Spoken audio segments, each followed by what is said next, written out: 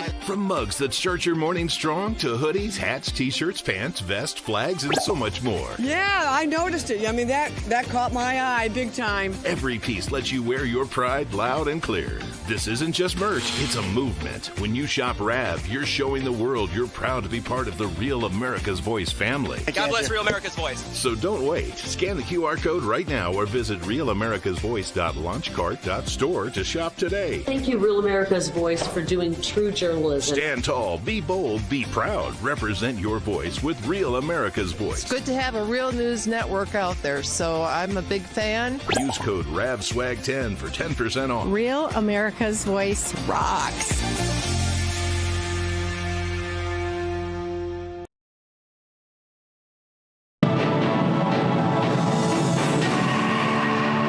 I'm Bo Davidson in the Real America's Voice newsroom. Autoimmune disorders plague many people, but there is hope. Take a quick look at this video. I have Ehlers-Danlos, which is a rare connective tissue disorder. I remember waking up in the morning and everything hurt. There wasn't a part of me that didn't hurt. And I cried out to God and I said, Lord, is this going to be the rest of my life?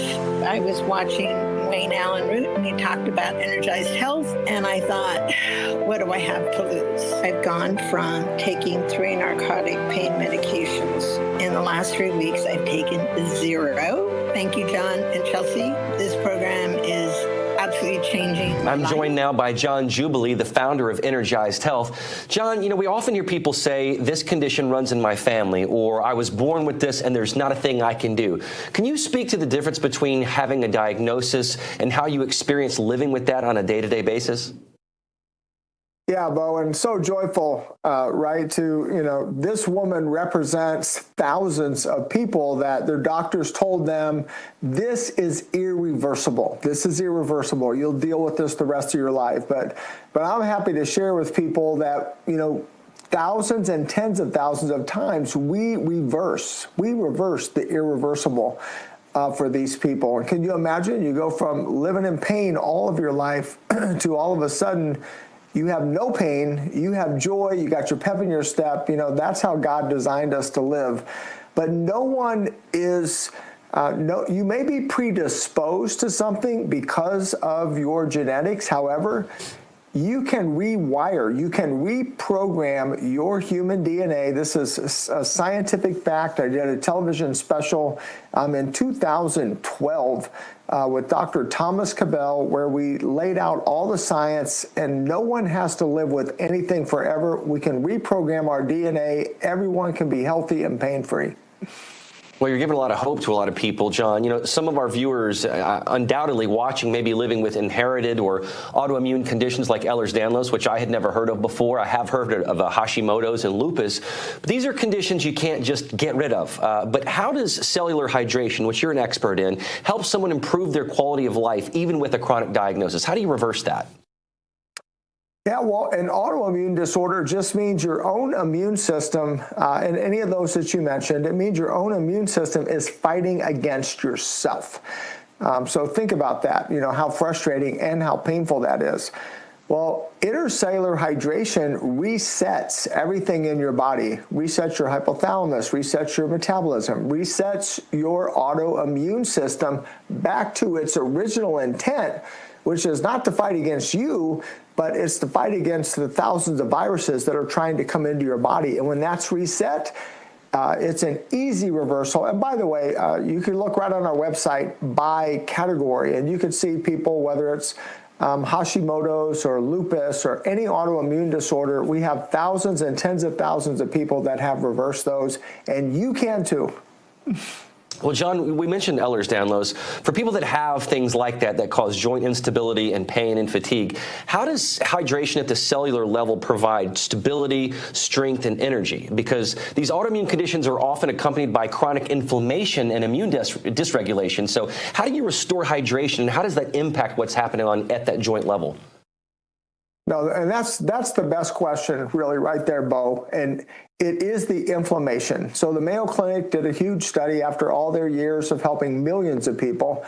And they diagnosed that 99.9% of all illness and disease, the root cause is one simple thing, it's inflammation. And intracellular hydration is like the river of living water flowing through the cells and pushing out all the toxins and pushing out all that inflammation, and that's the root. That's why they reverse, Bo, is because we are pushing all the inflammation out of the body, and when you don't have inflammation, you can't have an autoimmune disorder. And John, where can people go to find out more about Energized Health and to reverse these symptoms right now? Yeah, just right now, go to energizedhealth.com. It's with the E-D, E-N-E-R-G-I-Z-D, energizedhealth.com. Find your category, get your hope, and then just book a no-obligation call where we can help. That's it. We'll be right back.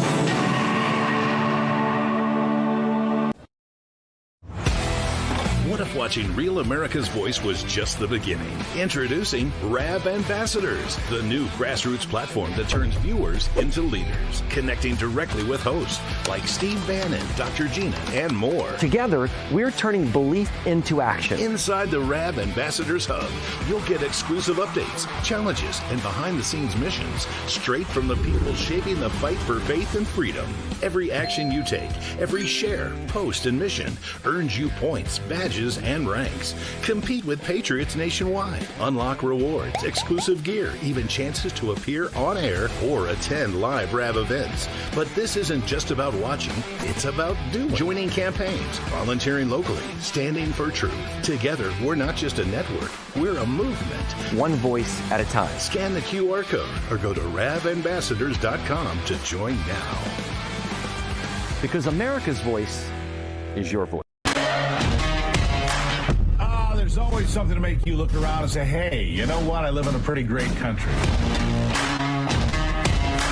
President Trump is calm, on point, on his game. And unlike the last guy, he is competent and coherent. Come on, man. We're not bending the knee anymore. We're here to take a stand for God and country.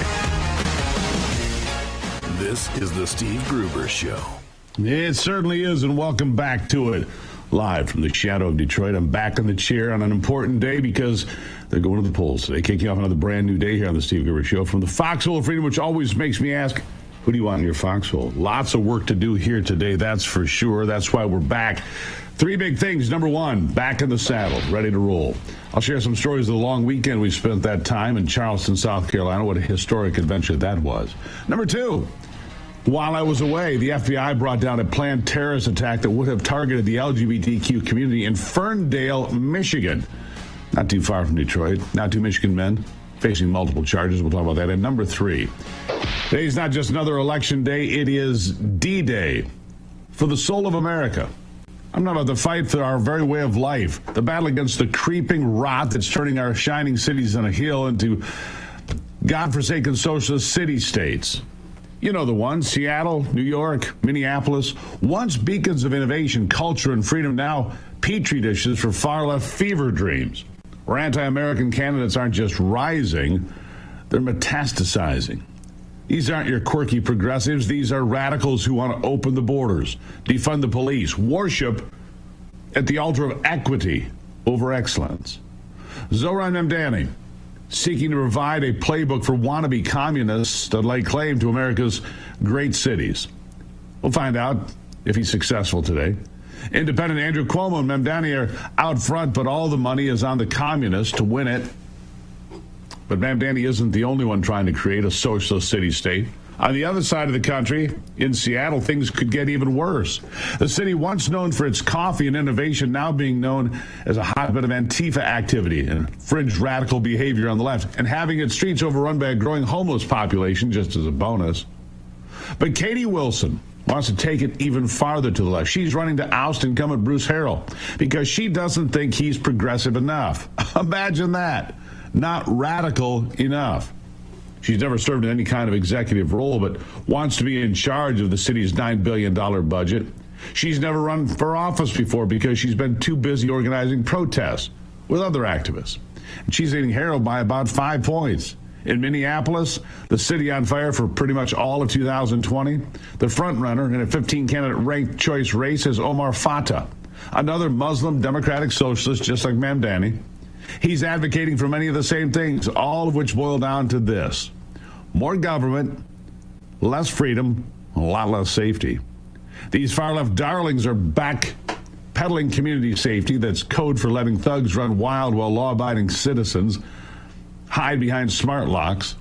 They try to deny just how radical they are, like when Mamdani says he's not going to defund the police. But here's a minute proving his priorities. Listen to this.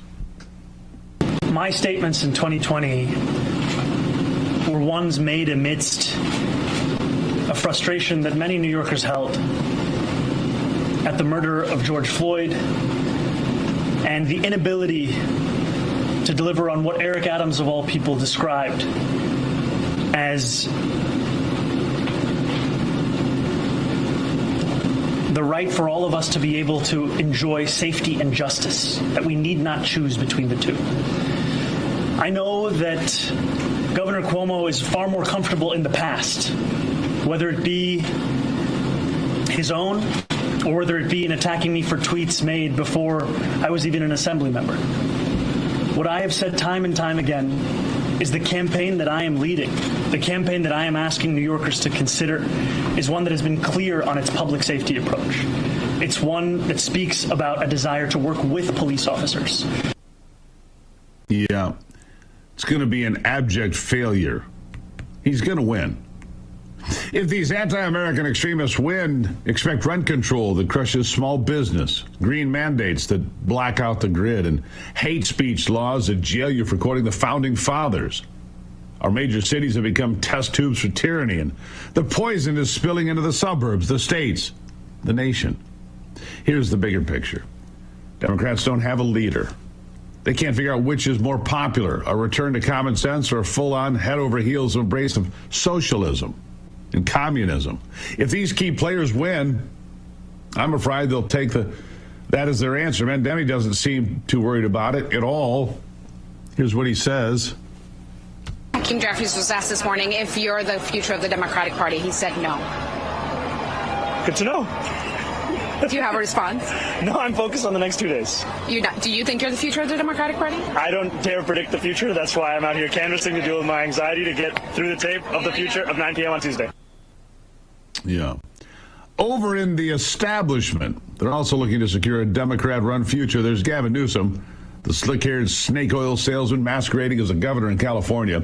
He's not content with turning the Golden State into a one-party fiefdom. A sky-high homelessness and fleeing families. No, he's gunning for a federal power grab with Proposition 50, the so-called Election Rigging Response Act.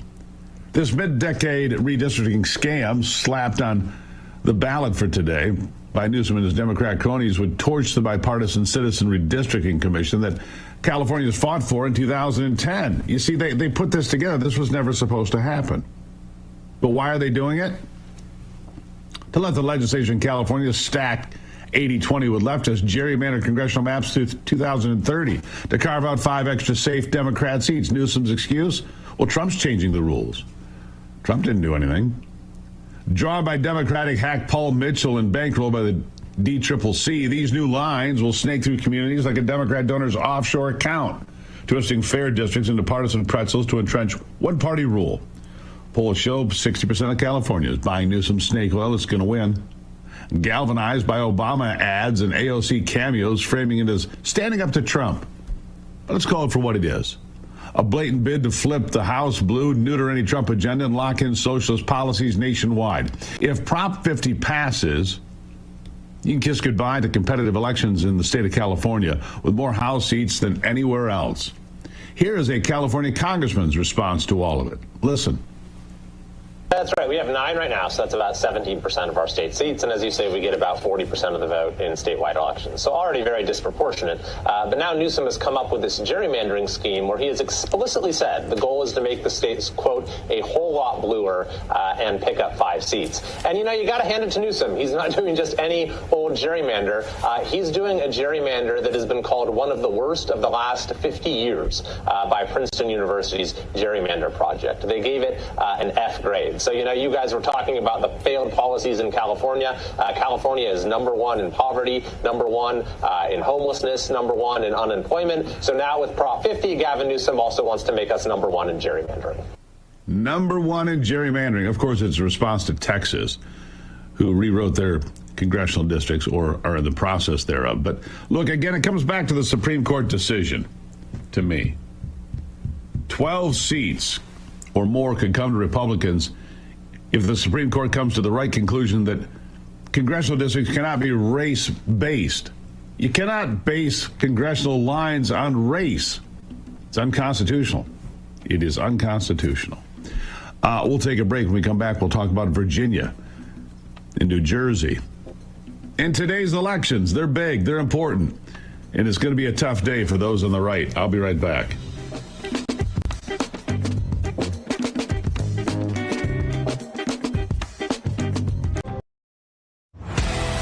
What if watching Real America's Voice was just the beginning? Introducing RAV Ambassadors, the new grassroots platform that turns viewers into leaders, connecting directly with hosts like Steve Bannon, Dr. Gina, and more. Together, we're turning belief into action. Inside the RAV Ambassadors Hub, you'll get exclusive updates, challenges, and behind-the-scenes missions straight from the people shaping the fight for faith and freedom. Every action you take, every share, post, and mission earns you points, badges, and ranks. Compete with patriots nationwide. Unlock rewards, exclusive gear, even chances to appear on air or attend live RAV events. But this isn't just about watching, it's about doing. Joining campaigns, volunteering locally, standing for truth. Together, we're not just a network, we're a movement. One voice at a time. Scan the QR code or go to ravambassadors.com to join now. Because America's voice is your voice.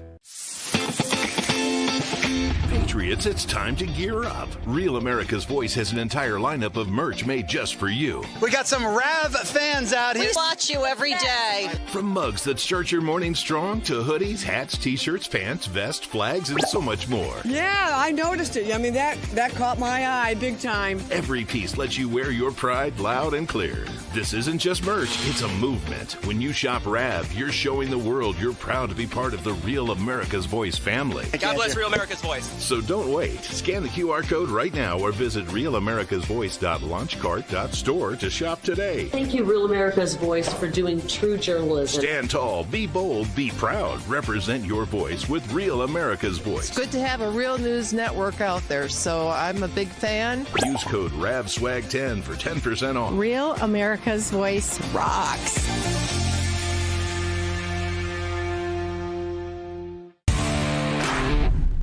Hi, I'm Chris from Illinois, and we like to watch Real America's Voice in the War Room with Stephen K. Bannon for all the great guests. Everyone from Kerry Lake, the great Frank Gaffney, Trump 24, Retribution.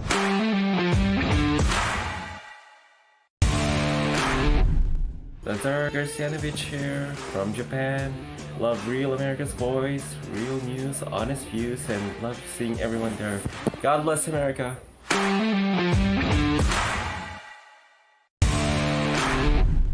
Howdy, RAV fams. This is Warbringer here. Love you all. RAV is the only place to get the truth, and this is the only way we're going to be able to restore our republic. Love you all. See you in the chat.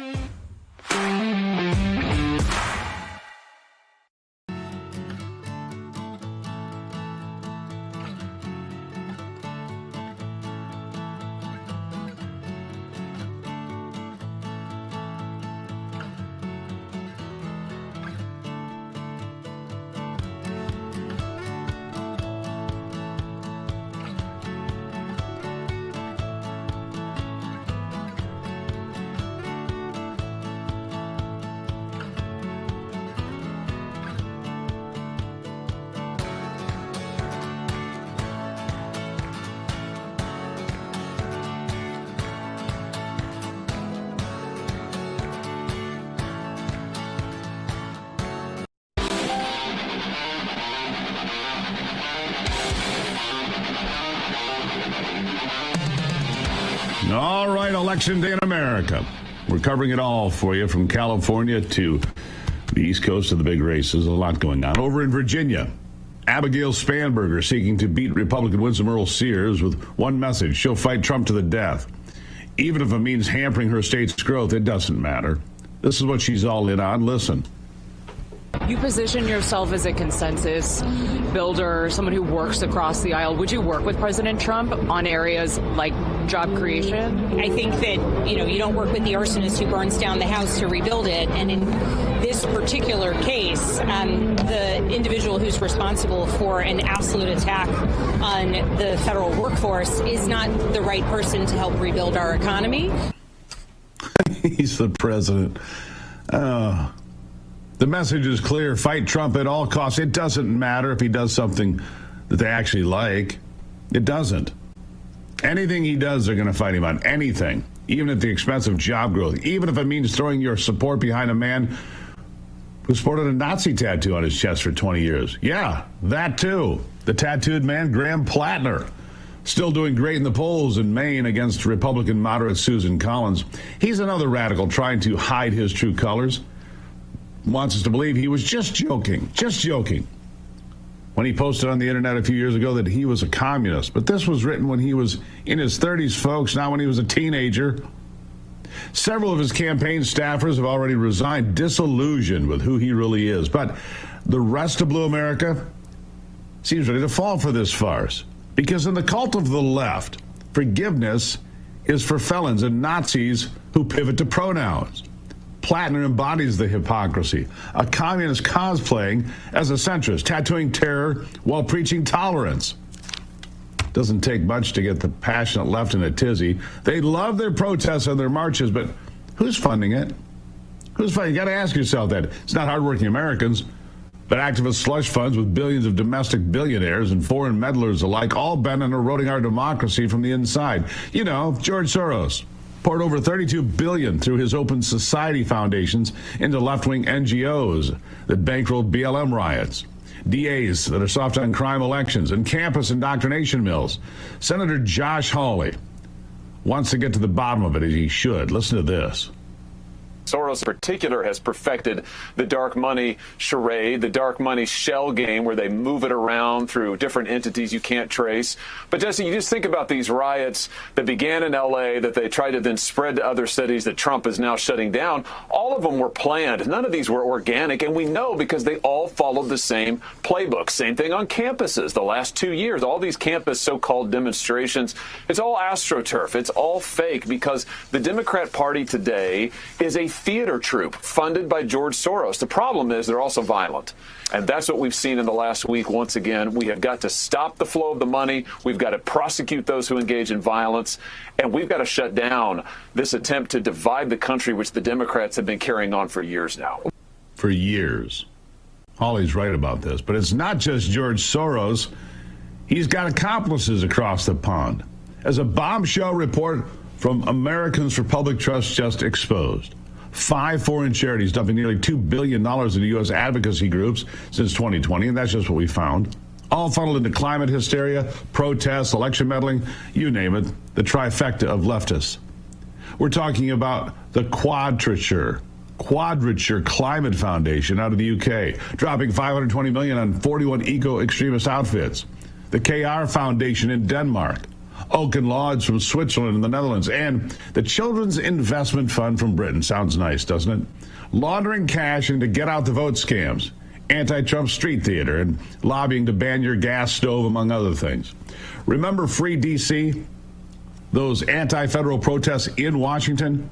Oak Foundation shoveled $1.6 million through Community Change to sponsor that chaos.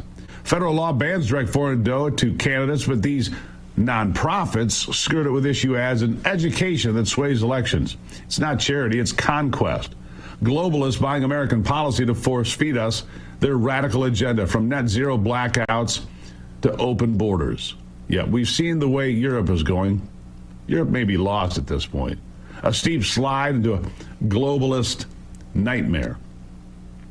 A globalistic nightmare might be more accurate. Where speaking your mind, get you thrown in jail, and your friendly neighborhood streets look nothing like they did growing up. And now these globalist powers are funding causes to turn our country into theirs. And Democrats, no problem with it. Whatever helps them win the next election and keep them in power just a little bit longer. We see that in the way they're using the government shutdown. Ted Cruz says it's all a power play for Election Day. And of course it is. Listen to him.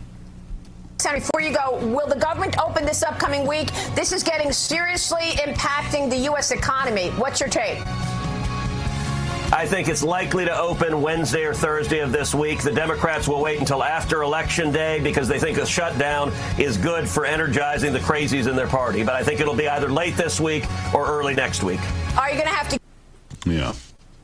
Just get to Election Day today, and then maybe tomorrow or the next day they'll say, okay, let's open the government. The Democrats are using desperate measures for what they see as desperate times, and I hope the public sees through it.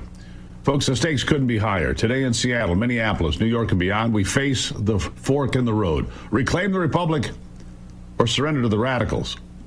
We saw a big win in 2024. Will Democrats be pushed even farther to the left by it? Will the rest of America let them get away with it? We'll keep our eye on it throughout the day, of course. Let me ask you, when was the last time you woke up feeling truly great, really energized? That's exactly what Longevity Wellness is all about. Their nutritional shake mix is built with protein and collagen and so much more, omega-3s and even bovine colostrum to support your gut, joints, and brain. No gimmicks, just clean, science-backed ingredients that help you feel stronger every single day. Start your mornings with longevity. Visit longevitywellness.co/Gruber. That's longevitywellness.co/Gruber. Use the promo code Gruber10. Promo code Gruber10. 10% off your order today. Longevity. This is for folks on GLP-1s. This is for folks that are working out hard. This is for kids that are going to football practice. This is for older folks that need to make sure they're getting all the nutrition they need to get through the day. Longevity. Wellness.co/Gruber. You're going to love this product. We do. LongevityWellness.co/Gruber. Promo code Gruber10. Save 10% right now. More on that Michigan terror plot coming up with Colonel Rob Maness. Don't miss that.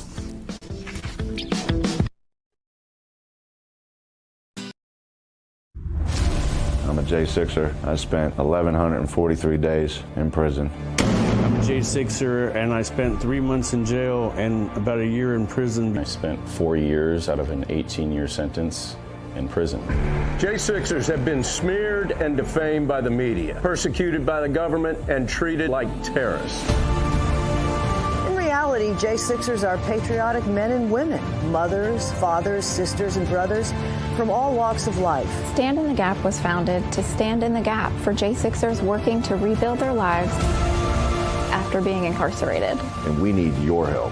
For just $10 or more, you're helping these patriots get mental, physical, and spiritual help. Please scan the QR code or go to j6support.com to donate $10 or more to support these American patriots. Every dollar you give is being matched up to $50,000, doubling your impact. Go now to j6support.com and donate.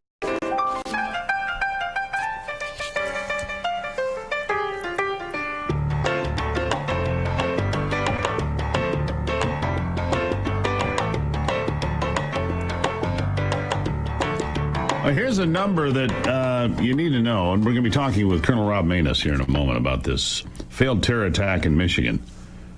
These guys were loaded up with weapons. They're going to go into suburban Detroit, Ferndale, for a Halloween attack. Fortunately, the FBI was on top of it. They've been arrested. They're in jail now, but they were stacked up. They've been practicing it at gun ranges and so forth, but that's just part of it. Let me give you this number. The feds prevented 6,525 known or suspected terrorists from entering the United States. Until this year, the largest number of so-called KSTs apprehended during the Biden administration, 1,900.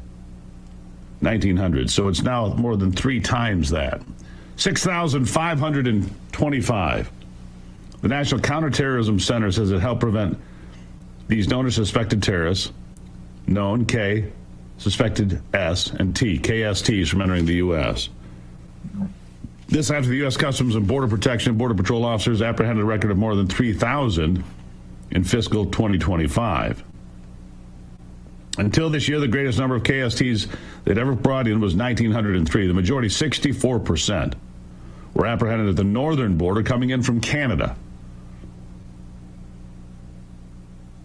But that's changed. I mean, we're talking about Tren de Aragua, MS-13, transnational criminal organizations, and so much more. It is Well, it is a frightening number, but thankfully, well, we're getting it done. Boy, it's chilly out again today. Do you have your muskox yet, man? You want one of these great shirts. Muskox, it's not just a shirt, it's a family heirloom.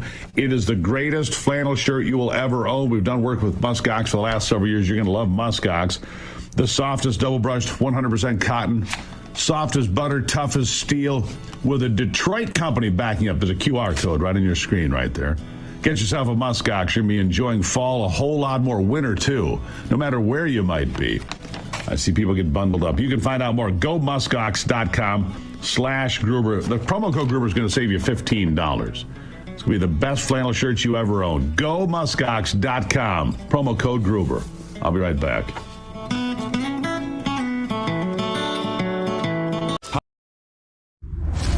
I'm a J6er. I spent 1,143 days in prison. I'm a J6er, and I spent 3 months in jail and about a year in prison. I spent 4 years out of an 18-year sentence in prison. J6ers have been smeared and defamed by the media, persecuted by the government, and treated like terrorists. In reality, J6ers are patriotic men and women, mothers, fathers, sisters, and brothers from all walks of life. Stand in the Gap was founded to stand in the gap for J6ers working to rebuild their lives after being incarcerated. And we need your help. For just $10 or more, you're helping these patriots get mental, physical, and spiritual help. Please scan the QR code or go to j6support.com to donate $10 or more to support these American patriots. Every dollar you give is being matched up to $50,000, doubling your impact. Go now to j6support.com and donate today. Now is the moment to put your brand in front of an engaged, loyal audience through Real America's Voice. When you advertise on Real America's Voice, you're not just running an ad, you're partnering with trusted voices like Steve Bannon, Charlie Kirk, and other influential hosts. Backed by millions of monthly listeners. What's happening? Because of a Real Voice, man. I watch it all the time. Real America's Voice rocks. Real America's Voice gives sponsors the chance to put their product front and center, displayed on screen and highlighted by our anchors during exclusive segments and live events. Head to freetrumpknife.com. This means your brand becomes part of the conversation as it happens. Secure your spot before it's too late. Join us today and make your brand part of the news conversation that America's viewers trust. Real America's Voice, where your message is seen, heard, and remembered.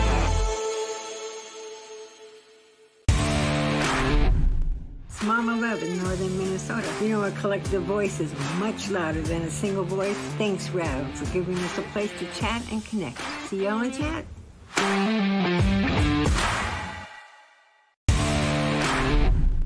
Hey, this is SEAL Team from Missouri. I like Real America's Voice because it's real news for real people, and it's real good.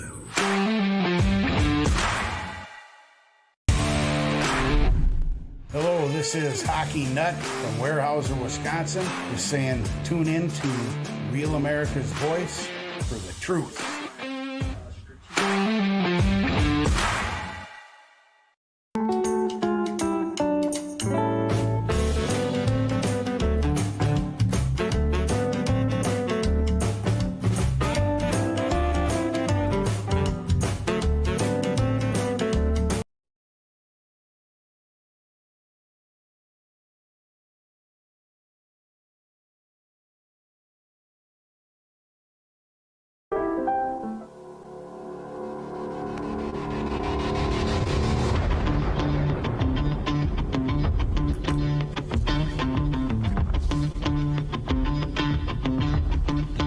All right, back to it now. I've got some breaking news just crossing the desk here at this hour. Former Vice President Dick Cheney has died at the age of 84. He served 2 terms as vice president under George W. Bush, one of the most powerful vice presidents in American history, chief architect of the war in Iraq after the 9/11 terrorist attacks, member of the old Republican Guard that is fading away. He died late yesterday at the age of 84. We'll keep an eye on that and what that means today. But joining me now is Colonel Rob Banas, 32-year Air Force veteran, founder of Gator Pack, and host of the Rob Maness Show. He joins me now. Colonel, nice to see you again. Good to see you, Steve. How are you? All right, I'm good. Dick Cheney, a polarizing figure in American politics. We'll look into that later today. But right now I want to talk to you about this terror attack that was being laid out, ISIS-inspired attack in Michigan. These two guys were stopped after what has apparently been a pretty in-depth FBI investigation. Raided their home, found a number of weapons. They've been practicing at gun ranges. They were going to go to a city of Ferndale, just outside of Detroit, and attack the LGBTQ community, apparently. They wanted to replicate that attack in Paris from a few years ago, right?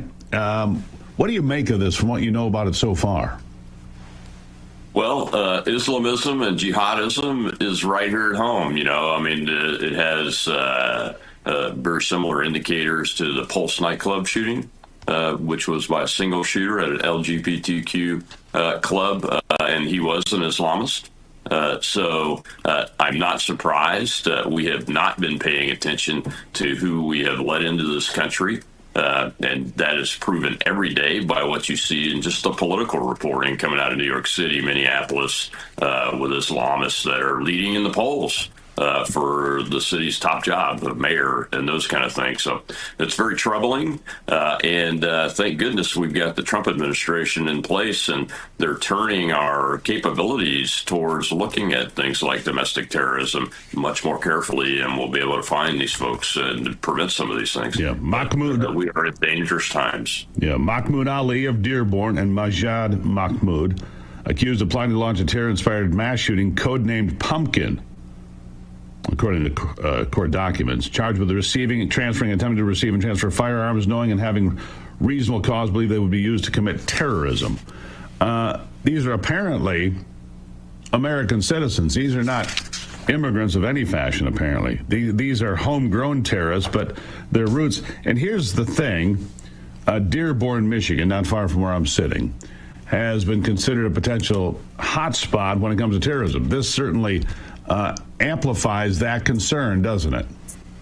Oh, it sure does. I mean, that is where the mayor, I believe, told a Christian pastor that he didn't belong there, and the chief of police has made the police force over 50% now Muslim. So they have taken control over that city, and I'm not surprised to see that these are American citizens. And it's a challenge that we've not faced with assimilation of these refugees and immigrants, and not rounding up all the illegals that are here. It's a mixture and a combination of those kinds of issues, Steve, that America just hasn't come to terms with.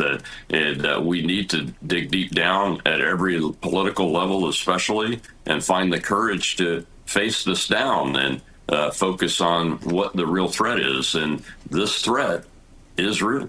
The threat is real. I don't know if you heard me make this comment just a few moments ago before you came on. The feds have prevented 6,525 known or suspected terrorists from entering the United States, by far the biggest number ever, and a good part of those folks being apprehended where I am, along the northern border of the United States. I think that we don't give enough attention to the northern border. What would you say about that?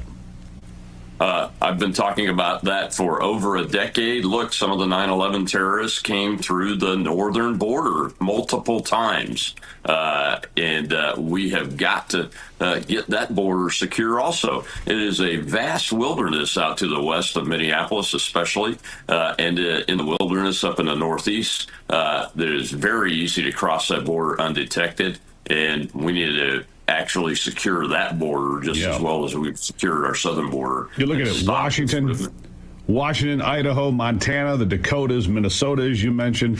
Michigan, we're a little harder to get into. We're surrounded by water, a lot of it. So unless they're going to do the backstroke, they don't get in quite as well. But still, it's a concern as we look at it here. And it's just a fraction of it.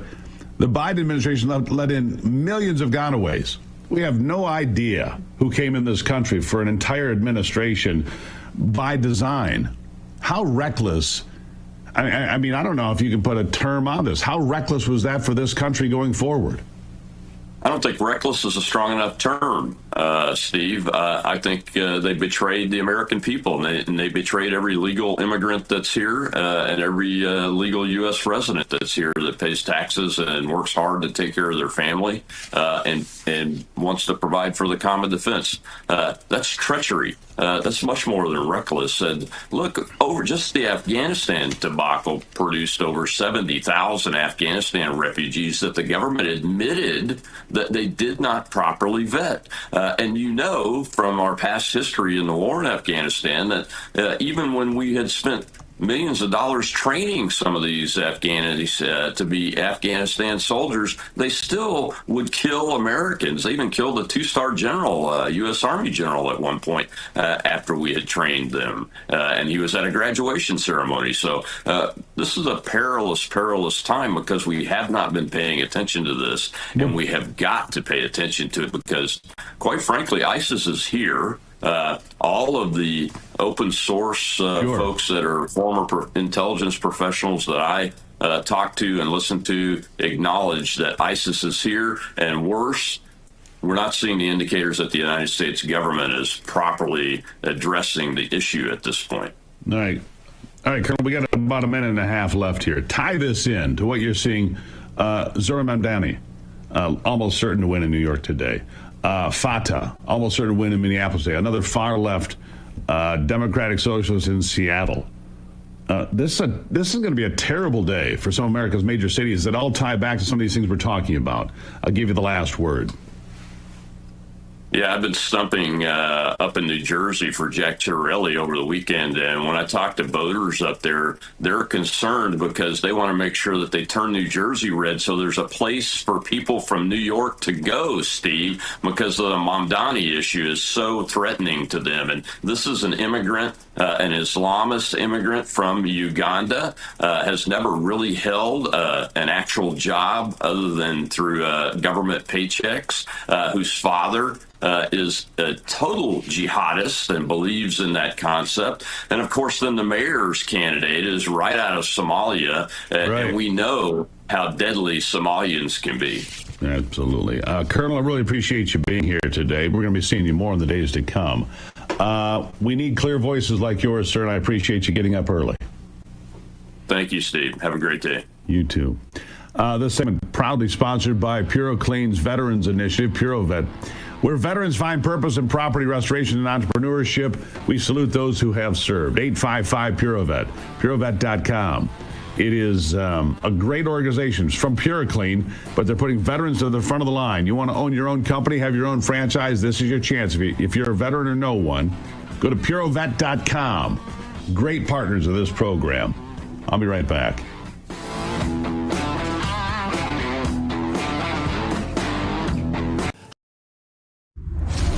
I'm a J6er. I spent 1,143 days in prison. I'm a J6er, and I spent 3 months in jail and about a year in prison. I spent 4 years out of an 18-year sentence in prison. J6ers have been smeared and defamed by the media, persecuted by the government, and treated like terrorists. In reality, J6ers are patriotic men and women, mothers, fathers, sisters, and brothers from all walks of life. Stand in the Gap was founded to stand in the gap for J6ers working to rebuild their lives after being incarcerated. And we need your help. For just $10 or more, you're helping these patriots get mental, physical, and spiritual help. Please scan the QR code or go to j6support.com to donate $10 or more to support these American patriots.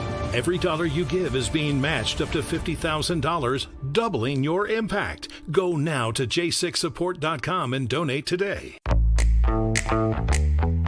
Now is the moment to put your brand in front of an engaged, loyal audience through Real America's Voice.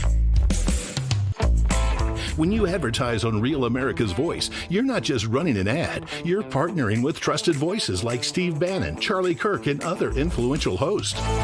Backed by millions of monthly listeners. What's happening? Because of a Real Voice, man. I watch it all the time. Real America's Voice rocks. Real America's Voice gives sponsors the chance to put their product front and center, displayed on screen and highlighted by our anchors during exclusive segments and live events. Head to freetrumpknife.com. This means your brand becomes part of the conversation as it happens. Secure your spot before it's too late. Join us today and make your brand part of the news conversation that America's viewers trust. Real America's Voice, where your message is seen, heard, and remembered.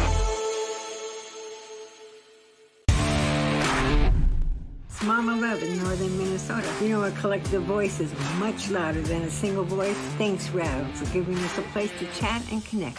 See y'all in chat.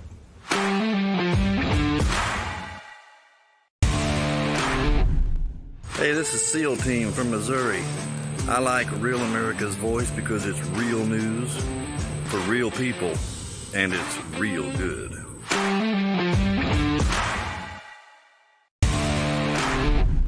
Hello, this is Hockey Nut from Weyerhaeuser, Wisconsin. Just saying, tune in to Real America's Voice for the truth.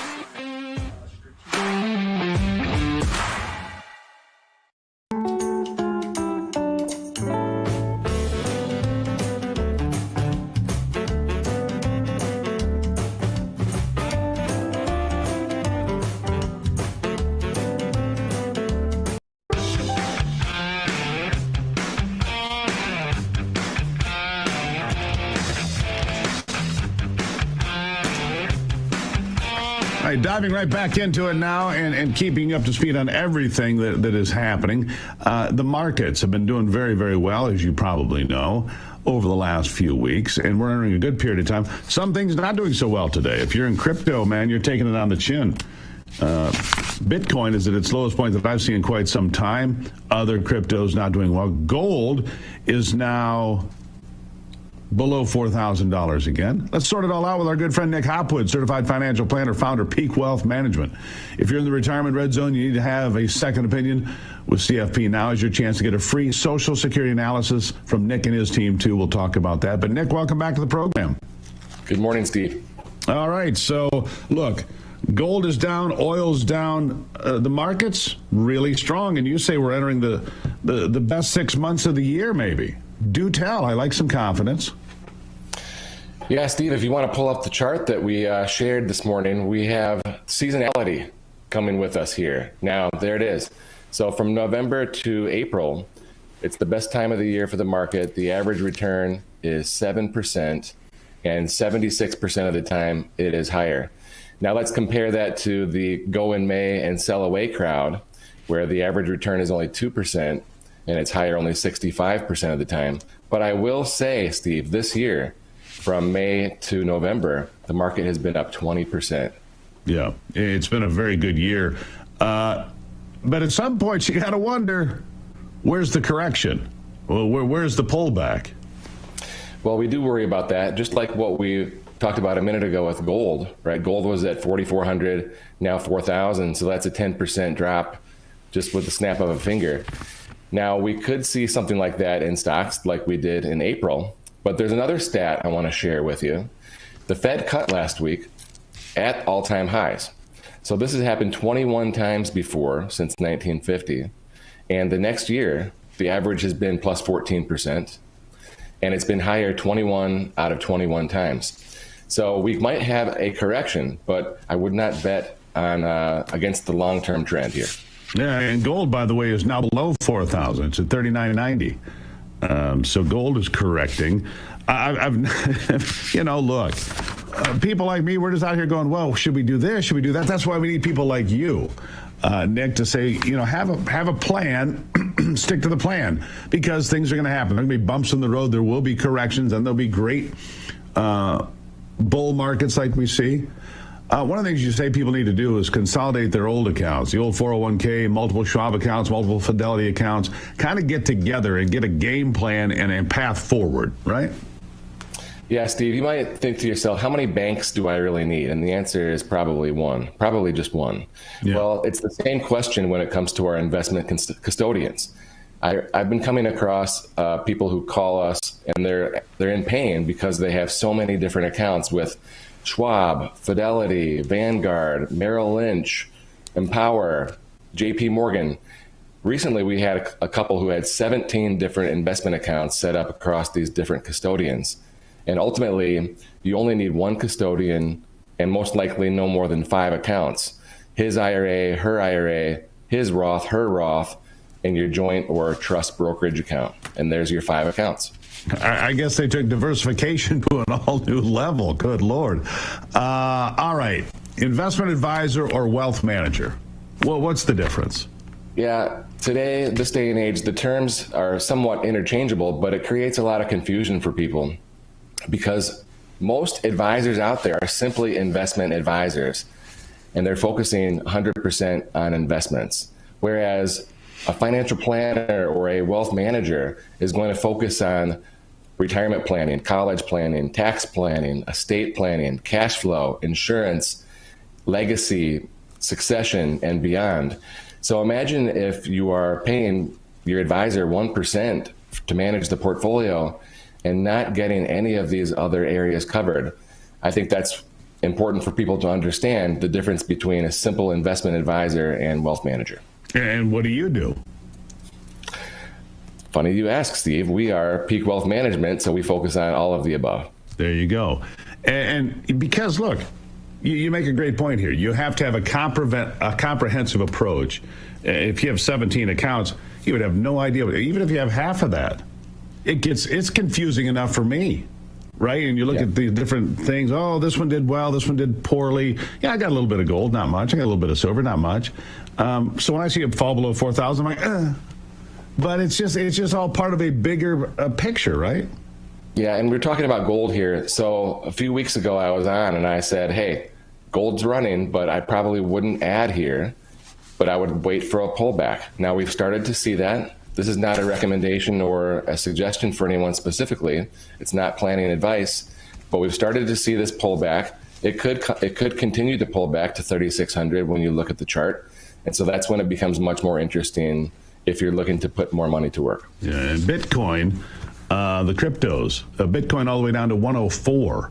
So not a good time to have a lot of crypto, I suppose. But I think probably a lot of people are getting rich at the same time. Real quickly before we go, though, April 15th. Seems a ways away, but really, it's time to start doing some tax planning, isn't it? Yeah, Steve, now's the time to reach out to your CPA for your year-end tax planning. Make sure that you max out your 401, HSA, Roth IRA. This is the last chance to consider Roth conversions. And if you're a small business owner and you might be able to skip that January quarterly estimate or make an extra one to make sure that you're penalty proofed. And again, this is not advice from Nick, but you are bullish on the next 6 months. Absolutely. You're positive about it. Yeah, that's good. Appreciate that. Nick Hopwood, you can find out more at peakwm.com/Gruber. Get that free Social Security analysis. If you're in retirement and you have to make a decision at 62, 63, 64 when you can take the money, how much do you take? How does it work? How does it fit with your plan? Got to have a strategy. peakwm.com/Gruber. It's right there, the QR code on your screen. And you can talk to Nick and get a second opinion. Nick, as always, thank you. Thank you, Steve. And don't forget to vote. Don't forget to vote. There you go. Thank you, Nick. Yeah. For the folks in New York and Seattle, we just wish you well. We do. Good luck out there. New Jersey, do the right thing. How about that? We'll be back after this. It is the Steve Gruber Show. Glad to be back after a couple of days off. Nice to see you.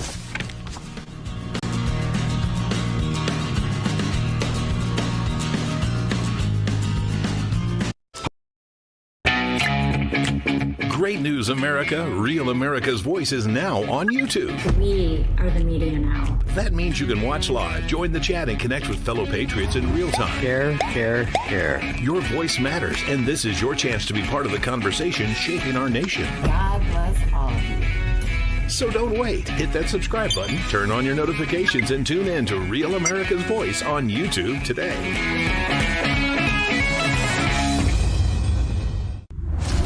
I'm a J6er. I spent 1,143 days in prison. I'm a J6er, and I spent 3 months in jail and about a year in prison. I spent 4 years out of an 18-year sentence in prison. J6ers have been smeared and defamed by the media, persecuted by the government, and treated like terrorists. In reality, reality, J6ers are patriotic men and women, mothers, fathers, sisters, and brothers from all walks of life. Stand in the Gap was founded to stand in the gap for J6ers working to rebuild their lives after being incarcerated. And we need your help. For just $10 or more, you're helping these patriots get mental, physical, and spiritual help. Please scan the QR code or go to j6support.com to donate $10 or more to support these American patriots. Thank you for being a patriot. Thank you for standing in the gap. My name is TJ Ash from Carbonville, Utah. Real America's Voice lets me express my conservative views without censorship or editing.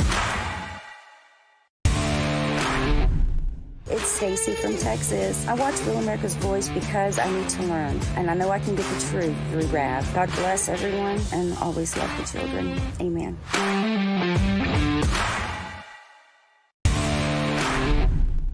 Hi, my name's Paul Foyer. I'm 404 in the Getter Chat. I love Rav for all the Getter, all the War Room Posse, and all of you guys. Love y'all. Bye.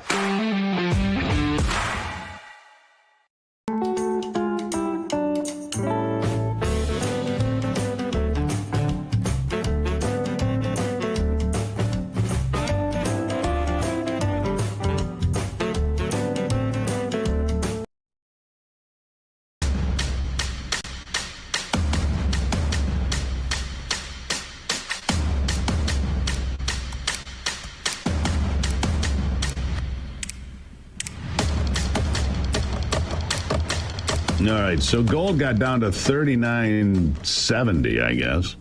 It's crawling back towards 4,000. I watch it all the time. I find it interesting. You know, I've got a little bit of investment here and there. And the best accounts, though, Ivy's done just some meddling and dabbling, I suppose. And her accounts do better than others. I just give credit where credit is due, right? Jay Jones is the other candidate I didn't mention today. He's the guy who's running for Attorney General in Virginia, who openly joked in text messages and so forth about putting bullets in the head of his political opponents. He's also facing an ongoing criminal investigation for driving 116 miles per hour. He's supposed to be the top law enforcement officer in the state of Virginia, 116 miles an hour. And he appeared with Barack Obama and Abigail Spanberger at a rally over the weekend. I mean, come on. Does anything matter to these folks? Does anything matter? It doesn't seem so. If you're tired of taking vitamins that don't seem to do much for you, Protavite.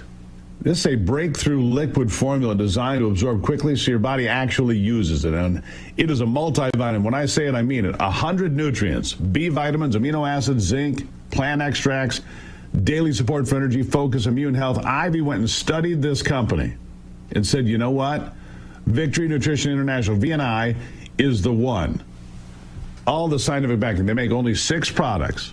Nutrition that gets in. Start your mornings with Protavite. Feel the difference. We do. 20% off today, by the way, at VNI.life/Gruber. Promo code is Gruber. VNI.life. If you want the best vitamins of your life, here they are. We take it seriously. All right. When we come back, Dick Cheney has died. As I mentioned here moments ago, Dick Cheney has died at the age of 84. We'll discuss that and so much more coming up here on the Steve Gruber Show. Glad to be back. Glad to see you. SteveGruber.com if you want to send me an email. SteveGruber.com. And, of course, follow me on all those social media platforms. Back in a moment.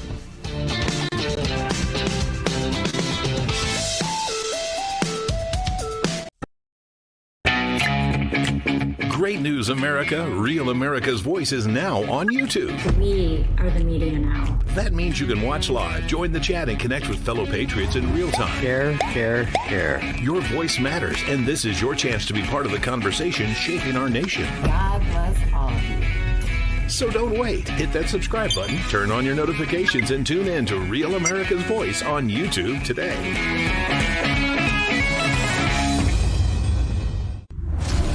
I'm a J6er. I spent 1,143 days in prison. I'm a J6er, and I spent 3 months in jail and about a year in prison. I spent 4 years out of an 18-year sentence in prison. J6ers have been smeared and defamed by the media, persecuted by the government, and treated like terrorists. In reality, J6ers are patriotic men and women, mothers, fathers, sisters, and brothers from all walks of life. Stand in the Gap was founded to stand in the gap for J6ers working to rebuild their lives after being incarcerated. And we need your help. For just $10 or more, you're helping these patriots get mental, physical, and spiritual help. Please scan the QR code or go to j6support.com to donate $10 or more to support these American patriots. Thank you for being a patriot. Thank you for standing in the gap. My name is TJ Ash from Carbonville, Utah. Real America's Voice lets me express my conservative views without censorship or editing.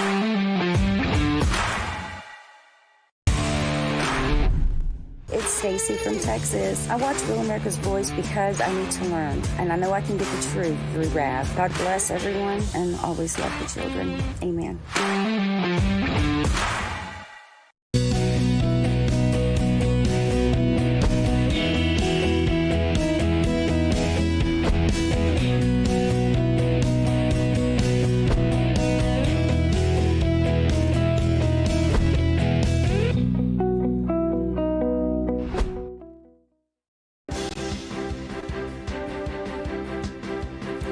Ahead on American Sunrise Early Edition, Election Day is here with crucial races for governor in New Jersey and Virginia, a mayor's race in New York City, judges' races in Pennsylvania, and ballot initiatives in California. Will the voters show up for these kinds of off-year contests? That's the question.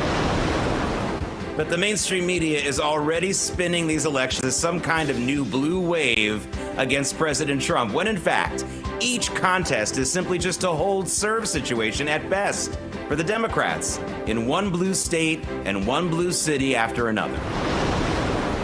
Speaking of turning out, Barack Obama offers his advice to communist Islamist Zohran Mamdani in New York City, but he stops short of endorsing him. Why?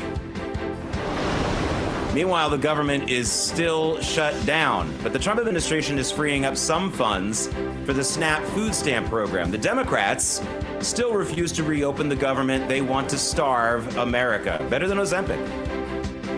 And former Vice President, former Secretary of Defense, and former Congressman Dick Cheney has died at age 84. Cheney went from a hero to many Republicans and all Americans for his handling of the first Gulf War to a demonized punching bag for America's left during the Second War. And then he publicly and angrily broke with the Republican Party as well because of his personal hatred for President Trump. American Sunrise Early Edition begins now. Welcome to American Sunrise Early Edition. The show where faith, freedom, and the values that built this nation take center stage. Your good deeds and bad deeds. That's how we're going to judge you. Join host Jake Novak as he breaks down the stories that matter. We will be letting the public know regularly what we have found. American Sunrise Early Edition with your host, Jake Novak, starts now. Breaking news from Real America's Voice. Welcome to American Sunrise Early Edition. On this Tuesday, we have some breaking news. Former Vice President, former Secretary of Defense, former Congressman Dick Cheney has died at the age of 84. He lived a very, very eventful life, very much always on the extremes as far as his perception to the American public.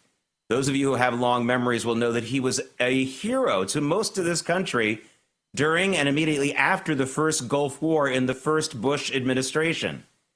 He then became a little bit demonized at first by the left during his vice presidency under the second Bush administration to very demonized by the left. He became the main punching bag for the second Gulf War. And then, after initially endorsing President Trump in his 2016 election, he turned on President Trump for what seemed like very personal reasons connected to his daughter, Congresswoman Liz Cheney.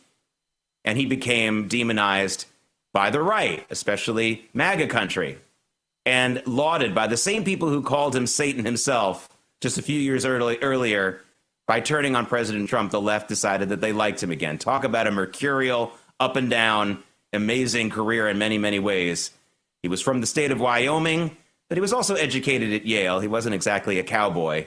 A lot to talk about here. We'll be talking about it throughout the morning. But first, joining us now is Tablet Magazine editor, senior editor, Lael Leibovitz, because we got to talk, Lael, about all of these elections in the United States this morning. But the one that's getting the most attention, and the reason why it's getting the most attention is because this is the one that, even though there's been some tightening in the polls lately, this is the one the Democrats are most likely to win. That's New York City, the mayor's race, Zohran Mamdani. I'm still expecting him to win, although I'm encouraged by some of the late news about some of the polls tightening.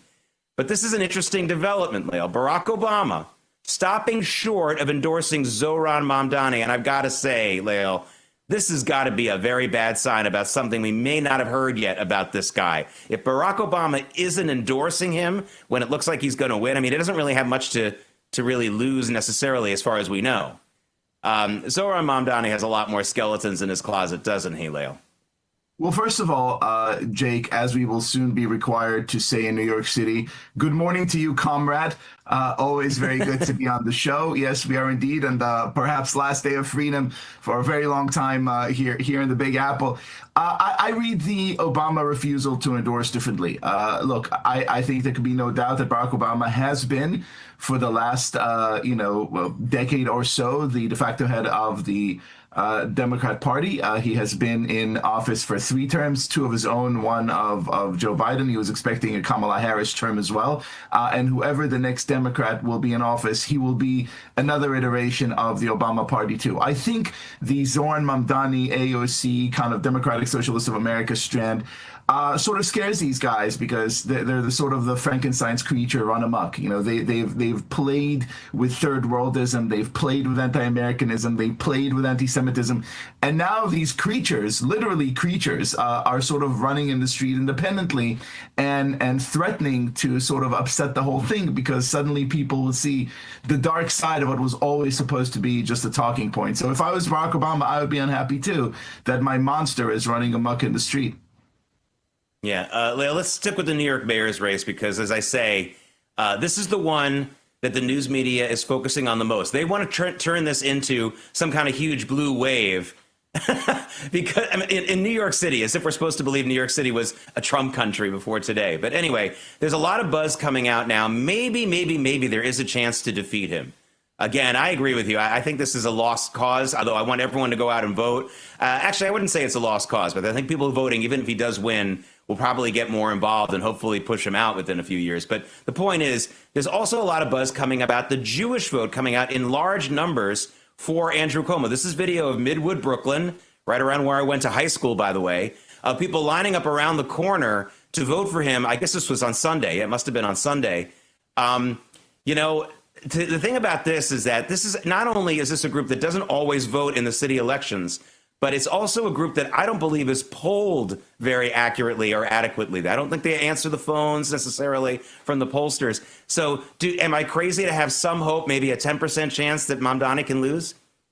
I don't think you're crazy at all, Jake. First of all, to the rest of our viewers who've made good life choices and therefore do not live in this hellscape of a city, the number of or the percentage of Americans or New Yorkers who showed up for the last mayoral election, that was 23%, Jake. Only 23% of New Yorkers elected Eric Adams as mayor. Right now, I think we're already looking at something like 50%. We're talking like presidential election level turnout. That could only mean, some kind of boost for Andrew Cuomo. But I think there's kind of like a different story here, which is interesting to note.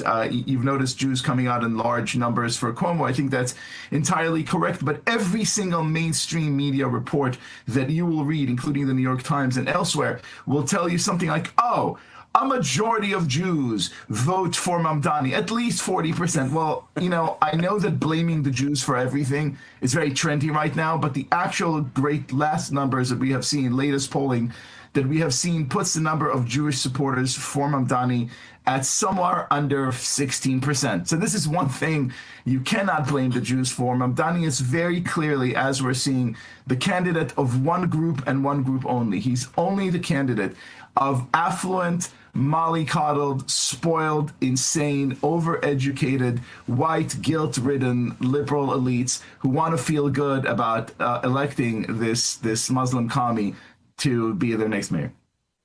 No, and they actually hate the people that they are, the other groups as well. Hate is the biggest motivator even for that group as well. Leo, it's not just us. For those of you thinking it's just the two of us focusing on the Orthodox Jewish vote, President Trump noted it heavily in this True Social post going down across the river to New Jersey, talking about how there's a big turnout for him there. Now, I not want to blame the Jews in New York for whatever happens there, but if Chitterelli wins in New Jersey, and we had Mike Crispy on here yesterday on this program, the host of Last Call, he already says that if Chitterelli wins, the Orthodox Jewish vote's probably going to be the reason why. Do you agree with that? I totally agree with that. And look, from what I'm seeing in sort of from my Orthodox Jewish friends in New Jersey, there is real enthusiasm for Chitterelli. I think Chitterelli has made his case beautifully. He has spoken repeatedly and candidly to Jewish Orthodox media and Jewish Orthodox organizations. He has made the case very well. And again, focusing not just in kind of like theoretical concepts like, anti-Semitism, but actually showing like how things, including housing reform to make housing more affordable, tax reform to make tax more affordable, education reform, the huge sort of like school choice component of the big, beautiful bill that has to be endorsed by local governors. He said he would do that. He would endorse that as soon as it is possible. Those are the issues, education, housing, taxation, that Orthodox Jews care about most, and I think he made the case beautifully, and may it help him win. Yeah, I'm here on Long Island in Nassau County. People in New Jersey. If Mamdani wins in New York City, I'm expecting my property values to go up. I think people are going to really try to have an exodus to both Jersey and Long Island, and probably also to Westchester as well. So we're going to see where that goes. I think that the biggest winner tonight, honestly, is going to be, Governor Ron DeSantis and his crew, because I think a lot of people are going on Zillow tonight and looking at real estate in Florida, Austin, Texas, and elsewhere. Yeah, just so you know, that people in New York are good at running. We know how to run. Some of us have been doing that for a long time. Lael, I want to talk about anti-Semitism just for a second. I'm a lifelong student of it. I've been gobsmacked by how many people, even people who have been victimized by it, don't seem to understand it. And that includes the Anti-Defamation League. There's a lot of people who criticize the ADL unfairly, but honestly, it deserves almost all the criticism it gets. There's a new piece in your own magazine tablet about how the ADL has made it worse. And this is something that I've said on this program many times. The three-word solution, not only for anti-Semitism, but bigotry of any kind, is law and order. You can feel in your heart what you're going to feel. I don't know how to change that. So the people who want hate crime laws and special curricula in schools, teach regular history. Forget about the hate crime laws. All you need to do is teach the public that no matter who the perpetrator is or the victim is, no matter what their religion is, a crime is a crime, and there will be vicious punishment, strict punishment for the people who commit it, no matter who the victim is or who the perpetrator is. And then that'll stop all your problems. Anti-Semitism, bigotry. If you know you can't burn down a church just because it's a black church or a white church, if you know you can't beat up Jews on the street, because you're going to go to jail for a long time and you'll have no excuse, and a French judge won't say, well, you're upset about Israel, so it's okay for you to kill a 70-year-old woman, then suddenly all this stuff stops. I think the ADL has made things worse by asking for special treatment, and I've been saying this for 40 years. Jake, I think it is 100% correct. The very notion that you could go ahead and fix the world's most ancient hatred that has been there literally since the days of Jesus Christ is ridiculous. But what the report that we ran in Tablet by the Network Research Contagion Institute shows is that people who underwent the sort of anti-Semitism education module by the ADL emerged something like 15 times more inclined to be anti-Semitic than they were before they started. And that's actually not too hard to understand, because what that framework does is precisely the opposite of what you just suggested. Rather than say, hey man, feel in your heart whatever you want, this is America, we're not going to change human beings, but here are codes of behavior, it dives into the sort of like DEI-esque system of sort of like scale of victim and resentment and sort of like,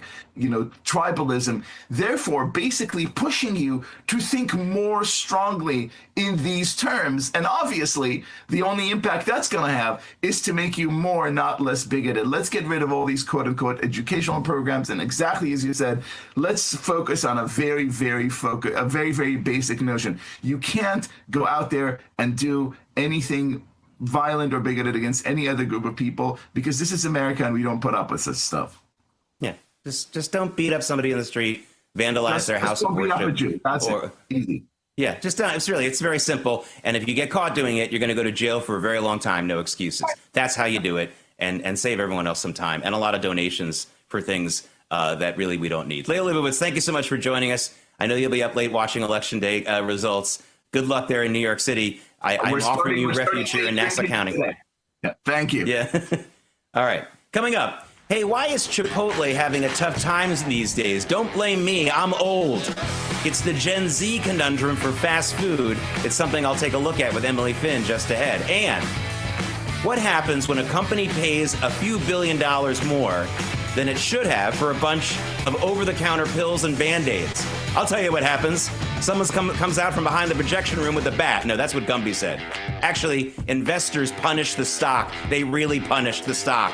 I'll explain. American Sunrise Early Edition will be right back.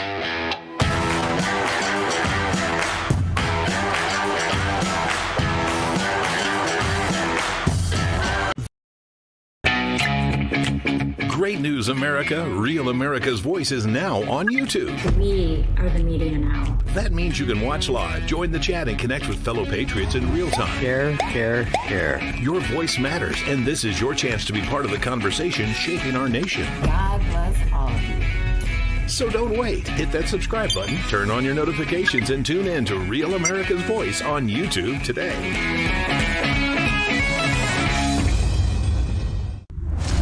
I'm a J6er. I spent 1,143 days in prison. I'm a J6er, and I spent 3 months in jail and about a year in prison. I spent 4 years out of an 18-year sentence in prison. J6ers have been smeared and defamed by the media, persecuted by the government, and treated like terrorists. In reality, J6ers are patriotic men and women, mothers, fathers, sisters, and brothers from all walks of life. Stand in the Gap was founded to stand in the gap for J6ers working to rebuild their lives after being incarcerated. And we need your help. For just $10 or more, you're helping these patriots get mental, physical, and spiritual help. Please scan the QR code or go to j6support.com to donate $10 or more to support these American patriots. Thank you for being a patriot. Thank you for standing in the gap. My name is TJ Ash from Carbonville, Utah. Real America's Voice lets me express my conservative views without censorship or edit.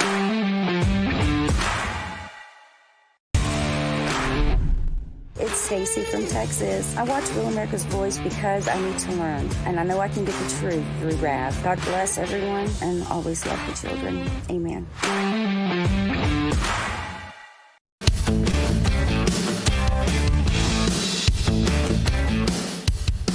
Welcome to New Yorkistan. That's going to be changed. The name is going to be changed to New Yorkistan if Zoran Mamdani wins. Also New York Grad, like Stalingrad. Welcome, comrades, to the first day of the glorious counter-revolution. Oh, please, God, no. I'm hoping for a miracle. Zoran Mamdani will be stopped. It's a great city. I know a lot of you folks watching think it's deserving what it's getting, but I don't know. I don't know if anyone deserves this. Hey, yesterday on this program, I said Emily Finn doesn't need Ozempic. Okay, today I'm going to ask her why she and the rest of her generation are not stuffing your faces at Chipotle, because believe me, Chipotle would like to know. Emily, Chipotle spent really billions of dollars trying to be this cool brand for Gen Zers. I think the reason simply why Gen Z isn't eating there that much, I'm sure this is not your personal reason. You're probably just, eating more healthy. But I think it's because it's too expensive. If you want people to go to fast food, including Gen Zers, then you got to give them fast food prices. And Chipotle isn't exactly super pricey, but it's a lot more expensive than McDonald's, Burger King, or Taco Bell. I mean, isn't it?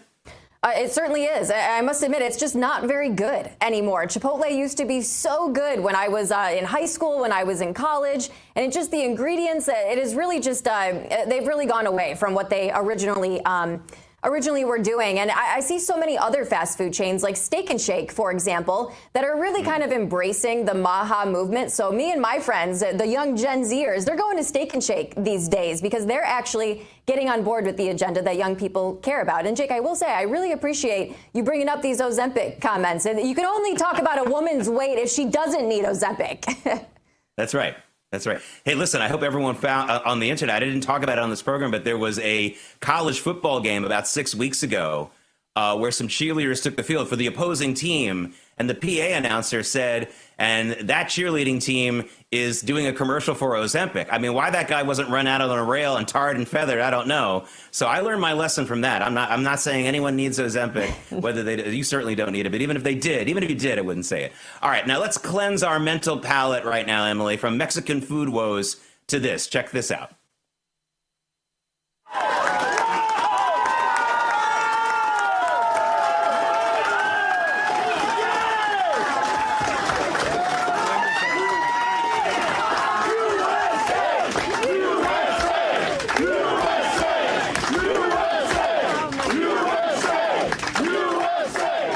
I'm a sucker for these videos. This is Jack Ciattarelli at a rally yesterday, the last day before the election day today, being surprised by his son, who was an active duty soldier in Kuwait, surprising him and showing up. I'm a sucker for those videos, where the little kid is in school and their dad or mom comes back from the Gulf or wherever it is. A nice little scene there. I know you love these videos too, Emily. An absolutely beautiful moment. There is nothing more important in this entire world than faith and family. And this is a perfect example of that. I mean, my God, seeing a grown man on the verge of tears like that makes me want to cry. That is so beautiful, so awesome that his son was able to do this for him. Like I said, family is one of the most important things in the world. And it really doesn't matter if you support this guy politically or not, you have to support that moment. Yeah, it's a nice thing. And, look, at the end of the day, these people do have families. I don't know how the children of politicians get through childhood. Honestly, I don't. Obviously, this guy's a little bit older than a child, but he certainly was there to support his dad. Emily Finn, we're going to see you in the next couple of hours on American Sunrise. Thank you so much for joining us. And we know you won't be injecting yourself with anything over the next 30 minutes. So thank you for that. Always a pleasure, Jake. Thank you. Okay, the tax extension deadline may have passed, but for millions of Americans, the real trouble is just beginning. If you missed the October 15th deadline or owe back taxes, the IRS is ramping up enforcement. Every day you wait only makes things worse. And here's the harsh reality. The IRS can charge a penalty of 5% per month up to 25% of your total tax bill just for not filing. That's in addition to what you already owe. The good news, there's still time for Tax Network USA to help. Self-employed or a business owner, even if your books are a mess, they've got you covered. Tax Network USA specializes in resolving financial chaos and getting you back on track fast. Resolving financial chaos, that's what I meant to say. With tools like property seizures, bank levies, and wage garnishments, the IRS is applying pressure at levels we haven't seen in years. It's not too late, though, to regain control. Your consultation is 100% free. In one short call and a few simple questions, the experts at Tax Network USA can determine how much you can save. Call 1-800-905-8000 or visit tnusa.com/RAV. Let Tax Network USA help before the IRS makes the next move. Coming up, I've got another shocking number from the world of EV sales. Now, don't bother to grab a calculator. Your fingers and toes will be enough. You'll see what I'm talking about in a second. American Sunrise Early Edition. We'll be right back.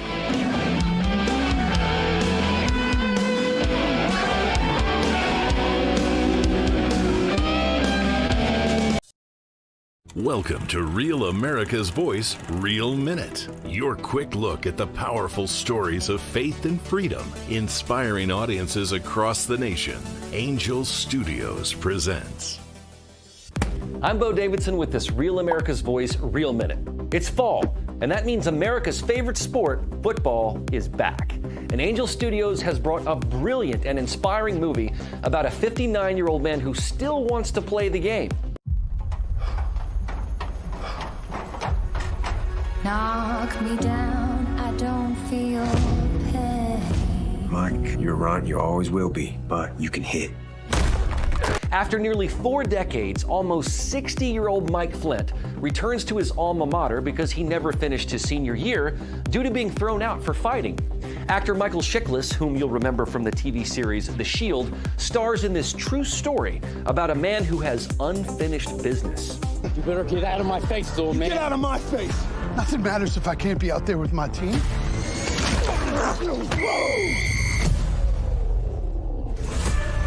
He has a chance to redo his senior year. Flint believes that we aren't defined by our successes, but by our regrets. And he says he's had a lot of them, as a teammate, as a husband, and as a dad. The senior reminds us that it's never too late to get in the game and turn things around. You can watch The Senior by going to angel.com/Rav and joining the Angel Guild, a community of like-minded viewers who want to see superb quality content. So get back in the game, relive your dreams, and head on over to angel.com/Rav.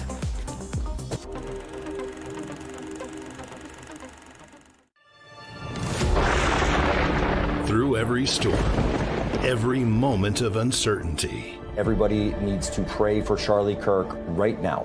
Rav has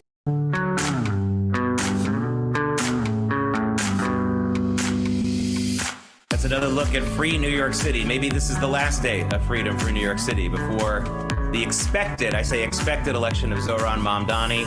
I'm holding out hope for a political miracle. You can't blame me for it. That's the neighboring city to me, and I lived there for many years. Let's take a look where the markets will begin today. And it's a sea of red on Wall Street right now. A little bit of a pullback. People are taking some profits and not loving all the spending on some of the AI companies. The last time we saw something like this, it was much bigger. It was back in April, and it came back strong. So this may be a buying opportunity. We're seeing some, 1.3% drop for the NASDAQ. That's all about some investors saying they want to pull back from some of the AI investment, just a little bit, take a profit. Also, I want you to look at crude oil. We're back at the $60 level, just barely. Going to dip below $60 probably today or the next day, and you're going to see that at the gas pump. I'm going to talk about that in a minute. Let's take a look at Bitcoin, which again has been struggling in the last couple of weeks, and there you see it, 104. That's a pretty low number compared to what we've seen in the last few weeks, and it's down 2 1/3%. I also think it's going to go back up, but that's just my inclination. I'm not giving official investment advice.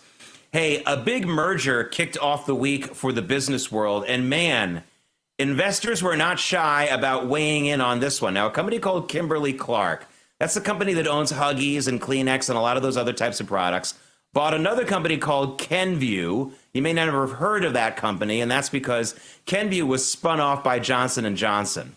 They put Tylenol and Band-Aid and some of their other consumer products, over-the-counter consumer products, into a different company called Kenvue a couple of years ago. And so that deal is worth about $50 billion. Now, Kenvue, the company being bought, as per normal in a big merger story, its shares went up 13% yesterday. That's normal. Companies being bought, usually for a little bit of a premium. Everybody on that side of the trade is happy.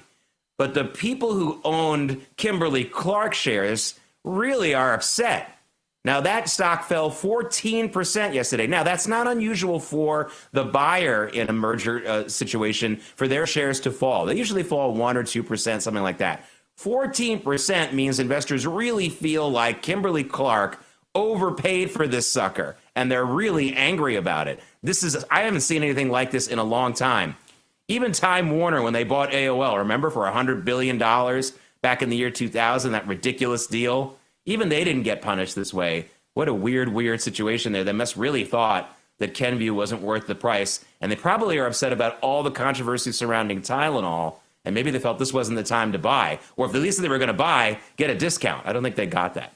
Okay, if you haven't noticed, gasoline prices are falling again Actually, this morning, the national average ticked up just a little to $3.05 a gallon from $3.03 the day before, a couple of days running.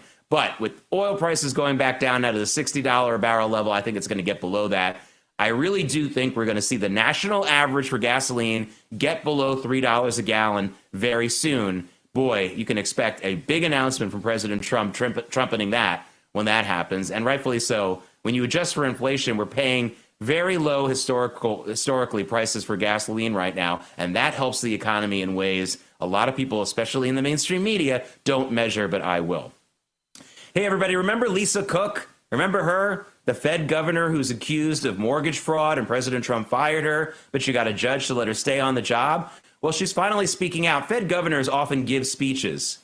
I don't know why we need Fed governors. One person and a computer can make decisions about our interest rates, frankly. We certainly don't need 4 or 5 of them, but that's another discussion. Anyway, she's out there and she's speaking, and guess what she's saying? She's saying, just like Jay Powell, that she's not so sure the Fed should cut rates again in December, which is exactly the opposite of what President Trump wants. So surprise, surprise, she's going to be out there speaking and saying the opposite of what President Trump and what the economy needs right now. She's just as compromised as anybody else politically in American government. Her qualifications to be a Fed governor, again, a job I don't really think needs to exist anyway, were already in question, and now we're going to have to deal with this. Luckily, it looks like the markets aren't paying much attention to her, and they shouldn't.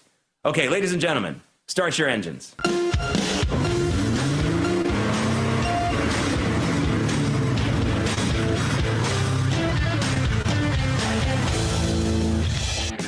Hey, this is Moving America, sponsored by Artillery Tea Company, artilleryteaco.com. Use promo code LIBERTY for 20% off your order.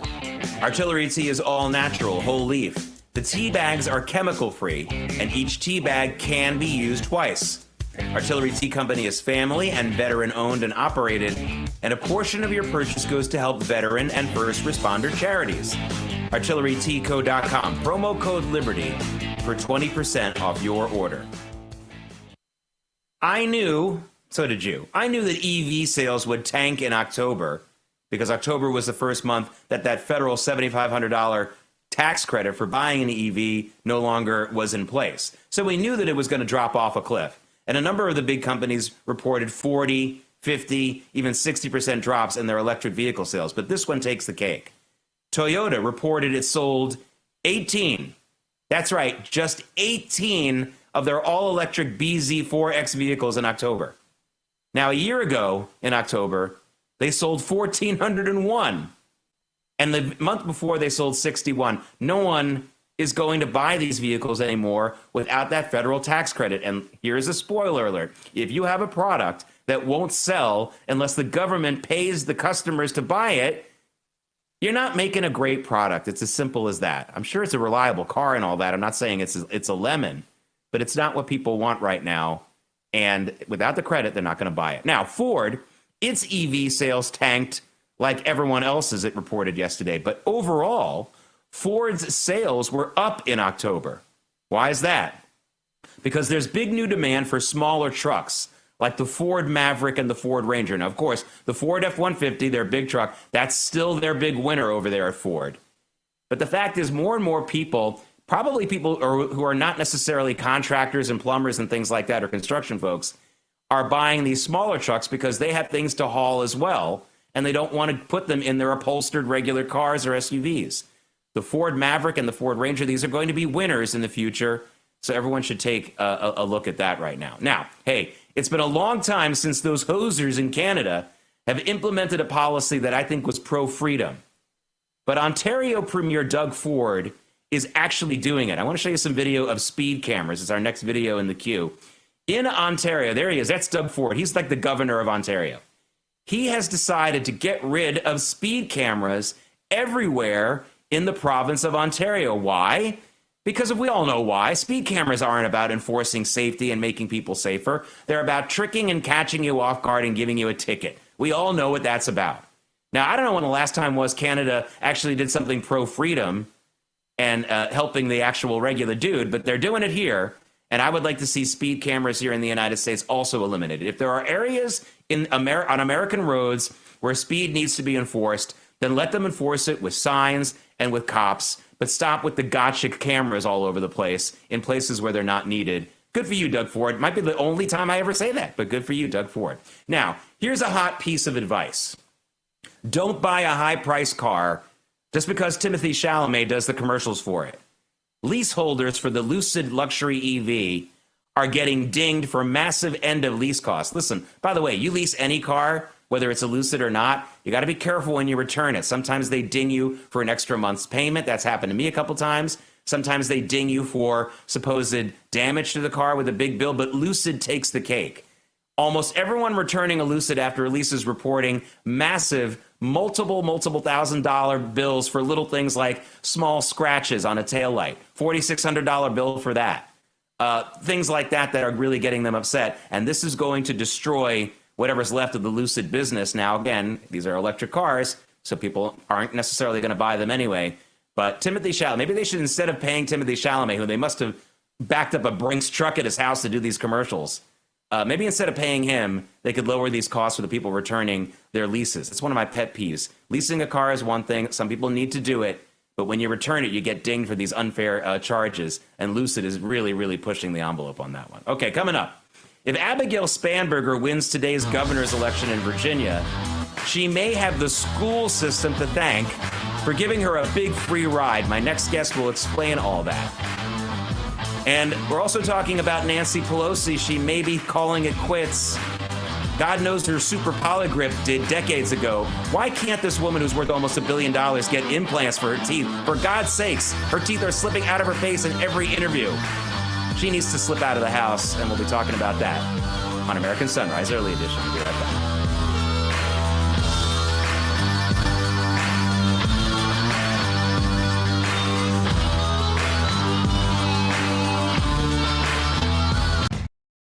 Welcome to Real America's Voice, Real Minute. Your quick look at the powerful stories of faith and freedom, inspiring audiences across the nation. Angel Studios presents. I'm Bo Davidson with this Real America's Voice, Real Minute. It's fall, and that means America's favorite sport, football, is back. And Angel Studios has brought a brilliant and inspiring movie about a 59-year-old man who still wants to play the game. Knock me down, I don't feel pain. Mike, you're right, you always will be, but you can hit. After nearly 4 decades, almost 60-year-old Mike Flint returns to his alma mater because he never finished his senior year due to being thrown out for fighting. Actor Michael Chiklis, whom you'll remember from the TV series The Shield, stars in this true story about a man who has unfinished business. You better get out of my face, little man. Get out of my face! Nothing matters if I can't be out there with my team.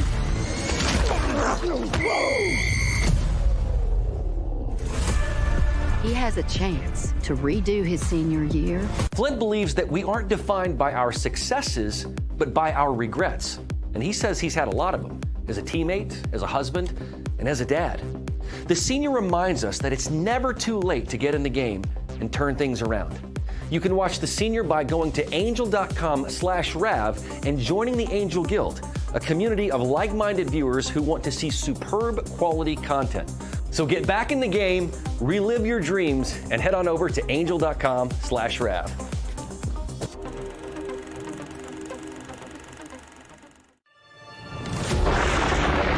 Through every storm, every moment of uncertainty, Everybody needs to pray for Charlie Kirk right now. Rav has. It's Tuesday, November 4th. Here are this morning's top stories. Election day is here with crucial races for governor in New Jersey and Virginia, a mayor's race in New York City, judges' races in Pennsylvania, and a ballot initiative in California. Here's the question. Will the voters, especially the Trump voters, show up in these off-year contests? They better. Speaking of turning out, Barack Obama is offering his advice and his phone number to communist Islamist Zohran Mamdani in New York, but he is stopping short of endorsing him. My goodness, can you imagine the skeleton in his closet that would keep Obama from endorsing him? I don't want to know. I guess I do. But the mainstream media is already spinning all the elections today as some kind of new blue wave against President Trump. Not quite. Each of the contests today is in either a blue state or a very blue city, and it's one hold serve must win for the Democrats after another. Any win today by a Republican will be a big one for President Trump. And former Vice President, former Secretary of Defense, and former Congressman Dick Cheney has died at the age of 84. Cheney went from a hero to many Republicans and all Americans for his handling of the first Gulf War to a demonized punching bag for America's left during the second Bush administration, and then someone hated by the MAGA world because of his very public break with President Trump over personal reasons. American Sunrise Early Edition continues now. Breaking news from Real America's Voice. As I just told you this morning, welcome back to American Sunrise Early Edition. Dick Cheney, the former Vice President of the United States under President George W. Bush from 2001 until 2009, has died at the age of 84. A very, very long career in many different positions, starting as a congressman from Wyoming. He was sort of from Wyoming. He didn't live there his whole life. He went to Yale, by the way, so he wasn't exactly a cowboy. Loved by most of the country after the first Gulf War for his handling of it as Secretary of Defense, then hated by the left for the second Gulf War and for the fact that he was considered to be the man behind the curtain in the second Bush administration. And then he turned on his fellow Republicans because of his personal hatred and I think jealousy of President Trump. Definitely a remarkable life, though, and not a boring one. Dick Cheney is gone at the age of 84. Joining us right now to talk about today's election day and all the things going on right now is American Culture Project senior fellow Corey DeAngelis. Corey's been on the show a couple of times. He is America's top expert about the worst things going on in public schools in this country. And I think that the politicization of public schools is bad enough when it's in the curriculum. But you've had something that you've been putting on your social media accounts about the election in Virginia and how maybe some of these public schools there have really given Abigail Spanberger, the Democrat, a major shot in the arm that they shouldn't have. Tell us a little bit about that, Corey. Yeah, look, this has happened in many states, but it's happening in Virginia right now, where school districts, specifically Portsmouth Public Schools in Virginia, apparently use taxpayer resources to push a political agenda, to hold a campaign rally on their school premises, in their library, actually. They rented it out to the Spanberger campaign for free, it appears, during school hours, during paid work hours, and the employees basically showed up and listened to this campaign rally for Abigail Spanberger. And they also had their teacher of the year from one of their middle schools speak from the podium and endorse Abigail as well. So look, the government school cartel should not be allowed to put its thumb on the scale to influence elections using our taxpayer dollars to go and campaign for Democrats. It's that simple. And this happened in my home state of Texas last year, and our Attorney General Ken Paxton actually sued 7 school districts for doing similar activity. It actually led to a couple of criminal indictments in my home state of Texas. And one of the superintendents that was embroiled in the scandal resigned shortly afterwards when there was reports of another investigation happening. So Virginia's Attorney General, Jason Miyares, I know he's busy with his election right now, but especially if he wins re-election today, and I think he will, especially after the J2 Bullets Jones text messages were revealed showing that Jay Jones wishes death upon children for political purposes. Jason Miyares needs to look into this. I know some parents on the ground are really upset that their tax money is going towards political purposes for Democrats. We already knew the teachers union was an arm of the Democrat Party, basically a money laundering operation for Democrats. But now we have government school districts and evidence of this that was uncovered by Restoration News. They also uncovered FOIA emails showing that the district communications officer admitted that this happened in the middle of the school day. They had their chief operations officer getting the campaign directly coordinated with the principal at the school to corral teachers to go to this event, all using their official district emails. This looks like it's blatantly, I would say it's unconstitutional because they're using money for political purposes, but it looks like it does not adhere to Virginia law either. Because they have in their code that it could be a class 4 felony to use government taxpayer resources for political purposes. And that's exactly what it appears happened at Portsmouth Public Schools at Norcom High School. Yeah, you'll get people with their hair on fire in 1 second if they find out there's a religious group meeting, paid, giving money. It's not like they're doing it for free, using school property on a Sunday or during the summer when school isn't in session. But they're all fine with a political rally there. By the way, I have news for any group like that. If you make a deal with these folks, hey, don't have your political rally at the school and we'll do our religious meetings elsewhere, you're going to come out ahead because you'll always find a church or another place that will host that. I don't think that these rallies will find another home other than these government-owned properties. So you might come out ahead. Yeah. Corey, we're talking about Virginia. Go ahead, Corey.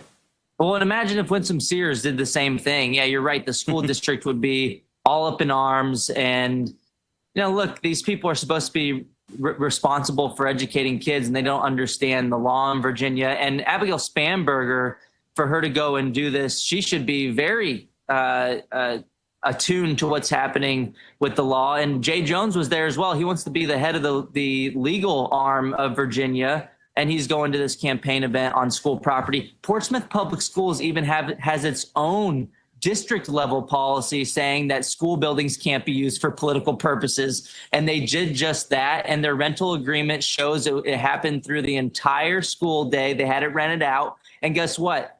They charged the Spanberger campaign a grand total of $0. It appears to be an in-kind contribution to the Democrats. And that's reprehensible. And parents should demand school choice so that they don't have to send their taxpayer money and reward these districts who don't care about the law and don't care about Republicans. And some of them might actually want Republicans dead if you looked at the Jay Jones text messages.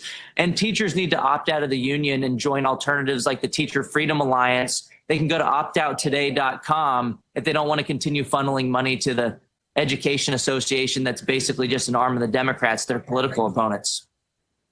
I'd like to get your take on a theory I've always had, and I don't think I'm alone about this, about why Democrats do this. There are 3 industries in America where that has to be in your face to get people to think about it, because otherwise we would just go about our lives. One is pornography. People would just go get a date instead of buying that stuff. 2 is personal injury lawyers. They'd either just go to the doctor and get better, realize it was just an act of God, or maybe go punch someone in the face who didn't shovel their walk. And 3 is voting for Democrats. The reason why they go into the schools, the reason why they put it in the curriculum, the reason why they put it in the plots of supposed to be entertaining movies is because otherwise no one would think of voting for these losers. I mean, this is really, they have to be in your face. So porn, personal injury, and Democrats, if they're not in your face, you're not going to even think about them. And that's why they do this. That's my theory, Corey.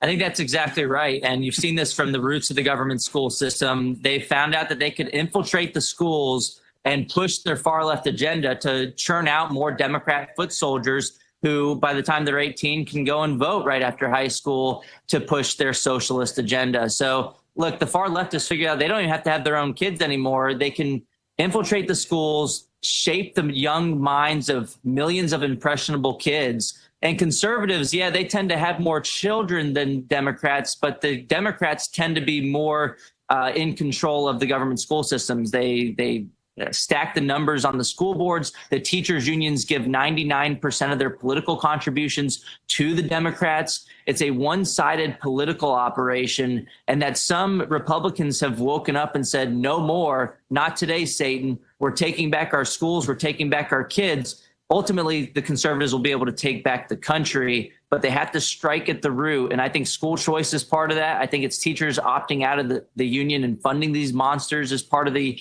equation as well. And it's also winning some school board seats and winning some big elections like the ones that we have coming up today. The betting odds show that at least we might have one victory in Virginia with Jason Miyares winning his seat back as Attorney General. That'll be a big deal. I think the markets show him showing about a 60% likelihood of winning today in a state where it looks like I don't see the energy there with Winsome Sears like that we saw in 2021 with Governor Glenn Youngkin. There was a seismic level of support for Glenn Youngkin in 2021. Hopefully Winsome Sears can pull it off as well. But when you have government school districts putting their thumb on the scale against the Republicans, it makes it an uphill battle. Yeah, you know, there's definitely some soul searching that needs to be done among the Republican Party in Virginia. They did not, I don't believe they worked hard enough in this election. Some grassroots people did, like my friend Walter Kurt, who's been a guest on this show many times, who's uncovered some things down there. I'm a former Virginia resident, Norfolk, Virginia, and to see the change in that state has just been really sad to me. Winsome Sears is an absolutely deserving candidate. The good news is I do think, I'm predicting a victory in New Jersey. And certainly Jason Miyares, I think, has got this one, too. I agree with you there. But please go out and vote if you're watching this in Virginia if you haven't voted yet. Corey DeAngelis, thank you so much for joining us and always keeping an eye on the public schools. How pathetic do you have to be a teacher and to try to indoctrinate children? Just get a hobby, please. Thank you so much for joining us. Thanks, Jake. Good talking to you. All right. Ladies and gentlemen, this just in. Nancy Pelosi represents one of the richest districts in America. We're going to talk briefly about that because there's a report that she's going to be retiring and maybe announcing that tomorrow. But David Brody will talk, and I will also talk about Dick Cheney and his either legacy or just what people are going to think about of him from now on. I guess that's the same thing. American Sunrise Early Edition is coming right back.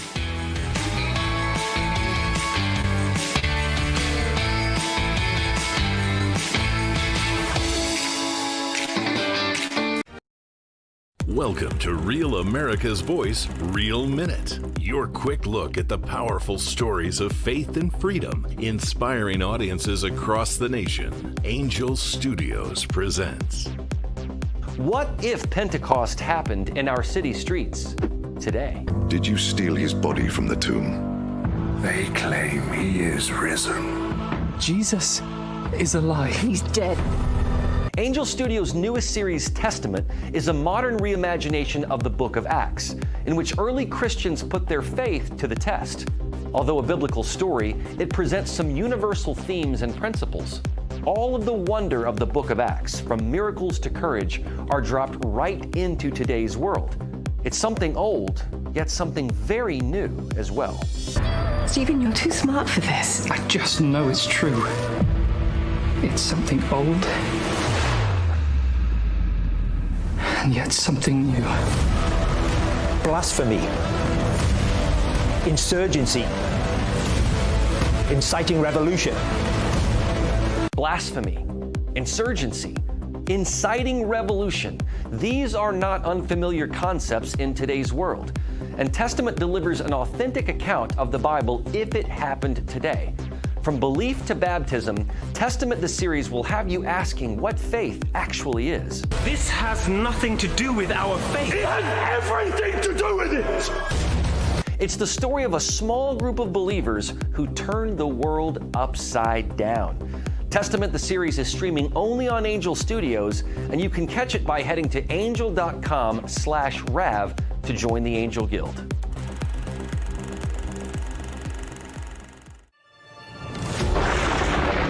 Through every storm, every moment of uncertainty. Everybody needs to.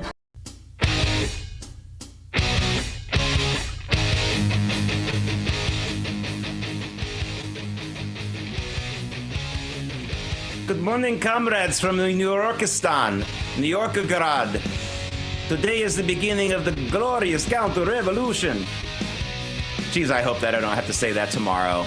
Zohran Mamdani, the communist Islamist, apparently still likely to win. Apparently it's been a tightening in the polls. I'm hoping for a miracle in a county neighboring New York City. Although if there are massive numbers of refugees from New York City who want to buy houses at overpriced numbers, maybe that'll be okay for Nassau County. Welcome back to American Sunrise Early Edition. I want to talk about Dick Cheney just for in a second with David Brody. But while David's here, I also want to talk about these reports that Nancy Pelosi, maybe as early as tomorrow, will announce her retirement from Congress. I think this is an interesting case of people are going to say, well, she was the first woman to be the Speaker of the House. That's factually correct, all that kind of stuff. But honestly, I think she also oversaw a decline of a party that really could be in a much better situation right now. I mean, Barack Obama, I think, deserves most of the blame for that, for moving the party crazy to the left. But Nancy Pelosi deserves it, too. This could be a Democrat Party that could be much stronger and much better for America, like it was, I think, under Bill Clinton. And so I think she deserves a lot of the blame for that, David. Yeah, I know we'll be brief on this because we get to Dick Cheney, but she's a liberal from San Francisco, and she lived up to the billing. And that's really a bottom line. I mean, she was able to, in essence, convey her values and push those values. And also, let's be honest, keep the caucus together. I mean, that's probably her best attribute, if you will. Personally, I don't give a rip about her best attributes, but if you're going to look historically at her, for sure, she kept that party together. And you got to give her credit politically for that, but that's about it. Yeah, well, if she does retire, I'm shorting all my shares of Super Polygrip because honestly, she has the worst dentures, considering she's almost a billionaire. It's really a sign of mental illness, by the way. If you're wealthy and your teeth are bad, there's something wrong with you. All right, let's go to Dick Cheney now, in all seriousness. Passing away, talk about a controversial figure and a mercurial one. David, this guy went from being loved by just about all the country during the first Gulf War, hated very viciously by the left and the Democrats during the second Gulf War and the second Bush administration. And then when he turned on Donald Trump, President Trump, in 2020, I think only for personal reasons, and called him the greatest threat to democracy in American history, he became hated by not only MAGA world people, but people, just in the middle who thought, it's going a little too far there. Boy, this guy had a heck of a life. And by the way, he was from Wyoming. He wasn't a cowboy, though. He went to Yale. Let's make sure we know who we're talking about here. He dropped out from Yale too, by the way. But That's smart. for sure. Look, right. So there's a lot to unpack about Dick Cheney. But let's just say this: Donald Trump came in to the Republican Party and torched the place, and there you have it. I mean, Cheney said, "I'm out," along with the Bill Kristols and others of the world. And so if you think about it, we're having an obit today for Dick Cheney, but there are two obits here, right? I mean, there's the obit if it happened in 2009, and there's an obit that happened in 2025. I mean, if you go back to 2009, I'm not talking about the young MAGA of today or the libertarian boomers of today. You might include yourself in that, obviously.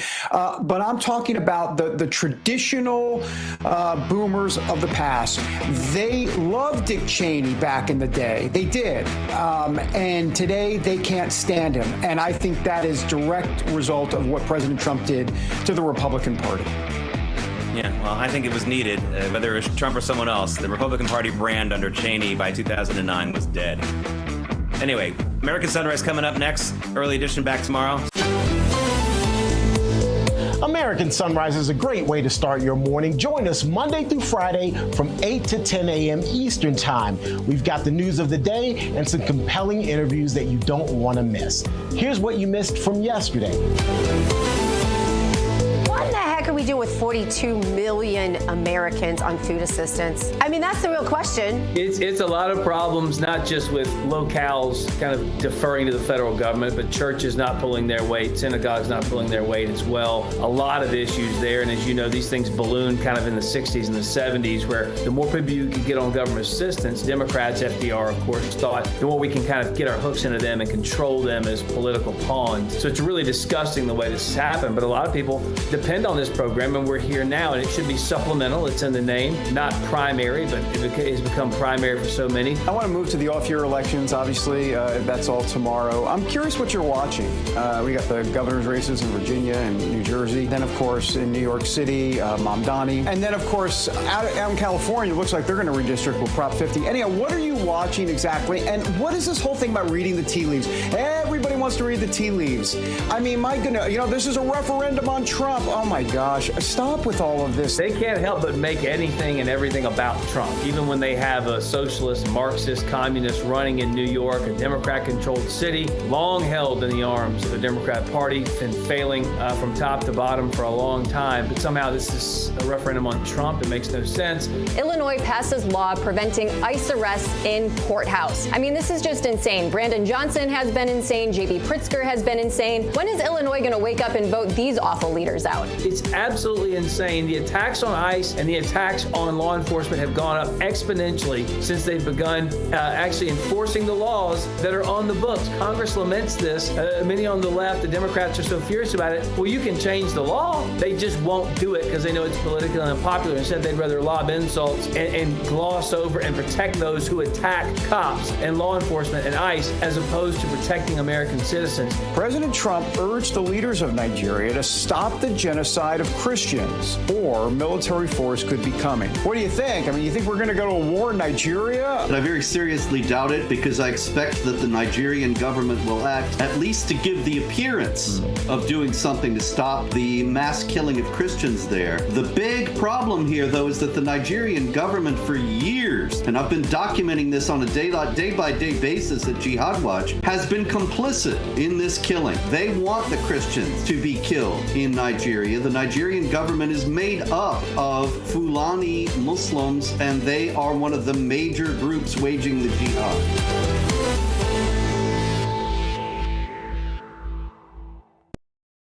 Welcome to Real America's Voice, Real Minute. Your quick look at the powerful stories of faith and freedom, inspiring audiences across the nation. Angel Studios presents. What if Pentecost happened in our city streets today? Did you steal his body from the tomb? They claim he is risen. Jesus is alive. He's dead. Angel Studios' newest series, Testament, is a modern reimagination of the book of Acts, in which early Christians put their faith to the test. Although a biblical story, it presents some universal themes and principles. All of the wonder of the book of Acts, from miracles to courage, are dropped right into today's world. It's something old, yet something very new as well. Stephen, you're too smart for this. I just know it's true. It's something old, and yet something new. Blasphemy, insurgency, inciting revolution. Blasphemy, insurgency, inciting revolution. These are not unfamiliar concepts in today's world. And Testament delivers an authentic account of the Bible if it happened today. From belief to baptism, Testament the series will have you asking what faith actually is. This has nothing to do with our faith. It has everything to do with it. It's the story of a small group of believers who turned the world upside down. Testament the series is streaming only on Angel Studios, and you can catch it by heading to angel.com/RAV to join the Angel Guild.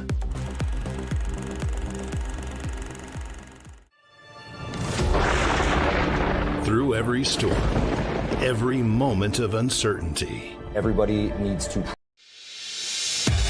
Good morning, America. Welcome to American Sunrise. Whether it's culture, We have breaking news to share with you. politics, President Trump is joining us live now from Florida. we've got you covered. This is what it looks like to be a patriot. We have to protect the American family. The American dream is still alive. I'm David Brody. I'm Terrence. And I'm Dr. Gina.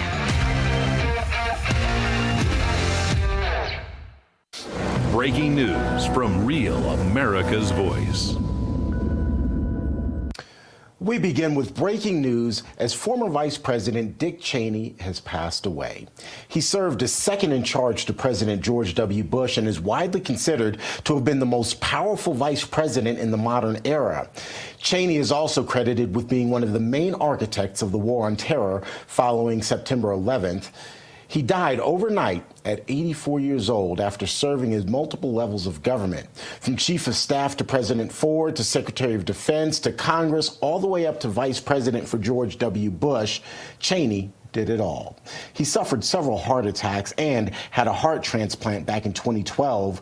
A statement from his family this morning says his beloved wife of 61 years, Lynn, his daughters Liz and Mary, and other family members were with him as he passed.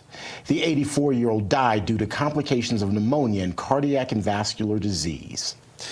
Let's bring in Dr. Gina in West Palm Beach, David Brody in Washington, D.C. now to shift this to break all of this down just a little bit more. Lady and gentleman, good morning. Good morning. This is big news this morning. Let's just be honest about it. It is big news, David. Yeah, look, there'll be a time and a place to talk about Dick Cheney's legacy, good and bad.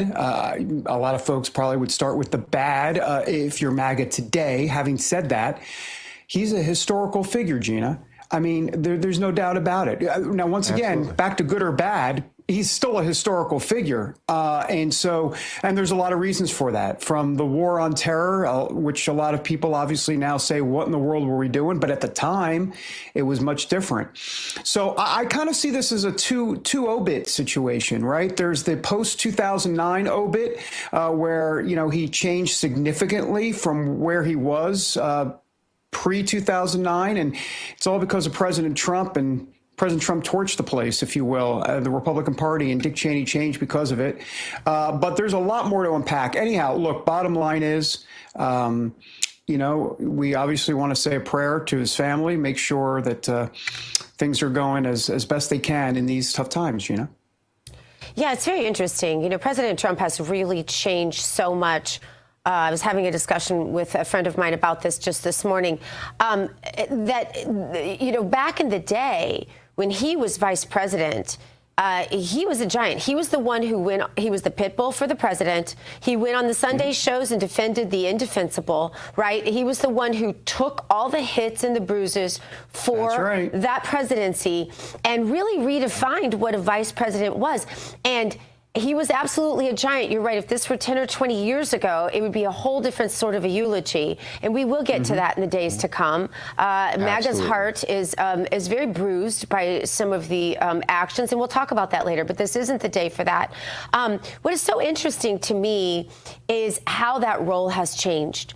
Now, if J.D. Vance walks in the room, this President Trump, has been so accessible to the average person.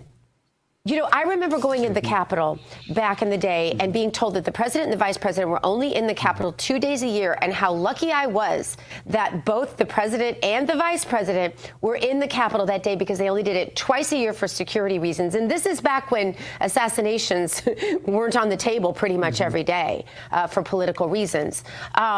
Today, we have a president who is so courageous that he and his vice president and his entire cabinet are out and about every single day meeting people.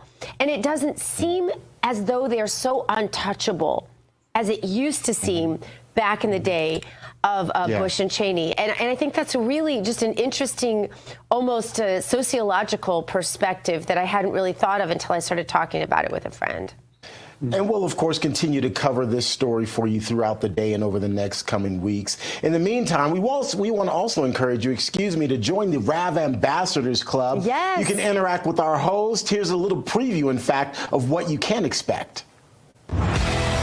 What if watching Real America's Voice was just the beginning? Proud to introduce the RAV Ambassadors, the new grassroots platform that turns viewers into leaders, connecting directly with hosts like Steve Bannon, Dr. Gina, and more. Built by patriots for patriots. Inside the RAV Ambassadors Hub, you'll get exclusive updates, challenges, and behind-the-scenes missions straight from the people shaping the fight for faith and freedom.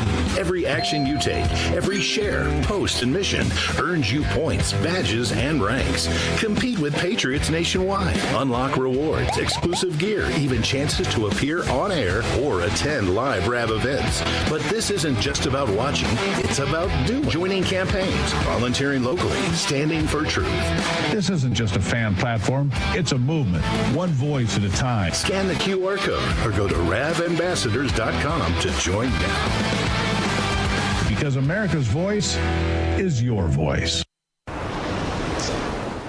David, I don't remember the two of us interviewing you here, but I'm sure it was a scintillating interview there. You guys don't get it. You didn't see the thing, David and I in the head in the middle of you here. Oh, you guys missed that. Okay. All right. Anyway, my Tuesday morning humor. Dr. Gina, would you give us our Bible verse, please? Well, I will be happy to do that, but I first want to say on the new ambassador community, first of all, welcome to all of you. Many of you have been unofficial ambassadors for a long, long time time, but we are so happy to have you in this official capacity. And we invite you, if you're new to watching our show, telling you what, guys, just this weekend, I've got all these speaking engagements because I'm on a book tour right now for our children's book that I did with Jim Mosley, Days of Creation. And while I'm out and about, I'm telling you, all the people that tell me I came to this event because I watch the morning show, I watch Rav, I keep it on all day and night. I'm hearing that more and more often, and it is just such a great chance for us to enjoy that community on a different level. So I'm so thankful that Rav is doing this, and we'll be telling you all more about this in the days to come. I was going to go to our Bible verse. I just simply don't have it in my prompter. It's Psalm 29, Dr. Gina. I'll take it for you if you don't mind. Psalm 29. You have it? Okay, there you go. You got it there. Psalm 29:11. The Lord will give strength to his people. The Lord will bless his people with peace. And we also, of course, want to send our prayers to, of course, the Cheney family, his friends, after the passing of the former vice president. And short and sweet, but very impactful, as most of the Bible verses that are short and sweet are. Some of the shortest ones, in fact, the most impactful, right? All right, well, New York City voters, as you all know, are headed to the polls today to select the city's next mayor. More than 735,000 people voted early, which ended Sunday. Polls were closed yesterday, but people are back at the polls. Democrat Socialist Zohran Mamdani has been leading the race for a while now, and President Trump had this to say about it. If Mamdani becomes mayor, it's going to be hard for me as the president to give a lot of money to New York, because if you have a communist running New York, all you're doing is wasting the money you're sending there. So I don't know that he's won, and I'm not a fan of Cuomo one way or the other, but if it's going to be between a bad Democrat and a communist, I'm going to pick the bad Democrat all the time, to be honest with you. For more, let's bring in Rav Chief White House correspondent Brian Glenn. Brian is actually in New York, as I understand it, this morning. So, Brian, what's the atmosphere like there in the Big Apple, the soon-to-be Big Rotten Apple? How is the voting looking there? Give us the rundown. Yeah, good morning, everybody. I am on the streets of New York. You've got people, you got traffic, you got construction.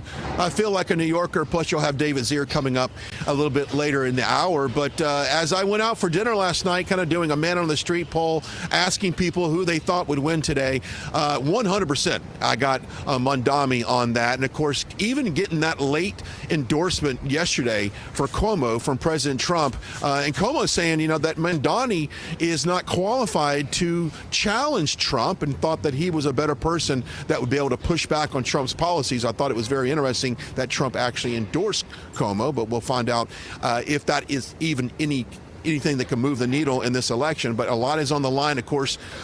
Some say this would be good for a future governor race, so that if Mamdani was to win the mayor here, that actually would, I guess, increase the odds of a Republican governor coming up, whoever that may be. But today is a big day. Already 5 times as many people have voted early voting for this election than the previous mayoral race. Brian, I'm curious. I'm sorry, Brian. I'm totally interrupting. Yes, Brian, you think that plays to Mamdani's favor?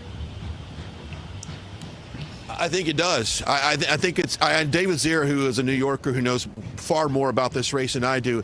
He says he thinks it's going to be just a landslide, Mamdani, a landslide, basically. Okay. And that the Cuomo endorsement, or the Trump endorsement of Cuomo, will not move the needle at all. And I think it's very interesting that Cuomo says, I don't want your endorsement. So, and maybe Trump is right. A bad Democrat is better than a socialist and a communist. But the people of New York and these young people that have come out, 5 times as many people early voting than the previous race, shows you a lot. That this messaging of just giving stuff away for free, rent freezes, free transit on for train and all of the ways to get around New York, that's something that's very enticing to this younger generation. Yeah, city-run grocery stores, free child care for anybody under 5 years old. Yep. Yeah, it just goes on and on. Brian, let's go to this Just the News headline, switching topics to the government shutdown. It says the Trump administration is announcing partial funding for these SNAP benefits following the court order. So basically, they're going to fund half of the SNAP benefits through the end of the month. We understand there are going to be obviously some states that pick up the rest of it. So it looks like SNAP benefits will continue for a little bit. That's going to basically, once that money runs out, then it's done until the shutdown ends. My understanding this morning, we're hearing from Senator John Thune, the majority leader, that this shutdown actually could end. And it wouldn't surprise me if it ends in a couple days here after the elections. We understand there's some there's some Democrats now talking with Republicans about what this is going to take. Sounds to me like what's basically going to happen here, and you correct me if I'm wrong, but basically the Democrats are going to be promised some sort of vote that they'll get once they agree to vote to reopen the government. And then at that point, there'll be some sort of vote. But that's about it. Bottom line is Democrats are going to cave here because Republicans are not going to do anything until the government reopens. I agree. That's what I'm hearing as well. When you think about the amount of people this affects, you got 42 million Americans with SNAP, or better known as maybe food stamps, or 14% of a population is on that type of government assistance. That's a lot of people. And of course, we all been talking about the waste, fraud, and abuse that's in that system. But there are some very, disabled people, elderly people, a lot of poor, a lot of kids that need this money. And if they open the amount that's in there now is only going to fund about half of it. So it does need to open. I do think after this election, I think we'll have a vote perhaps as early as maybe Wednesday or Thursday to open up the government. And once this gets open, we get these people fully funded for these SNAP benefits, which is vitally important for a lot of Americans. And so I think at the end of the day, the Republicans come out the party that was able to basically initiate the funding to get the needs and the food stamps for the people who are truly in need. So I think it's a victory for Republicans, but it does bring up our larger conversation to not only with the health care, we need to start getting some of that, get an off-ramp on the Obamacare, and that maybe starts a dialogue with that. But it's been a long shutdown. I think many Americans need it back open. By the way, go get a slice of pizza and the best pizza in America here in New York. I did. That's right. That's right. I did it. Guy goes. That's right. Where's the best pizza around here? Where is it? St. Louis. Everywhere. I'm going everywhere. St. Louis. Anywhere but New York. Lombardi. Let's give David Zier. Hang on real quickly. The pizza asked me, you got David Zier coming up a little bit later in the hour. So where's the best pizza around here? Lombardi's right down here. John's of Bleecker Street, coal-fired pizza. Best stuff in town. I knew you guys would know. Keywords I knew you would know. in town. All right, Brian Glenn, David Zier, we're going to see both of you a little bit in our next hour. Thanks for being with us. Coming up, we're going to check out the hottest headlines from the RAV Newsroom with T-Base. And later, President Trump shoots down a reporter's question regarding strikes against Venezuela. Why would he answer that question and give away the plan? Well, in moments, we're going to take a look at the mainstream media meltdown once again as American Sunrise continues right after this.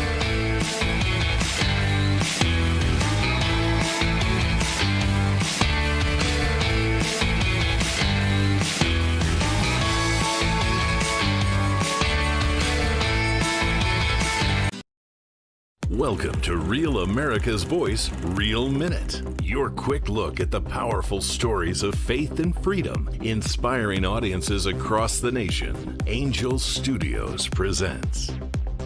What if Pentecost happened in our city streets today? Did you steal his body from the tomb? They claim he is risen. Jesus is alive. He's dead.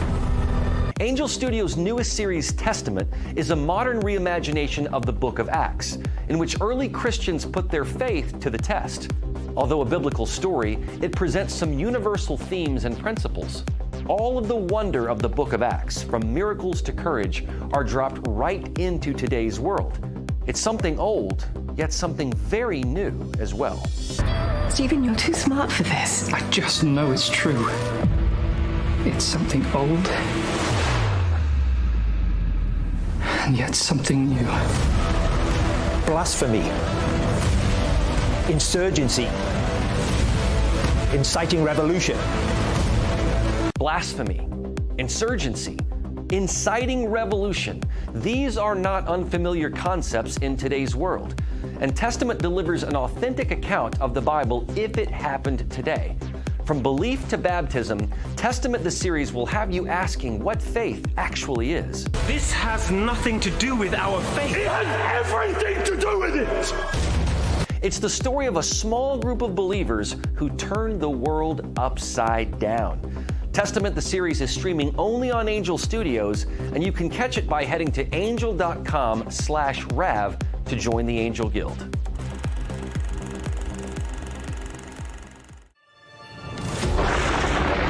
Through every storm, every moment of uncertainty. Everybody needs to.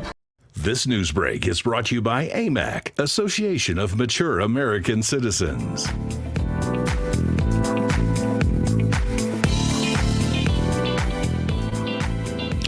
That is pre-Mamdani, New York.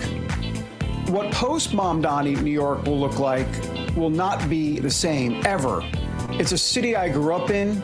It pains me to say that because I am not looking forward to what New York is going to be like after Mamdani is elected later today. And let's be honest, he's going to win, folks, and it's going to be a landslide. Welcome back, everybody, to American Sunrise. I'm David Brody. We've got a lot more coming up, but talk about the big off-year elections. It's not just in New York, other places around the country as well. T. Bates has that, and it's all sponsored by AMAC.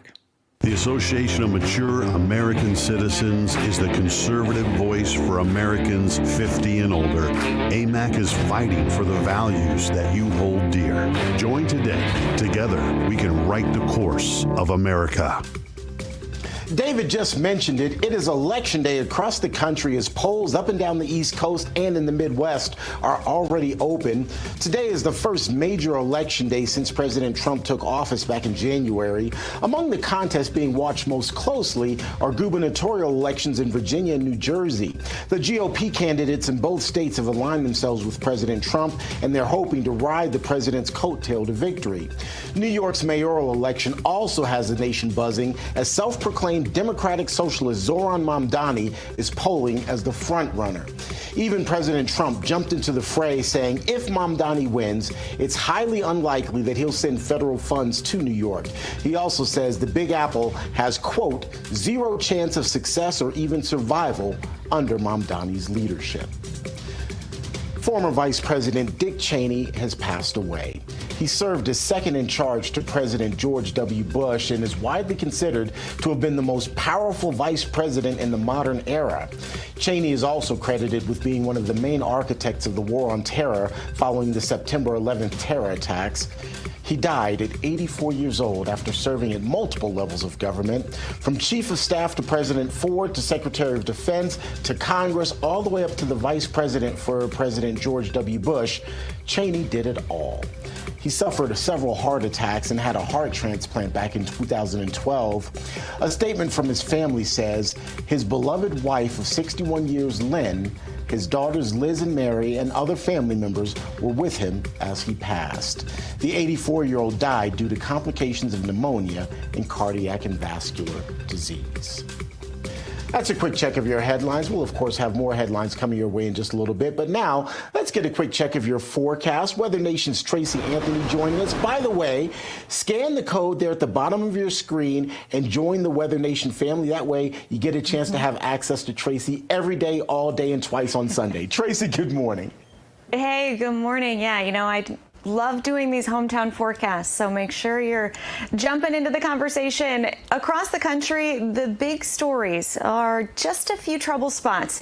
The Northeast, we're going to have a storm system that will impact us throughout the day Wednesday, bringing strong winds and potentially some severe weather. And then out across the Northwest, it's this atmospheric river that's going to continue to funnel a parade of low pressure centers onshore, and by Wednesday night into Thursday, we could see some of the worst impacts. Now, on top of rain and flood potential, we have another supermoon. Terrence, I know we talked about this last month, but it is that time, and that's going to bring some coastal concerns. So the supermoon is going to be the fullest and brightest on Wednesday evening just after sunset. So if you want to check it out, send a photo, maybe see what you're seeing, but that's also impacting the coast with the king tide. So Terrence, like I said last month, the next 4 full moons are all supermoons. So this one, though, is the biggest and the brightest. Well, the good news for me is I don't have to stay up late because I caught it on the second day. I failed to go and stay up and watch it the first day. I did catch it on the second day, so I've had my fill of the supermoon. Tracy, good to see you. Appreciate you. Yeah, me too. All right. And once again, folks, Tracy mentioned it. Your hometown forecast awaits. All you have to do is head over to the Real America's Voice chats on Get a Rumble and YouTube. And then in our next hour, if you're selected, you'll get a personalized hometown forecast from Tracy live here on the air. All right, folks, let's take a quick break. When we come back, though, Iran says there can't be any cooperation with the United States as long as it's supporting Israel. Expert analysis on the impasse straight ahead. First, though, a quick look at this day in history.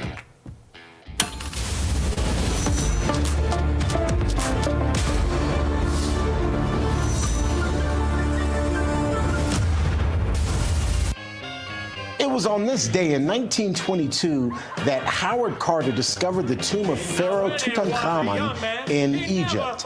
The riches uncovered were priceless, and King Tut, as he's known, became one of the best-known pharaohs after the discovery. Some of the artifacts from his tomb, such as the golden funerary mask, are among the best-known artworks from ancient Egypt. More American Sunrise coming your way in 2 minutes.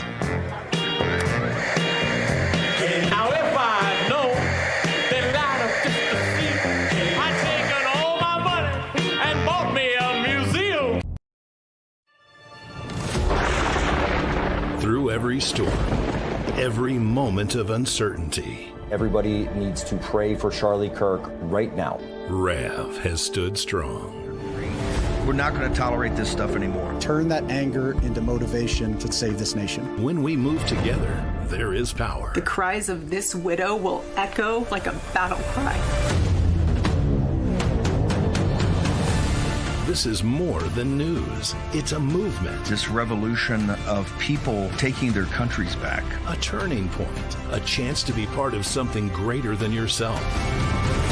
Scan the QR code and stand with Rav. The story isn't over, and neither is your part in it. Step in, be counted, be heard. Together, we are Rav. We will achieve American greatness. And we are just getting started. Patriots, it's time to gear up. Real America's Voice has an entire lineup of merch made just for you. We got some Rav fans out here. We watch you every day. From mugs that start your morning strong to hoodies, hats, t-shirts, pants, vests, flags, and so much more. Yeah, I noticed it. I mean, that caught my eye big time. Every piece lets you wear your pride loud and clear. This isn't just merch, it's a movement. When you shop Rav, you're showing the world you're proud to be part of the Real America's Voice family. God bless Real America's Voice. So don't wait. Scan the QR code right now or visit realamericasvoice.launchcart.store to shop today. Thank you, Real America's Voice, for doing true journalism. Stand tall, be bold, be proud. Represent your voice with Real America's Voice. It's good to have a real news network out there, so I'm a big fan. Use code RAVSWAG10 for 10% off. Real America's Voice rocks.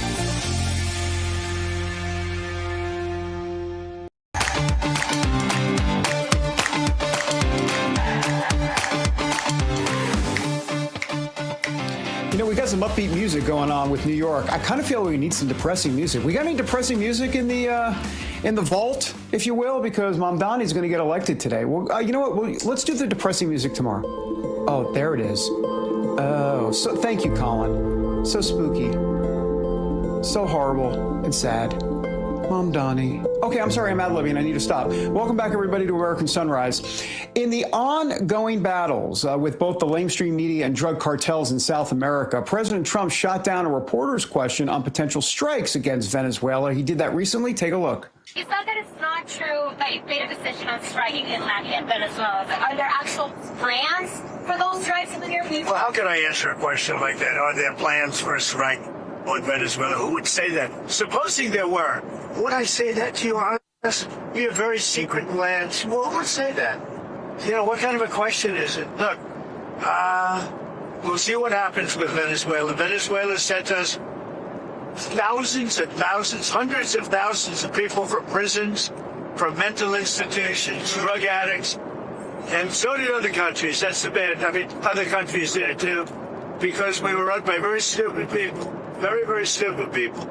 Biden was the worst president in the history of our country by far. We had open borders, and many countries, the Congo, many countries, they sent their prisoners. They sent prisoners, they sent drug dealers, they sent drug addicts, they sent anybody that they didn't want. They sent them through our country. Yeah, that's quite the question. Excuse me, what day are we going to war? And is it between 8 and noon, 12 and 4? Do I need to wait for the delivery guy between 4 and 8? My goodness gracious. For more, let's bring in former Naval Intelligence Officer and a former Bush administration official. That would be Don Bramer, chairman of the Bramer Group. Don, thanks for being here. So what do you think? I'm sure you can tell us the time and location of when we're going to war, Don. But other than that, if you don't have that information, what do you think? You think we're even going to do this with Maduro, and what might that look like? Good morning to you. Hey, good morning. So first thing, you have to look at Trump's first term. In his first term, yeah, he was known for kind of letting a few cats out of the bag, but he's learned a lot, and he's gotten a lot more refined. He understands the process a lot better. And with the strikes that we've been doing and working with Secretary Hegseth, you never give away, your training methods, your tactics, and your future plans. Are there plans for attacks across the globe? We have thousands of scenarios already in the basket because that's what our leaders, our generals, our admirals, that's what they do. They plan for every contingency. But the media continues to ask these baited questions because they know the president can and likes to go off script sometimes. And they're always looking for that gotcha moment that, will give their Twitters and their social media that highlight of the day. Don, I wanted to talk to you about President Trump's relationship with Israeli Prime Minister Benjamin Netanyahu. Trump says he plans to be involved with Netanyahu's corruption trial. He says he's going to help him out. Trump urged Israeli President Isaac Herzog to pardon Bibi. It's not a popular opinion among some in Gen Z in the U.S., some base of MAGA. What do you make of all of this? Well, I think one thing that anyone should know about the president is he's extremely loyal. He's loyal to his friends, and I believe that he believes that Netanyahu is a solid friend of his, and the president's a friend of Israel. They've worked together over the past few years on trying to bring peace to the Middle East, especially with Gaza. They've had success lately, and I think he's going to stand by him and give whatever voice of reason and whatever power that he may have in support of his dear friend. Don, want to take you to Iran. Reuters has this headline, which says Iran's supreme leader says cooperation with the United States not possible while it backs Israel. At this point, it seems that Iran is the one Arabic and Muslim country that's kind of an outlier. So many others have joined the president in looking for peace in the Middle East. How big is this story that Iran doesn't seem to be willing to talk with the United States, or at least to cooperate? And what will be the broader regional impact thereof? Well, there's so much I could take away from your question. It was a lot. I know I put a lot in that. I apologize. No, but you look at this, and with the success of the peace deal in Palestine now, and so many nations in the Middle East, Muslim and non-Muslim, coming forward and celebrating the success, Iran looks like that bad influencer that's doing whatever they can because their TikTok viewers are failing, and they just want that one last like or hit. I don't think they're in any place to cause demands. What they should be thinking about, look at what just happened in Palestine. We have an opportunity to enrich the lives of our citizens, just like those in Palestine are going to do, instead of trying to fill our own pockets and quit calling yourself the supreme leader. Dear God, it's not Star Wars. So if I can just follow up really quickly then, does the fact that there are so many countries within that region banding together for peace, does it put potentially more stress, more push on Iran to change its ways or to potentially face regime change? I think it puts a lot of stress on Iran. They don't have the influence. All their puppets that they've been running for years are a little more, cautious to act because they have the governments of their host countries, on top of them. And I think that Iran's in a bad spot right now, and they're grasping. The Ayatollah, he loves headlines, he loves propaganda, and I think he's just grasping for straws right now. They need to rethink themselves, or maybe their citizens will. Don, we're about to head to break here. Got about 20 seconds or so. Obviously, Dick Cheney passing away at the age of 84. Curious to get your reaction to that. You worked in the George H.W. Bush administration. Your reaction? It's a very sad day. Vice President Cheney did a lot of years of service to this country, whether his time on the Hill as vice president, as Secretary of Defense, between he and his daughter, you may not always agree politically, but what a great family, and my thoughts and prayers are with all the Cheneys tonight and throughout the next few days. Yeah, our thoughts and prayers as well. It's a complicated legacy. We'll get into it in the coming days. Thank you so much, Don. Appreciate your time. Have a great day. Thanks. All right. Coming up, new studies show a further link between childhood vaccines and autism. So what's being done about it? Well, we're going to have some answers next when we come back, everybody.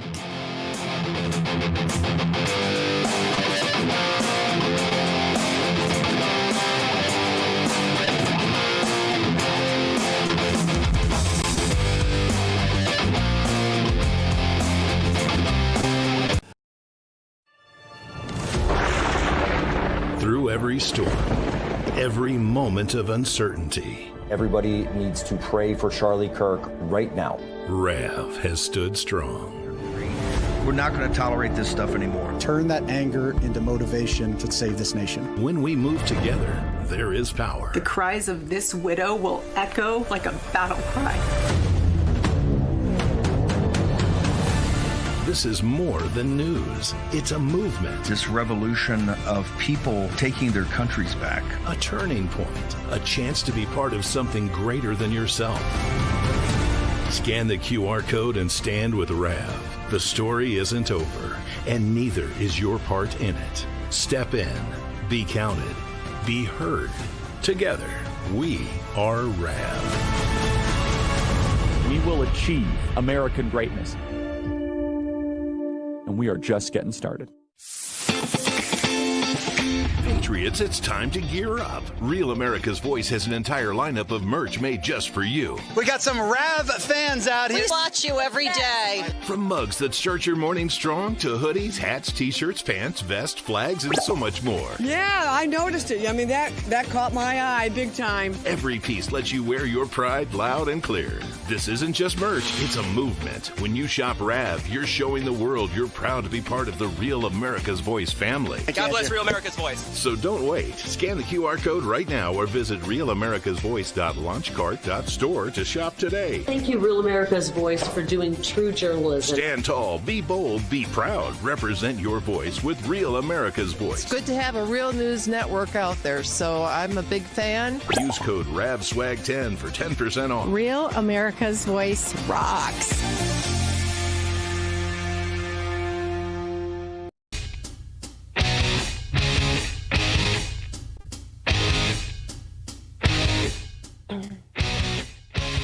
All right, welcome back to American Sunrise. I'm Dr. G. Thanks for joining us today. Time now for today's health news, sponsored by the Wellness Company. Under the microscope today, new study finds links between autism and vaccines. Wow, don't you feel like you've been saying this for 3 decades and glad somebody finally caught on? Guess who did?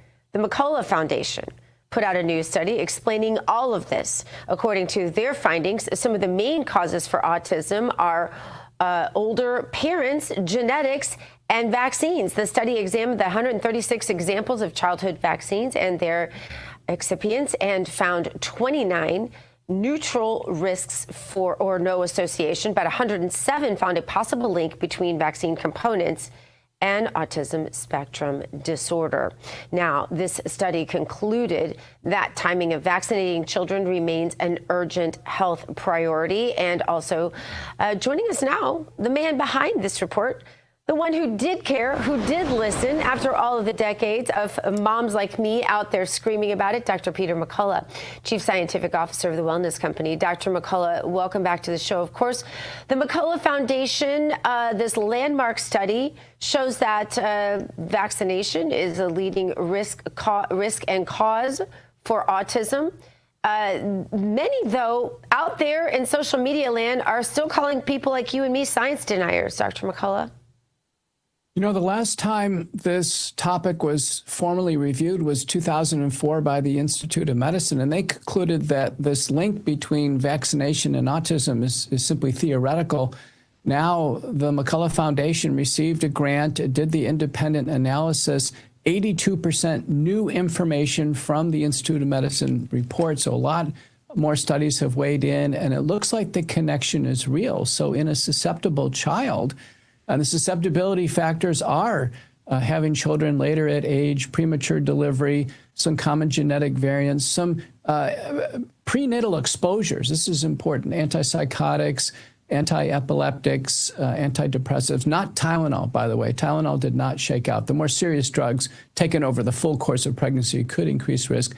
And then, of course, the trigger appears to be combination vaccines, which cause essentially an encephalitis type of syndrome in some children. Encephalitis is inflammation of the brain. 20 vaccines actually have encephalitis in the warnings in the package insert. And then autism, ADHD, tics, and seizures, they basically represent a post-encephalitic state that the children suffer from.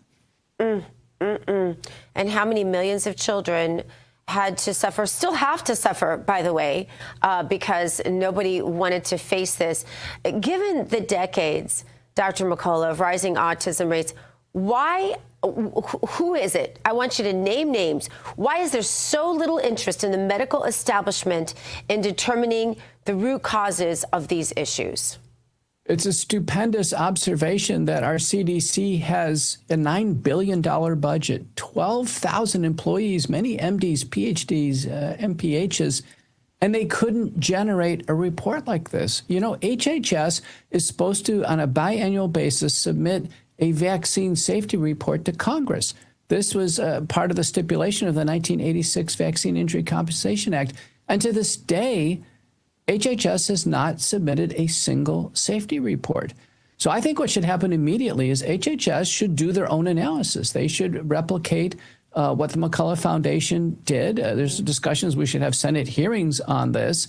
And that, you know, the action steps should be, I think, rescind the 1986 Vaccine Injury Compensation Act legislation. Probably companies would take products off the market quickly.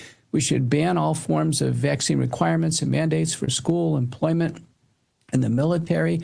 I think we should suspend the ACIP schedule. The vaccine should be available, but it just simply a medical decision like any other drug or any other choice between a patient and the family and the doctor and the caregiver. And then lastly, I think we need to get the government out of the vaccine business, get advertising off of TV, no more direct-to-public advertising. Like every other country in the world. Right. Like every other country in the world. We are one of, I believe, only 2 countries that allow that to begin with. I have no idea why the United States that was a good idea, but there's a lot of money behind this, too. Dr. McCullough, I have less than a minute left with you, but I have 2 questions, so please, as quickly as you can. Number one, are you in conversations with Secretary Kennedy about exactly the measures you said HHS needs to take? And number 2, just advise parents best you can, update them as fast as you can. Really, literally, I have 30 seconds.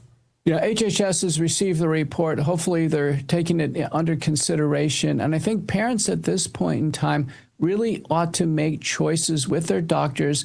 A healthy child born today, 12 studies show, remains healthier if they take no vaccines whatsoever. And change doctors if your doctor looks at you like you are a frying pan when you say, I don't want 50 vaccines put into my child today, the day they were born.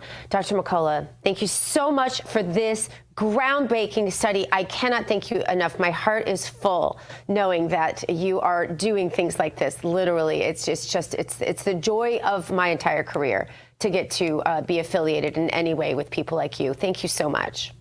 Thank you. A new administration in Washington, D.C. has brought a lot of positive changes when it comes to fixing our broken healthcare system. The reality, though, there's only so much the government can do, and that if we really want to make America healthy again, it's going to start at home with each of us, and that's where the Wellness Company comes in. You see and hear from their doctors all the time on this network. You know their products are the gold standard for keeping you and your family safe and healthy. The Wellness Company gives you opportunity to make sure you're prepared for whatever happens with their series of prescription med kits. Now, these kits have an assortment of life-saving medications medications and guidebooks to tell you how to use the medications in the kit. Also, Wellness Company offers a variety of products from parasite cleanses to methylene blue to weight loss, so much more that can help you stay healthy and live a longer, more satisfying life. Make America Healthy Again starts at home. Do your part, protect the health of yourself and your family. Go to twc.health/RAV today and give it an order. That's twc.health/RAV. Use the promo code RAV. That'll save you 10%. 10%. All right, coming up, will the future of New York City be determined by a Democrat socialist? Zohran Mamdani leading the new New York City mayoral race, according to the polls. Is Mayor Mamdani a foregone conclusion? And if so, what will that mean for the Big Apple? Rav's David Zier on the scene, breaks it down. Coming up next, right here on American Sunrise.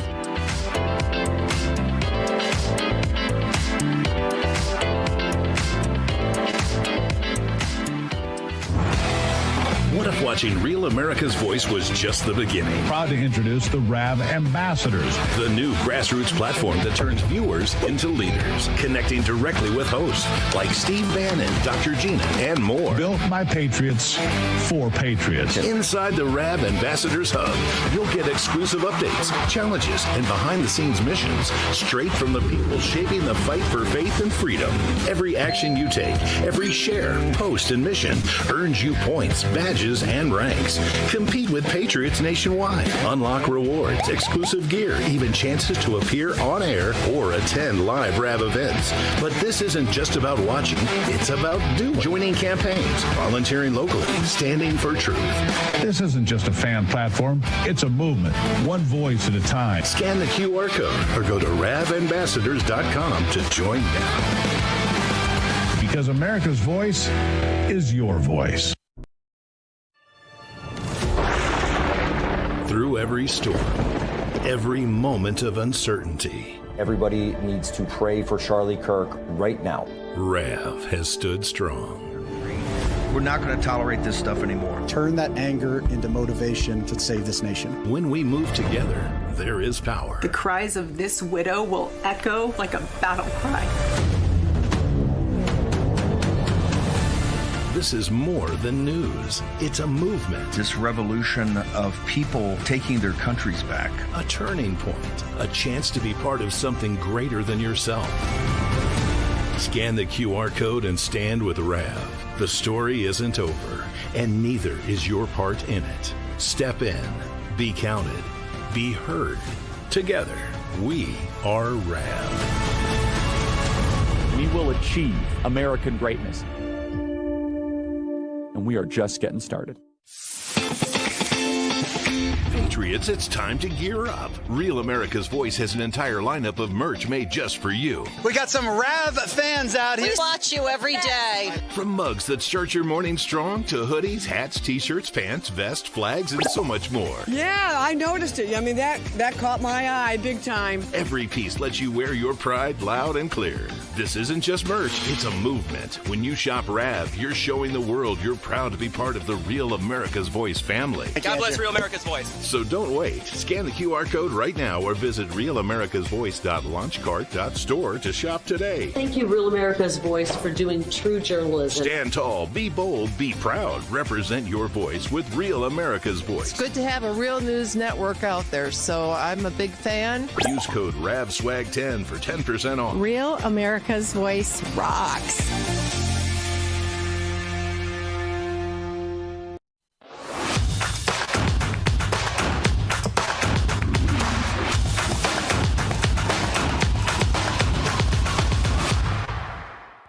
Welcome back to American Sunrise. It's time to stay awake, not woke. And who is woke today? Zohran Mamdani, the young Democratic Socialist Assemblyman, has swept the Democratic nomination for NYC mayor with 56% of the vote, shocking the establishment. He's running on a platform of free city buses, free rent freezes, and massive tax hikes on the wealthy.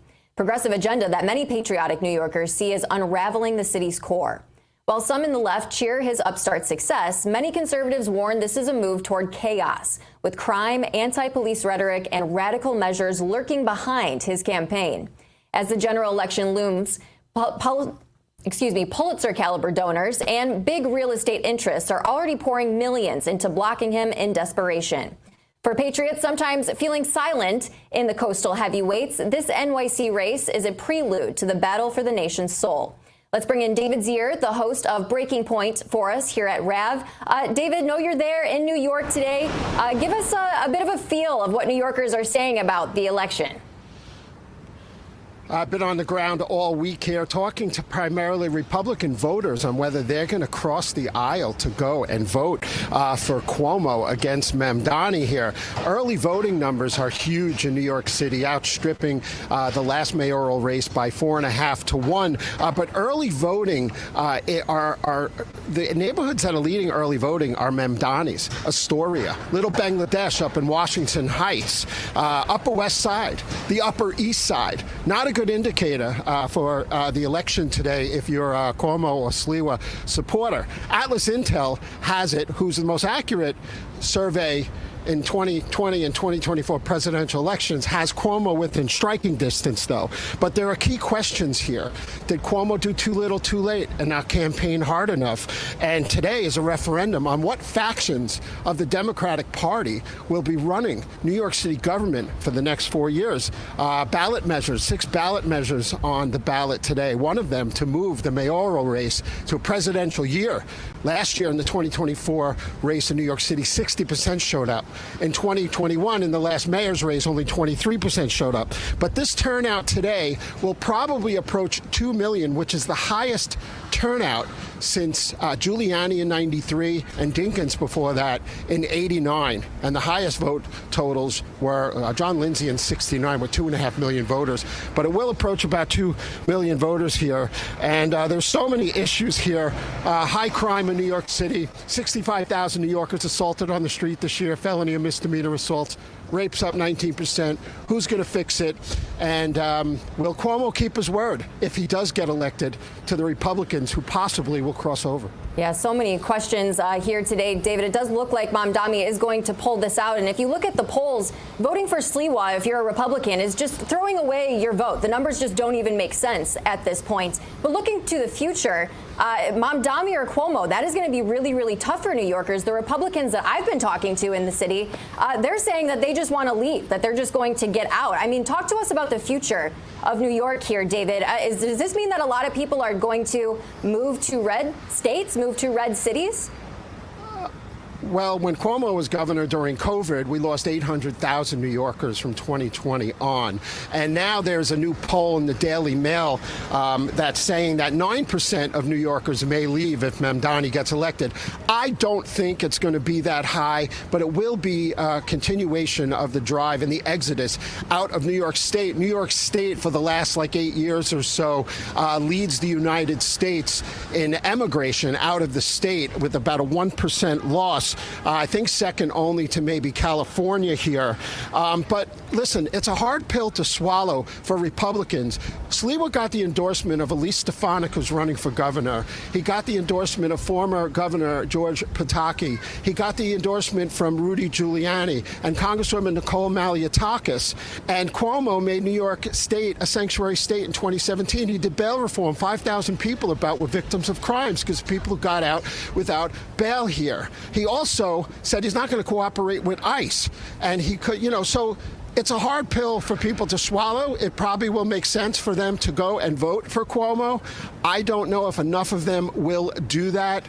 We'll see. By the end of the day today, we're going to know.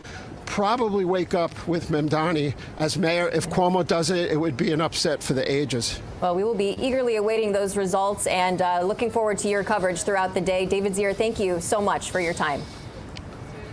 Thank you, Emily. Coming up, faith communities and the Trump administration's potential involvement in Nigeria to stop the slaughter of innocent Christians. The details are ahead next on American Sunrise.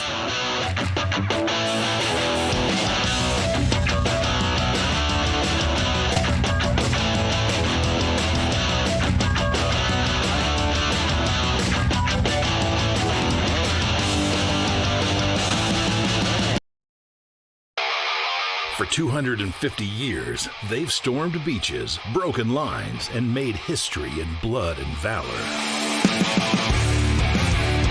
From the black sands of Iwo Jima to the streets of Fallujah. Get ready to move! No enemy too strong, no mission too hard, no fight too far.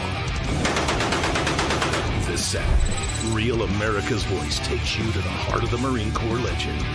Rav will have a front row view of the action, joined by battle-tested veterans and military experts who live the brotherhood of the Corps. Explosive action, raw power, unshakable pride. This is Marine 250, from sea to shore. Coverage begins this Saturday at noon Eastern, only on Real America's Voice, because freedom wasn't given, it was earned.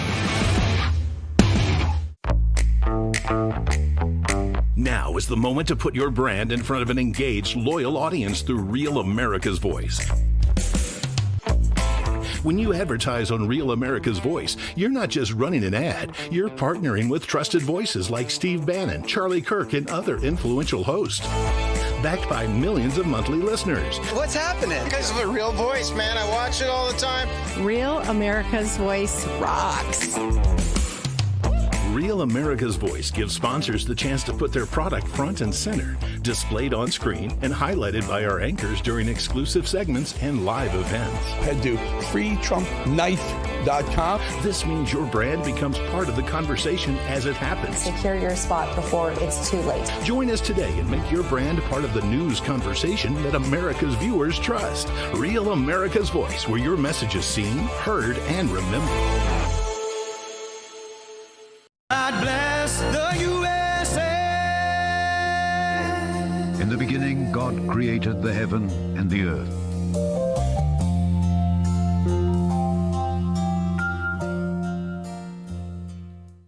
All right, welcome back to American Sunrise. I'm Dr. G. It is time now for our Moment of Faith, brought to us by Lee Greenwood and the God Bless the USA Bible. In focus today, faith under fire in Nigeria. Over the weekend, President Trump threatened to mobilize American troops against Islamist terrorists killing Christians there, blaming Nigeria's leaders for failing to protect them, and labeled Nigeria a country of particular concern because of the religious violence, of course. Faith groups worldwide praised this move. They've been asking for it for a while now, saying it's about time America leads on religious freedom.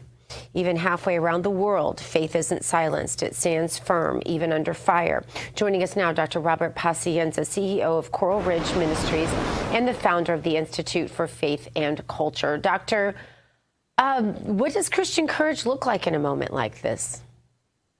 This is an opportunity for Christians in America and Christians all around the world to stand up and applaud the administration for making this designation. In fact, maybe people forget, but the designation was made by Trump in his first term, and it was reversed by the Biden administration. And so we need to applaud this for a second time.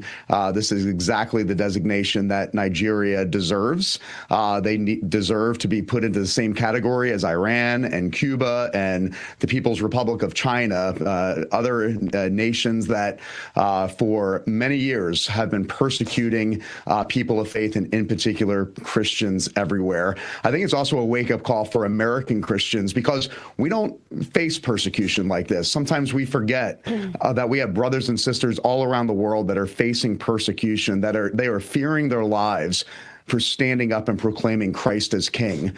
And so this is an opportunity to pray, to applaud the administration, and to pray that we would be bold in a moment like this and pray for our brothers and sisters that fear the sword simply for proclaiming the name of Jesus Christ.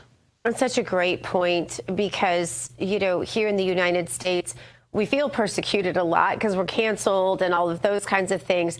But it's not the kind of persecution that they're enduring there, where they are literally being killed just for proclaiming Jesus Christ and Savior, for owning a Bible, those kinds of things. And they're not going to get any big publicized funerals or martyrdoms, or their hero stories won't be told. So it's up to us to try to change that about that country. You probably, I don't know if you know about this, and my husband actually sent me this as we were opening this, to lift them up in prayer. And to put pressure using the United States leverage, right, Doctor, to change the way things are around the world. Well, that's really the design of the state, designed by God. The design of the state, according to God and his word, is to preserve and protect its people and to use the power of the sword to exercise justice and promote the common good. And when the good of all people is being threatened, when people are literally being martyred for their faith in Jesus Christ, it is the right exercise of the government and of the state to exercise justice and to promote the common good. The role of the government throughout redemptive history is to advance good and to diminish evil. And so I think this would be a right use of government and of the state and the power that the United States has to ensure that religious freedom is observed and promoted everywhere. Very quickly, I literally have 20 seconds. I want to ask you your thoughts on the Freedom Ambassador nominee that has yet to be put through in the Senate. I think it needs to happen. We need to remember that this country was founded with a foundational freedom, the religious freedom of all people. And so in order to make America great again, we need to remember what made this country great in the first place. It was religious freedom for all people that led to a flourishing nation for the last 250 years. Well, Thune is holding it up. We'll see what happens maybe this week. Dr. Pacienza, thank you so much. Thank you. Right back with the second hour of American Sunrise in just 2 minutes. Stick around.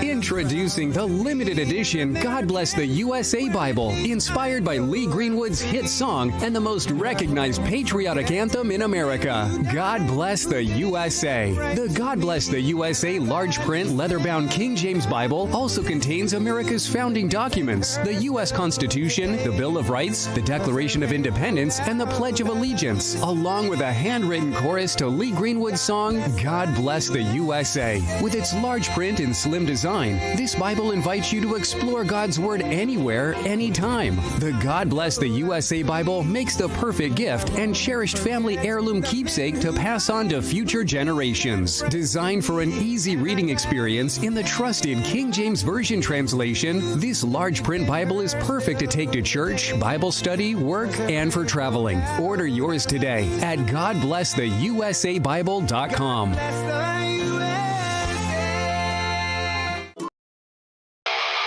For 250 years, they've stormed beaches, broken lines, and made history in blood and valor.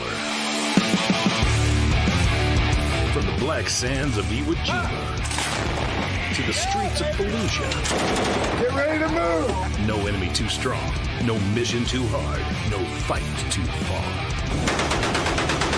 This Saturday, Real America's Voice takes you to the heart of the Marine Corps legend. Brad will have a front row view of the action, joined by battle-tested veterans and military experts who live the brotherhood of the Corps. Explosive action, raw power, unshakable pride. This is Marine 250, from sea to shore. Coverage begins this Saturday at noon Eastern, only on Real America's Voice, because freedom wasn't given, it was earned. Now is the moment to put your brand in front of an engaged, loyal audience through Real America's Voice. When you advertise on Real America's Voice, you're not just running an ad, you're partnering with trusted voices like Steve Bannon, Charlie Kirk, and other influential hosts. Backed by millions of monthly listeners. What's happening? Because of a Real Voice, man. I watch it all the time. Real America's Voice rocks. Real America's Voice gives sponsors the chance to put their product front and center, displayed on screen and highlighted by our anchors during exclusive segments and live events. Head to freetrumpknife.com. This means your brand becomes part of the conversation as it happens. Secure your spot before it's too late. Join us today and make your brand part of the news conversation that America's viewers trust. Real America's Voice, where your message is seen, heard, and remembered. Good morning, America. Welcome to American Sunrise. Whether it's It's culture. We have breaking news to share with you. Politics. President Trump is joining us live now from Florida. We've got you covered. This is what it looks like to be a patriot. We have to protect the American family. The American dream is still alive. I'm David Brody. I'm Terrence. And I'm Dr. Gina. Breaking news from Real America's Voice. We begin this second hour of American Sunrise with breaking news involving former Vice President Dick Cheney, who has passed away. Cheney was one of the main architects of the war on terror after September 11th, the terror attacks of that day. He served at multiple levels of government, from Chief of Staff to President Ford to Secretary of Defense to Congress, all the way up to Vice President for President George W. Bush. Cheney suffered several heart attacks and had a heart transplant back in 2012.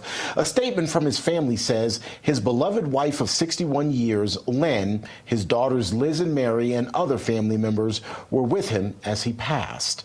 The 84-year-old died due to complications of pneumonia and cardiac and vascular disease. Let's bring in Dr. Gina in West Palm Beach, David Brody in Washington, D.C.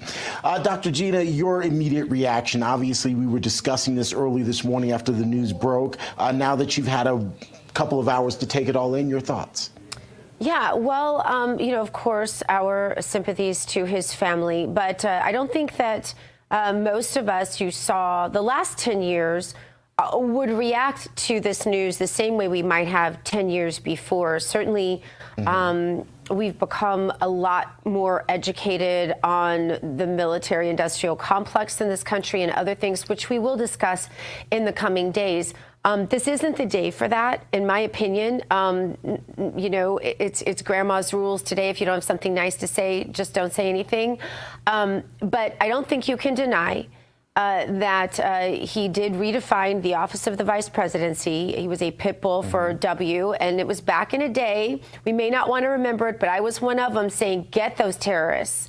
That's right. And we look back and we're smarter. Thank God now we know more. We're more critical, I think, David Brody, critical thinkers of our body politic than we were back then. Thank you, Donald Trump, and thank you, Tea Party, and thank you, Andrew Breitbart and others. But that was a different day. Yeah. It's a complicated obit. It is. That's the truth. I mean, there's PT and AT, pre-Trump and after Trump, two different obits. And if you put me back to circa 2004, I'm rah, rah, rah, go Cheney, go. Yeah. And the whole waterboarding stuff and the enhanced interrogation techniques and all that. Come on, let's be honest, MAGA boomers. We were all for that. Yeah. We were all for that. And how times have changed, right? And we'll talk about the legacy going forward. But and when I say T-Bate's a complicated legacy, let me just say one last thing. Remember, he was vilified by liberals back in the day, and he came around in 2024 and voted for Kamala Harris. So that's called a complicated. That's called a complicated obit. That's a complicated obit. No, absolutely. To be sure. All right, folks. Well, look, we want you to join the RAV Ambassadors Club. This is a lot of fun. It's your opportunity to interact with our host. In fact, we've got a little preview of what you can expect. Look for David and me with that person in the middle, though. What if watching Real America's Voice was just the beginning? Introducing RAV Ambassadors, the new grassroots platform that turns viewers into leaders, connecting directly with hosts like Steve Bannon, Dr. Gina, and more. Together, we're turning belief into action. Inside the RAV Ambassadors Hub, you'll get exclusive updates, challenges, and behind-the-scenes missions straight from the people shaping the fight for faith and freedom. Every action you take, every share, post, and mission earns you points, badges, and ranks. Compete with patriots nationwide. Unlock rewards, exclusive gear, even chances to appear on air or attend live RAV events. But this isn't just about watching. It's about doing. Joining campaigns, volunteering locally, standing for truth. Together, we're not just a network. We're a movement. One voice at a time. Scan the QR code or go to ravambassadors.com to join now. Because America's voice is your voice. Make sure to scan that QR code and join us. All right, the big story of the day, voters heading to the polls right now in New York City, where former Governor Andrew Cuomo has been trailing Democratic Socialist Zohran Mamdani. Mamdani is the clear frontrunner to become the city's next mayor, though. President Trump jumping into the fray, saying if Mamdani wins, it's highly unlikely that he'll send federal funds to New York. He also says the Big Apple has, quote, zero chance of success or even survival under Mamdani's leadership. Joining me now from New York is RAV's chief White House correspondent, Brian Glenn. Brian, good morning to you. The White House obviously watching what's happening in the president's hometown very closely. Yeah, I was in the Oval Office a couple of weeks ago when President Trump made that comment that maybe voting for a bad Democrat is better than having a socialist or a communist mayor in office, and perhaps that might be true, but I don't know if that endorsement is going to be enough to push Cuomo across the finish line as early voting indicates, and they've had 5 times as many people come out already for early voting, majority of them as Mamdani, so we'll see if that Cuomo push from President Trump will be enough. And of course, a lot is on the ballot. There's also some props on the other flip side of the ballot, which basically would push this mayor race to coincide with the presidential race, and perhaps that gets more of a voter turnout. But already over 700,000 people have already voted in this election, and I think that will continue to break records. As today, beautiful weather here in New York City, no excuses not to get out and vote. Of course, we'll have all the latest polls as we have special election coverage tonight from the warehouse, and you'll have myself, Marjorie Taylor Greene, David Zier, and others joining for that coverage. Brian, I'm chuckling because you said there's beautiful weather, but I'm envisioning a dark cloud that's slowly but surely getting ready to come over the city there, as Zohran Mamdani very likely will be will win the mayoral race there. You talked a little bit about the fact that President Trump kind of gave this endorsement of Andrew Cuomo, but it's really a half-hearted endorsement, particularly at the very late hour after record numbers of early voting kind of coming in on Monday. It seems like it was just a very late endorsement, if that's even what you can call it. Yeah, I think for the most part, I think that's what he'd rather have in office. Obviously, him and Cuomo do have a relationship. And I think what was really interesting to point out is Cuomo was very critical of Mamdani, saying that he did not have what it took to stand up against the Trump policies, and that Andrew Cuomo thought that he did. So the fact that Trump endorsed Cuomo, and I think we can all agree that we'd rather have a Democrat in the office rather than a socialist or communist running this city. But if you look at the bigger scale, some people tell me, Terrence, that if we have a socialist, a communist mayor here in New York, that increases the chances of getting a Republican governor down the road. Could be Lee Stefanik, could be some others. Of course, Lee Zeldin, in my opinion, had a great shot in 2022, coming off of the Biden, the COVID lockdowns. There was every reason in the world to elect him. I don't know why he did not get elected. That's more of a question for David Zier. He would know. But I think if we do have a communist mayor in this city, you're going to see the reaction from that go statewide, and you might be able to have a Republican governor come the next election. Hey, Brian, since you're there in the tri-state area, New York, New Jersey specifically, let's talk about the New Jersey gubernatorial race. I would imagine the White House also watching that very closely, as there's a good opportunity that a Republican could be leading the state of New Jersey. It could. And last night, President Trump in the Oval Office had a tele rally for both New Jersey and Virginia to kind of push voters across the line. And what's interesting to point out is some say that this election today is a mandate on President Trump. This is a mandate against his policies. And I'd beg to differ the exact opposite, as Kamala Harris won New Jersey, Kamala Harris won Virginia, and of course we have a Democrat mayor now. So I don't think, if anything turns out, it could be a major upset on those races if Republicans would to win New Jersey, which is a very good chance, and also in Virginia as well. So it's going to be interesting to see the media say this is a mandate against Trump's policies. It's not. They already have Democrats in the positions already. It's just time to maybe flip those tables. May even turn around to be a referendum for President Trump after a Democrat or a Republican, wins potentially Virginia as well as New Jersey. Brian, always good to talk to you, my friend. Don't eat too much pizza. Go to Chicago. It's the better pizza anyway. Good to talk to you, my friend. Gotcha. Will do. All right. All right, folks, let's get a quick check of our forecast now. Meteorologist Tracy Anthony standing by in our West Palm studios with more on what you can expect. So, Tracy, this is the time of the day. It's one of my favorite times because you give folks a hometown forecast. What do you have for us today? We've got a couple hot spots, and then I've got to look at the weekend as well. So let's dive right into some of those hometown forecasts. Most of us across the Central Plains, relatively calm and quiet. Areas like Boulder, Colorado. This town sent in from Joe Schmo. I remember this name from yesterday. 76 degrees will be your daytime high. A mix of sun and clouds. Really a nice week here, but look, we've got some 20s in the forecast for over the weekend, so it's going to be a little chilly. Warwick, Rhode Island. This is from Diane on Getter. 55 degrees today, pretty calm. We're going to have some strong gusty winds, though, so wind advisories in place. Could have winds up to 50 miles per hour this afternoon. A quiet end to the week, and then we're bracing for a weekend system as well that's going to impact a good majority of the country, even down to Oakdale, Tennessee. So enjoy the mix of sun and clouds for the next few days. A few showers on Friday. But look at this, Sunday night into Monday.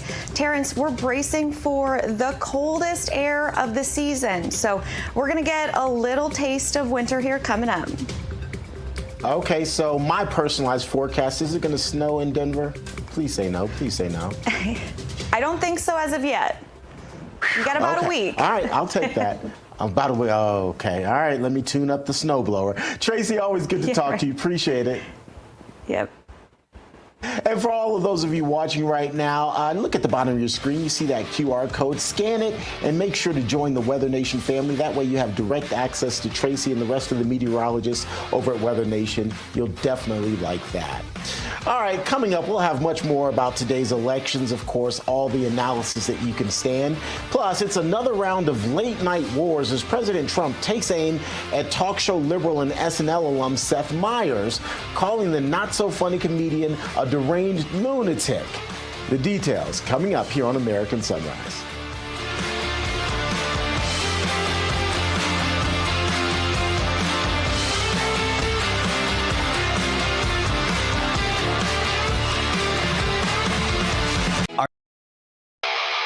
For 250 years, they've stormed beaches, broken lines, and made history in blood and valor. From the black sands of Iwo Jima to the streets of Fallujah. Get ready to move! No enemy too strong, no mission too hard, no fight too far. This Saturday, Real America's Voice takes you to the heart of the Marine Corps legend. Rav will have a front row view of the action, joined by battle-tested veterans and military experts who live the brotherhood of the Corps. Explosive action, raw power, unshakable pride. This is Marine 250 from sea to shore. Coverage begins this Saturday at noon Eastern, only on Real America's Voice, because freedom wasn't given, it was earned. Now is the moment to put your brand in front of an engaged, loyal audience through Real America's Voice. When you advertise on Real America's Voice, you're not just running an ad, you're partnering with trusted voices like Steve Bannon, Charlie Kirk, and other influential hosts. Backed by millions of monthly listeners. What's happening? Because of a Real Voice, man. I watch it all the time. Real America's Voice rocks. Real America's Voice gives sponsors the chance to put their product front and center, displayed on screen and highlighted by our anchors during exclusive segments and live events. Head to freetrumpknife.com. This means your brand becomes part of the conversation as it happens. Secure your spot before it's too late. Join us today and make your brand part of the news conversation that America's viewers trust. Real America's Voice, where your message is seen, heard, and remembered.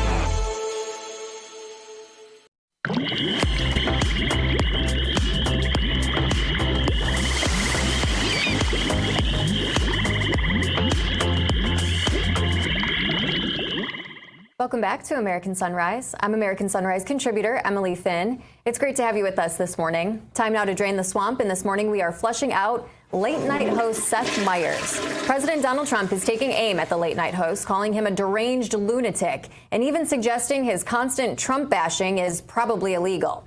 On Truth Social, Trump slammed the NBC comedian after watching a segment mocking his criticism of electric aircraft catapults, a system that Trump has long called a disaster compared to the old steam-powered design. For more, let's welcome the host of Media Exposed on RAV, Adam Weiss. Adam, good morning. Always great to see you. I mean, is Seth Meyers even funny anymore? All of these guys in late-night comedy have just been falling, to the wayside, I suppose. That's true. Let them die on their own. I don't think the president of the United States, Trump, in fact, should be criticizing, going after a late night talk show. Go after the whole industry in general, not just criticizing one specific comedian. Do it with kindness, do it with elegance, do it with grace, and they'll die on their own. When it's Reagan used to, criticize people with a smile, with a laugh. And that's why he won the landslide twice. If Trump just did that a little more, he probably would have won 48, 49 states, but people can't get over when he attacks. It irritates them too much. It's like a principal of a school, and he goes over the microphone and he goes after one obnoxious kid who's making jokes. It's above a level of principal. It's above the level of the president to do it, I believe. That's really refreshing to hear you say, Adam. President Reagan was the type of candidate that would never make fun of his opponent's youth and inexperience. But President Trump has taken a very different approach to politics. But look, Emily, nobody's been attacked. To give Trump credit, nobody in the history of our country feels been attacked as much as Trump and his family. So, we don't know. I don't live in his shoes. So he's been a fighter, and he's created millions of fighters like himself. So that's another point, too. Yeah, absolutely. The Republicans in general have had to fight very, very hard, even just to have their voices heard. We know that very well here at Real America's Voice. Adam, I do want to switch gears here. We want to get your reaction to a new whistleblower report on the bias at BBC News. The report found that the BBC doctored video of President Trump's speech ahead of the January 6th demonstrations in a documentary that aired last October. Adam, what is your reaction to all of this? I mean, it's not shocking to me. It's shocking to our viewers. It's shocking to you. I mean, every outlet doctored. I can't keep up with the lawsuits. Trump is winning. Conservatives are winning because of doctored editing video that, outlets from the BBC to CBS to ABC have constantly edited to make our side look bad, to make the president look bad. I mean, it's no wonder the BBC is in a bad look right now this morning. And this is a perfect example of what we were just talking about, how Republicans have to fight back because it's all these doctored videos, all of these lies. Adam, before we let you go, we only have a couple minutes left here, but I do want to get your take on the election in New York today, the mayoral race. I mean, it is going to be pretty tough for New York moving forward. I was talking with David Zier earlier in the show. It looks like Mamdani is going to pull this off. What are your thoughts on this election? Emily, if you told me 2 days ago, I'd say 100% Mamdani, but, the numbers are tremendous, astonishing, massive numbers out there, 7 times greater than 2021, the turnout already. I don't know a person, business leader, Dem, moderate Dem, regular Dem, Republican that's voting for Mamdani, even voting for Sliwa. They're all going for Cuomo. So this turnout might help Cuomo. It's very close in the polls right now. He might pull this off. But what Cuomo did wrong, really wrong, he hasn't reached out to the right. He hasn't reached out to conservatives. He hasn't denounced no cash bail. He hasn't reached out to ICE officials or illegal immigrants. So the people that are true conservatives, they're going to go with Sliwa, and that might cost them. On the other hand, Mamdani hasn't reached out to people either. He's let the criticism flow through him, and that's a bad thing because if you really aren't the devil that they're characterizing you as, reach out to people and say this is not who I am. But he hasn't done that either. Yeah. So you have a really fractured electorate here, and tonight it's probably Mamdani, but I wouldn't be shocked if Cuomo pulls us out. Yeah, it'll be interesting. There's certainly a huge turnout today, and this election is going to be so consequential for New Yorkers. So I'm not surprised to see that at all. I just saw Cuomo on Fox News a couple minutes ago. It's a little bit too late to be trying to appeal to Republicans at this point. The morning of, you're trying to reach out to conservatives and Sliwa voters. You should have done that. I texted him. I texted the governor many times. He never texted me back, and he used to text me back last year before he renounced. And we had a good talks about how bad the left treated him, how bad the Democratic Party treated him. But when I reached out numerous times, not a whisper back, you know? Well, I guess we'll know after today is over if he should have texted you, Adam Weiss. Thank you so much for waking up and being on the show with us this morning. Not that I'm that important, but I do have one vote. All right, coming up, a question. Do you know what happens when a company overpays for a competitor in a big merger deal? Investors kick that company in the face. That's what's happening on Wall Street right now. And we're headed down there for the opening bell and more when American Sunrise comes back in just 2 minutes.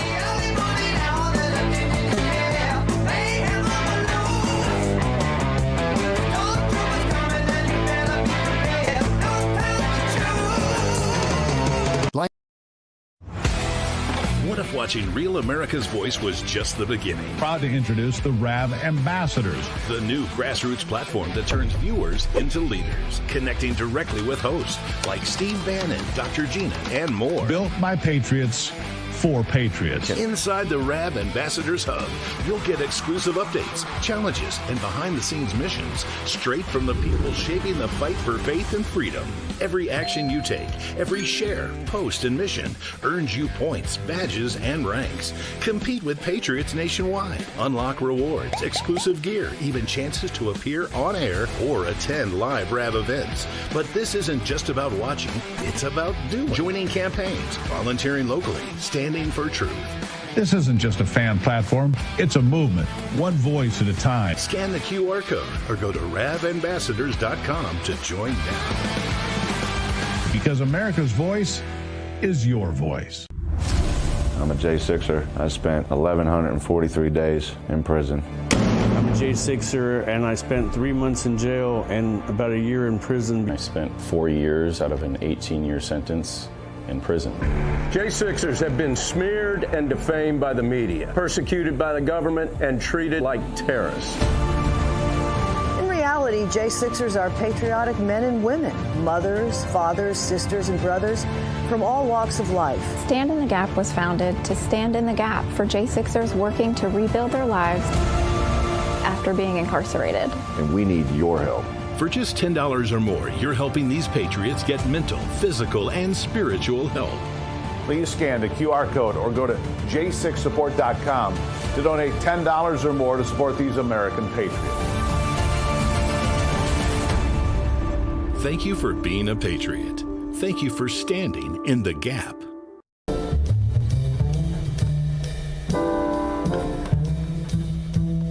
Kind of a solemn groove here this morning. In fact, let my voice go a little deeper and talk to you as we look over New York City, which is probably about to change very significantly. Zohran Mamdani very likely will be the next mayor of the greatest city on earth. And yes, there are a lot of sad people in New York itself and even abroad. We're getting you ready for the opening bell at the New York Stock Exchange, though that is going to ring here in short order. And as you can see from our board, not a good start to this day of trading, at least in pre-market trading. Red from top to bottom. Hopefully all of that will change, though, the moment the markets officially open. We'll take you to New York and the opening bell at the New York Stock Exchange here in short order. But first, let's get you over to David Brody. David, good morning. Good morning, T. Bates. All right, time now for our daily dose of dollars and common sense. We've got American Sunrise Early Edition host and the guy behind Jake's Take Substack. That would be Jake Novak, joining us in his regular slot here at, what time is it? 9:24 a.m. Eastern time. All right, Jake, Wall Street really thinks they found a new sucker for this week. It's all connected to a big consumer products merger. So tell us more. Good morning. Yeah, morning. Yesterday, Kimberly-Clark, they make Huggies and Kleenex. They get you on different ends of your lifespan there. They bought Kenvue. You never heard of Kenvue? That don't be bad. Don't feel bad about that. That's the company that Johnson & Johnson created a couple of years ago to spin off, put Tylenol in there, some of their other products like Band-Aid. And Wall Street thinks that Kimberly-Clark overpaid for this sucker. Probably like they paid about $50 billion. They think they paid maybe $10 billion too much. And they are kicking Kimberly-Clark in the face.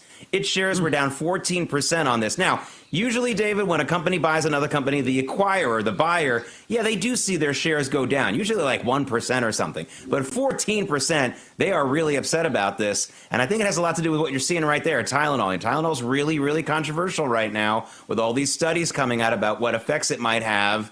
By the way, study or no study, it's the #1 abused drug in America. Morons take like 15 Tylenols a day when they're in pain, and they end up in the emergency room. So investors don't like this, and they're not being shy about it. But they sure think Kenvue got away with murder. Their shares went up like 18% on the news. You know, they're getting out while the getting's good, and so that's what happened on Wall Street, and that's what's continuing today. This trend.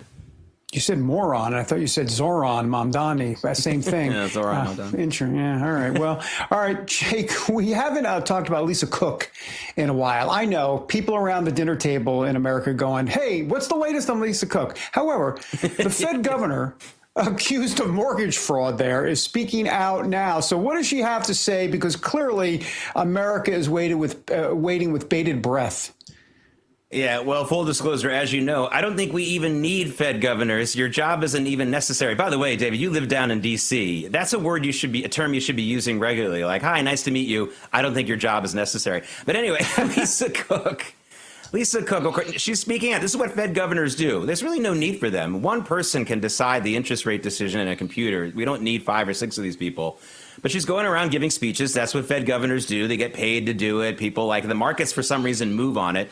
And surprise, surprise, she's speaking out and talking about how she's not so sure the Fed should cut interest rates in December, which is exactly the opposite of what most Americans want and President Trump wants. So, of course, she's become completely politicized herself, if she wasn't already. Instead of making this about Lisa Cook and her alleged mortgage fraud, let's just make it about all these positions. We don't need Fed governors. Do we need more people giving speeches written for them by people? I just don't think so. And let's just get rid of them in the first place. They don't really help. They're not necessary. And I'm sure she could do something very, very positive somewhere else.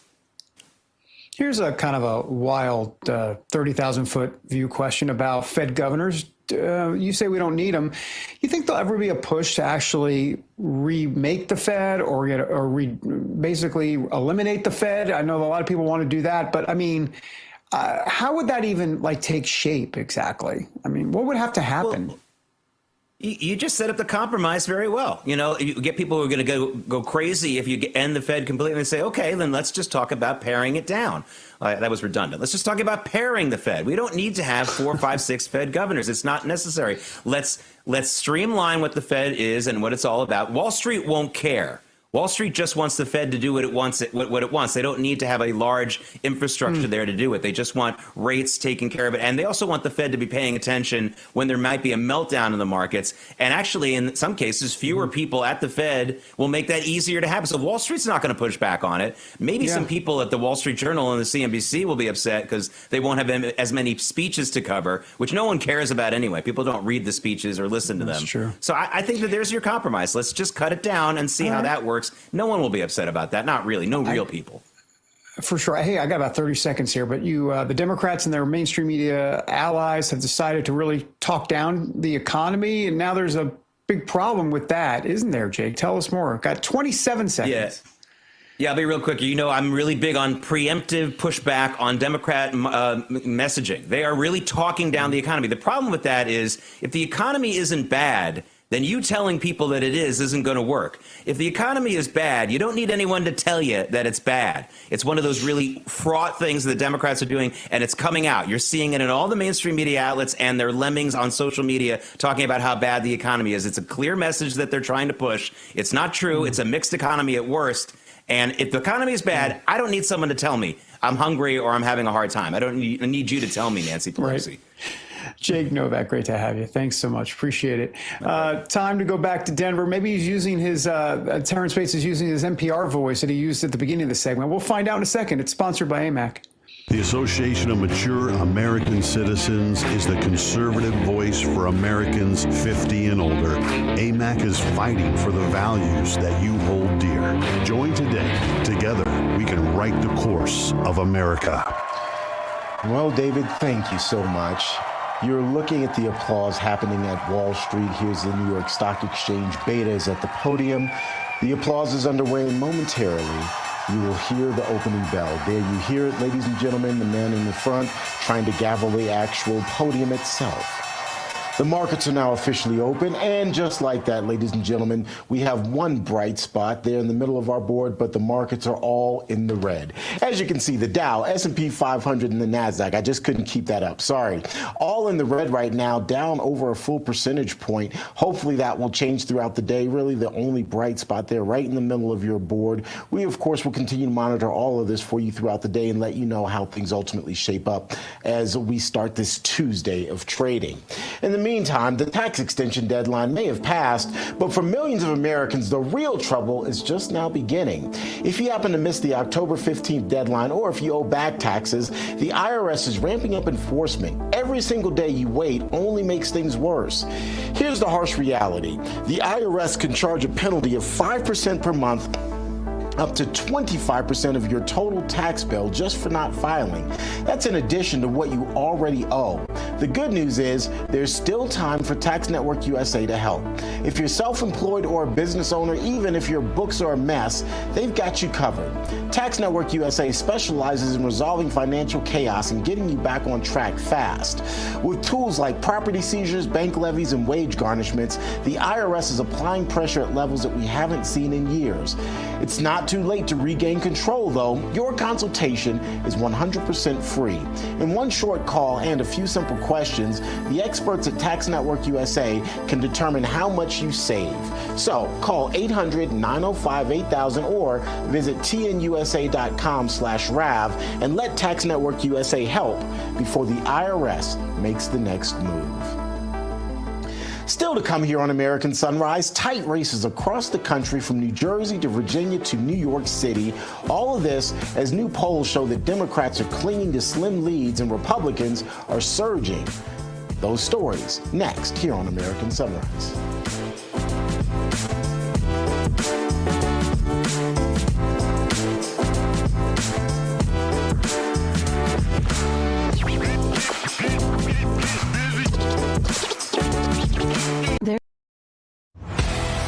What if watching Real America's Voice was just the beginning? Proud to introduce the RAV Ambassadors, the new grassroots platform that turns viewers into leaders, connecting directly with hosts like Steve Bannon, Dr. Gina, and more. Built by patriots for patriots. Inside the RAV Ambassadors Hub, you'll get exclusive updates, challenges, and behind-the-scenes missions straight from the people shaping the fight for faith and freedom. Every action you take, every share, post, and mission earns you points, badges, and ranks. Compete with patriots nationwide. Unlock rewards, exclusive gear, even chances to appear on air or attend live RAV events. But this isn't just about watching, it's about doing. Joining campaigns, volunteering locally, standing for truth. This isn't just a fan platform, it's a movement, one voice at a time. Scan the QR code or go to ravambassadors.com to join now. Because America's voice is your voice. I'm a J6er. I spent 1,143 days in prison. I'm a J6er, and I spent 3 months in jail and about a year in prison. I spent 4 years out of an 18-year sentence in prison. J6ers have been smeared and defamed by the media, persecuted by the government, and treated like terrorists. In reality, J6ers are patriotic men and women, mothers, fathers, sisters, and brothers from all walks of life. Stand in the Gap was founded to stand in the gap for J6ers working to rebuild their lives after being incarcerated. And we need your help. For just $10 or more, you're helping these patriots get mental, physical, and spiritual help. Please scan the QR code or go to j6support.com to donate $10 or more to support these American patriots. Thank you for being a patriot. Thank you for standing in the gap.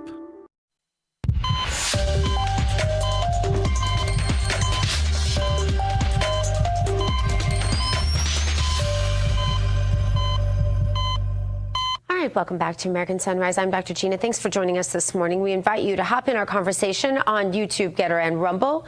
Time now to take the political pulse of America. The beat today is all of you. We here at RAV are proud to announce the launch of the RAV Ambassadors program, and here's just a little of what you can expect. What if watching Real America's Voice was just the beginning? Proud to introduce the RAV Ambassadors, the new grassroots platform that turns viewers into leaders, connecting directly with hosts like Steve Bannon, Dr. Gina, and more. Built by patriots for patriots. Inside the RAV Ambassadors Hub, you'll get exclusive updates, challenges, and behind-the-scenes missions straight from the people shaping the fight for faith and freedom. Every action you take, every share, post, and mission earns you points, badges, and ranks. Compete with patriots nationwide. Unlock rewards, exclusive gear, even chances to appear on air or attend live RAV events. But this isn't just about watching. It's about doing. Joining campaigns, volunteering locally, standing for truth.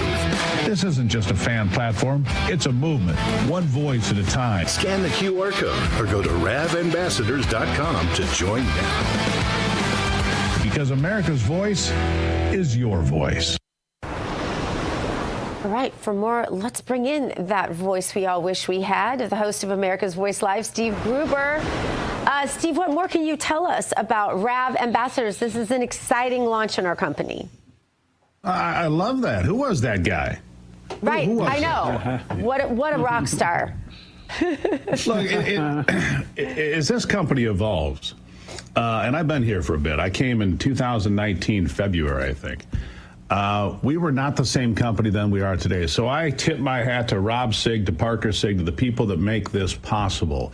They started with an idea, like many Americans do, and they pushed forward through a lot of obstacles, a lot of big hills they had to climb, and here we are. Look, this network continues to grow and to thrive because we try to do one thing, tell the truth. It's another way for us to interact with those people that are America's voice, the people across the great 50 states and the territories of this nation and around the world that are involved in making America great. It's a chance for us to take the next step forward. Look, we did the deal with iHeartRadio so we can get out there. We did the deal RAV Ambassadors. Every step forward is a step forward for the people that are participating, because, look, we do this all not for me, not for you guys, for the folks watching right now and listening right now. That's who we do this for, to make sure that they are engaged and have a different perspective. Look, if you only had MSNBC or Chicken Noodle News, what a sad world that would be, right? And so this is all part of the mission. And the mission is America with faith, family, and country. I mean, I think that's what RAV's mission is in that order. And I'm proud to be part of it. And so I'm glad to be part of this next step. I'll be honest. It's another great testament to where this company is going. And I'm, like I said, I'm proud to be part of RAV, have been since 2019, and hope to be for years to come. Yeah, I mean, because we're a family and it's bottom up, right? I mean, you know, we're like literally at CNN, you know, hello, we're the anchors. We're going to tell you what to think today. And like, we're not those people. We're like, hello, you know, let's just get in the chat and let's have a conversation. We're all in this together. I mean, you don't see the CNN ambassador program, by the way. Where's that? I haven't seen that anywhere to be found. Hey, all right, Steve, we got to move on. It's off your election day across America, whatever. It's Virginia, New Jersey, California, pretty much in terms of Prop 50. And of course, as Gina says, Kami Mamdani, which I love. You really got to go to the trademark office on that, Gina. Really, seriously, you got to do that. What do you think, Steve? What are some of your thoughts today? It looks Mamdani's going to win. I mean, come on. I mean, this idea that they're all going to win. I don't believe any of that. Let me just hit you with a cold fish. I'm just going to hit you with a cold fish. They're going to pull it out in New Jersey. They're going to pull it out in Virginia. They're going to pass Prop 50. All those things are going to happen. It's a setback. But look, that was the point of the government shutdown. The point of the government shutdown was to create anger in this country, to blame Republicans for the failures of the Democrat policy known as the Obamacare ACA. It was always designed to fail. That's what they're pushing. The fact that Democrats voted not to pay the TSA, not to pay air traffic controllers, not to pay the military, not to fund SNAP benefits, and then blame the Republicans. Look, this is simple math for anybody scoring at home. There are 53 Republicans in the United States Senate. They need 60 votes to get through. Now, they could pull the nuclear option. Donald Trump pushing for that. Republicans say we don't want to do that. But I think that he's right about this. Democrats are going to get rid of the filibuster first chance they get, so they can ram any idea they want down the throats of Americans that don't want anything to do with it. And the redistricting in California, another example of gerrymandering. For those of you keeping track of this, I want you to understand, here's a number for you. 155 million Americans today have zero Republican representation in the United States House. 155 million. Conversely, there are 55 million Americans that have no Democrat representation in the House of Representatives. The point is, Democrats have gerrymandered this country 3-1.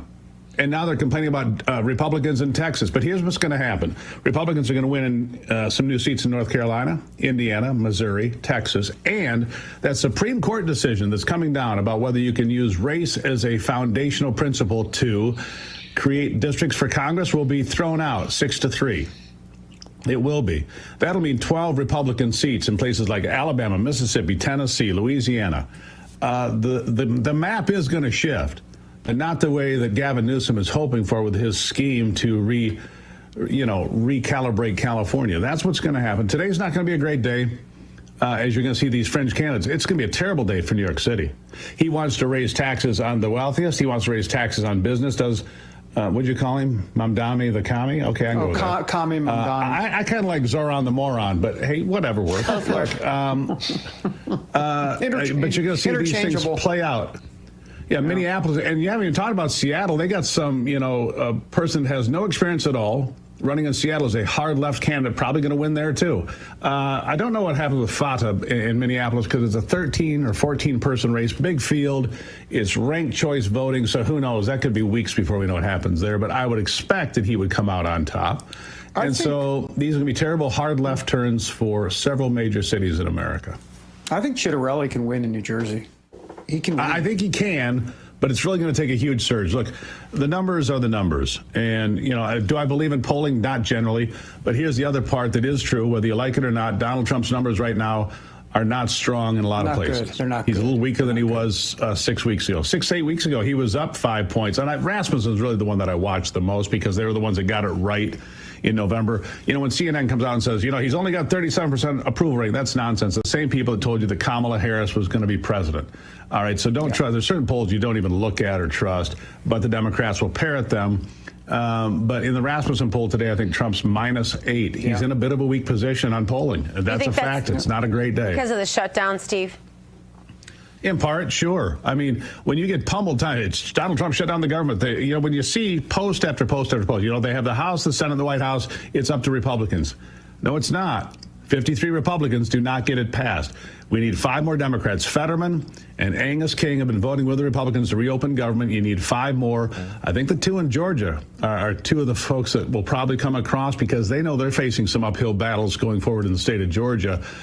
You need to get some Democrats. And after today, Ted Cruz predicting the government reopen maybe tomorrow, the next day, sometime in the next few days. I think that's probably true. I think it was all a game about these off-year elections to stir up anger and fear by saying, well, people aren't going to eat, which is, they've accomplished that. They've cut off SNAP benefits. But I think another thing we need to concern ourselves with, 12 to 15% of Americans are on food stamps. Really? That's a frightening number we need to do something about. We need people in good jobs. We need people that can support their families. We need policies that don't, stifle economic development. And yet, here we are. Steve, you kind of you scooped me there because I was going to follow up with you on the whole idea that this shutdown was truly all about impacting today's elections, but you kind of went in on that and saying that you think the government is going to ultimately reopen this week. Let's hope you're right there. Really quickly, before I let you go, I want to turn your attention to a new poll that's out by Politico and Public First. It basically says a majority of Americans, we're talking 55% according to this poll, expect political violence to increase, with many believing that it's likely that political candidates will be assassinated in the next few years. The polling itself is frightening. This, of course, follows the assassination of Charlie Kirk and, of course, the attempt on President Trump's life in 2024. Your reaction to all of this really quickly, Steve.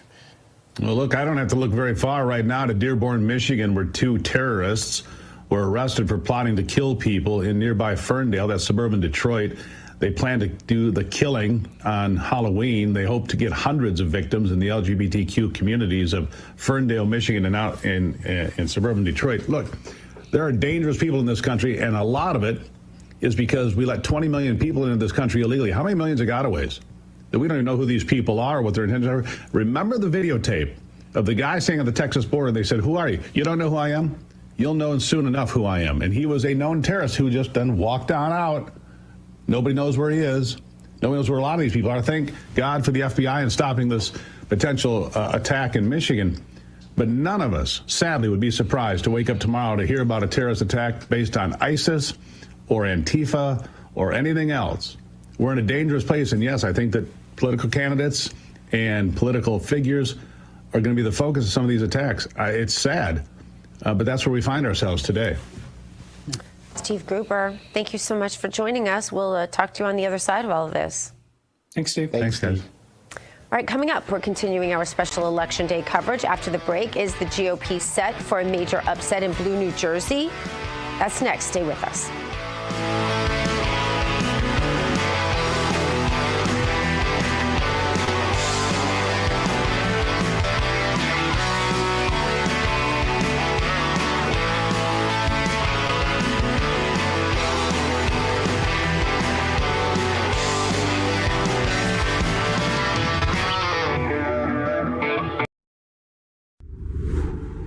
Hi, my name is Tracy Ellis with Arizona. I don't stink around in the kitchen when it comes to the news. I watch Real America's Voice, which always serves accurate and reliable updates that are on point with their amazing hosts. So don't find yourself in a pickle by tuning into the fake news. Stick with Real America's Voice.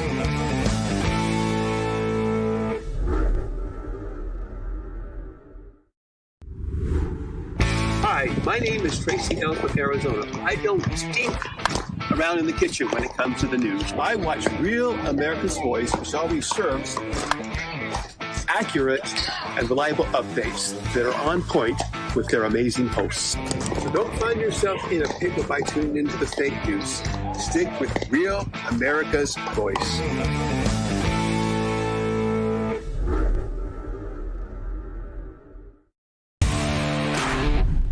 My name is Phoebe, and I live in Florida. I love Real America's Voice. They truly speak for the people, and that's what real patriotism is all about.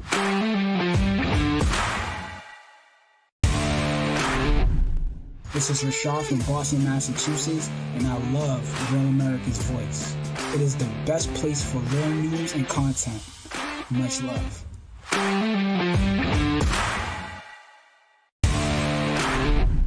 Hello, this is Kurt. Why do I love Rav? You ever talk to the host? You can do that on Rav. And the Rav family, they'll talk back to you too. Let you know what's going on. Take care.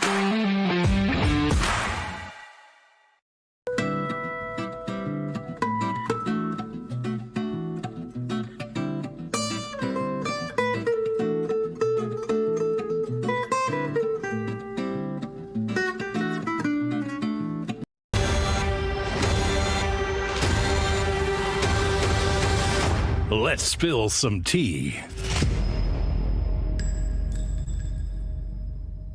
Let's Spill Some Tea is fueled by Artillery Tea Company. It's the only America-first veteran-owned tea brand out there. Their mission is to maximize flavor with whole leaf blends and chemical-free tea bags. No junk, just real tea here. And the tactical advantage is that each bag brews not just once, but twice. All you have to do is go to artillerytco.com and use the code LIBERTY for 20% off of your first order. That's artillerytco.com. It's premium tea that's mission-driven and brewed for the brave. All right, folks, we are continuing our coverage of today's highly watched off-year elections. Let's check in now with the Citizens Alliance in Pennsylvania Chase HQ. That would be Cliff Maloney. He's actually been hitting the streets already early this morning trying to drum up support. We got a Superior Court and a Commonwealth Court race that are both statewide with the Democrat and Republicans on the ballot. Those are the key races to watch in Pennsylvania. We're building the red wall, Congressional District 7, 8, and 10. Another big one in PA, and we got tons of House seats in Jersey we're trying to flip. Cliff joining us now with that Philadelphia Eagles cap. We won't talk too much about that. We'll really get down to business. Hey, Cliff, so look, let's just be honest here. I would imagine that a lot of the focus has got to be on the gubernatorial race there in New Jersey. It's my understanding you guys are knocking on doors. We're trying to get up to 1 million doors. Yeah, so this year we pledged at Citizens Alliance to run not just the New Jersey Chase program, but to double down on PA. So I'm happy to announce here on your show, we are on track to knock 500,000 doors in New Jersey to support Jack Ciattarelli, as well as knocking 500,000 doors this year in Pennsylvania to try to build that red wall. But I got to tell you, the excitement right now and a lot of the numbers we're looking at, New Jersey is going to be razor sharp, but we're hoping we can pull it out. What is it going to take to pull it out? Obviously, there's so much happening politically, and let's just be honest here about this as well. New Jersey tends to typically go Democrat. What can turn it around?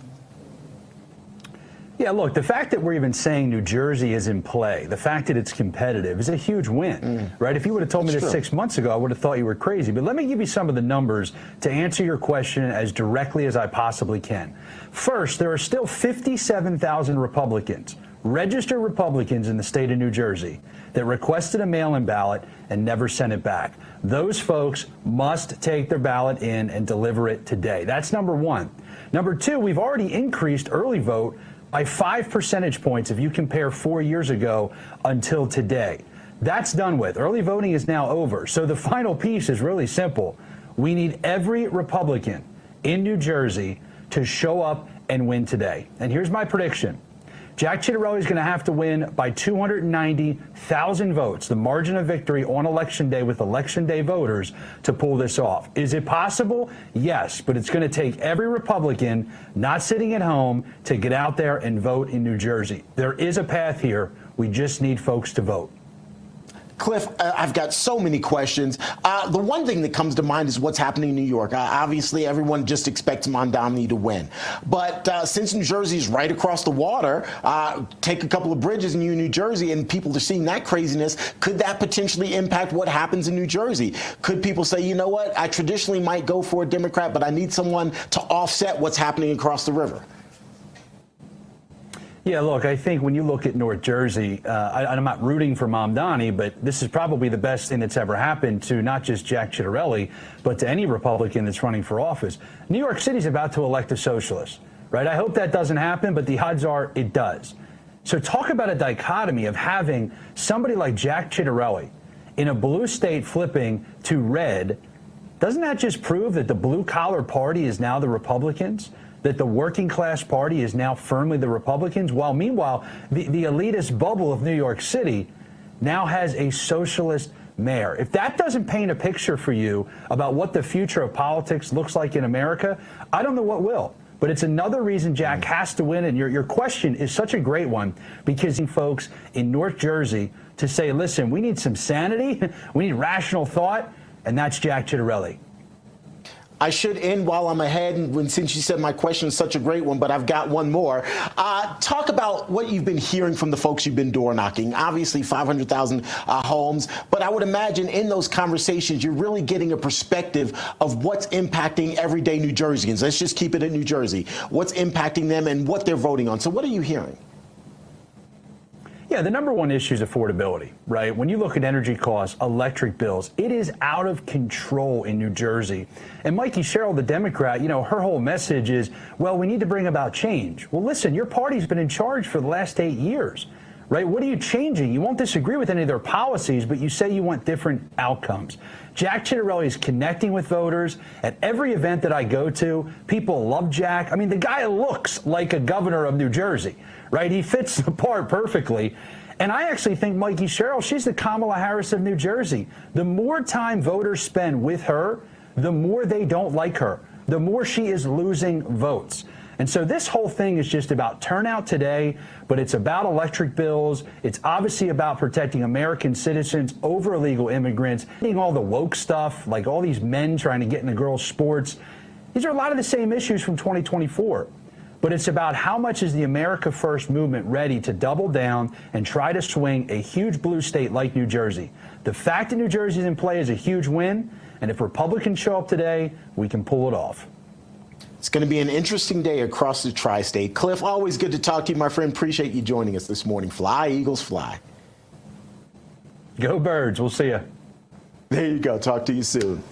Still to come here on American Sunrise, New York City is in the spotlight today as New Yorkers appear very likely to elect an admitted socialist with almost no job experience of any kind.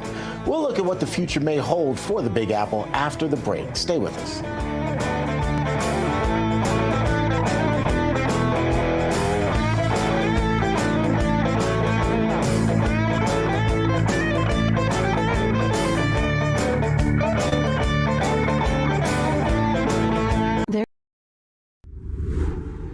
Hi, my name is Tracy Ellis with Arizona. I don't stink around in the kitchen when it comes to the news. I watch Real America's Voice, which always serves accurate and reliable updates that are on point with their amazing hosts. So don't find yourself in a pickle by tuning into the fake news. Stick with Real America's Voice.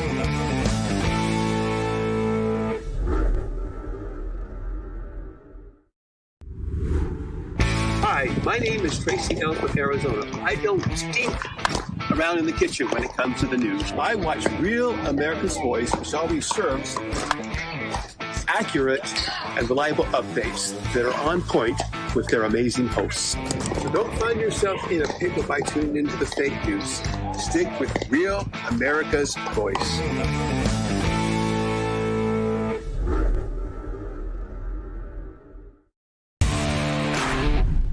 My name is Phoebe, and I live in Florida. I love Real America's Voice. They truly speak for the people, and that's what real patriotism is all about.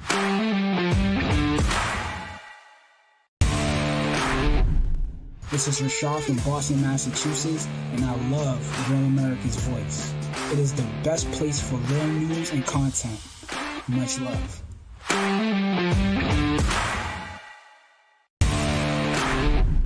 Hello, this is Kurt. Why do I love Rav? You ever talk to the host? You can do that on Rav. And the Rav family, they'll talk back to you too. Let you know what's going on. Take care.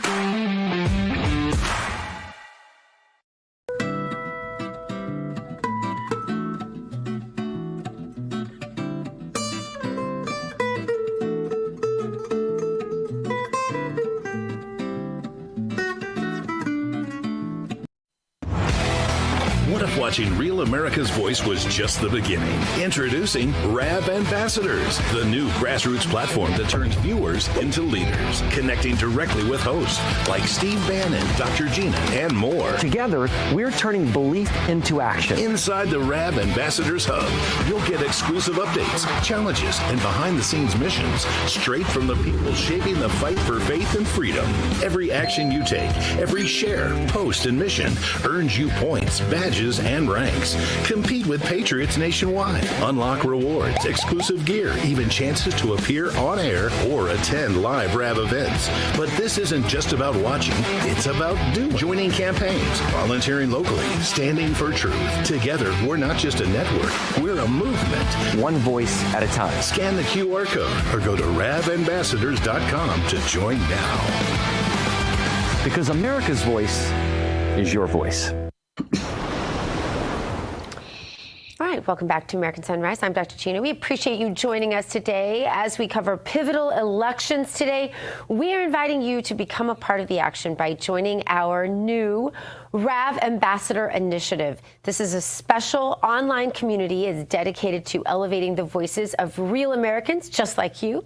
You can engage with Rav staff, with talent, with fans while earning ranks, badges, gifts, and more. It is the best way to interact with others who share your passion for our great nation. And don't forget to catch our special live Election Day coverage tonight. It'll start at 7 p.m. Eastern. It'll be hosted by our own Steve Bannon.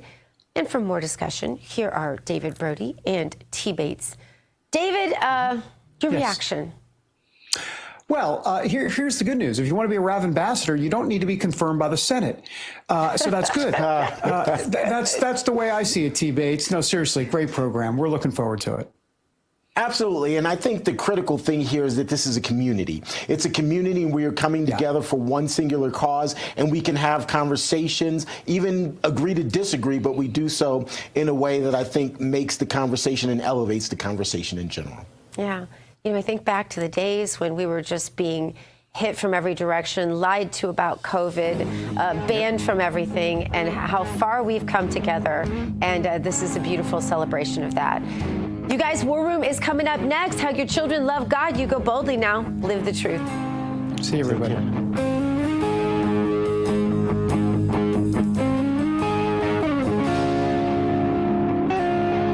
In our nation's 246-year history, there has never been an individual who is a greater threat to our republic than Donald Trump. He tried to steal the last election using lies and violence to keep himself in power after the voters had rejected him.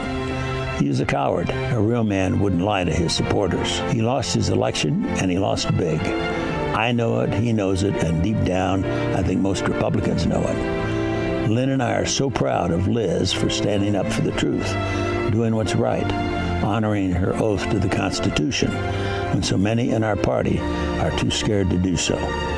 Liz is fearless. She never backs down from a fight. There is nothing more important she will ever do than lead the effort to make sure Donald Trump is never again near the Oval Office. And she will succeed. I am Dick Cheney. I proudly voted for my daughter. I hope you will too. The third act, of course, one of these Republicans, that we're seen as a defender of democracy when so many others lost their way.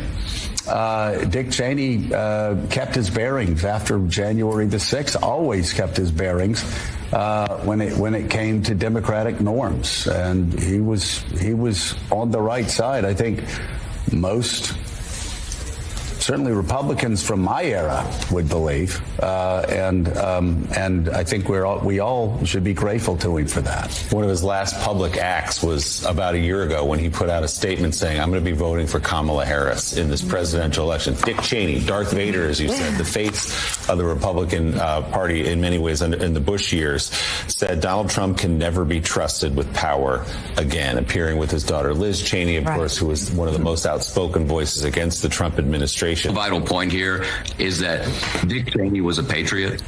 You could agree with him, you could disagree with him, but he was a man who left a mark, and I would argue that in the end it was a mark, and he bent the arc of the universe toward a fuller understanding of American patriotism. Trump learned a lot in his last term. He understood the power of the moment when he walked across Lafayette Park. The response from the left, the response from the media, the average American, I think played a role in his mind. You couple that with Project 2025 and the sort of crystallization, the laying out of a manuscript. Y'all should go still read it. It's out there, so you see what's coming next. It all kind of fits for him pretty nicely right now. So you get comments like that from the sitting president that, well, you know the Insurrection Act, I can use it, and no court can touch me, right? And he's partly right because the Supreme Court said, well, just declare it an official act and you're good. So how do we respond to a president who has that attitude? How do we as a country govern ourselves when you have someone who has that view of the American people, that he is not only above the law, he is the law? How to do it? Meet his autocracy, flood the zone with rule of law, shock and awe. Right now, we're litigating his use of National Guard and ICE powers, illegitimate policing powers in cities across the country. And guess what? The courts have stopped him when he tried to do that in Oregon. In Chicago, the Supreme Court said, not so fast. Let's look at the meaning of the applicable statute, whether you've honored the terms of that statute. And don't just do it in the court of law. At the Democracy Defenders Fund, Michael, we have over 200 legal cases and matters, and we've filed briefs and worked on these cases with the National Guard and ICE all over the country. We've helped get court orders against him. Do it in the court of public opinion. 7 million people marched just a couple weekends ago, and we're here being truthful, not falsely neutral. So I think the guardrails of democracy are there if Americans want to use them. A few things. One is the tactic and the strategy. You know, it's not just Trump being very petty. That is obviously a core part of this. He's being very petty. But it is also an approach that he takes, which is that you make a claim, and then the rest of the right-wing media backfills it until eventually it becomes accepted and real and true. at least in that universe. And what happens when that's the case? You then start to act and operate on it. And so part of this entire thing that he's doing now, all this revenge that he now so brazenly talks about and all of his people are excited about, well, somebody has to do something wrong, or at least at minimum has to warrant revenge, right? That's what these are about. You have to sort of justify it and explain it. So if he can win the battle for what already happened, then what happens in the future, it allows him to do a whole bunch of more expansive things in the future. You can apply that to the policies about immigration, right? Well, they're all criminals. They're poisoning our blood. How do you get away with doing the things that he's doing on immigration unless you convince so many people that they're dangerous and they deserve it, that they have it coming? It's the same thing with all the stuff on SNAP and food stamps and everything. You convince everyone that most of these people don't deserve it, it's too much, it's too generous, and then you can justify and explain it. And that's the fear, is that it's not just about winning the battles of the past, it's building the scaffolding for the types of actions that they'll take in the future, the more extreme actions, constantly moving that line. In our nation's 246-year history, there has never been an individual who is a greater threat to our republic than Donald Trump. He tried to steal the last election using lies and violence to keep himself in power after the voters had rejected him. He is a coward. A real man wouldn't lie to his supporters. He lost his election, and he lost big. I know it, he knows it, and deep down, I think most Republicans know it. Lynn and I are so proud of Liz for standing up for the truth, doing what's right, honoring her oath to the Constitution, when so many in our party are too scared to do so. Liz is fearless. She never backs down from a fight. There is nothing more important she will ever do than lead the effort to make sure Donald Trump is never again near the Oval Office. And she will succeed. I am Dick Cheney. I proudly voted for my daughter. I hope you will too. This is the primal scream of a dying regime. Pray for our enemies, because we're going medieval on these people. You're just not got a free shot on all these networks lying about the people. The people have had a belly full of it. I know you don't like hearing that. I know you try to do everything in the world to stop that, but you're not going to stop it. It's going to happen. And where do people like that go to share the big lie? MAGA media. I wish in my soul, I wish that any of these people had a conscience. Ask yourself, what is my task and what is my purpose? If that answer is to save my country, this country will be saved. War Room. Here's your host, Stephen K. Bannon. Tuesday, 4 November, in the year of our Lord 2025, it is Election Day, and we're going to be covering things very closely. We go to our full election coverage tonight on Real America's Voice at 7 o'clock with Studio 6B and the RAV personalities. We'll be picking it up at 9 with a ton of analysts and observers and on-the-spot reporting, whether that's Texas, California, New York City, of course, New Jersey, and Virginia. And so, right now we're hearing field reports of, activity, and I think both in Virginia and in New Jersey, you need a big game day lift. I'm looking at can we get the White House, the photo of the Sherman White House? I don't see the flag. When I walked in here a while ago, I didn't see the flag at half staff. I'm not sure there's going to be, we'll see. I'm sure there's going to be a lot of pressure on the president. But you saw Dick Cheney there right in all his glory. One of the most destructive, and this is... They did drop it. They did drop it? They did drop it now. Just dropped it right now. It went to half staff. I guess the pressure on the White House paid off, or paid off for the Cheneyites. You should not speak ill of the dead. But what did Shakespeare say in the great speech of Mark Antony, the funeral oration? What, for Caesar? The good dies with a man's death, but the evil lives on forever. That speech could be given for Dick Cheney, not just the disastrous and headlines this architect of the Iraq war, and really the architect of the 20-year engagement in Afghanistan, because the neoliberal neocon, you saw Fox this morning glazing him. But we wanted his own voice to come back from the grave and remind you that he absolutely fought President Trump every step of the way in 2015 and 16, right, as a representative of the Bush junta to try to thwart President Trump because he'd rather have the Clintons win. You saw it with the Liz Cheney fiasco. Remember, they thought Liz was going to be a legitimate candidate. I know you're sitting there right now shaking your head over your Warpath coffee going, how could that possibly be? No, this is how deranged they are. In President Trump's inaugural speech, American Carnage, he really went through everything that the Bush and Obama administrations had not done to focus on America and American citizens. They had not put America first. They had not put American citizens first. You know, people realized on that inaugural address that a new sheriff was in town. Now, we now know because of, and we're going to have John Solomon on here in a minute, and Mike Davis is going to be here, because of new information from Comey. They were already planning that time not a color revolution, but a coup to take Trump out of office and make sure they could thwart this populist nationalist revolution, because the globalists are just not going to, this is not a garden party. This is not a debating society. If you think it's a debating society, a garden party, you've kind of missed the point of the last decade. They have control of the most powerful and greatest nation in the history of mankind, and they're just not going to give it up because you get more votes than they do, right? They don't care about that. Bush shook his head, and what did he say at the end of President Trump's amazing inaugural address, the first one, that said, now comes the hour of action?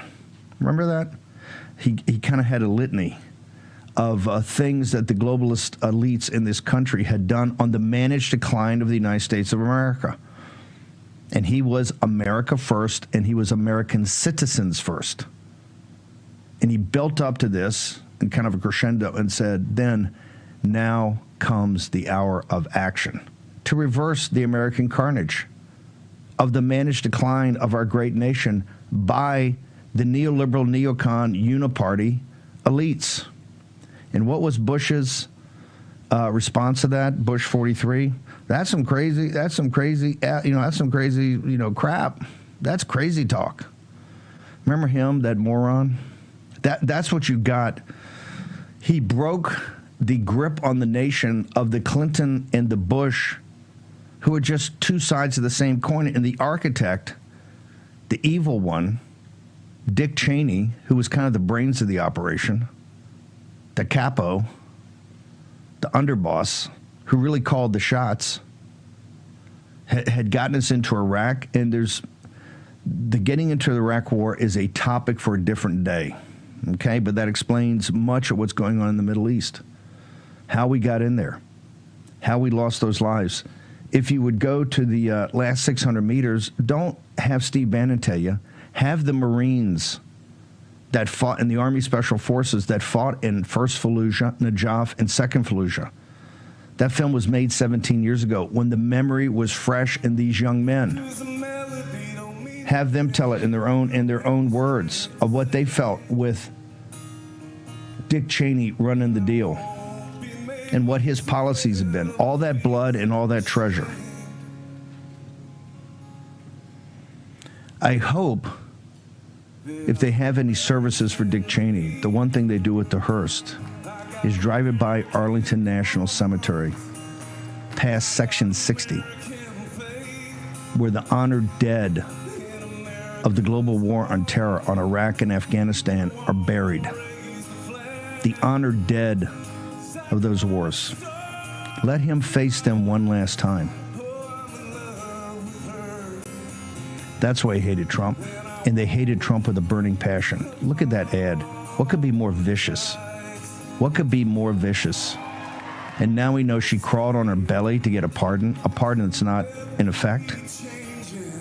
Think about that for a second. Think of how deeply, deeply rooted the evil in this country is. It's going to take you to dig it out. President Trump has got the weight of the world on his shoulders. What are you going to do? You want to thwart the Cheneys? You want to thwart the apparatus, the globalist, the uniparty that has helped destroy this country? Perfect example. of the controlled opposition of the Conservative Inc. and the Republican Party. Look at Mamdani today.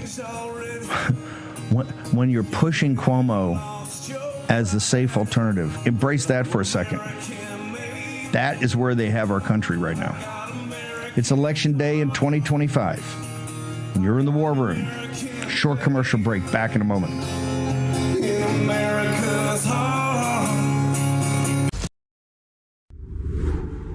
Hi, my name is Tracy Ellsworth, Arizona. I don't stink around in the kitchen when it comes to the news. I watch Real America's Voice, which always serves accurate and reliable updates that are on point with their amazing hosts.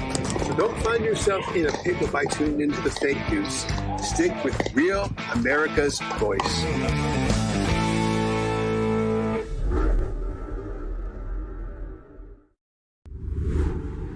Hi, my name is Tracy Ellsworth, Arizona. I don't stink around in the kitchen when it comes to the news. I watch Real America's Voice, which always serves accurate and reliable updates that are on point with their amazing hosts.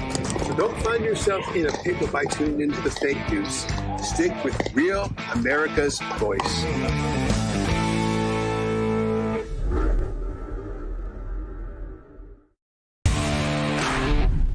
My name is Phoebe, and I live in Florida. I love Real America's Voice. They truly speak for the people, and that's what real patriotism is all about.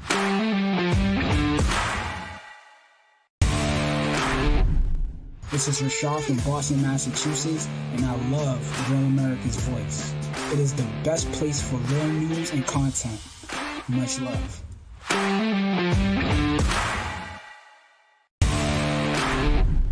Hello, this is Kurt. Why do I love Rav? You ever talk to the host? You can do that on Rav. And the Rav family, they'll talk back to you too. Let you know what's going on. Take care.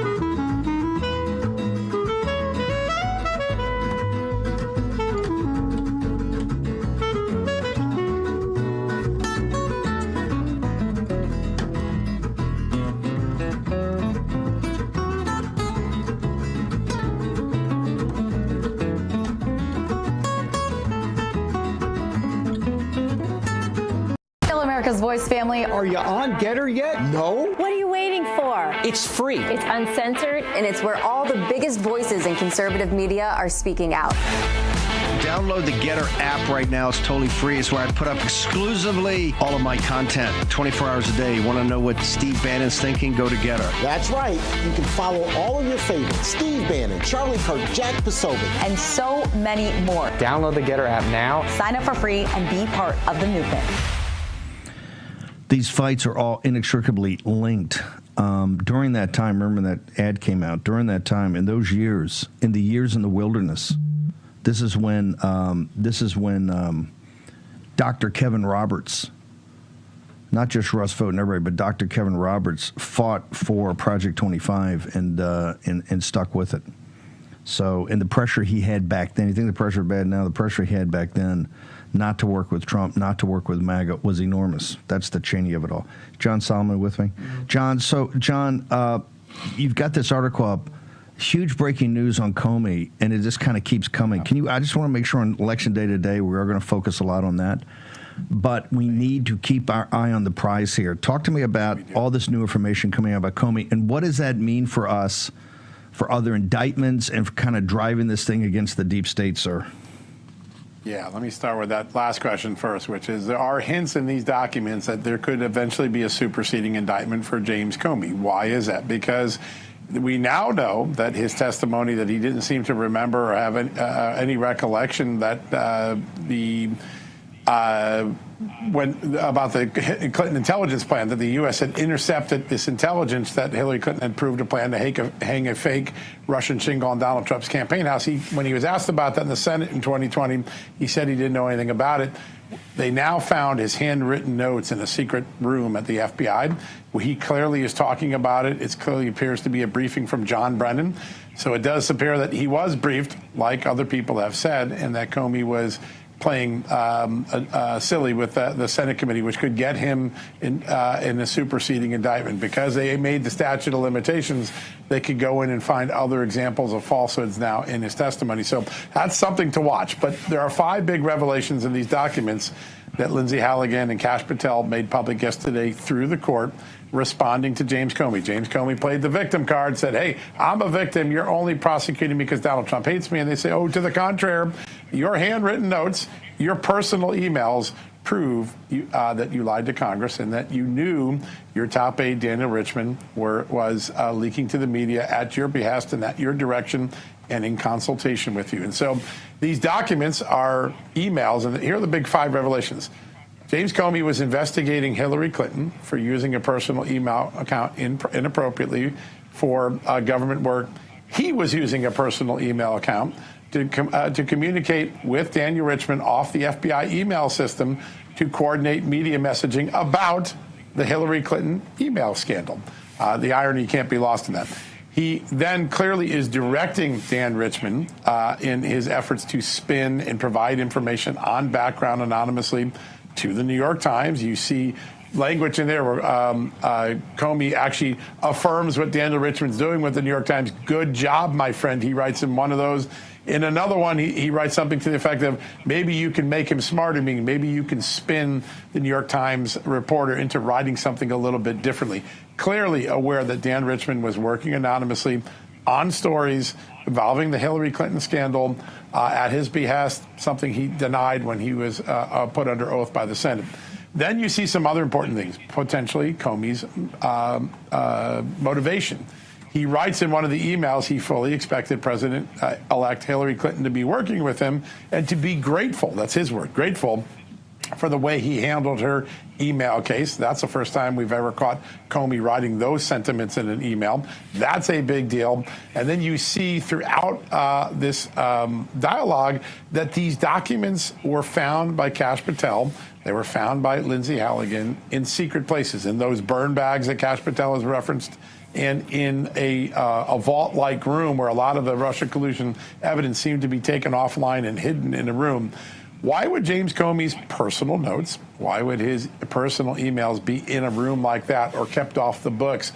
That is a question that needs to be further investigated, and it raises that question, was this part of an obstruction and were other people involved? So in just one single court filing, I think Lindsay Halligan has brought a lot of new information forward, and the victim card for James Comey kind of boomeranged on him yesterday with this response. The burn bags, I think there was something, and General Flynn highlighted this. They were burning things in those burn bags. Some of those burn bags they found were burned over Sunday, Monday of an inauguration day, I think came on Monday this year. They were still burning up until high noon on the 20th, were they not? I think they found these burn bags and questionable about even the timing of the burning. I don't think we know enough yet. I've heard those reports. I have not been able to confirm, though. I'm trying to pin Kash Patel and his team down on this. Unfortunately, Kash Patel is in China right now working on an international matter with the United States on fentanyl. So that's a big deal, an outgrowth of President Trump's successful trip last week. I'm working hard to find out the details. When were the burn bags there? When did they stop burning them? Why was this room set up? Why did it look like a skiff, but it wasn't really used as a skiff? These are all questions we don't know enough about. But the fact that this sort of evidence was in that room tells you that something was afoot. And certainly the people I'm talking to in Congress, they're starting to say, well, maybe this was an act of obstruction to hide this evidence from a Chuck Grassley, a Ron Johnson, a Jim Jordan, a James Comer. So we got to get more information before I go much further on that. I just don't know enough about him. I've been trying to get that information. Don't know enough yet to pin it down. But when we do, we'll come back on and give you a good update on it. Number 3, the one of Comey's talking about working with President-elect Clinton. Yeah. This is the giveaway. To me, this is the heart of the matter. They knew that they were doing stuff to make her president-elect, and they talked in the most glorious terms of working together. I mean, this shows you the collusion right there. Right there, you see the coup. Yeah. It's obvious. It's obvious that I'm shocked that was found. I mean, that is a smoking gun. If anything's a smoking gun in his emails and his handwriting. Correct, sir? I agree. I think there are 2 smoking guns in there. The first is that he expected fully before the election there'd be a president-elect Hillary Clinton, and that she would be grateful for the way he handled her email case. Remember, he came out and absolved her, even though that wasn't his job as FBI director. That as his mindset heading into the Trump administration, I think gives us some sense of how he then acted the next few months. This may be a continuation of a political bias or a political expectation, and his whole bureau then follows along. That's why you see the text messages with Pete Strzok. There seemed to be a culture of being against Trump and for Hillary Clinton. And I think that is going to lead into a lot of the motivation for potentially the crimes that the prosecutors will try to lay out for a jury when this goes to trial in a few months. I think the other smoking gun is he clearly has notes from a September briefing. It looks like John Brennan refers to JB. Most of the people I talked to believe that's a John Brennan briefing or information that he believes came from John Brennan. And he clearly seems to know about the fake Russia plan that Hillary Clinton's campaign concocted. This was an intercept. Everyone was briefed on it. Comey played feigned knowledge of this when he was questioned about it in 2020. I think it was Ted Cruz or Lindsey Graham was asking him about it. He's like, that doesn't ring true to me. I don't remember that. I don't think it would have happened. Something to that effect. And in fact, his own notes show he seemed to know about the plan. And that has a lot of importance because that plan continues well after Election Day. In December, they're concocting that intelligence assessment to come to a false conclusion that Russia was trying to help Trump when that's not what the experts believed. Comey's driving that conversation, and you can kind of see now that it looks like his personal writings are aligned with the Clinton strategy. And I think it's going to be really important for Congress to dig into these new documents and for the prosecutors to continue to give us some visibility. I want to shout out Lindsay Halligan and Kash Patel. These are documents that have been sitting around for a long time. They were able to force them out, and I think that that's good for the American people. We learned a lot because of that court filing last night. Last comment. This gets back to the burn bags. Is this information now coming out because Kash and Bongino got a team and they're going through it, or is this stuff still so hidden that we're depending upon whistleblowers, sir? No. Kash Patel found this stuff a long time ago. I mean, he was starting to talk about the burn bags 2-3 months ago. All of this evidence has been found. It was found as he was writing the grand conspiracy plan, by the way, which goes all the way back to March.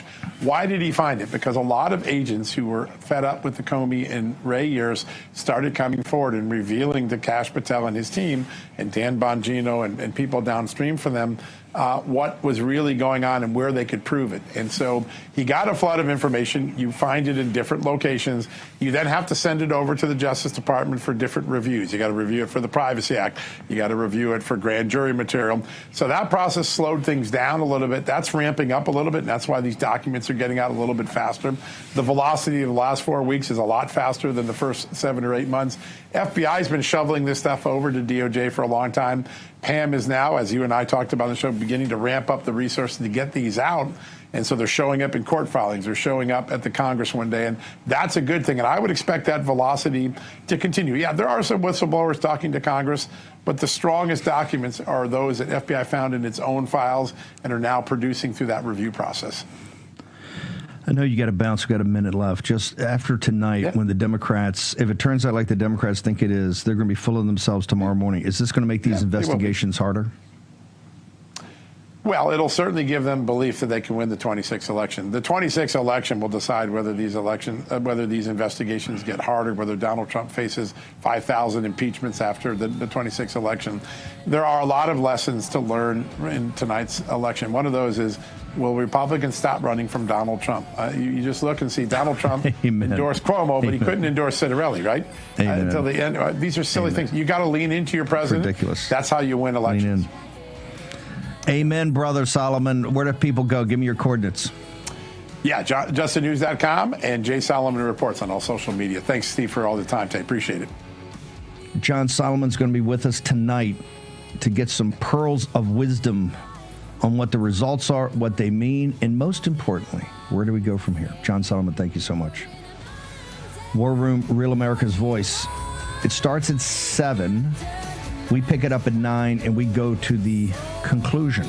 That would probably be California. Short commercial break. We're going to go to New Jersey and Pennsylvania next in the War Room. Welcome to Real America's Voice, Real Minute. Your quick look at the powerful stories of faith and freedom, inspiring audiences across the nation. Angel Studios presents. I'm Bo Davidson with this Real America's Voice, Real Minute. What happens when imagination becomes reality? That is the theme of Angel Studios' new release, Sketch.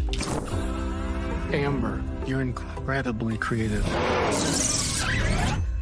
Here's the thing. Life is all about balancing the good and the bad.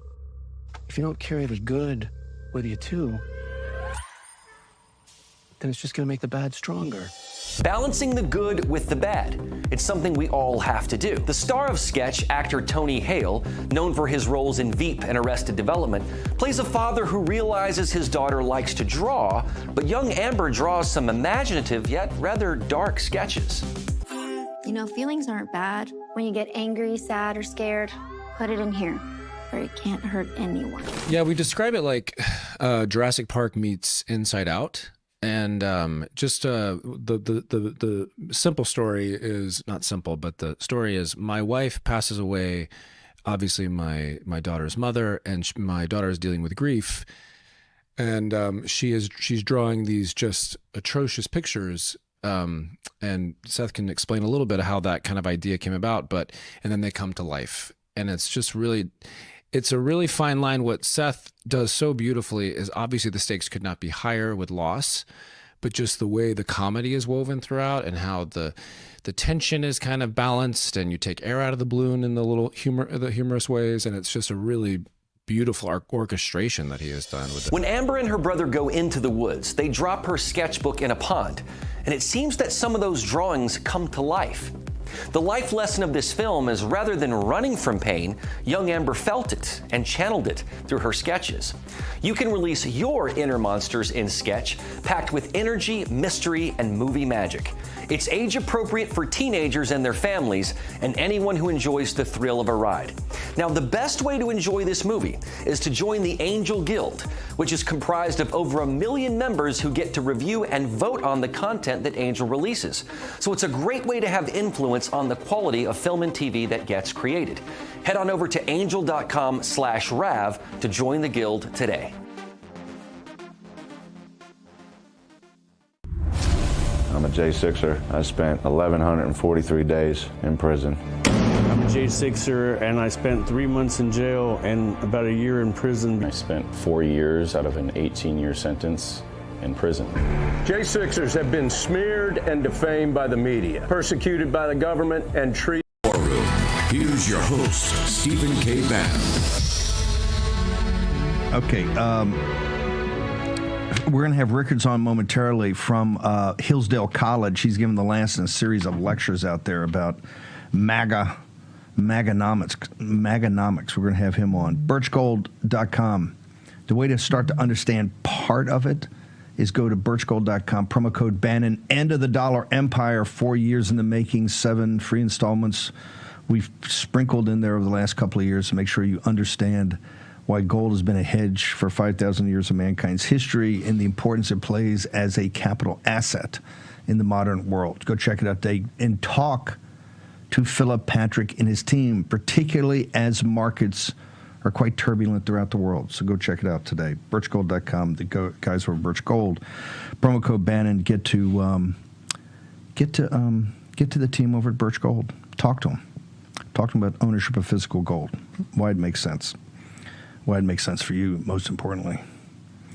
Cliff Maloney joins us. Cliff, one of the lessons I think we're going to take from this, is we've been trying to pound people, is that President Trump can bring victories what you guys did in 24 in Pennsylvania is legendary, right? And you won the core team there.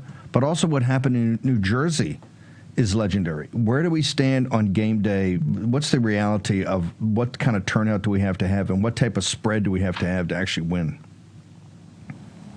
Yeah, and Steve, I've always been as direct and honest with the War Room Posse as I can be, right? I don't want to sit here and hype it up. This is a dead heat. It is a very tight race, and we have one thing left to do, right? The first thing we need to do is there are roughly 57,000 Republicans in New Jersey that have requested a mail-in ballot and have not brought it back. Now, that number is better than any other year in terms of us doing the program to get those ballots back in, but it's still too high, right? We need all of those people to take their ballots into the county, drop them in one of the drop boxes, or hand them directly to the county officials. 57,000 of them, that's the first step. Those are Republicans who requested a ballot in Jersey, and they've yet to get it back. And the second, which we all know, the Republican stronghold, we have to flood the polls in New Jersey today. My numbers show that if Jack Ciattarelli can win on Election Day, if we're just talking about voters today, if he can win by about 290,000 votes, he is going to be very close to becoming the next governor of New Jersey.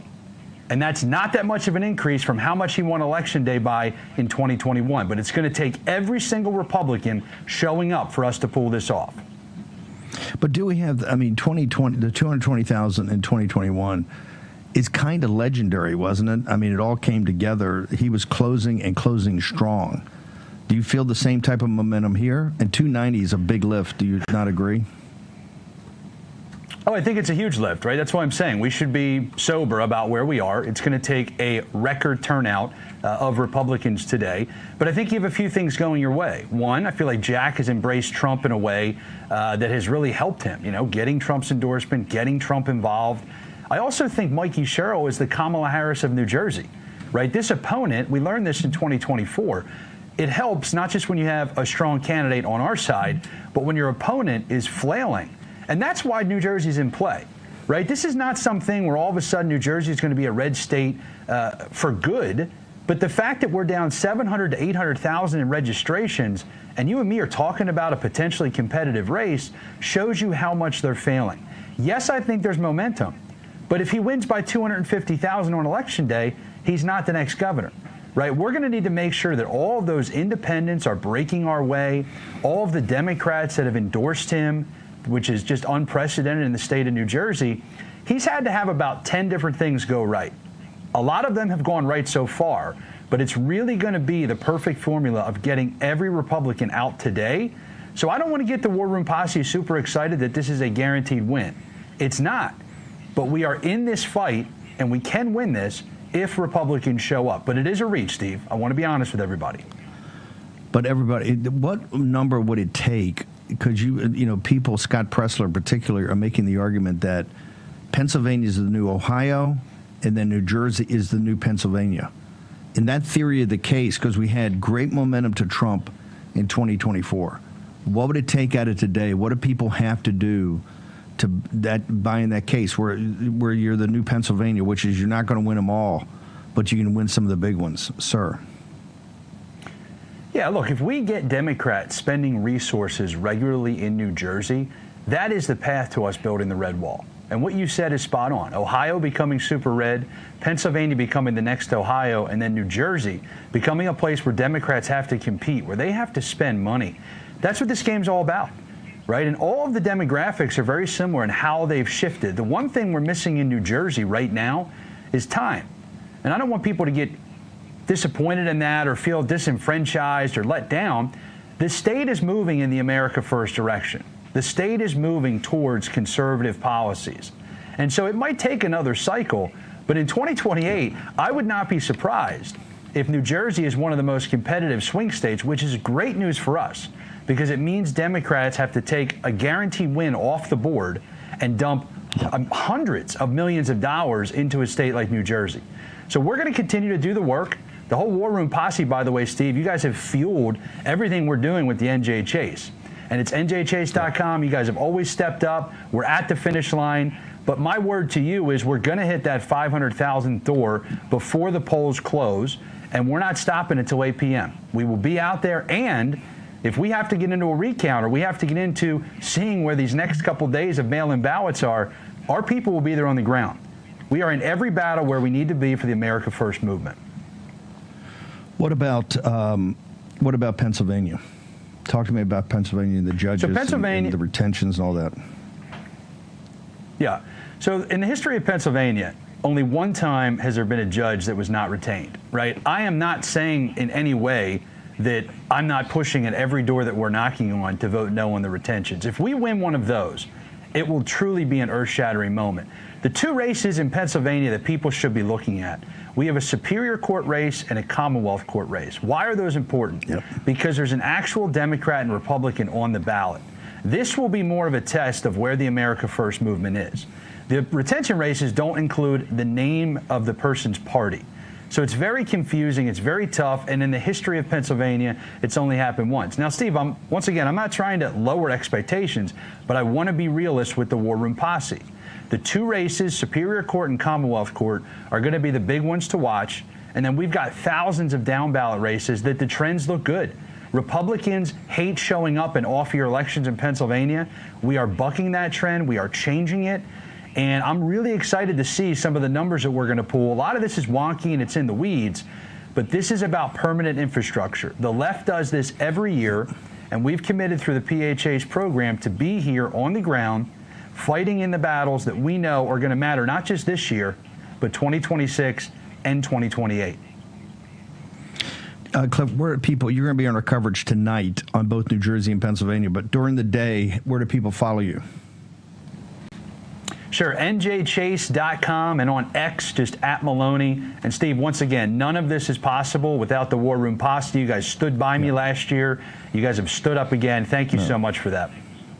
No, you've done an amazing job. Let's just try to grind it out today. Thank you, sir. You got it. The lesson is they're all afraid, that Trump's going to drive the Democratic turnout. They do that. This is what they play on. That's why you got to get Trump engaged early and bold. I mean, last night, President Trump's doing what he's trying to do something. I mean, he's helping these guys doing these teletown halls. But you need the physical presence of one of the top three presidents in the history of this country, General Washington, Father Abraham, and Donald John Trump. You know, made a big difference. But today, it's within striking distance. It's a lift, a heavy lift. But if people turn out, and people get there, we get those 57,000 that were mail-in, you drop them off, it's always a possibility. Let's head down and grind. Great news here. One of my favorite people, Rosemary Jenks. Because we're blowing up these visa scams. Now, as the reality comes, and now finally everybody's believing it on this generation I call the new Russian serfs. They don't own anything, they're not going to own anything. And, of course, some of them are listening to the siren song of Marxist jihadists like in Manhattan, like in New York. They got a tremendous pressure on jobs. Artificial intelligence apocalypse is taking away those great jobs that you start off with as kind of an apprentice coming out of college or when you're in your early 20s, the administrative, managerial, and lower-end tech jobs. One of the great fighters of that to stop all the visa scams is Rosemary Jenks. Rosemary, you got a big announcement today. We want to launch you and launch you big. What do you got for us? Thanks, Steve. We're so pleased to be doing this on your show because the War Room Posse is the most tuned in audience in America. So we are launching a C4 website called IAPaction.com. And it is the first ever congressional immigration ranking system. It ranks all 535 members of Congress from good to terrible. And it makes it easy so that you can see where your representatives are. And the great thing about this system, it's essentially based on sports rankings. It ranks them based on other members of Congress. So you can see how your member of Congress is doing versus their colleagues. We've got the top of the, you can filter this in all kinds of different ways by House, Senate, Democrat, Republican, and so on. And the major rankings list for the entire Congress, the 119th Congress that we're in currently. And then on the right-hand side of the page, you can see the sliding up and sliding down. Those are based on a weekly score. So you can see the actual movement of members. And this system doesn't just allow members of Congress to co-sponsor a few bills and then glide on that. They have to actually compete against their colleagues to be active in the immigration field, to actually be doing things, introducing bills, taking votes, all of that kind of thing, so that they can climb up those rankings. It's a really great system. My co-founder, Christian Malinsky, actually designed and built this entire website in his spare time, which is amazing because, of course, we don't have any funding for it. But there's a little button at the top that says Congress. If you click on that button, you can find all the total rankings for 535 members. You can find scorecards for every single member of Congress, and you can find all of the legislation that these points are based on. So you can see everything that it's completely transparent. And we've got everything on this website, and it also links to our main .org website, iaproject.org, so that you have all of our resources and fact sheets and all that kind of thing that explain all the legislation. So this is the first of its kind. We are really excited about this. Especially going into the midterms, so that every person out there can see exactly what their member of Congress has done on immigration. This is such a huge issue, and especially, as you said, for the young people in America, this is about their future. Where do we stand in this fight as you assess it right now, given that you're putting out this scorecard that we can judge every day? We're in this fight on the visa scams. Do we stand? We are moving forward. I will tell you that. The administration has done some tremendous work on this issue. They haven't gone as far as we want them to. But, the bottom line is that the entire immigration system should be blamed on Congress. Congress created it, and Congress needs to fix it. I am really hopeful, Steve, that we're going to have an immigration moratorium bill introduced soon. I'm also really hopeful that we're going to have a stunning H-1B bill introduced soon that I think people are going to be hang on. You did it. You got yourself into the next segment. Rosemary Jinks is the best. She's just going to toss that out there at the end. Rosemary Jinks, stick around. One of the best of the best, a warrior. Short break. We will fight till they're all gone. We rejoice when there's no more. Let's take down the CCP. Welcome to Real America's Voice, Real Minute. Your quick look at the powerful stories of faith and freedom, inspiring audiences across the nation. Angel Studios presents. I'm Bo Davidson with this Real America's Voice, Real Minute. What happens when imagination becomes reality? That is the theme of Angel Studios' new release, Sketch. Amber, you're incredibly creative. Here's the thing. Life is all about balancing the good and the bad. If you don't carry the good with you too, then it's just going to make the bad stronger. Balancing the good with the bad. It's something we all have to do. The star of Sketch, actor Tony Hale, known for his roles in Veep and Arrested Development, plays a father who realizes his daughter likes to draw, but young Amber draws some imaginative yet rather dark sketches. Feelings aren't bad. When you get angry, sad, or scared, put it in here, where it can't hurt anyone. Yeah, we describe it like Jurassic Park meets Inside Out. And the simple story is not simple, but the story is my wife passes away, obviously my daughter's mother, and my daughter is dealing with grief. And she's drawing these just atrocious pictures. And Seth can explain a little bit of how that kind of idea came about, and then they come to life. And it's just really, it's a really fine line. What Seth does so beautifully is obviously the stakes could not be higher with loss, but just the way the comedy is woven throughout and how the tension is kind of balanced, and you take air out of the balloon in the humorous ways. And it's just a really beautiful orchestration that he has done with it. When Amber and her brother go into the woods, they drop her sketchbook in a pond, and it seems that some of those drawings come to life. The life lesson of this film is rather than running from pain, young Amber felt it and channeled it through her sketches. You can release your inner monsters in sketch, packed with energy, mystery, and movie magic. It's age appropriate for teenagers and their families, and anyone who enjoys the thrill of a ride. Now, the best way to enjoy this movie is to join the Angel Guild, which is comprised of over 1 million members who get to review and vote on the content that Angel releases. So it's a great way to have influence on the quality of film and TV that gets created. Head on over to angel.com/RAV to join the guild today. I'm a J6er. I spent 1,143 days in prison. I'm a J6er, and I spent 3 months in jail and about a year in prison. I spent 4 years out of an 18-year sentence in prison. J6ers have been smeared and defamed by the media, persecuted by the government, and treated. Here's your host, Stephen K. Bannon. Jim Rickard is going to join us in a minute. Also, HomeTitleLock.com. Every dream you've ever had is in that home. Remember, we're going to be talking about young folks here in a moment. Not just young folks, but I guess people maybe in their 40s. Very difficult to own a home today. You know that. That's why if you're lucky enough to own one, every dream you've ever had is in that home. Plus, I don't know, 80 or 90% of your net worth. 90% if you didn't get into gold when we started with Birch, when it was $1,100 an ounce. 80% otherwise. Or I guess it's reverse. Trying to do some math here early in the morning. Birchgold.com. Make sure you go there and talk to Philip Paxton. But Home Title Lock, HomeTitleLock.com. Promo code Steve. We keep it simple. Just talk to Natalie Dominguez and the team.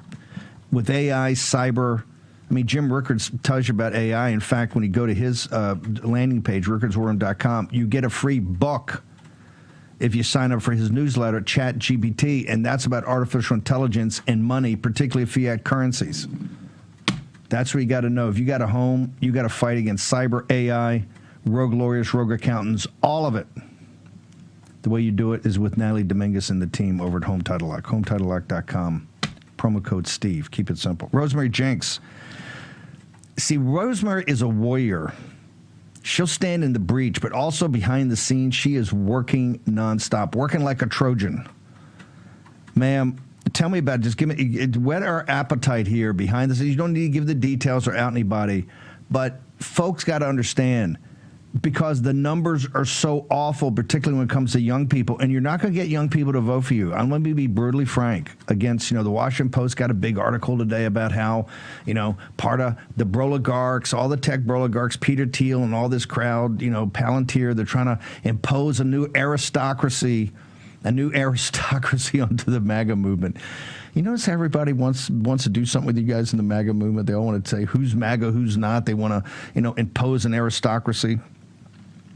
Because they want foreign labor. They want cheaper operating costs, cheaper labor costs, and they're prepared to screw over anybody, including future generations, to do this. So Rosemary Jenks, behind the scenes, just whet our appetite about what you're working on. Whether it comes to fruition or not, we're here to have your back, but we know you're working hard. What do you got, ma'am?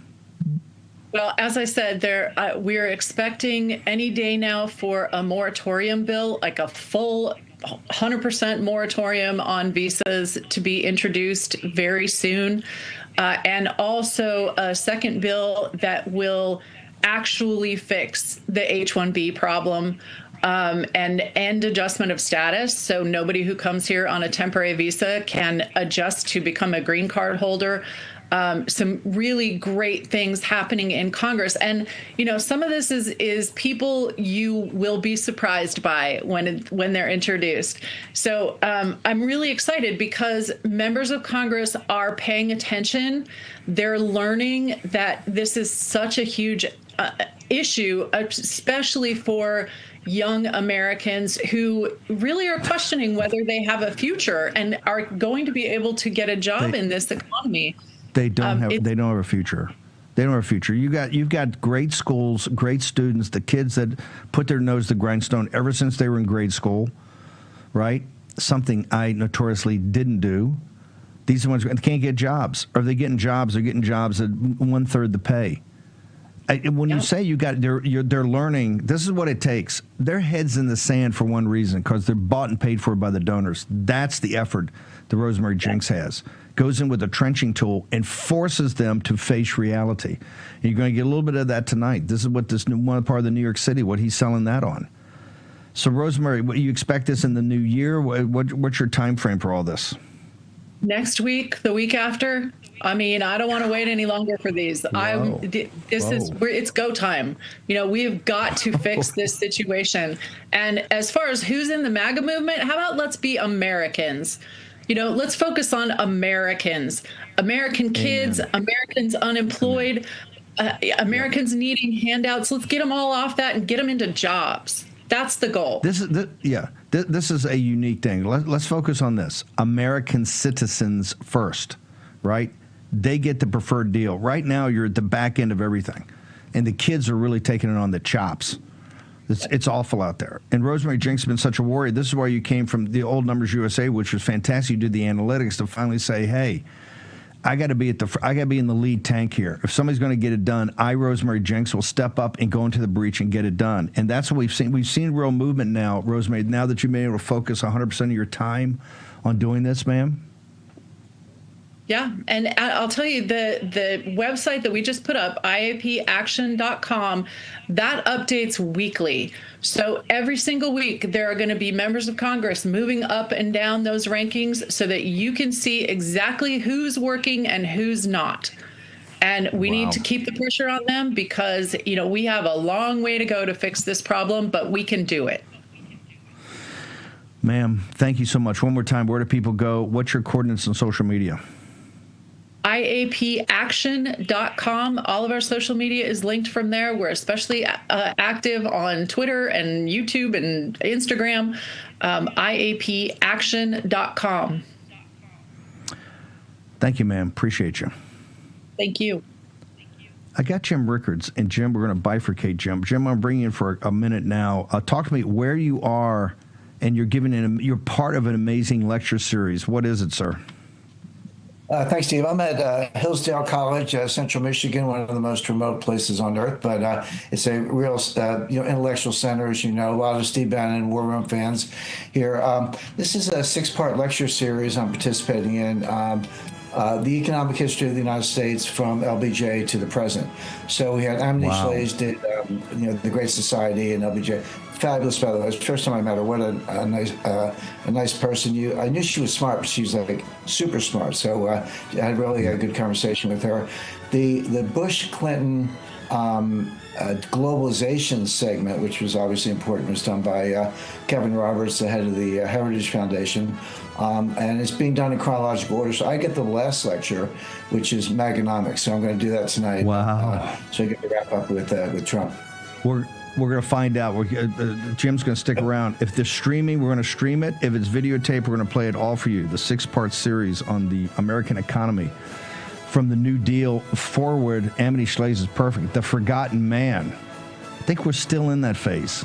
President Trump has put the American citizens first, but man, he's got a globalist, neoliberal, neocon cabal led by Dick Cheney. Dick and Liz Cheney. They're beauties. Beauts. They've done so much positive for the nation. Short commercial break. We're going to leave you with the right stuff. That's what Jim Rickards has got. That's what Hillsdale College has.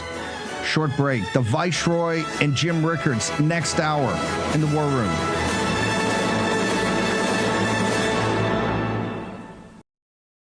Hey folks, it's your friend John Rich. I co-founded Old Glory Bank because we heard too many stories about people getting canceled by their bank because they didn't agree with their politics.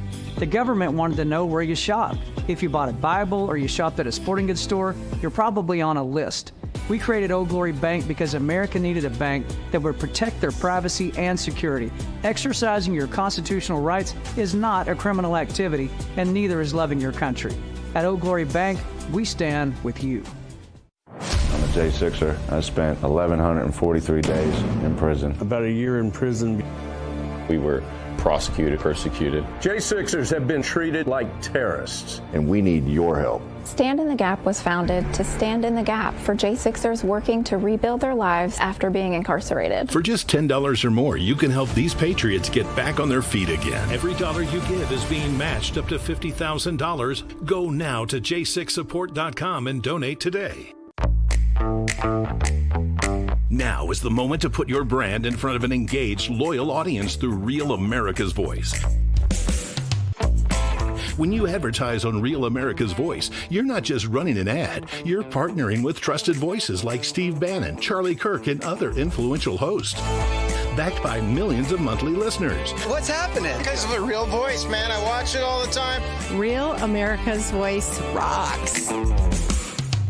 Real America's Voice gives sponsors the chance to put their product front and center, displayed on screen and highlighted by our anchors during exclusive segments and live events. Head to freetrumpknife.com. This means your brand becomes part of the conversation as it happens. Secure your spot before it's too late. Join us today and make your brand part of the news conversation that America's viewers trust. Real America's Voice, where your message is seen, heard, and remembered.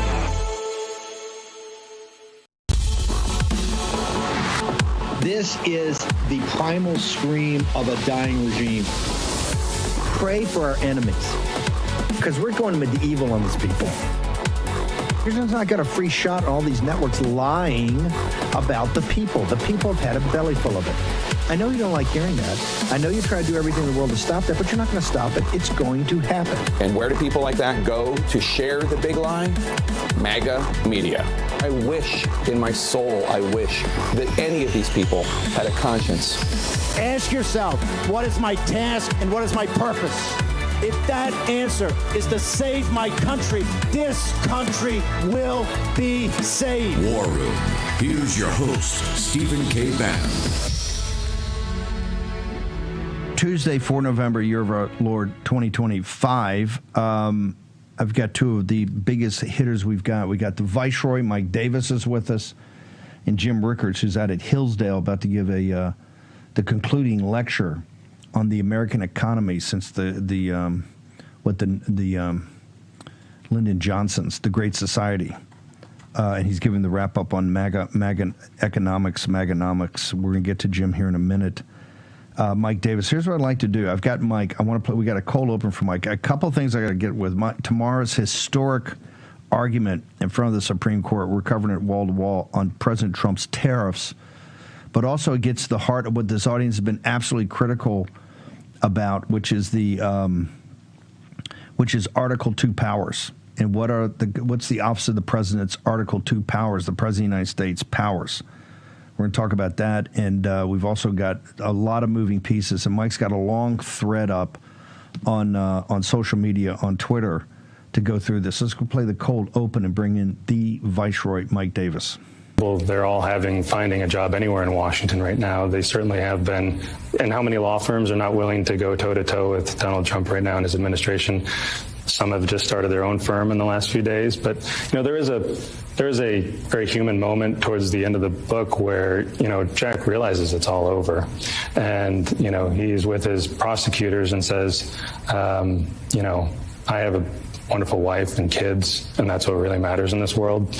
And, I urge you to find what matters for you and to hold on to that, because everything they'd been working on was over. Everything that they'd really poured night and day into. In Jack Smith's orbit, his inner circle was, we could be overturned. The fear for Merrick Garland, the Attorney General, who ultimately tacitly approved this move, was the appearance of shopping for a better jury in D.C. D.C. had indicted every single Capitol rioter, and definitely was much more anti-Trump.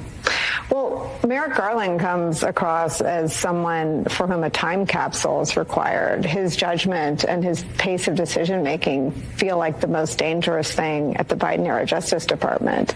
Is that a fair extrapolation of your body of reporting on Merrick Garland's conduct? This is an extremely respected jurist, somebody that I covered. Judge. Yes. He was a judge. Forgive me. A very, very respected judge who had that job for 24 years, and somebody I covered way, way, way back when I was a youngster. Broad support for him as a judge. As an attorney general, people felt that he was hearkening back to a post-Watergate playbook that no longer played. He was living in a world in which it would be okay to turn the page, but it turns out that not looking at the evidence that was very public, starting, we learned, in December 2020, there were investigators pushing for an investigation based on evidence that they didn't actually open until a year and a month later. Same evidence, right? December 2020, and they didn't open this investigation until January 30th, 2022. It could not have been more clear when he was the Attorney General that he did not want anyone speaking. We have a moment in the book that's never been reported before where he was livid when then about to be former U.S. Attorney Mike Sherwin went on 60 Minutes to explain the evidence in the riot investigation and how he believed you could charge these people with seditious conspiracy, those who had helped arrange the riot, those who came with riot gear and, special and zip ties, but also the radio communications, the sort of front phalanx, if you will. And he went on air and made this series of comments about how he really thought seditious conspiracy was the way these charges were trending. He'd made that recommendation to Merrick Garland privately, and now Merrick Garland was hearing it on national television, and the end result of that was they recommended referring Mike Sherwin for disbarment in 2 states where he held a law license. For discussing what the crimes were that they would try to build cases for.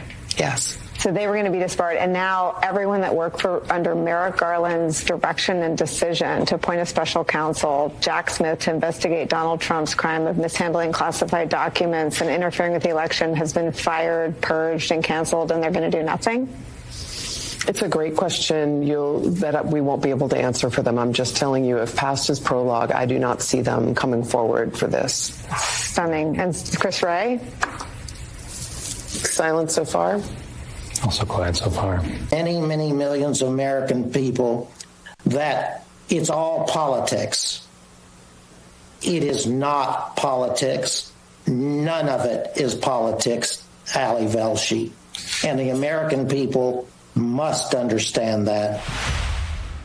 I'll do a little longer cut on Ludwig because what he's saying there is so important. That is signal, not noise, about the Roberts Court on everything we got going forward, including tomorrow. And Ali Velshi, this is his that Saturday morning interview.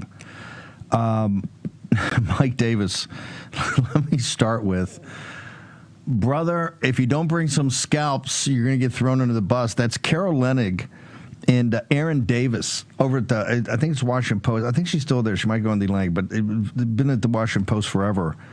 And they are throwing Jack Smith and particularly Merrick Garland under the bus in this book, Injustice, as many laws as they broke, as many things that they did on weaponizing the federal government. It's not good enough because Trump's not in prison. He's president again. Brother, just give me your assessment of that. It's this thing. I can play these, that when they're going around pitching this book, I can play this all day long, sir. I would say to Jack Smith, you were the Democrats' useful idiot, and you're no longer useful. You failed to deliver, and as good Marxists do, you are. They're going to take out the knife for you, brother. You're toast. You didn't deliver. No, this is no, you're 100% correct. This is exactly what the Bolsheviks do. The Bolsheviks and Stalin and these guys, hey, if you bring the scalps, if you bring the scalps, as long as you're bringing them, you're good. The moment you don't bring them, it's a show trial. They're cutting. I mean, Merrick Garland gets ripped on in this book, and Jack Smith gets ripped on as not doing enough, not breaking enough laws, not because it's all about getting Trump to prison and to make sure he can't return. There's so when you read these books and see these interviews, Mike, they're still kind of in shock. that Trump is back. You can feel it as it goes through. You're like a sitting Shiva or it's an Irish wake. They're sitting there just in kind of shock about what just happened, sir. Yeah, because they don't understand real Americans and real America. They don't understand the war room posse. They don't understand how people think in the real world. They are in a bubble. They're in the New York and D.C. bubble, and it would be shocking to people in New York City and Manhattan and in Washington D.C. and the fancy parts in Northwest Upper D.C. It is shocking that real Americans in real America actually like Donald Trump and want him to be the president. And these lawfare Democrats did everything they could to sabotage not only President Trump, but sabotage the American people, the American electorate for the last 8 years. They made up the Russian collusion hoax to protect Hillary and to hurt President Trump. And when that failed in 2016 and Trump won the White House, they tried to destroy his presidency. They hobbled it with the Russian collusion hoax. They did the Arctic frost on the United States senators and the Trump allies after President Trump left office. They impeached him twice for nonsense. They indicted him 4 times for non-crimes. They tried to bankrupt him for non-fraud. They tried to throw him in prison for the rest of his life. They tried to throw him off the ballot unconstitutionally in Colorado and Maine and elsewhere. They tried to take off his head when they underfunded his Secret Service and said he's the gravest threat to democracy. And Biden said to put a bullseye on him. This is an ongoing criminal conspiracy, and they're really going to be shocked when they face these grand jury subpoenas. And when they face criminal indictments, it's going to get a lot worse for these lawfare Democrats. These lawfare Democrats laughed at Kash Patel, the FBI director, at Dan Bongino, at Lindsey Halligan, the U.S. attorney in the Eastern District of Virginia outside of D.C. They're not laughing anymore as Kash Patel and Dan Bongino and Lindsey Halligan showed the receipts yesterday that you talked about that's on all my social media. These are damning documents with Comey and these other lawfare Democrats. Hang on one second, because we've seen a shift here in the last 2 or 3 weeks with Grassley's committee, what Kash has put out. I want to take that thread, and I want to hold you through the break for a few minutes, too, I want to take that thread, which you kind of lay out in the Viceroy's thing. Walk us through this kind of sea change we've seen over the last 2 or 3 weeks here, sir, and what it means for us going forward. Well, Kash Patel and Dan Bongino and Chuck Grassley, my former boss, the Senate Judiciary Chairman, Lindsey Halligan, Pam Bondi, Todd Blanche, they're firing on all cylinders, and they're actually delivering. And I give great credit to these people, particularly Kash Patel and Lindsey Halligan. They are going up against the deep state, and anyone who's done this in the past has been utterly destroyed. And Kash and Dan and Lindsey and so many others that we talked about they're just bold and fearless warriors for the Constitution. They know what these lawfare Democrats did to President Trump, his top aides like you, Steve Bannon, and Peter Navarro and Jeff Clark, his allies. This is the biggest scandal in American history, what these lawfare Democrats did. They did not like what the American voters did in 2016, and so they tried to destroy that. They tried to destroy President Trump for the last 8 years. They tried to destroy his top aides, his allies. They threw everything they had at President Trump, and Teflon Don is back in the White House, and they're going to have a meltdown. They're really going to have a meltdown again when the grand jury subpoenas start going out and the indictments start flying. It's going to get very, very ugly for these lawfare Democrats, as we've discussed on your show for the last 3+ years since the Mar-a-Lago raid, and we're going to put their asses in prison where they belong. Okay, a couple of things I'm hearing is that, number one, there's about 100 subpoenas backed up as the lawyers try to work through them. Also, there's superseding indictments going to come out. Let's take it. We got about a minute here, and I'll hold you through the break briefly. I know you got to bounce. The grand jury subpoenas, I heard they're backed up like flights on a Friday night over LaGuardia, sir. I have to be careful what I say about grand jury subpoenas. I may know that there are grand jury subpoenas. I may not know. Exactly. But I would say to these lawfare Democrats, lawyer up, because justice is definitely coming, and I'm going to make damn sure that happens. Justice will be served. We have Mike Davis, the Viceroy, with us. Mike, I'm going to just hold you for a couple minutes. If Grace and Mo can put up that Twitter thread yesterday of Davis, it's really quite brilliant, and it kind of walks you through everything because you can use this as a roadmap. Remember, Mike came out of Grassley's committee, and over there, those guys are deadly serious. So this goes to another phase right now. Of course, more information, and the more it's put out there and promulgated, the more whistleblowers and the more folks you're going to have over in the apparatus. They're going to say, hey, no mas, I can't do this anymore. I'm going to get rolled up in this. This is one of the things I think you're seeing is that they're getting access to these hidden rooms. They're getting access to things that were hidden before. I don't know. Is there obstruction charge there? Oh, probably, but that's another thing that's got to be in the hopper. Right now, they're shorthanded. Everybody knows that, but they're grinding away. And I think you've seen a sea change in this since Lindsay Halligan's come over and just a woman on fire on this. Short break, the Viceroy next. Jim Rickards also with us. Short commercial break. Back in a moment. I got American faith in America's heart. Hey folks, it's your friend John Rich. I co-founded Old Glory Bank because we heard too many stories about people getting canceled by their bank because they didn't agree with their politics. The government wanted to know where you shopped. If you bought a Bible or you shopped at a sporting goods store, you're probably on a list. We created Old Glory Bank because America needed a bank that would protect their privacy and security. Exercising your constitutional rights is not a criminal activity, and neither is loving your country. At Old Glory Bank, we stand with you. I'm a J6er. I spent 1,143 days in prison. About a year in prison. We were prosecuted, persecuted. J6ers have been treated like terrorists. And we need your help. Stand in the Gap was founded to stand in the gap for J6ers working to rebuild their lives after being incarcerated. For just $10 or more, you can help these patriots get back on their feet again. Every dollar you give is being matched up to $50,000. Go now to j6support.com and donate today. Now is the moment to put your brand in front of an engaged, loyal audience through Real America's Voice. When you advertise on Real America's Voice, you're not just running an ad, you're partnering with trusted voices like Steve Bannon, Charlie Kirk, and other influential hosts.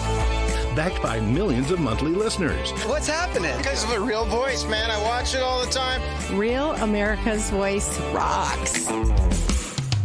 Real America's Voice gives sponsors the chance to put their product front and center, displayed on screen and highlighted by our anchors during exclusive segments and live events. Head to freetrumpknife.com. This means your brand becomes part of the conversation as it happens. Secure your spot before it's too late. Join us today and make your brand part of the news conversation that America's viewers trust. Real America's Voice, where your message is seen, heard, and remembered.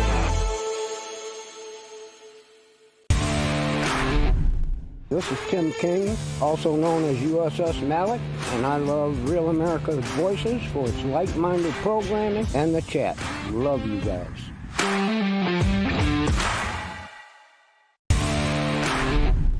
I'm Lou, MAGA pilot from Rav's Gator Chat here in beautiful Trump County, Florida. The best place for real news is Real America's Voice.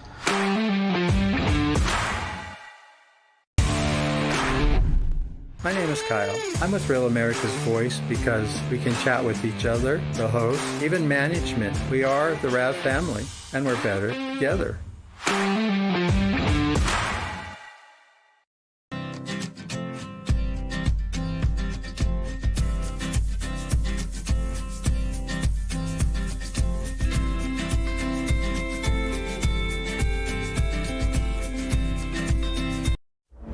America's Voice family. Are you on Getter yet? No? What are you waiting for? It's free. It's uncensored. And it's where all the biggest voices in conservative media are speaking out.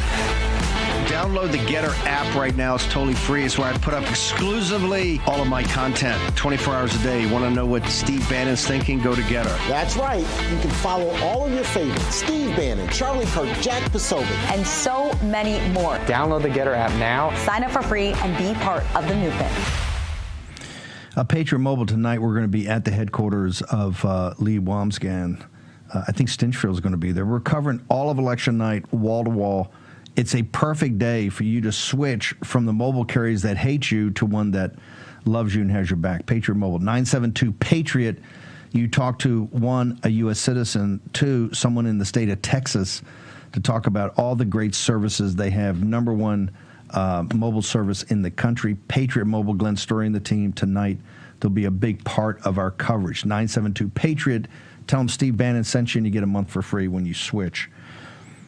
Davis, correct me if I'm wrong, and you were a Bush White House guy, right? You were Bush, and it tells you how many warriors were actually in the Republican Party and the conservative movement at the time that just need a little guidance from the populist nationalist warriors, right? And then they're our frontline troops.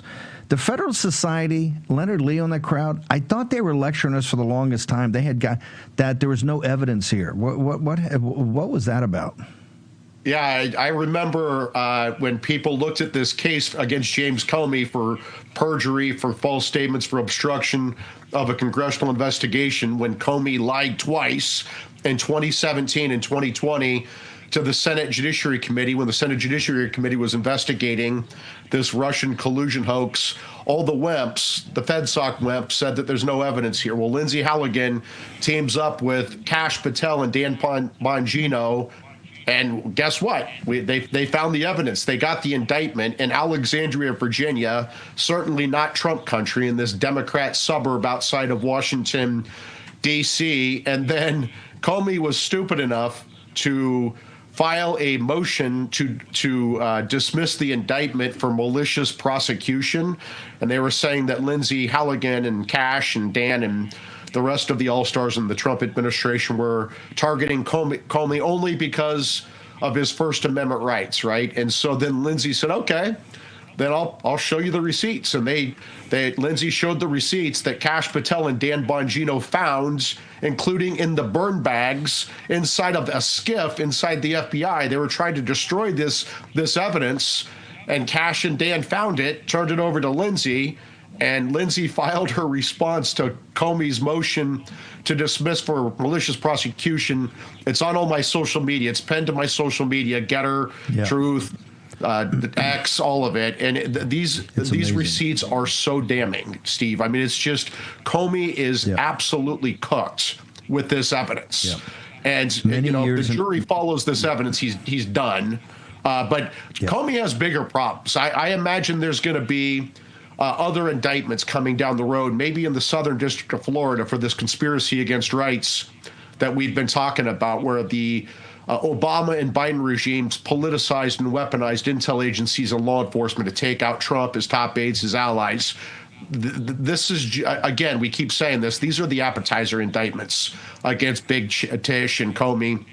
Wait till we get to the main course with Crossfire Hurricane, with the conspiracy against rights under 18 USC Section 241. These people are cooked.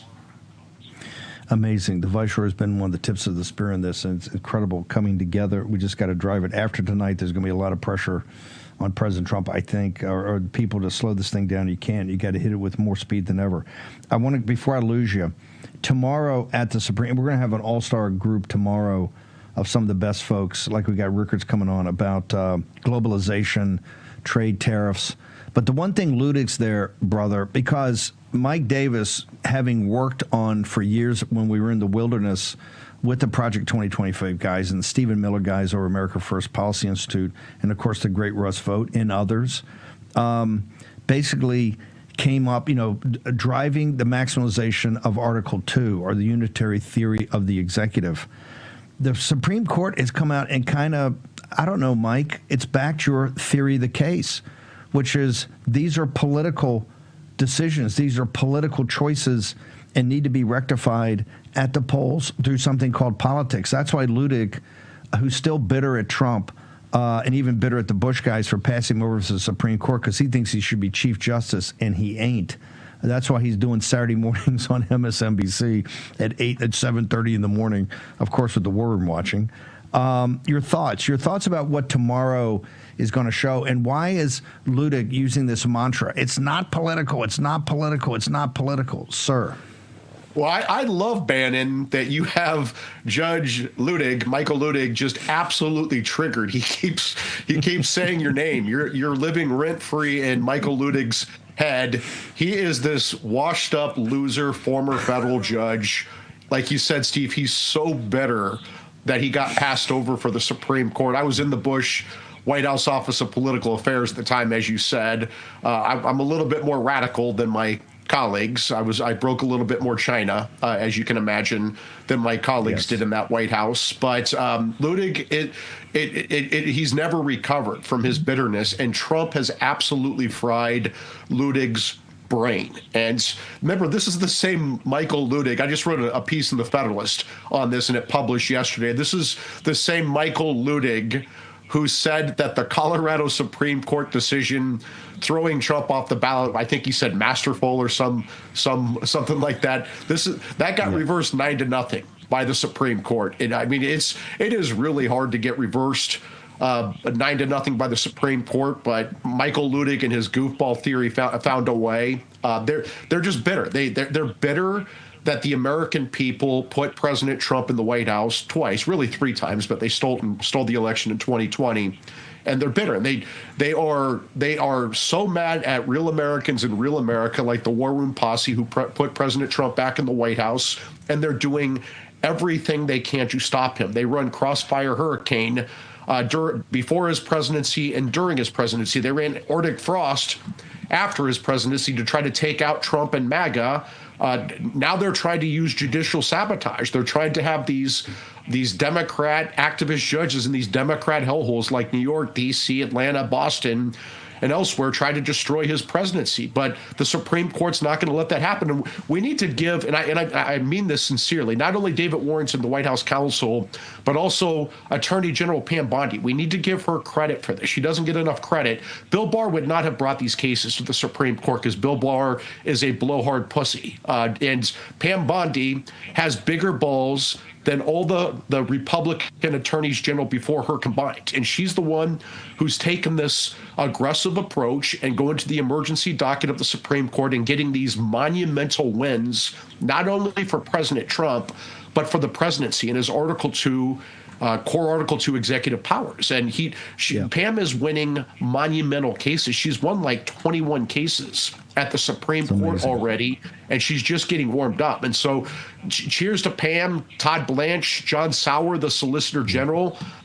We have an all-star team. And I would say look out for my friend Jason Redding Quinones, the new Miami U.S. Attorney.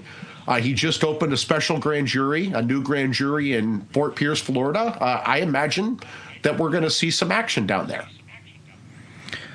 Mike Davis, the tip of the spear, always in the lead tank. Where do people get you on social media? You got to follow him on Getter, and you got to follow him on Twitter because you're putting up great stuff all the time, and people need to be in the details here, folks. You need to see the receipts. Where do they go, Mike?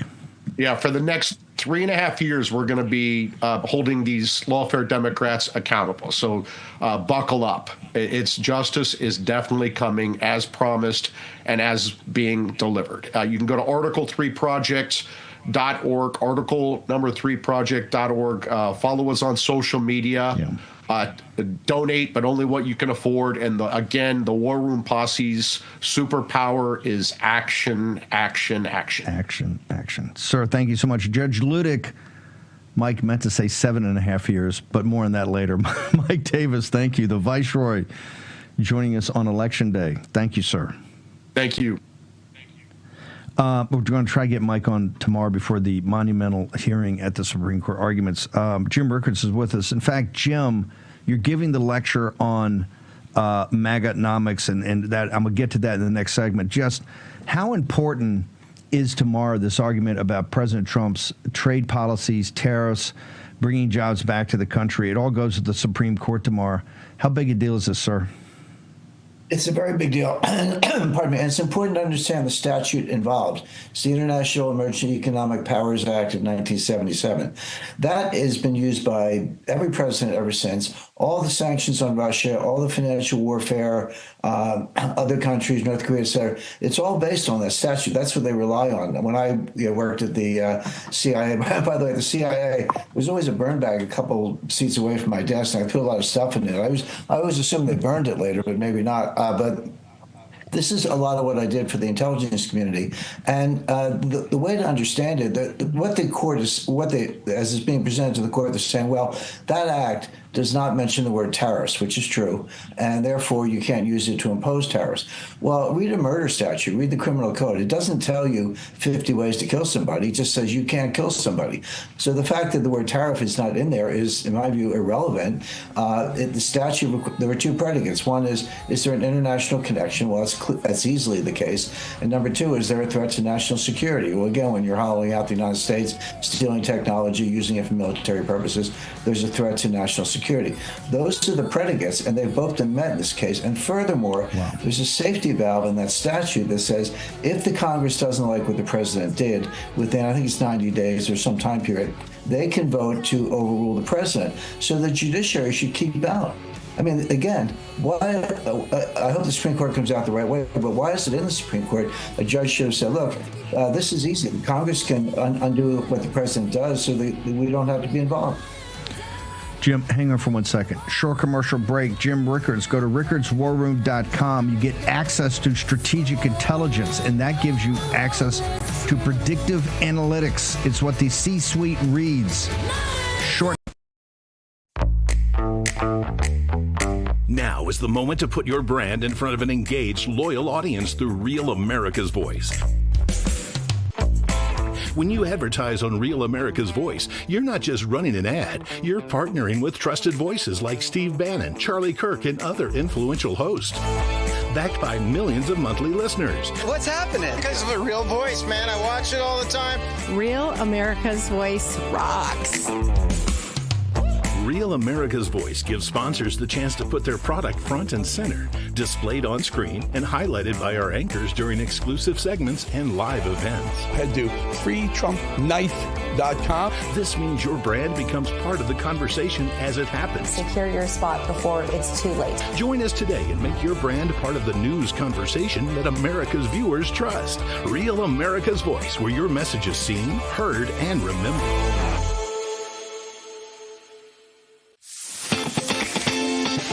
Patriots, it's time to gear up. Real America's Voice has an entire lineup of merch made just for you. We got some Rav fans out here. We watch you every day. From mugs that start your morning strong to hoodies, hats, t-shirts, pants, vests, flags, and so much more. Yeah, I noticed it. I mean, that caught my eye big time. Every piece lets you wear your pride loud and clear. This isn't just merch, it's a movement. When you shop Rav, you're showing the world you're proud to be part of the Real America's Voice family. God bless Real America's Voice. So don't wait. Scan the QR code right now or visit realamericasvoice.launchcart.store to shop today. Thank you, Real America's Voice, for doing true journalism. Stand tall, be bold, be proud. Represent your voice with Real America's Voice. It's good to have a real news network out there, so I'm a big fan. Use code RAVSWAG10 for 10% off. Real America's Voice rocks.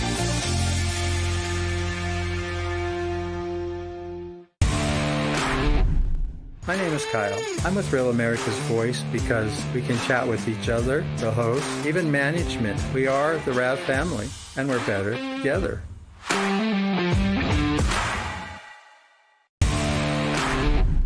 This is Tim King, also known as USS Malik, and I love Real America's Voices for its like-minded programming and the chat. Love you guys.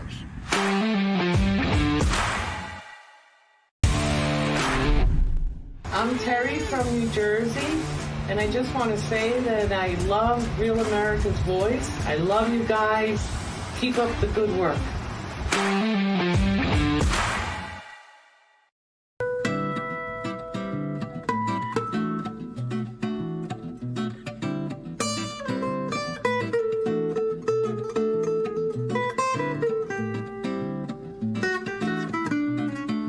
War Room. Here's your host, Stephen K. Bannon. Jim Rickards, I want to tie what you're doing on with the Supreme Court tomorrow. Your thoughts on the Supreme Court and this monumental case that's coming forward about Trump's trade policies and tariffs to the lectures you're giving at Hillsdale. And folks are going to find if there's a possibility they can live stream it. We're going to live stream it here on War Room on our channel over at Rumble and at Getter and other platforms. If not, we're going to play the videotape, and we're eventually going to get all of it, but we definitely want to get Rickards. Jim Rickards, your lecture at Hillsdale on Maganomics, where we are, how we got here, and where we're going. Right. What I'm doing, Steve, is there's plenty of commentary on Maganomics and policy debates and news coverage and arguments and all that. But I said no one's teaching it the way you would teach monetarism or Keynesianism. So I started doing that actually around the world. I'm here at Hillsdale College, so I'm giving the lecture tonight. But I gave this presentation very much the same in Ljubljana in Slovenia 10 days ago. Of course, Slovenia, the original home country of our greatest First Lady, Melania Trump. And it was an audience of public intellectuals, government officials, and others. They're in the EU. And I said at the end of it, I said, by the way, for Slovenia, you should quit the EU, quit the European Central Bank, get away from the euro, and quit NATO, and use your advantages. They've got, they've got a nuclear power plant. They've got, I said, buy Russian energy like Hungary, encourage direct foreign investment. Kind of laid out a plan, but it basically involved getting out of the EU because they're dragging you down. It was very well received. I was surprised afterwards. People came up and said, yeah, we've been saying the same thing. The government won't do it, et cetera. So here I am at Hillsdale College, a great school. And I said to someone the other day, this could be a more hostile audience than the Slovenians. And the reason is that this is a kind of nest of libertarianism, Austrian economics, free trade. Of course, there's no such thing as free trade, but those are core beliefs. And of course, MAGA is the opposite of all those. MAGA is pro-tariffs, America first, et cetera. So I said, we'll see how it goes. I actually like the pushback, but this is capping off a very good 6-lecture series, as I mentioned. Amity Slays and Kevin. I think, by the way, Jim, I think you're going to find. I spoke to the Hillsdale, I think donors. 6 months or so ago.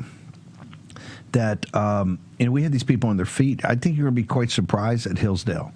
I think they're pretty cutting edge out there. And I think it got a lot of I realize you got the libertarians, you got a lot of Cato people or people, think like Cato. You got a lot of classic Austrian economics, Milton Friedman types. I think you're going to be quite pleasantly surprised about how at least some of the audience embraces the policies of President Trump, the populist economic nationalist policies of President Trump, sir. Well, it's certainly a very smart crowd, and the students come first. There are a lot of donors and alumni here, so a lot of people have traveled for this. But it's a college, so the students get in. They get to ask the first questions. Everyone has, which I like. That's really my kind of target audience, if you will, is the students, because they've had a certain amount of free trade, et cetera, and I'll give them an explanation. I asked people, what was Taiwan's comparative advantage in semiconductors in 1975? The answer is 0. They had comparative advantage in tuna fishing and rice farming. Yet today they are the superpower of semiconductor production. They did that as a matter of government policy. They created comparative advantage out of thin air by subsidizing it, encouraging spin-offs, sending students to Berkeley and Stanford, getting them back again, et cetera. And Trump's doing the same thing in the United States. Direct foreign investment, or I've lost count, I think we're up to $2 trillion of investment coming our way. And Trump says, you can sell whatever you want to Americans, tariff-free, no problem, but you have to build it here. These are cornerstones of the MAGA economic policy. When you explain it to people, they're like, "Oh yeah, that actually does make sense." So I think you're right. I've had a great reception here and pretty high-powered crowd. I'm using a slide deck that proves I'm the least intellectual of the speakers because they all just got up and gave speeches, but they were really quite good. I want to talk to people about getting to your site. We got rickardswarroom.com is the landing page. When they get to strategic intelligence, what is predictive analytics? Why we have a working class and middle class audience? This newsletter is read by the top hedge fund guys, what I call the C-suite, CEOs, chairman of the board, for our audience. And of course, people love you. They love when you come on. You give the worldview. You understand national security, intelligence, capital markets, economics. Why, when they go to the site, what's in it for the average person to get strategic intelligence, sir? Well, Steve, everyone does predictions. Everyone does forecasts. They're coming out of Wall Street and Washington and pollsters all the time. And it's amazing how many of them are just wrong. So in terms of predictive analytics, I said Trump would win in 2016 when it was 95% Hillary. I said UK would vote for Brexit when it was 75% Remain. I called 312 electoral votes in 2024 for Trump when most people were kind of, high 200s, et cetera. How do we do that? Well, I'm not smarter than all these other people, but we have better models, and that's the key. If your model is flawed, your output is always going to be flawed. So we use complexity theory. We use behavioral economics, and that's something that's discussed, but people don't actually know how to use it. We use something called Bayes' theorem, not to get too geeky, but you start out with a lot of humility, say, well, I don't know what's going to happen, but here's my estimate. But then you update with subsequent kind of thing Janet Yellen hates. Janet Yellen shows up more data. With Bayes, you say, well, I don't have that much data, but I'll do the best I can, but I'll update when I get new data. That produces much more accurate results, and that's what we do. We just outlined our November issue just came out. Our December issue will be coming out beginning of the month, December. But we're going to do it on MAGA Goes Global. We're going to look at Nigel Farage, Viktor Orban, Meloni in Italy, my friends in the Balkans. By the way, Slovenia, what a beautiful country. I also went down to Herzegovina. I kind of, got off the road a little bit, made a pilgrimage to Medjugorje. I know this is not a religious show, but, go there and you'll see a little bit of heaven on earth. That might be the most important place in the world. So I always tell people in Washington and New York, you got to get off your butts, get away from your screens, go out, travel, meet people. That's how you really learn. But then you can bring that knowledge into your models and into your forecasting. Okay, I can't let you talk to me now. We're going to get you on Harnwell's Wednesday night show. You keep going. Talk to me about, we're going to set aside so go to rickardswarroom.com. That's a landing page. Get access to strategic intelligence. When Rickards is over in Slovenia, he's talking to all these government officials. He's essentially laying out the premise of Brexit, why Brexit is so important, to take your sovereignty back from these centralized governments. It's essentially the core of the talk tonight at Hillsdale. It was about taking our sovereignty back, the American people, putting America first and American citizens first. But I gotta go back to Liz Ure will never forgive me, and Harnwell and Jack Posobiec. What did you just say? Where did you take a pilgrimage to, sir? I went to Medjugorje, which is not an easy place to get to. It really is a village. You got a few more souvenir shops these days. I went to church at St. James. For viewers who may not know, Medjugorje is the longest series of apparitions of the Blessed Virgin Mary on Earth, longest in history. There have been, first one was in the year 40 AD, I think, in Zaragoza, Spain, but the Catholic Church has approved very few of these. There are tens of thousands of people say, I saw the Virgin Mary, a pancake or whatever. There are only about 25 or 30 that have got the imprimatur of the Catholic Church. Medjugorje is not there yet, but it's getting a lot of support. Millions of pilgrims go there. I climbed Apparition Hill. I went to St. James. Steve, I'm a writer, an author. I'm supposed to be good with words. I'm still processing the experience. I can't quite put it into words. But as I was arriving in the village, there was a rainbow. Now, yeah, rainbows happen. It was raining that day, but it was like, okay, there's a sign. I'm not looking for one. I don't need one, but there it was. It is the most peaceful, calm place I've ever been. There was no animosity. Nobody's blowing the horns. Nobody's yelling. But more than that, it wasn't just quiet. It was a little bit of heaven on earth. That's cliche, but that's the best way I can describe it. I would certainly encourage people to go. But it's a place. Hang on. Full stop. The reason I love Rickards, we met a number of years ago, became a contributor to the show, and then we love strategic intelligence. Rickards has seen it all. CIA, Wall Street, capital markets. You've got a natural cynical look because you've seen every trick pulled in geopolitics. I mean, this is the nastiest hardball at the highest level, particularly in the late 20th and early 21st century. I can't. You were actually moved spiritually for this. You were drawn to take this pilgrimage, and then when you went there, it was actually more powerful than you thought it was going to be. Yes, no, I've been thinking about it for a long time, and like I say, it's out of the way. But I was in Slovenia for the speech, so I said, well, I'm not going to miss this opportunity. Not easy to get to. I had to fly into a place called Mostar, which was interesting in itself, coming back to the civil wars there. But people from all over the world. Apparition Hill was interesting. It's not, you climb a hill to the site where the visionaries first saw the Virgin Mary. It's not particularly steep, and it's not particularly high. It's 400 or 500 feet. It's a bit of a hike, but it was extremely difficult to do. And I'm a mountain climber. I've climbed some of the highest mountains in the world. The footing, it had rained, it was slippery. And I bought a stick, a hiking stick, which helped a lot, so I didn't fall down. But it wasn't like a cane. It was like one of these 6-foot hiking sticks. It was interesting getting on the plane, coming home. But it's I'm a little bit of a loss for words. Very moving, very touching. Took communion at St. James Church, the best way I can describe it, it was the most peaceful, loving place, experience, but you could feel it. Again, if I can't put it into words, that's okay, because you can definitely feel it. I'm still kind of processing it, but if you take the messages, and there are thousands of them, by the way, and that's why a lot of people discard it, but some of them are, Russia has embraced spirituality, which people don't understand about Russia. It's all Putin, Putin, Putin, but the power of the Orthodox Church in Russia, and then America is losing its soul, but maybe we're getting it back. That's a good thing. Europe, people don't know the flag of the EU is a circle of 12 stars. Well, that's the woman of Revelation, chapter 12, book of Revelation. The woman clothed in gold, standing with the moon beneath her feet, and a crown of 12 stars. And the guy who designed it said that's where he got the idea. He stopped at a church on his way to the studio. The EU has spent decades denying that. It's like, it's 12 astrological signs, 12 months of the calendar, whatever. No, it's the crown of Mary. So there's a lot there, and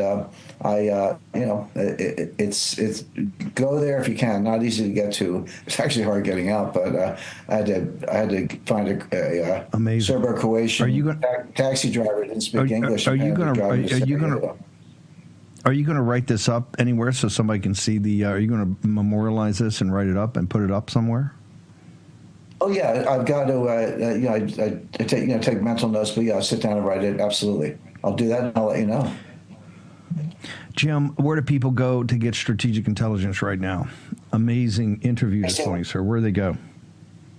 Thanks, Dave. We have a landing page, rickardswarroom.com. That's rickardswarroom.com. You can go there. You can subscribe to Strategic Intelligence. That's our flagship newsletter.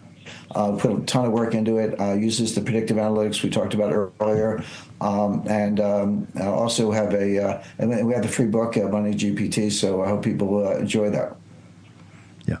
Well, tonight at Hillsdale, you'll be giving the lecture, the last in the series on the modern American economy since the Great Society. Jim Rickards summing it up tonight about MAGA and Amex. We're either going to stream it or we're going to get the video and play it. Jim Rickards, honored to have you on here, sir. Welcome back. Thank you. Jim Rickards. Incredible. What a story. Wow. I wasn't expecting that on Tuesday, 4 November in the year of our Lord 2025. Short break.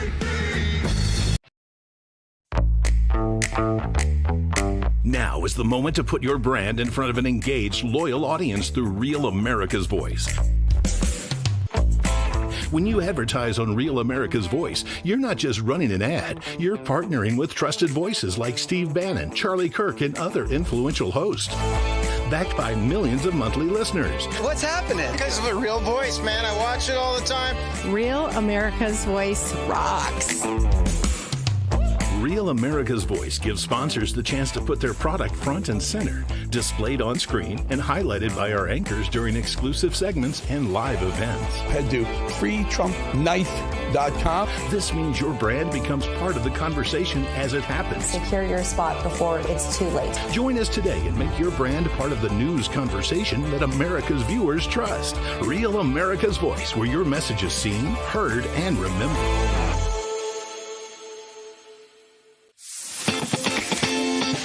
Patriots, it's time to gear up. Real America's Voice has an entire lineup of merch made just for you. We got some Rav fans out here. We watch you every day. From mugs that start your morning strong to hoodies, hats, t-shirts, pants, vests, flags, and so much more. Yeah, I noticed it. I mean, that caught my eye big time. Every piece lets you wear your pride loud and clear. This isn't just merch, it's a movement. When you shop Rav, you're showing the world you're proud to be part of the Real America's Voice family. God bless Real America's Voice. So don't wait. Scan the QR code right now or visit realamericasvoice.launchcart.store to shop today. Thank you, Real America's Voice, for doing true journalism. Stand tall, be bold, be proud. Represent your voice with Real America's Voice. It's good to have a real news network out there, so I'm a big fan. Use code RAVSWAG10 for 10% off. Real America's Voice rocks.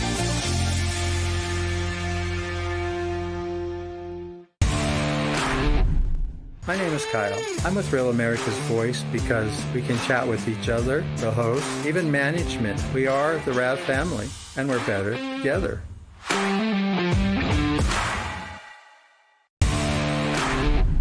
This is Tim King, also known as USS Malik, and I love Real America's Voices for its like-minded programming and the chat. Love you guys.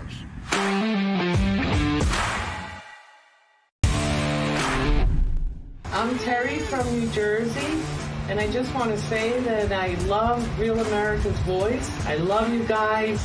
Keep up the good work.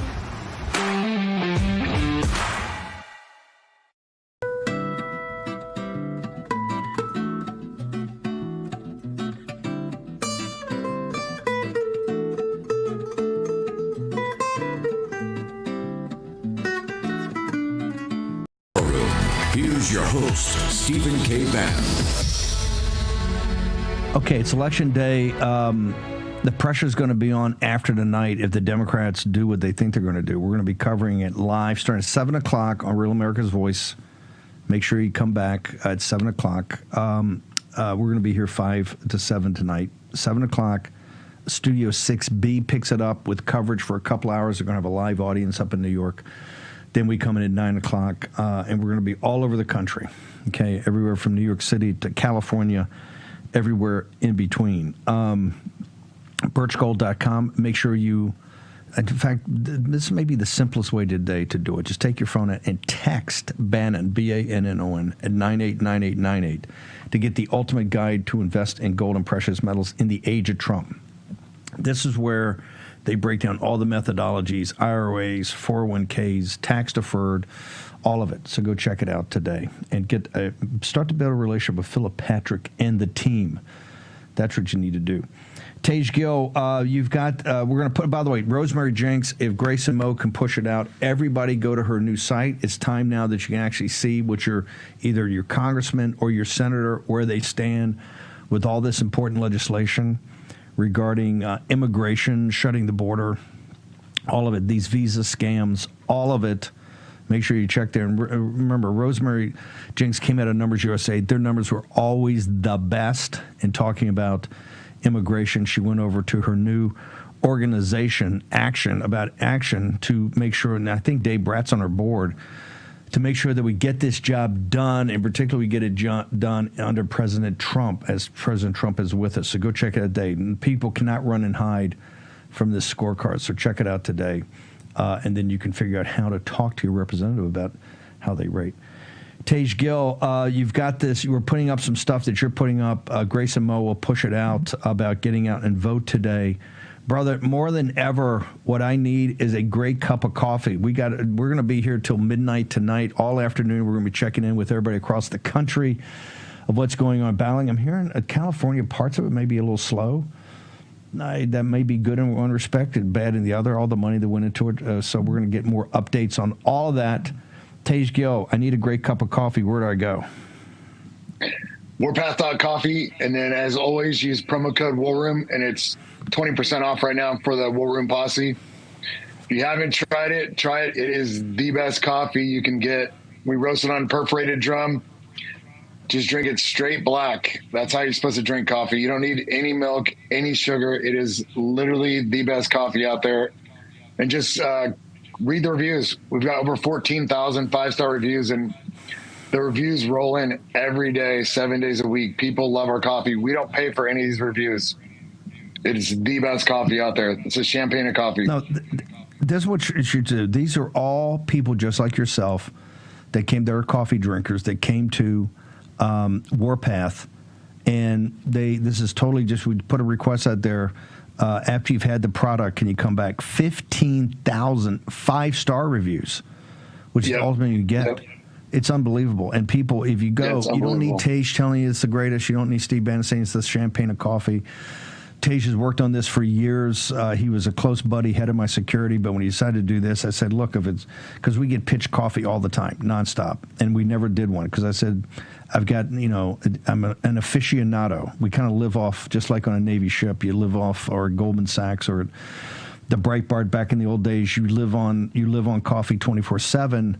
We do it here, and this was the best coffee I've ever had. And you don't need cream, you don't need sugar, you don't need anything to cut it. One more time, Tej, we're on Election Day, and you're going to be back on the show tonight. People may need some coffee tonight to stay up. Where do you go, sir? Yeah, first of all, go to the voting booth, especially if you live in Idaho. And then second, go to warpath.coffee and use promo code WARROOM, and you'll get 20% off for the order. And like Steve said, it is the best coffee out there. We don't mess around. We don't take any shortcuts. There's no gimmicks.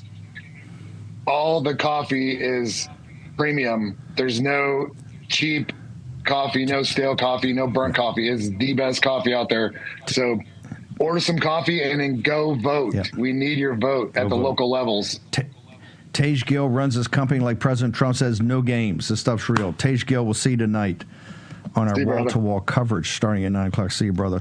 Mike Lindell, I'm already getting reports because we're right near the Supreme Court, so we're in the Capitol complex with security. No, seriously, I'm getting reports because the guards are right here. They come by for a Warpath coffee every now and again. We're getting reports that Mike Lindell has been loose in the Senate office building. Ain't truth to that, sir? Absolutely. And now I'm heading over to the Capitol. I just got out of here. When I walked in the Senate building, everyone, who do I come across? I'm getting in the elevator. Adam Schiff comes out, and his eyes just popped out of his head. He's going, I mean, you think, I don't know, I scared people like that, but he did a triple take and a scowl and walked away. And that was my greeting this morning when I got here. But we had great meetings, Steve. It was amazing. We've got so many things that with Arctic Frost, I'm finding out about the attacks on MyPillow, and then also securing our election platforms. Everybody will have full reports on that by next week. So I'm very encouraged. Hang on. Whoa, stop. Did you give Shifty a pillow? Did you give him a pillow to hug? No, I didn't have it with me, but he didn't want a hug either, Steve. He didn't look like he wanted a hug. I'll tell you that. It was like, if you could have seen a ghost, it was like he's seen a ghost or something. It was like, I'm going, excuse me. He tried to put you in prison, and now the MAGA movement and President Trump's going to put him in prison. This is hunters become the hunted. And Schiff saw it up close and personal. The vision, he saw the visage of Mike Lindell. It's his worst nightmare. He saw a MyPillow commercial in the elevator over there in the Senate. That's right. Absolutely. But you guys, I wanted to get on here too because it's the last day of the Made in the USA sale. This is it. We did this exclusive for the War Room for a few days here, for about a week. You guys get it. You save up to 80% on the MyPillows, the mattresses, the mattress toppers, everything we make right here in the USA. And then if you go to mypillow.com/War Room, you can get the 50% off sale. We're going to run that till the end of the day too. So get your sheets. They're $29.88 for any size, any color. You've got your slippers over there, though. That's a War Room exclusive. Slippers to $39.98. You guys get all these products today using that promo code War Room. And this is the last day. You guys get those big ticket items, get free shipping right to your front door. You guys have all been taking advantage of getting the mattress, so you get the best sleep of your life. And we use promo code WAR 800-873-1062. We'll see you back here at 5 o'clock tonight. We're going to be going all day. Charlie Kirk Show is next. Poso's out there with Andrew Covert. The Poso Show, Gruber Bowling, then back here at 5 o'clock, and then throughout the evening on Election Day in the year of our Lord, 2025.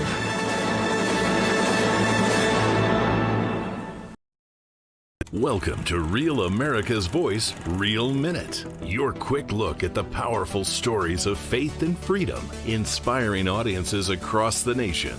Angel Studios presents A Kennedy Curse.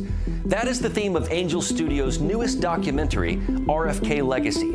It comes from acclaimed filmmaker Oliver Stone, director of the hit movie JFK, and his son Sean Stone, in a profile of the Kennedy legacy that you've never seen before. I want to ask you about your father's assassination. Anybody who reads that report will understand that Sirhan could not have killed my father. It's a dirty story. It explores the Kennedy legacy as told through the eyes of Bobby Kennedy Jr., who reflects upon his life and memories, his time on Cape Cod, his uncle's assassination, his own father's assassination, and his early interest in nature and the environment. This time you have a drug addiction. How does that play out? I wanted to be working with nature. He was appalled at what he saw. This is how he became the leading environmental lawyer in the United States. There's no right to pollute. The polluter pays. My views are constantly misrepresented. This compelling documentary profiles our current Secretary of Health and Human Services and dives deep into why Bobby Kennedy is who he is, why he cares so much about health in this country, and how his family legacy continues even after family members pass on far too soon. I don't know if there's a curse.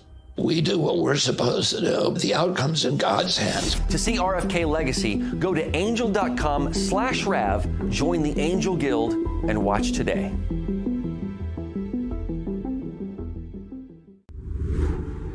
Hi, my name is Tracy Hill from Arizona. I don't stink around in the kitchen when it comes to the news. I watch.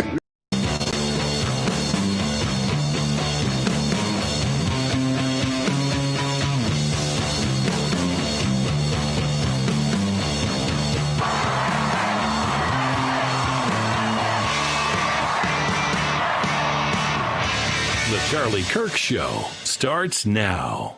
The violence doesn't come from Democrats, just to be clear.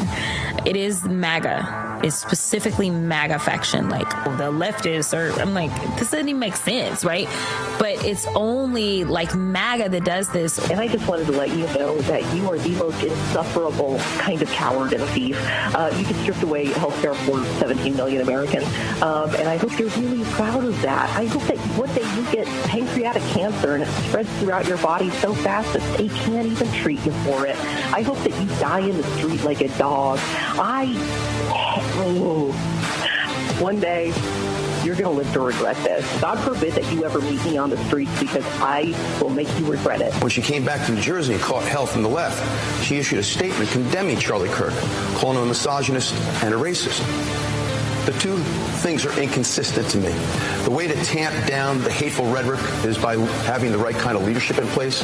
I've always conducted myself in a respectful way, even when I disagree with people. And I just want to ask everyone in this crowd, if you can raise your hand if you have been called a terrorist while living in this city. Yes. It's just a vile creature. The worst thing on the face of the earth. But anyway. You think he's the worst thing on the face of the earth? I do, yeah. I do. Why is that? Because he's the President of the United States and he does not honor the Constitution of the United States. In fact, he's turned the Supreme Court into a rogue court. He's abolished the House of Representatives. He's chilled the press. He's chilled the press. He's scared people who are in our country legally. Donald Trump just put out a statement encouraging New Yorkers, saying they must vote for Andrew Cuomo. They share the same donors. They share the same small vision. They share the same sense of impunity. The MAGA movement's embrace of Andrew Cuomo is reflective of Donald Trump's understanding that this would be the best mayor for him. Do you like capitalism? No, I have many critiques of capitalism. And I think ultimately the definition for me of why I call myself a democratic socialist is the words of Dr. King decades ago. He said, call it democracy or call it democratic socialism. There must be a better distribution of wealth for all of God's children in this country. And that's what I'm focused on, is dignity and taking on income inequality.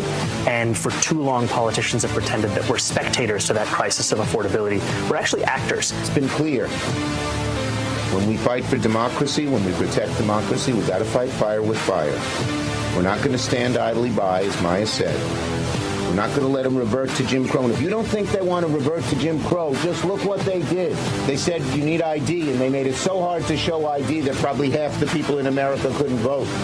Because these guys are undoing everything in every way they can. They don't want poor people to vote. They don't want people of color to vote. They don't want Democrats to vote.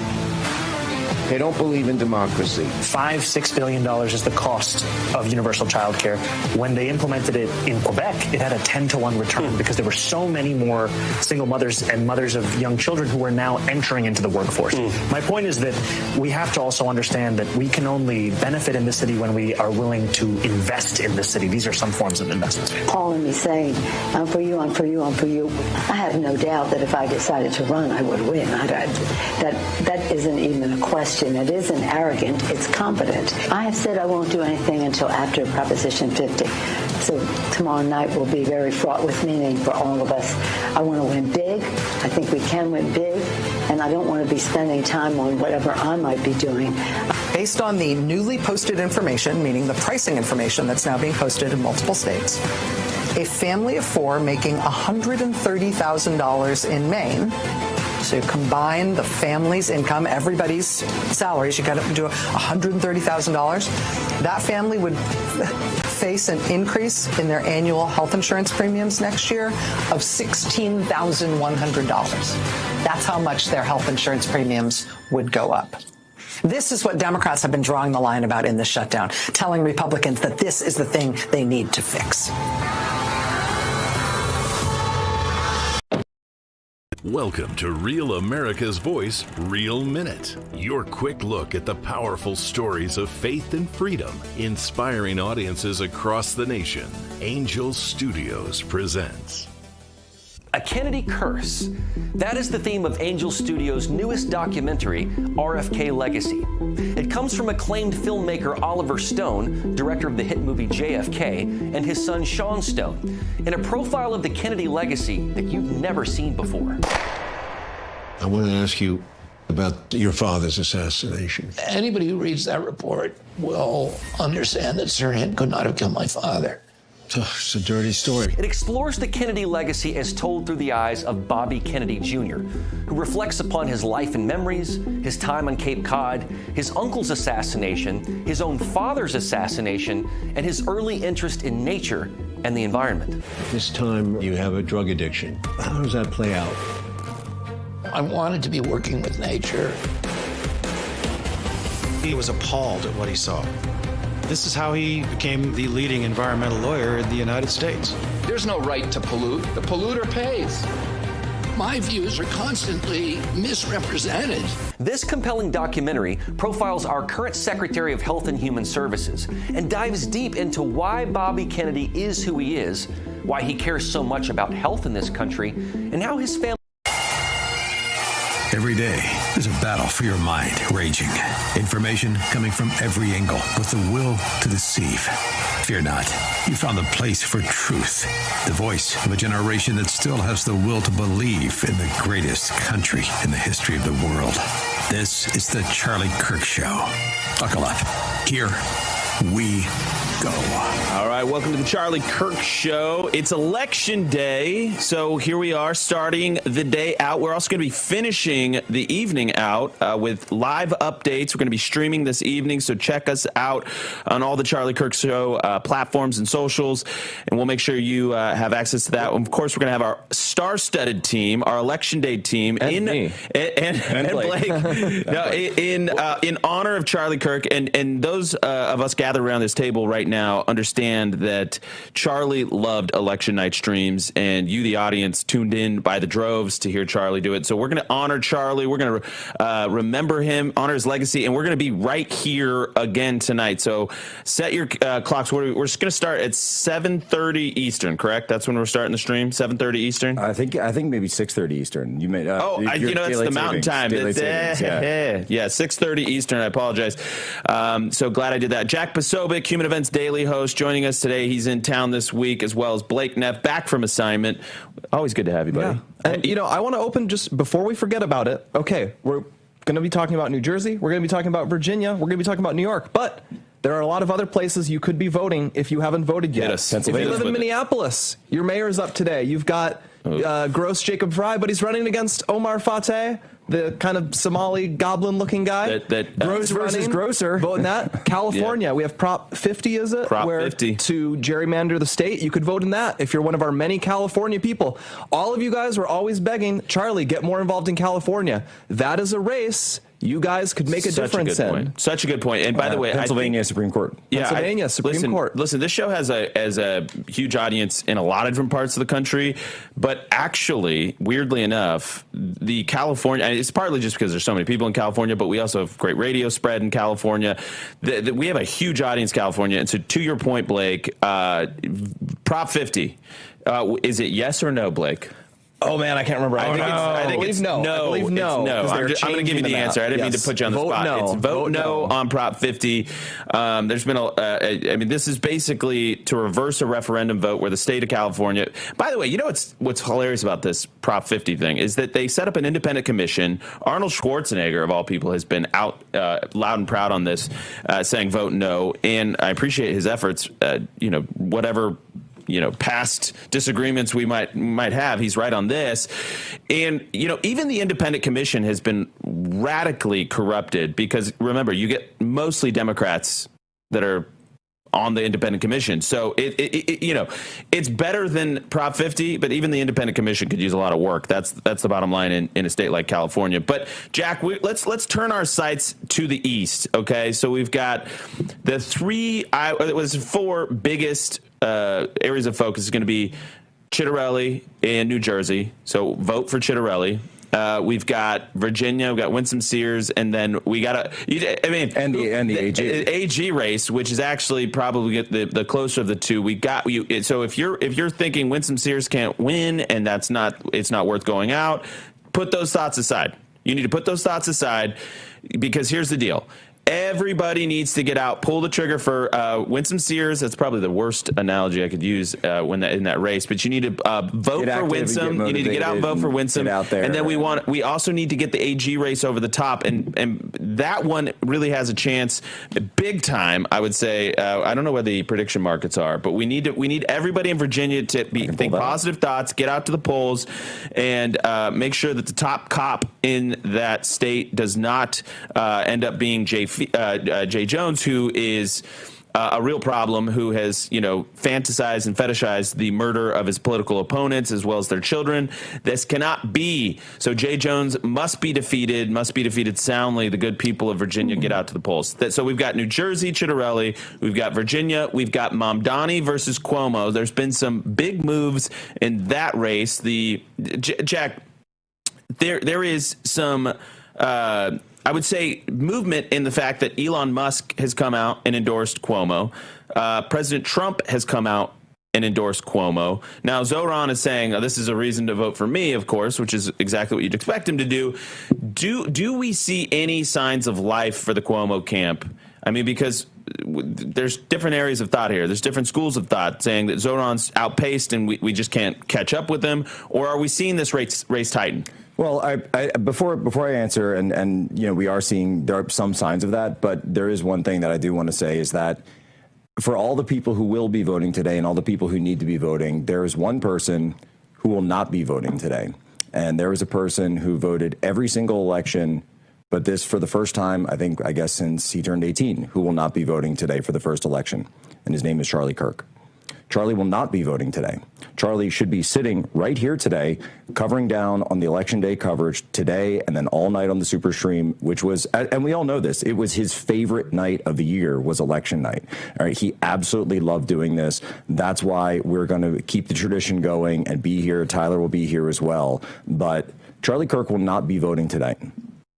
And Charlie Kirk will not be hosting tonight. And we know why.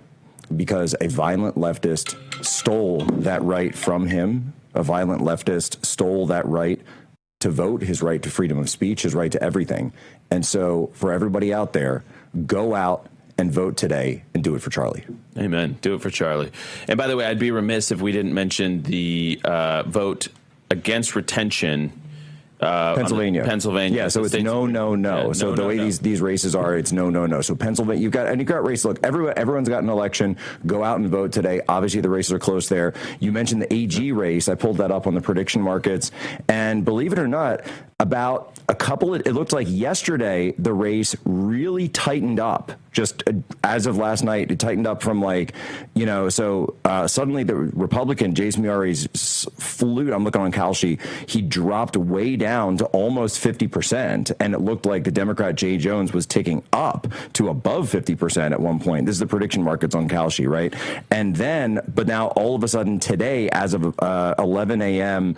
East Coast time, and I guess it's noon East Coast time, that suddenly now Jason Miyares is pulling away with it. He's now back up to about 57%. So there was this strange tightening and now, a diving out.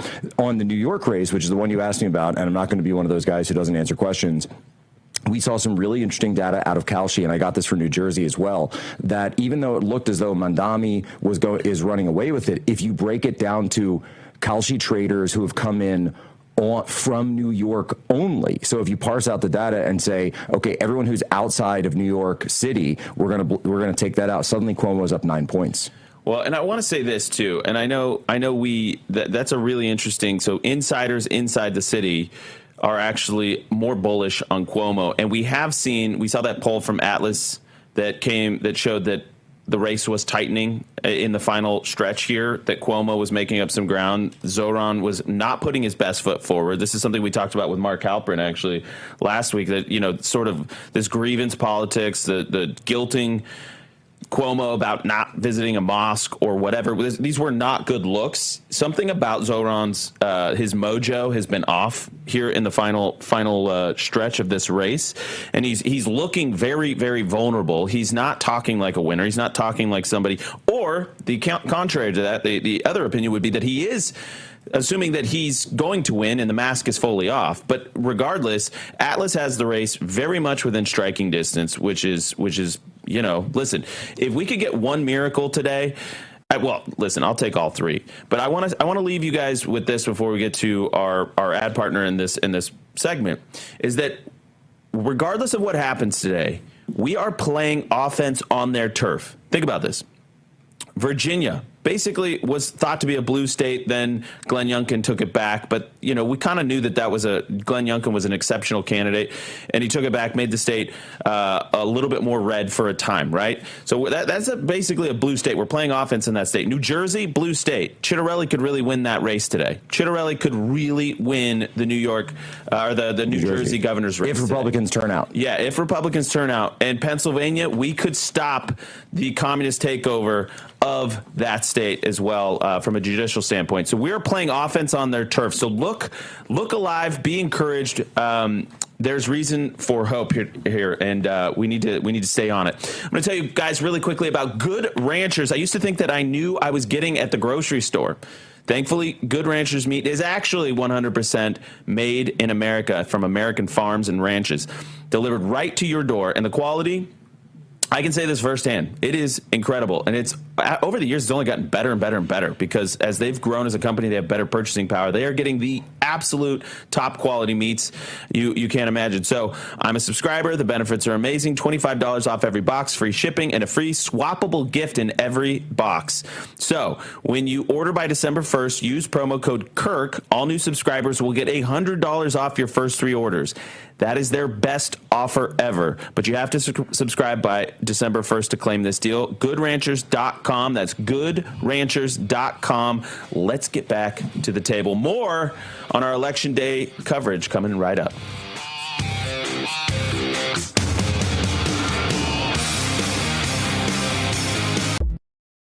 Welcome to Real America's Voice, Real Minute. Your quick look at the powerful stories of faith and freedom, inspiring audiences across the nation. Angel Studios presents A Kennedy Curse. That is the theme of Angel Studios' newest documentary, RFK Legacy. It comes from acclaimed filmmaker Oliver Stone, director of the hit movie JFK, and his son Sean Stone, in a profile of the Kennedy legacy that you've never seen before. I want to ask you about your father's assassination. Anybody who reads that report will understand that Sirhan could not have killed my father.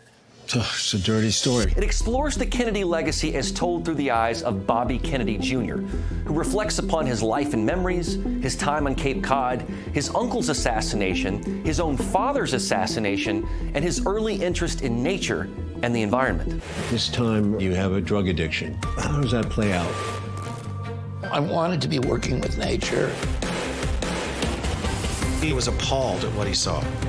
This is how he became the leading environmental lawyer in the United States. There's no right to pollute. The polluter pays. My views are constantly misrepresented. This compelling documentary profiles our current Secretary of Health and Human Services and dives deep into why Bobby Kennedy is who he is, why he cares so much about health in this country, and how his family legacy continues even after family members pass on far too soon. I don't know if there's a curse. We do what we're supposed to do. The outcome's in God's hands. To see RFK Legacy, go to angel.com/Rav, join the Angel Guild, and watch today.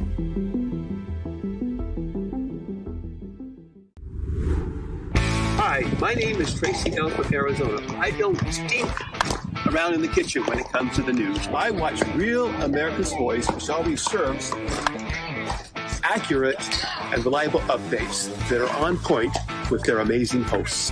So don't find yourself in a pickle by tuning into the fake news. Stick with Real America's Voice.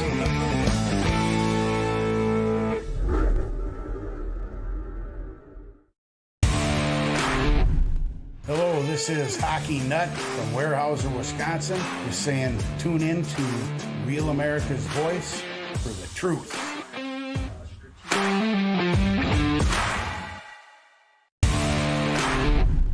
Hello, this is Kurt. Why do I love Rav? If you ever talk to the host, you can do that on Rav. And the Rav family, they'll talk back to you too. Let you know what's going on. Take care.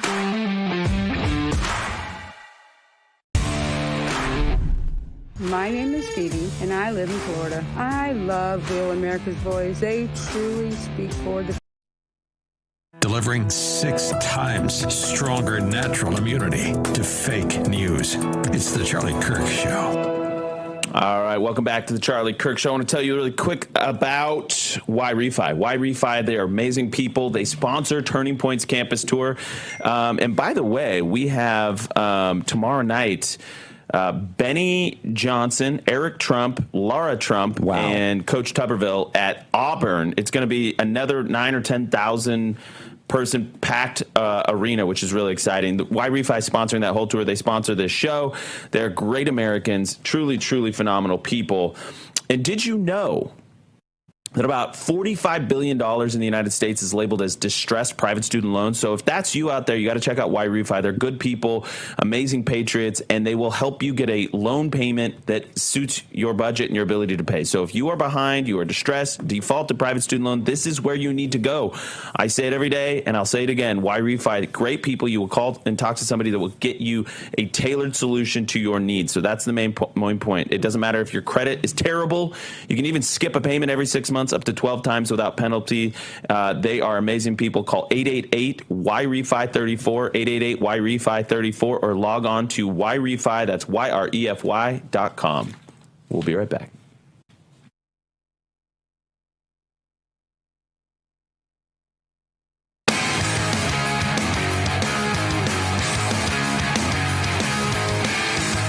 All right, welcome back to the Charlie Kirk Show. Andrew Kolovit here, executive producer of this fine show, with Jack Posobiec from Human Events Daily and good friend of the show, as well as Blake Neff, our not-so-secret weapon. Okay, so this morning we woke up here in Mountain Time, so 2 hours off of East Coast. I'm going to get this right. We just switched, actually, in Arizona. Or Arizona didn't switch, the rest of the world did. That's how it works. So we're getting our time zones sorted here. But there was bomb threats in, it looks like, 7 different counties in New Jersey. And what's hilarious about this is that you have Zohran Mamdani claiming that this would be the work of Trump. And we'll explain why that doesn't make any sense at all in just a second. Let's go ahead and play 159. Incredibly concerning. And I think that it is an illustration of the attacks we're seeing on our democracy. Sometimes they're blatant and explicit in the manner of these bomb threats. And we have to understand this as part of the general approach the Trump administration has taken to trying to intimidate voters. So he says we have to understand this as part of the approach that the Trump administration has taken to try and intimidate voters. So, Jack, riddle me this. Are more conservatives or Democrats voting on Election Day? It is typically more conservative. So it's going to be your Republicans, and then it's going to be your conservative independents. So does it make any sense, then, that Trump would be responsible somehow for bomb threats on Election Day in New Jersey? No, and what you're seeing here is, of course, the guy who, is the leading candidate to be the next mayor of New York City. Immediately when given the opportunity, what does he do? He attacks and demonizes his political opponents. This is the same thing that we saw Jimmy Kimmel do, by the way, in the wake of Charlie Kirk's murder. He immediately said that it was a MAGA guy who did this. And so what are we seeing again from, and again, we were told, the left doesn't do this, the left doesn't demonize, we need to unite, we need to do all of it. Well, here you go. This guy, by the way, he is going to be, and if he wins, by the way, and I'm going to throw down the marker right now, if he wins the New York City's mayor race, he will be the Democrat frontrunner for 2028 for the presidential election. I agree. And immediately, what's he do? He demonizes his opponents and blames his opponents for political violence. When we don't have any facts whatsoever right now, we do know that there's been a lot of political violence lately done by the political left. We could ask Charlie about that, but of course he's not here to join us and be able to have that discussion because of the political left. And so, by the way, we got these great I voted stickers, and I think we have this clip from, where is it? If you guys want to pull it up, it's just a picture, 167 that we have up, and people are posting these up across New Jersey right now. I voted to honor Charlie Kirk, and in fact, because I was in New Jersey, I have a bunch of them right here. That's amazing. So I voted to honor Charlie Kirk. And I have a couple. Don't use them yet. If you could zoom in here, these are phenomenal. Isn't this great? Yeah, I love that. And we should vote to honor Charlie. Charlie would be right here today saying vote, vote, vote, vote, vote. Blake, do you agree with what Jack just said? That if Zohran wins today, especially if he wins handily in New York City, does he become the de facto front runner in the Democrat presidential race? Nah, I think this is one of those things where it's a person on the left that, if anything, the right fixates on more than the left does. I think he's going to be especially because I don't think he'll be a very successful mayor of New York City. I think people do emphasize, they say he's going to make it way more dangerous. He very well might. But I think he's much more likely to just ruin the economy of New York. It's far easier for the left to just absolutely wreck. Yeah, but you can't say a guy who wins a massive upset like that doesn't get put into the contention for the Democrats for 2028. But I mean, Bill de Blasio went nowhere. Bloomberg went nowhere, and Bloomberg ran for president. But he had he had unlimited money to do it, and he still completely flopped. Yeah, but Bloomberg was not a populist. Zoran, I'm talking about the specific brand of left-wing Marxist populism that Mamdani is embracing. It's anti-white, it's anti-Christian. He knows exactly what he's doing. It's obviously anti-Trump. It's sort of like he is the anti-Charlie Kirk, because I was thinking about how Mamdani and Charlie were kind of about the same age. He can't run, right? That is weird. He's a foreigner. Oh my gosh, yeah, you're right. You watch. They're going to try to change that. They might. They're going to try to change that. But that is a really good point. Actually, actually everyone in the world is an American citizen. That's why they all have security numbers. Did you know that Zoran is more American and more patriotic than native-born Americans? I'm sure they're going to say that. I'm told. That's actually thank goodness for that little provision in that. Well, and it's almost like the founders put it there for a reason. Oh, it's almost like they had an idea that if you were born in America, you're going to be more loyal to America than if you weren't born. Wait, so loyalty matters? Well, I don't want you to get too ahead of yourself. Okay, so listen. Here's. I want to go back. We're going to have Rich Barris on later at the start of hour 2. But one of the things we talked about with Rich is this focus on domestic issues, and you see this candidly. Messaging discipline has been better from the Democrats, talking about costs, healthcare, things like that. We're going to have Dr. Oz join us next to talk about the shutdown and government healthcare cost. So don't go anywhere. We'll be right back. Welcome to Real America's Voice, Real Minute. Your quick look at the powerful stories of faith and freedom, inspiring audiences across the nation. Angel Studios presents. I'm Bo Davidson with your Real America's Voice, Real Minute. What was George Washington like before he became our nation's first president? The brand new film Young Washington tells the untold story of Washington's early life, his failures, and how that shaped his path to become the leader that would spawn America's independence. It's a bold, authentic story that is neither woke nor watered down, and it's directed by John Irwin, who brought the world I Can Only Imagine, American Underdog, and Jesus Revolution. Take a listen to Irwin talk about the project here. First of all, it's an incredible story. It's a story that not many people know. What's interesting about George Washington is it wasn't his greatest victory that defined him as a young man. It was his greatest failure and how he responded to it that made him George Washington.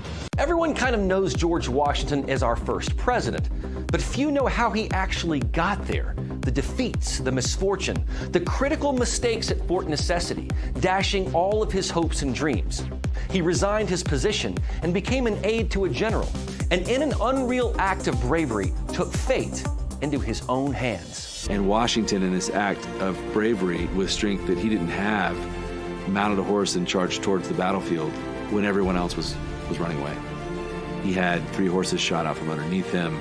He had 4 bullet holes, 2 in his jacket, 1 in his hat, and he just became George Washington in this moment on the field of battle. The idea that there was a divine hand in Washington being saved that fateful day is a key theme of young Washington's tale. It's one part Pride and Prejudice and one part The Revenant. It's the story of how a man didn't let defeat define him, but instead took that defeat and turned it not only into his own fate, but the fate of this new nation. And the best part of all, it's a true story. Young Washington's release will be on July 4th of next year, which coincides with America's 250th birthday.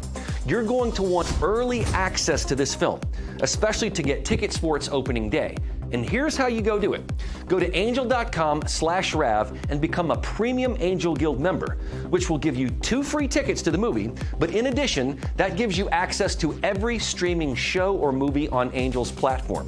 And you'll also get exclusive behind-the-scenes access leading up to the premiere. So go to angel.com/Rav today to get that access, follow the journey of young Washington, and help make this the #1 movie of 2026.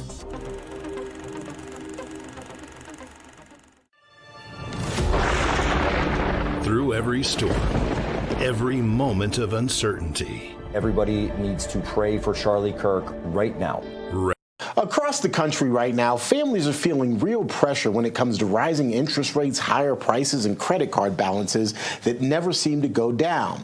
It's really overwhelming, and for many, it feels like there's just no way out. But Iconic Debt Relief is helping Americans fight back. Their team takes the time to understand each person's situation and build a plan that can lower monthly payments and ease that constant stress. For so many families, the relief is truly life-changing. If debt has been weighing on your shoulders, don't wait. Instead, call Iconic Debt Relief now and take the first step towards getting your life back. The information and the QR code there at the bottom of your screen.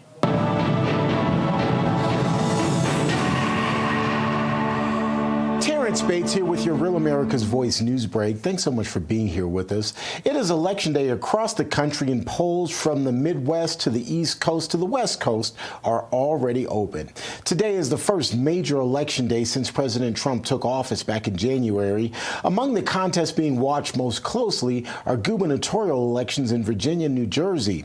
The GOP candidates in both of those states have aligned themselves with President Trump and are hoping to ride his coattail to victory. New York's mayoral election also has the nation buzzing as self-proclaimed Democratic Socialist Zohran Mamdani is polling as the frontrunner.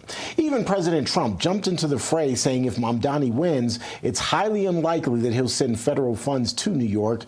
He also says the Big Apple has, quote, zero chance of success or even survival under Mamdani's leadership. We'll, of course, have live results for you this evening here on Real America's Voice starting at 7 o'clock Eastern. A whistleblower says British news agency the BBC, quote, doctored video of President Trump's January 6, 2021 speech at the White House in advance of the now infamous protest at the U.S. Capitol. The concerns are related to a BBC documentary titled Trump, A Second Chance. The company's former editorial guidelines and standards committee advisor Michael Prescott claims the program misled viewers by splicing together clips of the then outgoing president's speech in order to make it seem like he incited what later happened at the U.S. Capitol. The misleading clips are said to be 54 minutes apart. That's a quick check of your headlines. I'm Terrence Bates. We will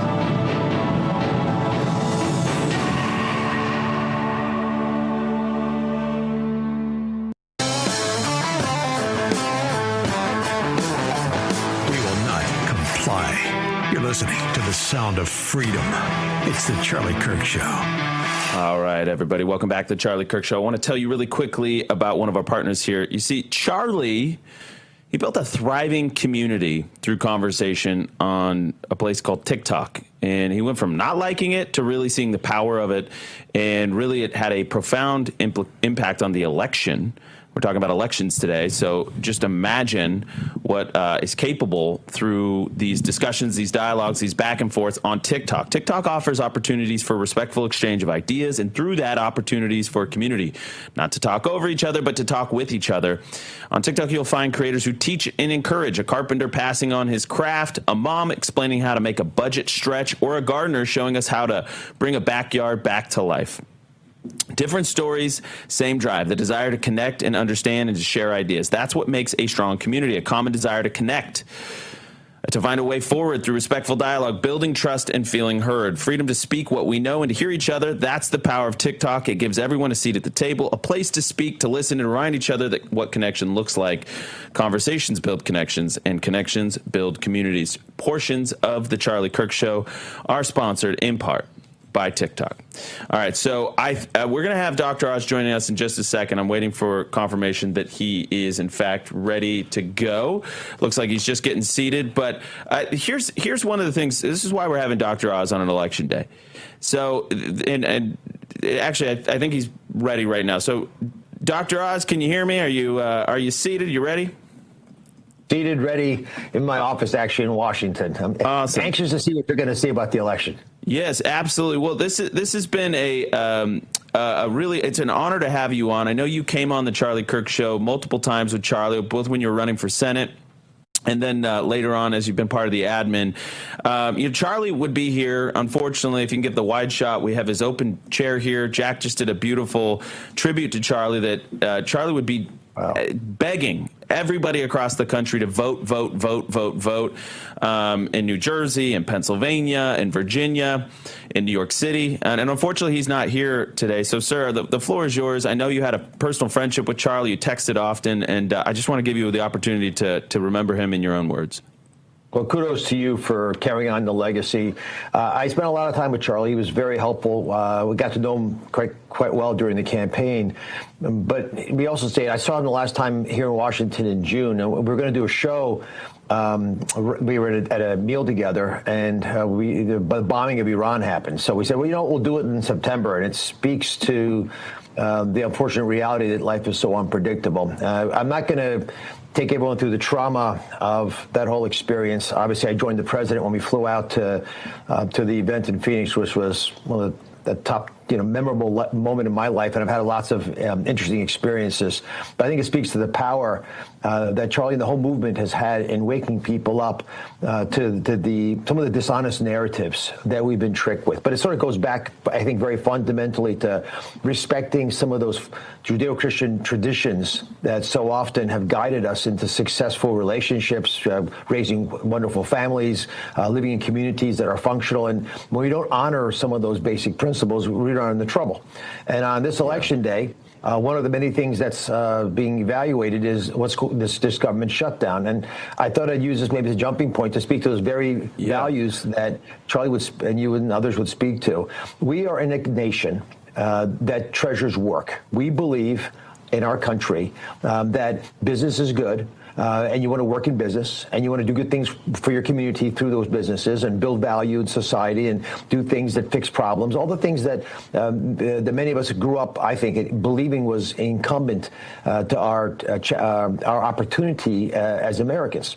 Yeah. And many people came from other parts of the world because they know and found out that America actually still does those things that their country stopped doing, like go to work, play a role in improving society, have agency over your own life because it matters. God put you here to do something. And whatever that thing is, go out and do it.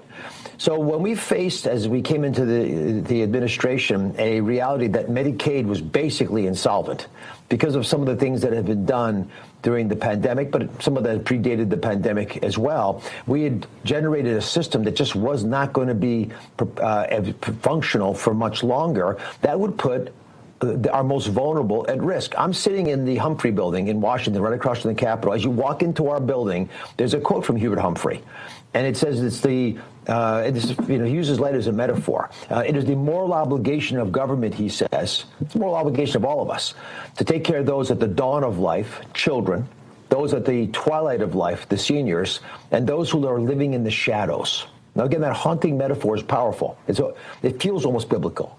So if you're going to protect our most vulnerable, you can't allow fraud, waste, and abuse to strip it of its vitality. So the president very directly told me to preserve, for example, Medicare. Don't touch Medicare. Don't hurt the folks who are vulnerable on Medicaid, but take the fraud, waste, and abuse out of the system. We have been doing that, and we're going to continue to do that. And the Democrats have shut down Washington, shut the government down, because they believe that the one big beautiful bill, which codified many of the things that make sense to clean up Medicaid and protect it for the most vulnerable, were wrong. They want to, for example, allow illegal immigrants to continue to get funded for their health care benefits. This fundamentally changes the equation. Democrats don't like there's a work requirement. But we tell people, fine, if you're in a difficult spot, we'll pay for your health care. But you need to actually try to get a job. And if you can't get a job, go volunteer somewhere. Go take care of somebody. Go get an education. Do something to reinforce what you should know deep down inside, which is God's got a plan for you, and go act on it. And these are fundamental differences in how folks are seeing the future of this country.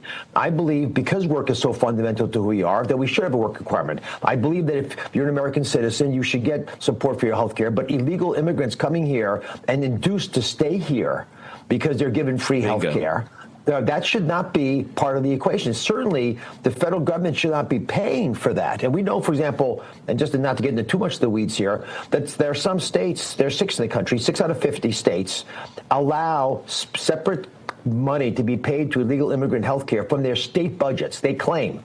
And, of course, that allows them to recruit and retain illegal immigrants, despite what federal law is around coming across borders illegally. And they think that's okay. And now we are just identifying, breaking news, I'll share it with you, that we believe is over $1 billion that has been taken from federal tax money to support these programs. In fact, they're starting to pay us back, so I'm pretty sure we're right. Wow. Well, that's breaking news. So $1 billion you've identified, that's basically fraud. It's basically fraud that the states are using improperly. So I wanted to play a clip for you, and I do think it's election related because, you know, there is some polling out there that would indicate that the American people want to focus more on domestic issues, more on cost, healthcare, things like that, as opposed to foreign issues, foreign policy. And I certainly share that belief. But one of the reasons that I think this resonates is because Democrats' messaging, and I hate to say it, but I think it's been a little bit more disciplined in this, especially this election run-up, than some of the Republican counterparts. They are talking about health care, and I wanted to play this clip for you from Rachel Maddow, and it's in relation to the government shutdown, where she's basically saying, well, if you strip these subsidies out of Obamacare, the ACA, then all these costs are going to go up for Americans, right?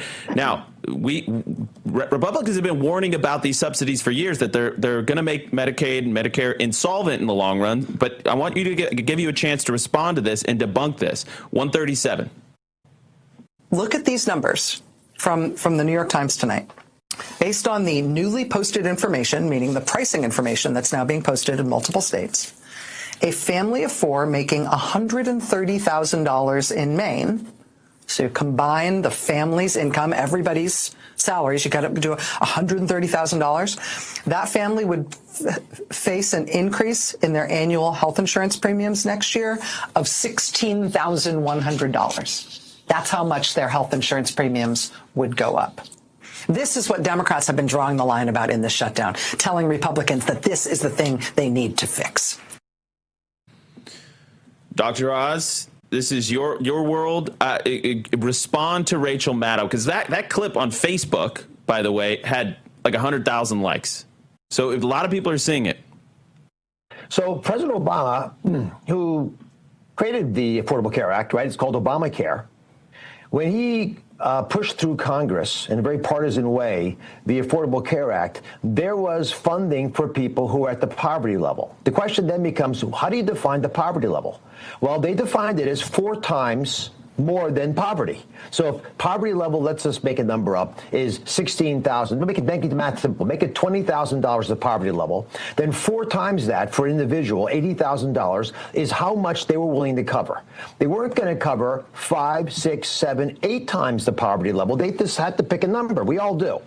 So Obamacare did not cover people who are making more than 4 times the poverty level.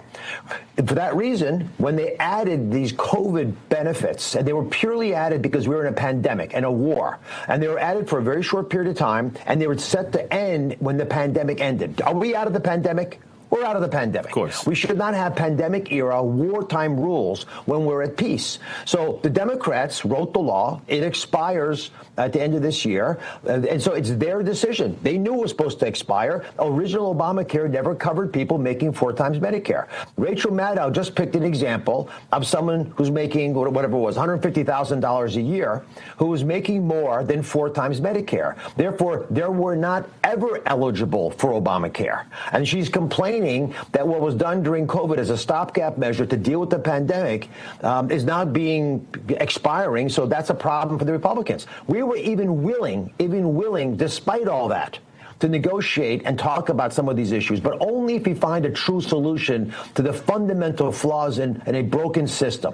Obamacare pricing has increased so much faster than anyone ever imagined. It is becoming unaffordable even when the government's paying for it. But that's not what the Democrats wanted. They want to hold us hostage. At the last moment, they say, forget about it. If you don't, with a gun to your head, agree to extend all these subsidies and just pay, forget about dealing with the costs, just pay for it, we're going to hold you up. And the president, very wisely, very bravely, together with congressional leadership, said, no, we are not going to be extorted. You guys caused this problem. It's your issue. We will help you fix it, but don't blame it on us. And yet, the legacy media, New York Times, good example, they tell stories that are literally like Aesop's fables without the morality. I think that's really well said. And I'm sitting to my left is Blake Neff, one of our producers here on the show, Dr. Oz. And one of the things you rail about, Blake, and we're running out of time here, I wish I could give you the floor, is that just when you get somebody addicted to a government subsidy, it's really It just becomes permanent. It becomes permanent. Everything becomes permanent. And that's what we've seen. So the whole narrative that we're trying to strip health care from people, no, this is COVID-era spending that is unsustainable. We have to do something to bring it back. Yeah, we want to make health care more affordable, but this is not the way to bankrupt the country. But if I can just jump in there, because I do think it's critical. What is the average amount of premium that an Obamacare recipient will get next year after all these things that Rachel says are so horrible expire? It's going to be $50. That's it. It's $13 more than this year. That's the whole battle. Literally, the average person is going to be asked to pay $50 for a month for their insurance. You ask me, anyone out there working on their own dime, getting paid from a commercial insurer, would you take an insurance policy for $50 a month? That's $13 more than last year. You'd say, I can handle that. That's a cup of coffee a day. I can manage that. Yeah, I mean, I think that's really well said. I mean, listen, at some point, we have to say no. We have to say no, and we have to reform some of these structural issues in our healthcare system that are driving up costs. But here, I mean, listen, that was the whole exchange with Obamacare. A bunch of people who couldn't afford it, we were going to pay for it. Of course, that's going to make costs go up for everybody else. Okay, I mean, you can't wave a magic wand and make this stuff just disappear, but you cannot also bankrupt the whole of the U.S. government to keep subsidizing these runaway costs. I mean, you just can't do it. I mean, we'd love to. We just can't do it. Dr. Oz, great job. Thank you so much for joining us. You honor us and you honor Charlie. Thank you. God bless you. God bless you. All right, we will be back in just a minute.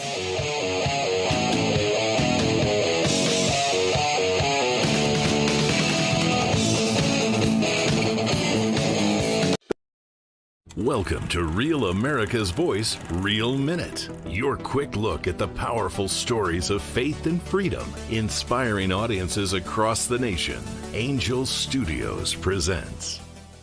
I'm Bo Davidson with your Real America's Voice, Real Minute. What was George Washington like before he became our nation's first president? The brand new film Young Washington tells the untold story of Washington's early life, his failures, and how that shaped his path to become the leader that would spawn America's independence. It's a bold, authentic story that is neither woke nor watered down, and it's directed by John Irwin, who brought the world I Can Only Imagine, American Underdog, and Jesus Revolution. Take a listen to Irwin talk about the project here. First of all, it's an incredible story. It's a story that not many people know. What's interesting about George Washington is it wasn't his greatest victory that defined him as a young man. It was his greatest failure and how he responded to it that made him George Washington. Everyone kind of knows George Washington as our first president, but few know how he actually got there. The defeats, the misfortune, the critical mistakes at Fort Necessity, dashing all of his hopes and dreams. He resigned his position and became an aide to a general, and in an unreal act of bravery, took fate into his own hands. And Washington, in this act of bravery with strength that he didn't have, mounted a horse and charged towards the battlefield when everyone else was running away. He had 3 horses shot out from underneath him. He had 4 bullet holes, 2 in his jacket, 1 in his hat, and he just became George Washington in this moment on the field of battle. The idea that there was a divine hand in Washington being saved that fateful day is a key theme of young Washington's tale. It's one part Pride and Prejudice and one part The Revenant. It's the story of how a man didn't let defeat define him, but instead took that defeat and turned it not only into his own fate. Letting everyone know socialism sucks. The Charlie Kirk Show. Blake, why don't you just riff on what we just talked about, Dr. Oz? Because, again, this is a domestic issue. This election is going to be domestically decided on domestic issues. What's up, Jack? We do have breaking. Reagan National Airport has halted all flights after a bomb threat. Yeah, the aircraft has been relocated to the east side of the airfield as a safety precaution. So we don't know if this is connected to the stuff in Jersey, but yeah, more bomb threats. More bomb threats. But to my previous point, Blake, when you get addicted to the dole, you can't get them off. Yeah, I mean, this is what we were warned about 100 years ago when you're expanding everything is, once you are giving people free money, especially something they've done nothing to earn in any way, they very quickly become extremely entitled to it.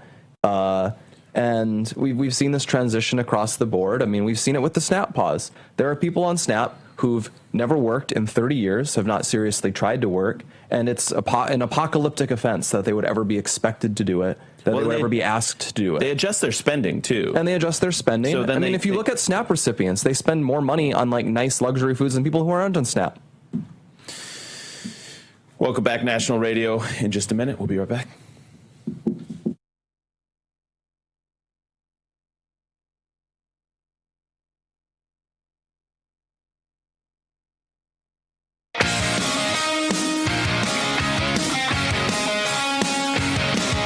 Really quickly, I want to tell you about Alan Jackson. Missed it in the last segment. Wanted to make more time for Dr. Oz. We're honored to be partnering with Alan Jackson Ministries, and today I want to point you to their podcast. It's called Culture and Christianity, the Alan Jackson Podcast. You can get it wherever you get your podcasts, YouTube, Spotify, all those places. They take on the issues, the most contentious issues of the day. They go right for them. So if you got a question about gender issues, abortion, immigration, Doge, Trump, the White House, things that are going on in the church, you want to tune in to the Alan Jackson podcast, Culture and Christianity. His guests have incredible expertise, powerful testimony. They take biblical values and they apply them to everyday, real life situations.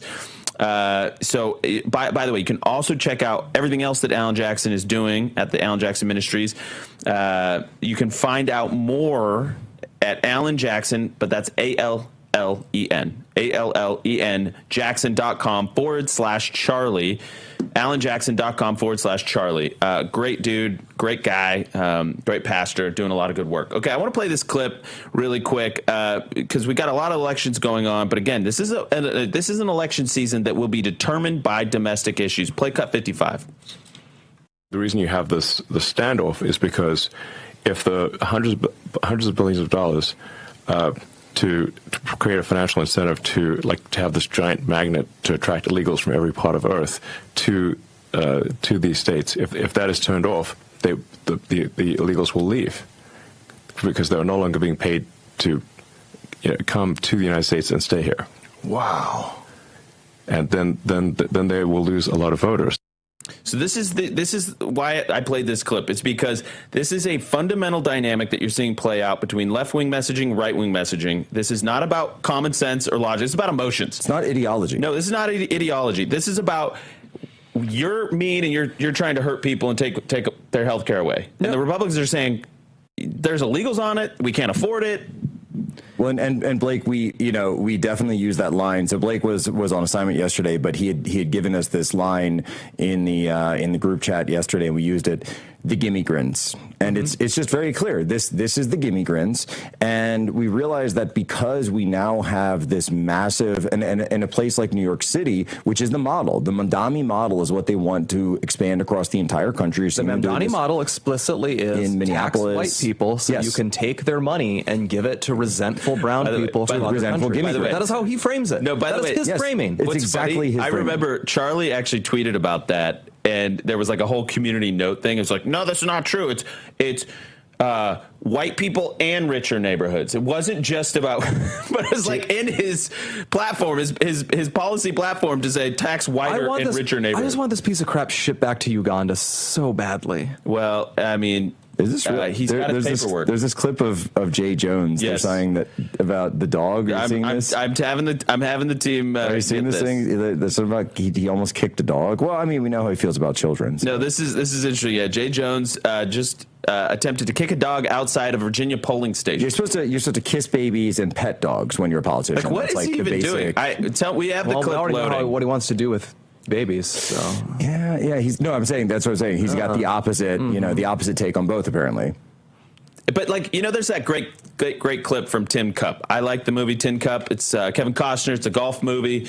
Charlie hated golf, but he and I disagreed on that. But there's this moment where he's talking about that. What's that? You a rom-com guy, Andrew? You big rom-com guy? I don't know if I'm a rom-com guy, but I like Tin Cup. So check it out. So it's a golf movie. Anyway, it's a rom-com. Basically, the villain in Tin Cup, they say he hates dogs. Only bad people hate dogs. Wait, that's the Jack Good as it gets too, right? All right, here it is. 178. May he rest. May he rest. And may he wake up tonight when you get this sweet. Goodbye, Red. Say bye-bye. See you soon. Yeah, for people on the audio side, I mean, he looks like he's about to kick the dog. He swings his. I mean, Blake, what's your take? You're always like Mr. Skeptic. What's your take on this? That was a weird. That was a weird kick, but it's just a weird thing to do. It's just It's a voter's dog. It's not his dog. Maybe he wanted to pet it with his foot. Sounds like something that would make sense to him. He wanted to pet it with his patent shoes, patent leather shoes. Rub his shoe on it or something. But The guy fetishizes about murdering his political opponents and their kids. It's the only way to change people's views, he says. It's the only way to change people's views. Because they have to feel pain. Not to debate them. Because he said they must feel pain before they change their views. And by the way, guess what Charlie's killer said about him? Some hate you just can't negotiate. Some hate you can't negotiate out. Sounds weirdly similar. And then here's Jay Jones, who's campaigning to be the top cop in Virginia, the Commonwealth, and he just randomly, instinctively tries to kick a dog. Very strange. It's almost like when people show you who they are, we should believe them. You should believe them. Look at that. That is the image. That's a kick. That's a kick. That's a kick. All right, Rich Bear's coming up next on the Charlie Kirk Show. More with Jack Posobiec, Blake Neff, and myself. We'll be right back.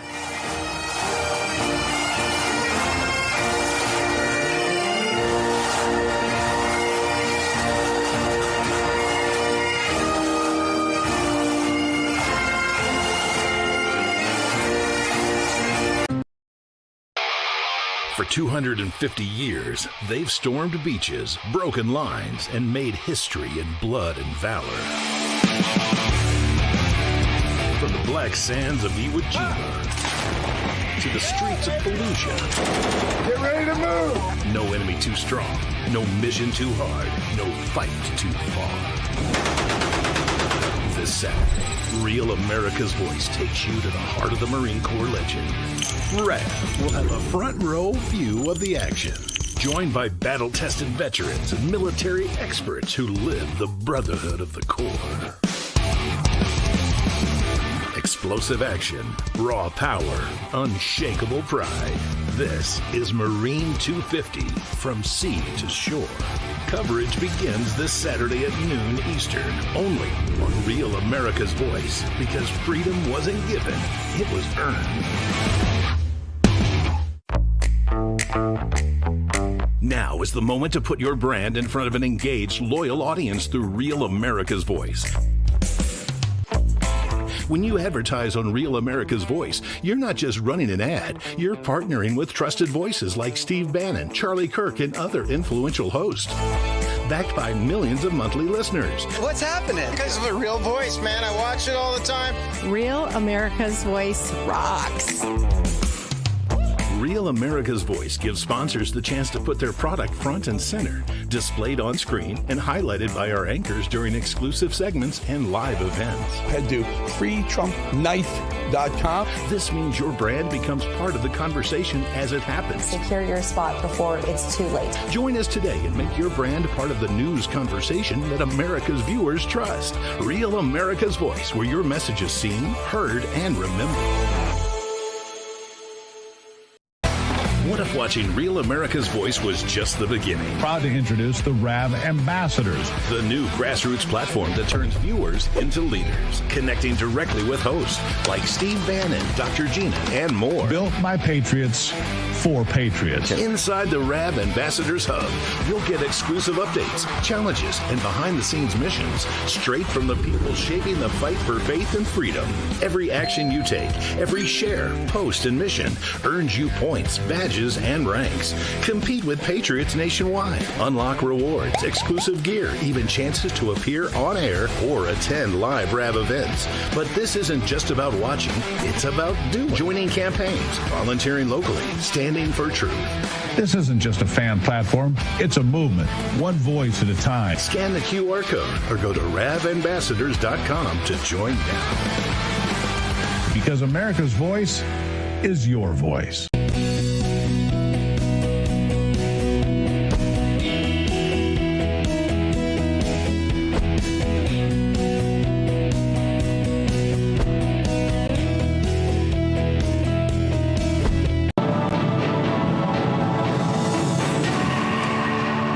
To this Real America's Voice news break, I'm Terrence Bates. Is New York getting ready to elect a socialist/communist mayor? President Trump apparently thinks it's the possibility, and that's why he is warning that New York will be a, quote, complete and total economic and social disaster if Mamdani wins. Host of Breaking Point here on Real America's Voice and native New Yorker David Zier joins me now from Lower Manhattan with more on what's happening there. So it's my understanding that early voting was pretty robust, and even today on Election Day, the polling site where you are is also showing a pretty good turnout. Yeah, blustery, cold fall day here in lower Manhattan. I'm in front of Municipal School 276 here. The polling station is busy.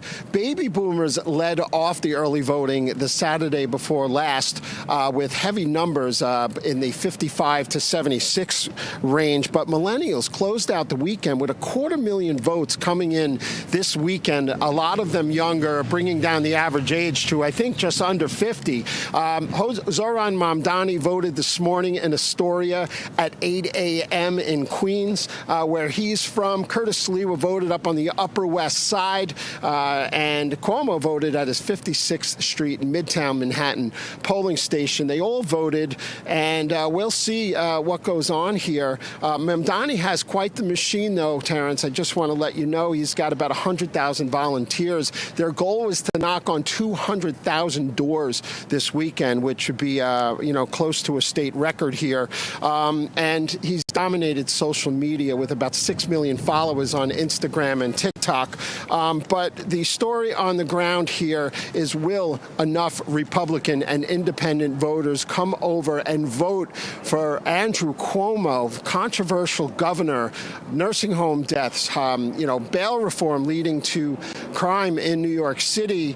He said he won't cooperate with ICE, and Sliwa's got the endorsements of people like Giuliani and Maliotakis and former Governor George Pataki and others. So, I don't know how many conservatives or Republicans will come over to vote for Cuomo. But I think the goal is to prevent Mamdani from becoming the mayor in New York City. Big numbers on the ground here. Close to 2 million votes expected today, the highest number since Giuliani in 1993, 1989 before that with the Dinkins and Giuliani race, and before that, 2.5 million people came out for John Lindsay in 1969, but massive numbers coming out. And I just want to add, there's a proposition on the ballot today to change the voting for New York City races to match the presidential election cycle, because last year in 2024 in New York City, 60% of the voters came out to vote. In 2021 in the mayor's race, off-year election, only 23% of the voters came out. So that could have an impact going forward. There's also ballot measures to increase the supply of affordable housing and speed up the zoning process and the approval process for builders, which both Mamdani and Cuomo support to build publicly funded affordable housing in New York City. David, let's take the conversation across the Hudson River to New Jersey, where there's a big gubernatorial race going on. Yeah. There's an opportunity, and it seems to be a very real opportunity, that New Jersey could elect a Republican governor, Ciattarelli. Yes, there's been over 30 polls in New Jersey. Zogby has Mikey Sherrill, the Democratic candidate, up by 12 points here. But that is intel. Nate Silver, who is the most accurate pollster in 2020 and 2024 in the presidential races, has Ciattarelli within tenths of a point. Now, Ciattarelli only lost by 3 points in the previous election. There were cases of fraud on the ground. I don't know the extent of it, but there was proof of that in Essex and Passaic and Union counties, I believe, last time. But it was very close. This could be a photo finish for Jack Ciattarelli. Now, Mikey Sherrill is trying to tie Ciattarelli to Trump about the, cutting off SNAP benefits. And if you saw the rallies last night with Ciattarelli and Mikey Sherrill was calling, the Republicans out, right or wrong. So they're trying to whip up their base. Big minority support in New Jersey for Mikey Sherrill as well. We'll follow that closely. Our coverage starts at 7 p.m. tonight Eastern Time. Absolutely. David Zier reporting for us on the ground there in Lower Manhattan. Always good to see you, my friend. It's going to be a busy day, and we, of course, will continue to cover today's election results here on Real America's Voice. Stay tuned.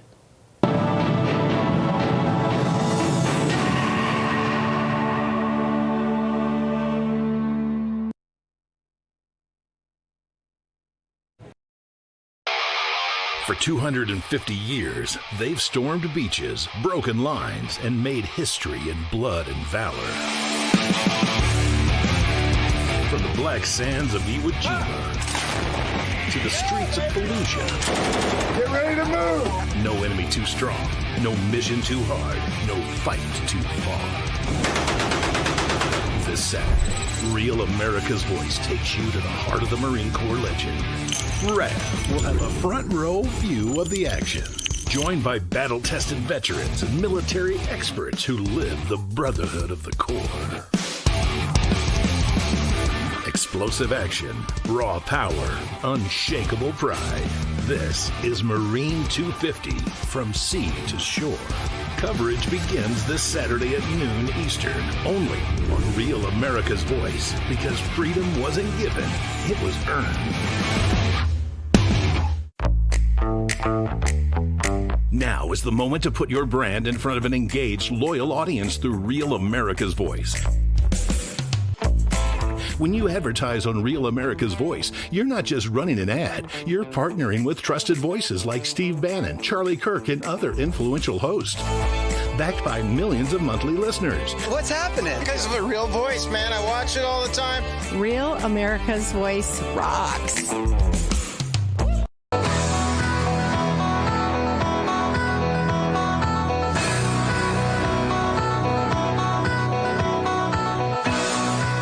All right, welcome to Hour 2 of the Charlie Kirk Show. We have Election Day across the country. By the way, there's a race going on in Mesa, and Blake's going to give us a brief on that in just a second. But first, I want to welcome in Rich Barris, Big Data Poll, the People's Pundit. Rich, thanks for racing back. I know you were out and about, and you hustled back to make it for the show, so thank you, my friend. We also got Jack Posobiec, Human Events Daily host here, and let's do a 4-up here. Rich, I want to know, break down for us what you're seeing out there. What's going to decide these different races in VA, New Jersey, obviously the judges in Pennsylvania and New York City? So New Jersey is the one, I'll be just flat out, is the one that I'm most interested, because I really do feel like the environment in New Jersey and the state's tradition, it's this historical tradition of not wanting to elect 3 terms for the same party, does matter. I lived there for years. I know it. People talk about it. It's a thing. All right. So that is the race that I'm most interested in. And interestingly enough, we do get partisan data from counties as the day goes on. So, of course, I'm looking at Monmouth, I'm looking at Ocean, and a ton of other places to see if Republican turnout is going to be sufficient. Also, Jack Citarelli is winning independents by a pretty decent margin. The independent turnout today is going to make a big difference. So in the early vote, it was not as high as Republicans would have liked to see it, but we'll see what happens on Election Day. Yeah, we're getting reports from Cliff Maloney that the turnout is good, not great. Yeah. So this thing really could come down to the wire here. Rich. So listen, we've seen, I want to pivot really quickly to Jay Jones, the AG race in Virginia. That is a race that looks winnable, but it looks like Winsome Sears is falling behind, which could implicate down ballot races. What are you seeing? So we have been polling this for a private project that we're doing. We've been tracking it since it's like 11 days now, Andrew. And it looked like Mayoras had a sizable lead to the point where I was ready to just tell people this race is over. But what happened is that Winsome Sears did fall behind. And the more she fell behind, the more Spanberger was pulling others up. Even the lieutenant governor's race, by the way, Reed didn't have a whole lot of money, but he traveled the state, ran a retail campaign, a very accessible campaign. The media got to ask him any question he wanted. He would sit for hours and talk to voters in these forums. And the race was fairly tight when we started to poll it. It was a lot of undecideds, but it was fairly tight. As Sears began to lag, it did start to hurt the other candidates. And I can actually tell you, it's basically a tied race for Attorney General right now. So I think, and this is connected to some of the other work we've been doing, I think for a while, Democrats were just unwilling to tell the pollster that they were going to vote for Jones regardless. And that doesn't surprise me, given some of the work we've done, what we've been hearing from Democrats lately. That doesn't really surprise me, Andrew. I know that that's a sad commentary on the state of our politics, but really what happened is about 10% of Democrats were unwilling to tell us they would vote for Jay Jones. And that was leading a lot of people to believe we may have a big undervote where they just don't cast a ballot for Attorney General. But I'm more leaning toward they're just going to vote for Jay Jones. Well, and I want to bring in Blake for this as well. But, you see these polls, right, Rich and Blake, where they basically say, oh, look at the Democrat approval rating is at historic lows, 26% approval rating and all this stuff. And I'm like, it's not going to translate to I'm an pretty election. sure Republicans won like their biggest House race ever in a year where they had incredibly low approval. It's sort of just a sport to hate your own party at this point. It's just like I hate the leadership of I don't like Chuck Schumer. Therefore, I'm going to vote or I'm going to tell a pollster that I'm upset with the Democrat Party. They'll still pull the trigger for, gosh, I got to get that out of my my lexicon here. They're still gonna drop the vote for Jay Jones for the AG race. They're still gonna go for the Democrat candidate, even though he's a socialist / communist in New York City. Am I reading that right? Yeah, you are. I mean, and also too, I think some of these polls, I've been a critic of the polling industry for a while. I think they're just full of it. You have some of these polls out there like Quinnipiac and the CNN poll that came out. They are doing that on purpose. I think some of this is to sow complacency among the right. Are Democrats in a bad place with their brand? Yes, but you have two things, almost what we saw with Republicans, by the way, where Republicans used to be very unpopular. Much of it was coming from their own voters saying, look, I wish you did more of this. I wish you were more right wing. I wish you were more America first. It never occurred to people that it may not impact their electoral viability. And here, I think we just did that as well. Favorability for both the parties. Republicans and Democrats are both underwater in our polling. Democrats much more so, but it wasn't because voters were checked out on them. You know what I mean, guys? They'll still vote for them if they're the voters saying, I have an unfavorable opinion on the party because I want it to be more progressive, right? Or does that mean they're going to sit home, or does that mean they're going to vote for the Republican? Of course not. And it didn't mean that when Republicans exhibited the same behavior in polling either. Awesome. Blake, why don't you tell us about Mesa? Rich, I don't know if you're watching this race. I wanted to flag this because Charlie always cared a lot about the local Arizona races. He cared a lot about making Arizona as conservative as possible. So this is a local race, but one near and dear to his heart. So we have a council member in Mesa. That's the town right here. It's one of the biggest suburbs of Phoenix, Julie Spilsbury in District 2. And we are attempting to recall her. Julie Spilsbury is a Republican.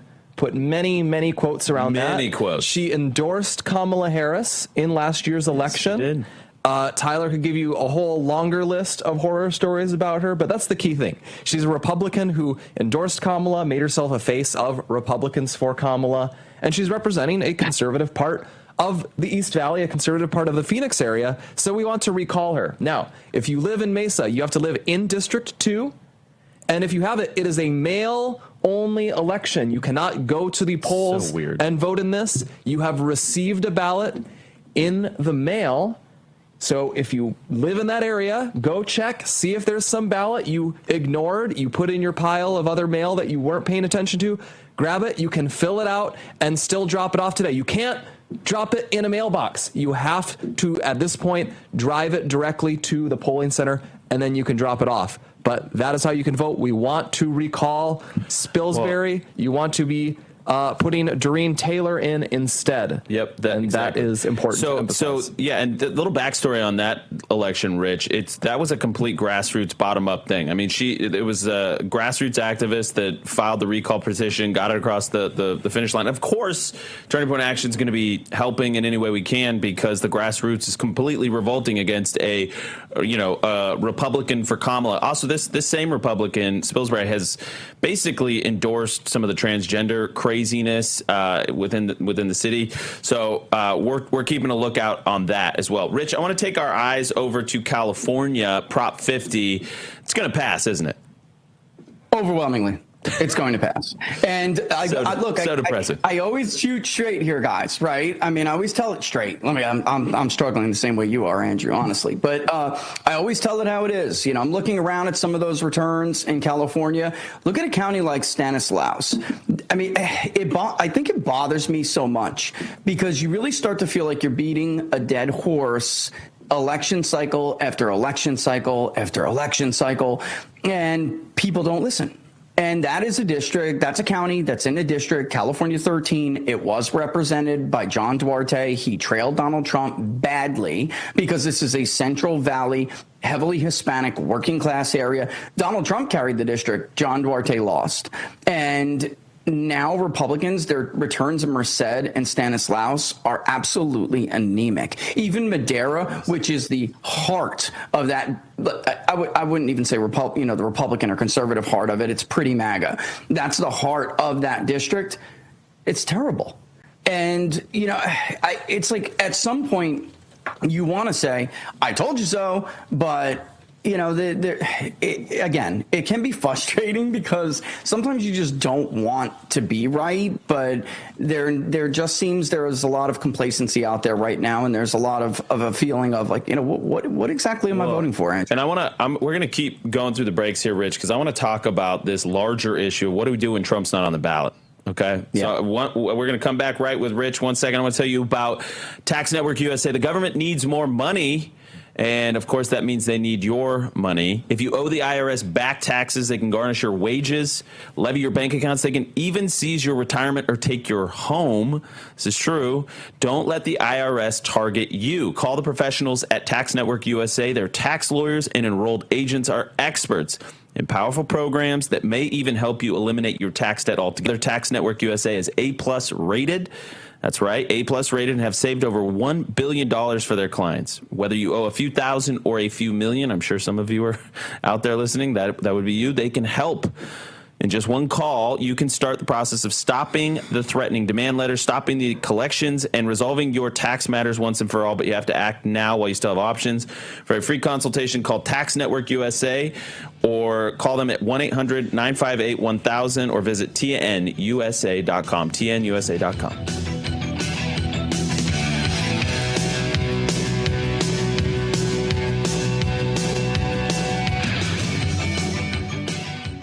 All right, welcome back. We're going to go through the breaks here with Rich Baris, the People's Pundit, also Big Data Poll. So, Rich, one of the things that we've kind of, probably stressed out a lot about over here, and we devoted a lot of our time at Turning Point Action to getting out that low prop voter in this era of Trump. Trump has remade the electorate in so many ways. What do we do? Is it just a presidential election cycle that we seem to be so anemic about this turnout, or is it Trump directly? Meaning, are we going to see a reversal in 2028? Is that just the way we're kind of geared on this side now? The truth is we don't know the answer to that, and that is why after the 2024 election, what I really tried to convey, Andrew, was that these voters that you guys were in, and it was really Donald Trump being at the top of the ticket provided a unique opportunity to help other groups get these voters to the polls, because all of the research that we did clearly did say Donald Trump. If I'm going to go for anybody, it's going to be Donald Trump. So the number one goal the Republican Party should have had was courting these voters. And I guess we're going to answer your question over the next couple of years. I mean, you had to convince these voters that the Republican Party was becoming more like Donald Trump, and Donald Trump was not going to revert back to the old Republican Party because they have no loyalties to the Republican Party. It's just the truth. And a lot of people resisted this. Just when you look at New Jersey, for instance, and I'm not here to criticize, I'm just flatly saying what happened. There were a lot of the minds around the president saying, you know what, we're concerned that if you go there, you're going to drive up Democratic turnout. Andrew, that presents a fundamental misunderstanding of the realignment. Democrats are now the party of higher propensity turnout educated voters, more educated, or as Charlie used to say, credentialed. Don't say educated, Rich, they're credentialed, right? And that's true. But Republicans don't seem to get this. If you're still saying things like, I think it's dangerous to send Donald Trump to New Jersey because you could increase Democratic turnout, you don't understand the Republican coalition, like fundamentally, period. I mean, we're 10 years into this movement now, and there are still some people who don't know this.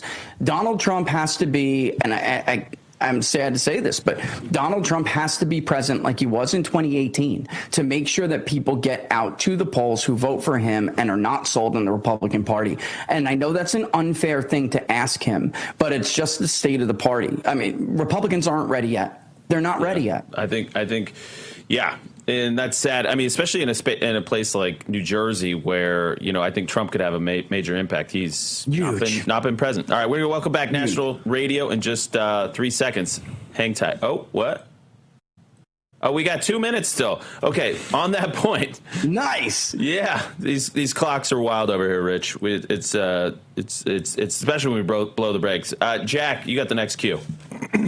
Yeah, Rich. I mean, this is something where. And I'm just going to say it, right? One of the differences between Virginia and New Jersey still has these blue-collar Democrats. You have a lot of the ethnic whites, Italian, Irish, Polish. They will cross over to vote for Donald Trump. Virginia, the Democrats are the white-collar federal workers. They're the ones supporting Jay Jones and the No Kings protests. Yeah, I see, Jack, because you get the realignment, you know that. So I get these people who say, but Virginia, in New Jersey, they voted pretty close on the presidential level. And that's every time you recite an election that was a year ago or 2 years ago, you're missing the moment. All right. Like trends continue, Jack. They don't just stop and freeze in time, and things don't occur in a vacuum where you. And they don't stop at borders like Pennsylvania and New Jersey. Unbelievably not. Right. This is the tri-state area we're talking about. Well, you know this. Yeah. Sorry, Rich. Yeah, we're going to be welcoming back radio unless I'm screwing up the clock again. I think I got it. So welcome back National Radio in 5 seconds. More with Rich Baris. Don't go anywhere.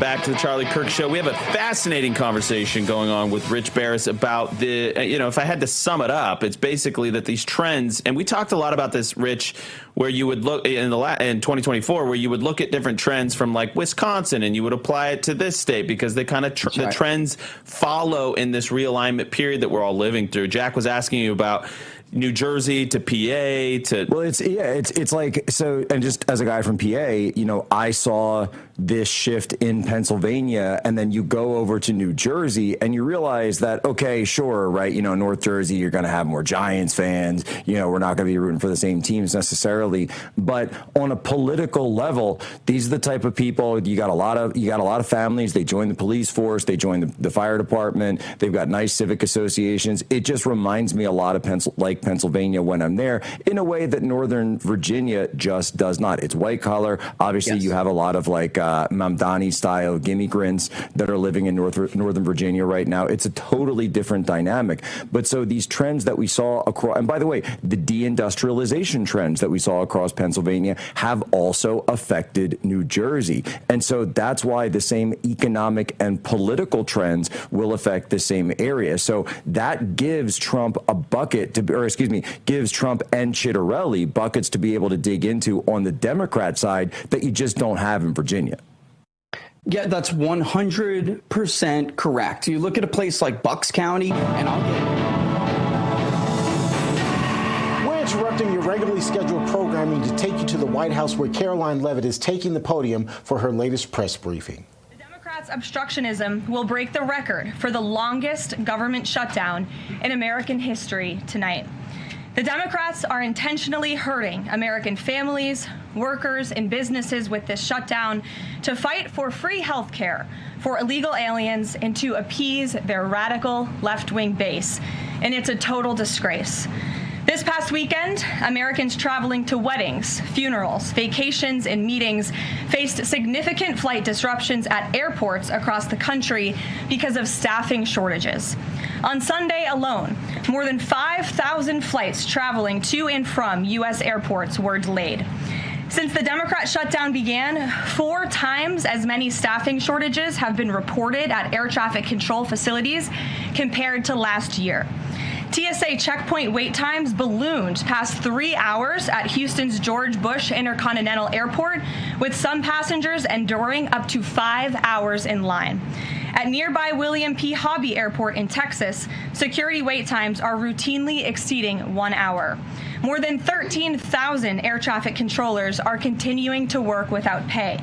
Because of the Democrats, these men and women who keep our airspace safe and moving will miss a second paycheck in a row this Friday if Democrats refuse to open the government.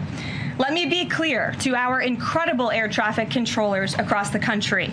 President Trump and Republicans want you to get your paychecks. They want you to be paid. Please call on your Democrat senators and tell them to side with President Trump and Republicans to vote to reopen the government. Our nation's 4 largest airlines, United, Delta, American, and Southwest, have now all endorsed the Republican, nonpartisan, clean funding bill to end the government shutdown. Major unions, collectively representing tens of thousands of pilots, have also joined the airlines in calling on Democrats to pass the clean, nonpartisan CR. The travel industry is also imploring Democrats to end the shutdown and reopen the government. Nearly 500 companies and groups in the travel business, including casinos, hotels, and convention bureaus, signed a public letter warning that America's travel economy has already lost $4 billion due to this Democrat shutdown, and they have called for the Republican CR to be passed, saying Americans expect and deserve a fully functioning federal government during the peak holiday travel season. Never before have we seen private industry and union leadership so unified on the same issue, rallying behind Republicans in such a vocal way. The Democrats have completely lost the plot. They are endangering the safety, prosperity, and livelihoods of millions of Americans. It's well past time Democrats do what they did 13 times under Joe Biden and pass the clean funding bill extension. All we need are 5 Democrat senators to put country over party and vote to end this reckless shutdown. In other news, tomorrow will mark the 1-year anniversary of President Trump's historic election victory, where he won nearly 80 million votes, the popular vote, in all 7 swing states. This was the ultimate poll on November 5th. The president secured a mandate to make America great again, and he has delivered in record time. Never before have we had a president who has kept their promises like President Trump has. I'd like to go over a few of those with you. In less than 10 short months, President Trump signed the largest middle-class tax cut in history, including no tax on tips, overtime, and Social Security to put more money back into the pockets of the American people. The president ended the southern border invasion of the Biden administration, made our border the most secure in history, and he is carrying out the largest mass deportation campaign of illegal aliens in our nation's history to protect our homeland, just as promised. President Trump has aggressively taken on drug cartels by declaring them as foreign terrorist organizations and even blowing up narco-terrorists who have tried to poison the American people with fentanyl and other illegal narcotics. President Trump defeated the Biden inflation crisis, and he continues to implement a pro-growth, America First economic agenda to make America affordable again, and we are seeing the results of that every day. Inflation has remained low and steady, averaging just 2.5% compared to the painful average of 5% under Biden, and we know it was historically higher than that for most of President Biden's term. Meanwhile, real private sector wages are on track to rise by almost $1,500 since President Trump took office, a significant change to the Biden years where private sector wages declined and were being wiped out by inflation. President Trump has ended the reckless war on American energy and unleashed energy dominance, with gas prices now plummeting to their lowest average levels in more than 4 years. President Trump implemented powerful tariffs to rebalance America's trade deals, protect American workers, and returning our country to be a manufacturing superpower once again. As a result, the president has secured trillions and trillions of dollars in private and foreign investments into the United States, which are creating high-paying jobs for the greatest workforce in the world. The president has restored America's place as the leader of the free world through his unwavering peace through strength foreign policy that has already ended 8 wars and counting. And the president ended illegal DEI initiatives in our federal government and is returning our country to a merit-based society based on common sense. President Trump protected opportunities for women and girls to compete safely and fairly by continuing to keep men out of women's sports. Americans have a president who works tirelessly, literally 24/7, to improve their lives and make our country better than it has ever been before. So with that, today we will open it up to questions, and we will start with our independent journalist in our new media seat, Julio Rotas. Julio, please start. Thank you. Thanks, Caroline. So over the weekend in Mexico, a mayor in Michoacan, Carlos Manzo, he was assassinated while celebrating Dia de Muertos with his family. His assassination has sparked a lot of outrage. A lot of Mexicans are very upset. They're blaming President Claudia Sheinbaum for not taking the cartel threat seriously enough. Yesterday, she said that, once again, she's not going to allow any foreign military intervention to take on the cartels on Mexican soil, and that Mexico is not going to pursue a drug war similar to what they've done in the past. So my question is President Trump satisfied with Claudia Sheinbaum's approach to cartels? And if not, has Manzo's assassination kind of opened up some new options for the United States to pursue regarding cartels? Well, first of all, with respect to this specific news item and this alleged assassination that took place in Mexico, I know the Trump administration, we are aware of that, and of course we condemn all political violence anywhere in all forms. As for Claudia Sheinbaum and the president's relationship with her, I think he has a lot of respect for her as president of Mexico, and he also really appreciates the coordination that she has provided to the Trump administration. I can't speak for her and what she's doing internally in her country. I can speak for the president in saying we are continually pushing Mexico to do more to tackle the drug trafficking and the drug cartels within their country, and we are working with them in any way that we can. And the president has obviously used the full range of executive options in his authorities to crack down on drug trafficking at our southern border and to designate these cartels as foreign terrorist organizations and additional actions as well. Just one more question. Sure. So at the Antifa roundtable that we were at just last month, myself and the other panelists made the recommendation to the president for, speaking of foreign terrorist organizations, to have Antifa not just be domestic terrorist organization, but be designated as a foreign terrorist organization since they have cells in other countries. He mentioned to Secretary Rubio, because he was in the room at the time, to look into that. So I just wanted to see if there's an update on that recommendation. That process is most definitely taking place. I don't have any announcements for you on that today, but I can certainly assure you the administration is working on it, and I'll check in on it and get back to you, Julio. It's a good question. Thank you very much. Jackie.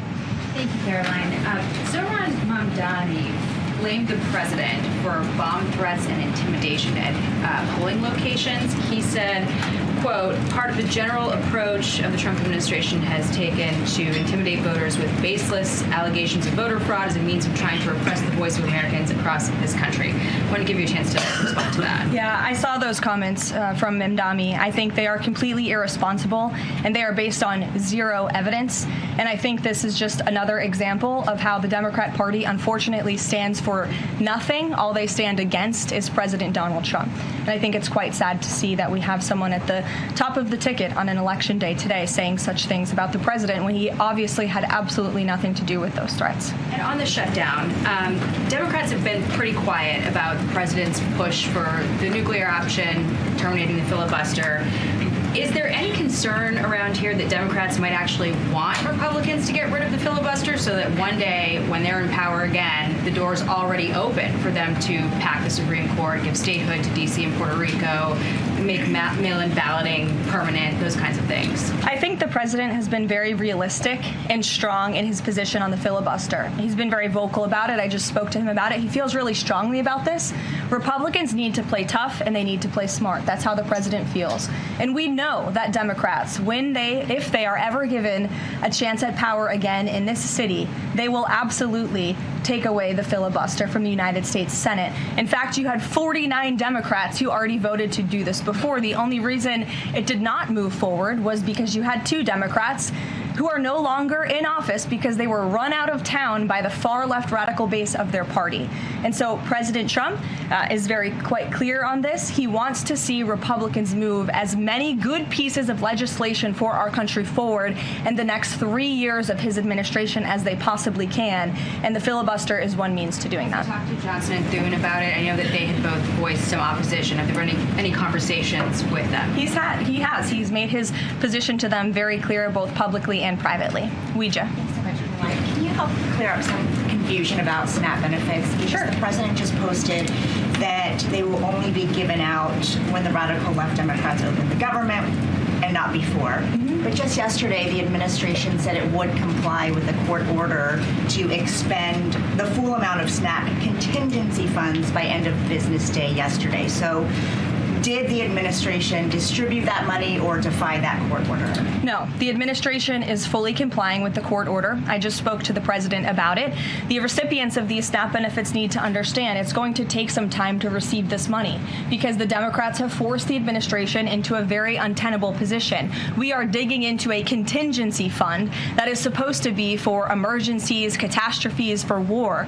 And the president does not want to have to tap into this fund in the future. And that's what he was referring to in his Truth Social post. So the Department of Agriculture, as for the latest SNAP payment in the judge's order, put out guidance to states today on how to get that money to the recipients of SNAP, but it's going to take some time. The best way to get the full amount of SNAP benefits to those beneficiaries is for Democrats to reopen the government. So to anyone who is a SNAP beneficiary at home who needs that assistance, and the president was just saying, this is for people who are truly needy, who need food, who need this assistance from the United States government. Democrats are holding it up and making it difficult for the administration to get those payments out the door. So if you are at home and you want your SNAP benefits, call the Democrats and tell them to reopen the government.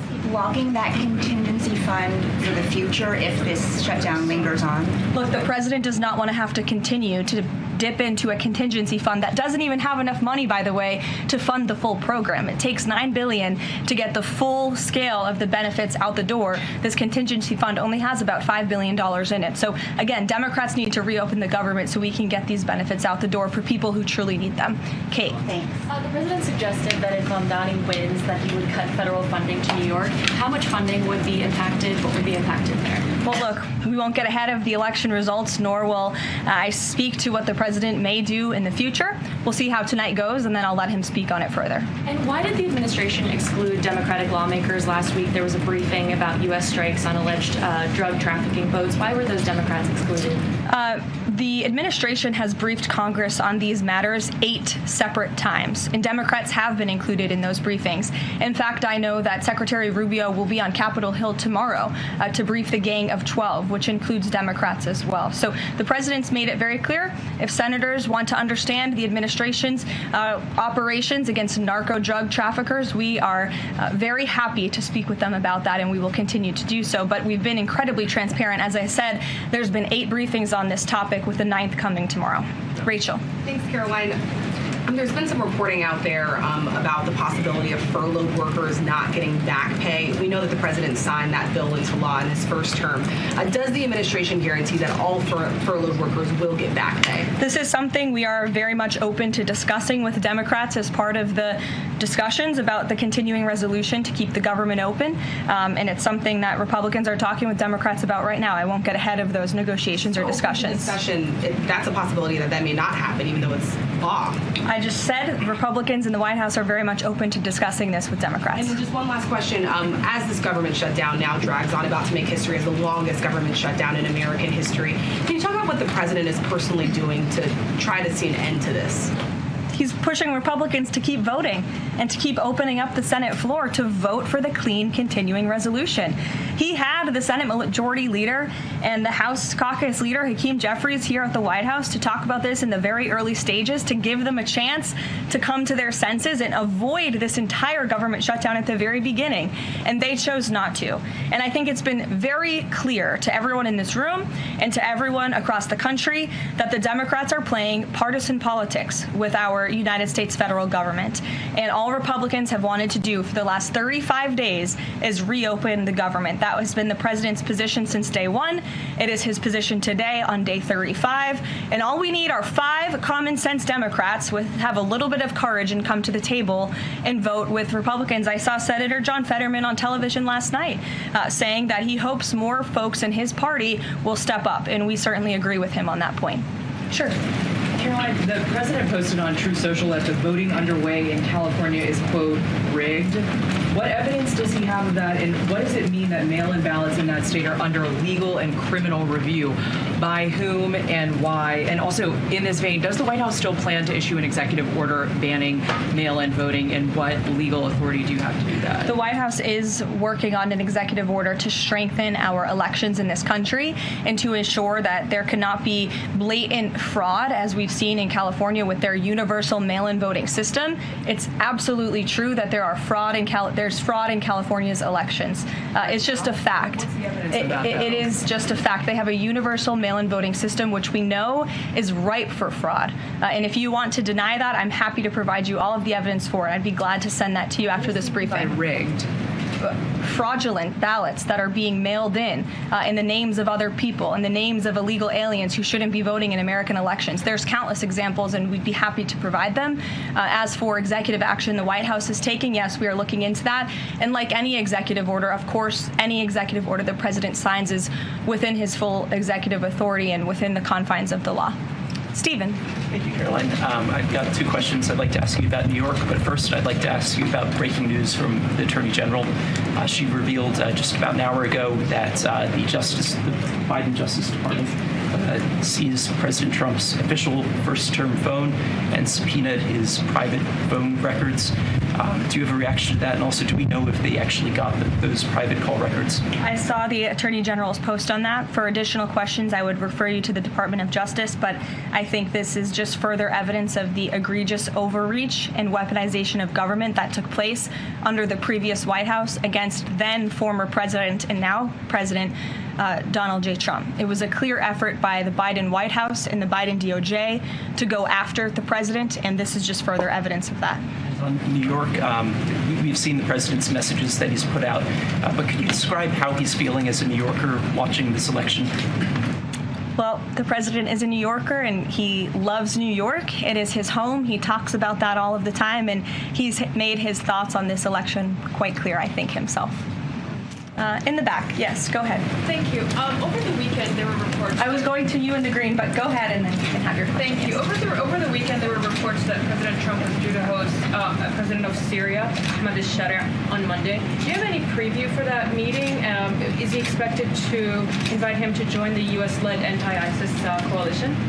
I can confirm that that meeting will be taking place here at the White House on Monday, and this is part of the president's efforts in diplomacy to meet with anyone around the world in the pursuit of peace. And as you know, when the president was in the Middle East, he made the historic decision to lift sanctions on Syria to give them a real chance at peace. And I think the administration, we've seen good progress on that front under their new leadership. And so he will be here at the White House on Monday, and I'll let the president speak further on it on Monday. Yes, go ahead. Thank you, Caroline. I was just curious, you had mentioned there that President Trump, as we know, has been speaking with Republican leaders in Congress about reopening the government. Is he involved in any other negotiations, and is he prepared to sign something if a deal does come out by the end of this week? On top of that, with SNAP benefits, does he have any authorities or considering any authority there to release more funds to help people who are desperately needing these benefits? So look, I think I've already answered the question on SNAP. We're complying with the court's order, and we're getting that partial payment out the door as much as we can and as quickly as we can, but it's going to take some time because, again, this is a prorated payment that we're tapping into a contingency fund for. The best way to get those payments out the door is for Democrats to reopen the government. But yes, the president is in constant communication with his friends on Capitol Hill.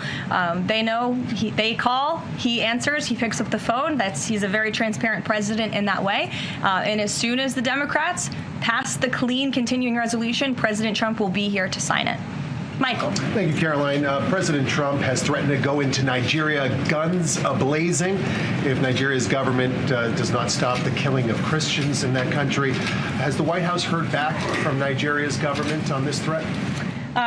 As the president stated, Michael, if the Nigerian government continues to allow the killing of Christians, the United States will immediately stop all aid and assistance to Nigeria and may take action to wipe out the Islamic terrorists who are committing these horrible atrocities, especially against innocent women and children. I don't have any further announcements on that for you today, but I can assure you the President of the United States is watching this situation unfold very closely, as is our Secretary of State, Marco Rubio. One question, Caroline. President Trump has endorsed Andrew Cuomo in New York City's mayoral race. He has not by name endorsed Winsome Sears in Virginia's gubernatorial race. Why is that? Look, as you know from this podium, I'm quite limited in what I can say with regards to ongoing political elections. I think the president has spoken for himself and what he wants to see take place in these elections today. Right. Lalit. Thank you. I would like to ask you about India-U.S. citizenship. What is President's thoughts on the future of India-U.S. citizenship? I'm sorry, Lalit, can you repeat that? What is President's thoughts on future of India-U.S. relationship? I think he feels very positive, and he recently, a few weeks back, spoke to Prime Minister directly when he celebrated in the Oval Office Diwali with many high-ranking Indian American officials here at the White House. We have a great U.S. ambassador to India in Mr. Sergio Gore, who will represent our country very well. And the president and his trade team continue to be in very serious discussions with India with respect to that topic. So I know the president has great respect for Prime Minister Modi, and they speak pretty frequently. Thank you. Hi, yes. The air traffic controller crisis ongoing. Secretary Duffy said he will now start to cancel and ground flights next week to maintain safety. Should people fly next week given this new information, and is the administration encouraging people to stop flying altogether and look at alternative transportation modes? The administration is encouraging Democrats to reopen the federal government so this chaos and disruption to our air traffic control system in the United States of America stops. It is ridiculous that we have even gotten to this place and that the Democrats have continued to shut down the government with 35 days, our air traffic controllers continuing to work unpaid, every single major airline in our country coming out and begging the Democrats to please reopen the government. And you had a Democrat staffer who was quoted, I believe in Politico a few weeks back, saying, short of planes falling out of the sky, we are not going to reopen the government. That is a reckless and dangerous statement from someone who didn't want to put their name on that statement, but we know it came from the Democrat Party. And I think we're very clear. We want to reopen the government so we can resume travel in the safest and most efficient way possible, especially as we head into the busiest travel season of the month. We have Thanksgiving in a few weeks. And so Americans across the country need to make it very clear to their Democrat representatives that we want this government to be reopened so we can resume safe and efficient travel. Fran. Caroline, as of last I checked, the president still had not commented on the death of former Vice President Dick Cheney. Is the White House involved in the funeral arrangements in any way? Does the president plan to speak at the funeral? Has he spoken to anyone in the Cheney family today? And does the White House have an opinion on whether or not the former vice president should lie in honor or state in the Capitol? I don't believe the White House is involved in that planning, or at least hasn't gotten to it yet. I know the president is aware of the former vice president's passing, and as you saw, flags have been lowered to half staff in accordance with statutory law. Jasmine. Thank you. Back on the question of the filibuster, how much political capital is President Trump willing to expend to get Republicans to do what he's asking? I mean, will we see him at the Hill? Will he be calling folks over here? What exactly is President Trump planning to do outside of these true socials and maybe some of these private conversations to get Republicans to fall in line? Look, I think you'll see. I think you'll see the president continue to engage very strongly and consistently with his friends on Capitol Hill. I don't have any meetings to read out for you at this time, but I think you should stay tuned and keep your eyes on Truth Social on this matter. The president's making his position on it quite clear. And again, he is right. Republicans need to play tough. We know that this is what the Democrats will do if they are ever given the keys to power again. And he wants to pass as many good pieces of legislation as we possibly can for our country and for our people. That includes election integrity reforms. It includes additional tax policy. It includes, fixing our immigration system further in ways that only Congress can. And the president fears with a Democrat Party that is so radical and opposes everything he does and everything he says, this is the only only option for Republicans to move forward. Karen. In a second question, President Trump said to CBS in the 60 Minutes interview that he did not know the Binance founder, which he pardoned. What exactly did he mean for that? I know it caused. He means he does not know him personally. He means he does not have a personal relationship with this individual. And when it comes to pardons, the White House takes them with the utmost seriousness, and the president understands the responsibility that he has as president to issue clemency and issue pardons to individuals who are seeking that. That's why we have a very thorough review process here that moves with the Department of Justice and the White House counsel's office. There's a whole team of qualified lawyers who look at every single pardon request that ultimately make their way up to the President of the United States. He's the ultimate final decision maker, and he was very clear when he came into office that he was most interested in looking at pardoning individuals who were abused and used by the Biden Department of Justice and were over prosecuted by a weaponized DOJ. And the individual you're referring to, that was certainly the case. Even the judge in his case said that the sentencing that the Biden administration was asking for was egregious and went too far. And so the president is correcting that wrong, and he has officially ended the Biden administration's war on the cryptocurrency industry, and I think that's the message he sent with this pardon. Karen, yes. Back on the issue of back pay for furloughed workers, you said that the White House is open to discussing that with Democrats, but what would that discussion even be? There was a law, the president signed it in 2019. What could a discussion look like? Why is that even open for discussion? Look, Karen, as I said, Republicans are talking about that with Democrats right now, and I don't want to get in the middle of those sensitive conversations. But as we've complied with the SNAP order, the White House, the administration is always going to comply with the laws. We're always going to comply with the ruling of judges across the country. But the Republicans are discussing this matter with Democrats right now. Why would there even be a consideration of not paying those workers? Tom Dempsey, News Nation. Big day in the Supreme Court tomorrow with President Trump's tariff policy facing a legal challenge. What's at stake with that case? And if the Supreme Court were against the Trump administration, what is Plan B for trade policy? I'll tell you, the White House is always preparing for Plan B. It would be imprudent of the president's advisors not to prepare for such a situation. With that said, we are 100% confident in the president and his team's legal argument in the merits of the law in this case, and we remain optimistic that the Supreme Court is going to do the right thing. The importance of this case cannot be overstated. The president must have the emergency authority to utilize tariffs. Look at what President Trump has been able to do with the leverage and the power of tariffs. He's been able to sign peace deals all over the world and end global conflicts and literally save lives.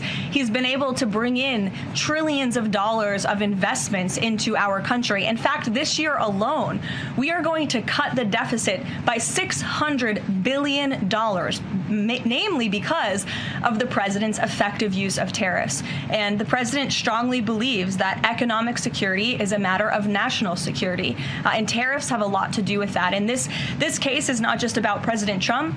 It's about the use of this emergency authorization for tariffs for future presidents and administrations to come, and we're confident and hopeful that the Supreme Court will do the right thing. Kristen. Why did President Trump get an MRI during his recent visit to Wall Street?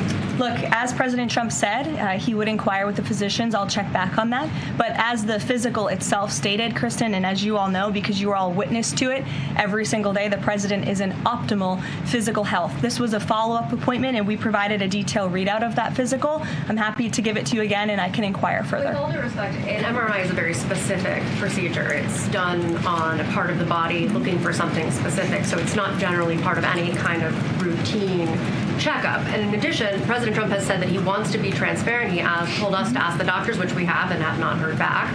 Why don't we have more information on this? As I said, I'll check back for you. Go ahead. Karen, can you update us on the mediation efforts this administration is leading in Sudan, trying to achieve a ceasefire there? Sure, yes. The United States is actively engaged in efforts to bring about a peaceful resolution to the terrible conflict in Sudan. We remain committed to working with our international partners, including Quad members, Egypt, Saudi Arabia, the UAE, as well as others, to lead a negotiated peace process that addresses both the immediate humanitarian crisis and the longer-term political challenges. I actually spoke with with Secretary Rubio about this morning, as of course there's been, kind of an uptick in recent reporting on the matter, and he assured me that the administration is very much engaged. We're in pretty frequent communication with those Arab partners that I just mentioned, and we want to see this conflict come to a peaceful end, just as we have with so many others. But the reality is it's a very complicated situation on the ground right now. Yes. Hi, yes. Just trying to go back into the subject of Mexico. Is the Trump administration planning to send U.S. troops to Mexico to combat drug cartels, as reported by other outlets? That's not something I would confirm from this podium if it were happening, so I will not comment on that. Eamon. Thank you, Caroline. Why did the president decide not to go to the Supreme Court tomorrow? He'd indicated earlier that he might want to go and attend in person. Yeah. Now he's saying he's not going to go. Why? The president did have an interest in attending the Supreme Court hearing tomorrow, as I just expressed how important it is to him, the administration, and the country, this case. But he is traveling to Miami tomorrow, as you all know, to give an economic address with the mayor of Miami and many global business leaders to talk about his historic success with the economy over the past 10 months and talk about sort of where we are headed as a country in terms of our economy. So he'll be traveling tomorrow on the road in Miami. That's why he won't be here. But Secretary Scott Bessent will be in attendance at the hearing tomorrow at the request of the president. He has said that he doesn't want to export the high-end NVIDIA chips to China, but the Wall Street Journal reported yesterday that there was some question about whether the president would raise this as a possible concession with the Chinese side during his meeting with Xi Jinping. So does the White House consider NVIDIA chip exports to China to be a closed issue right now, or is this an ongoing negotiation between the United States, China, and NVIDIA at this point? The president has made his position on this very clear, both to the Chinese and also to all of you. He's answered this question directly. As for the most advanced chips, the Blackwell chip, that's not something we're interested in selling to China at this time. Annie. Does the president think that the results of the Virginia or New Jersey gubernatorial races tomorrow or statewide races tomorrow will in any way reflect a voter sentiment towards his administration? Look, Annie, I'm not at liberty to talk about the election results, and I certainly won't get ahead of them. I'm not going to engage in hypotheticals that may or may not happen tonight. We'll have to watch and see. And I'm sure you'll hear directly from the president tomorrow on that point. On Snap, just really quickly, is there anything that prompted the president's tweet this morning? Because it did seem quite different from some of his other communications about Snap.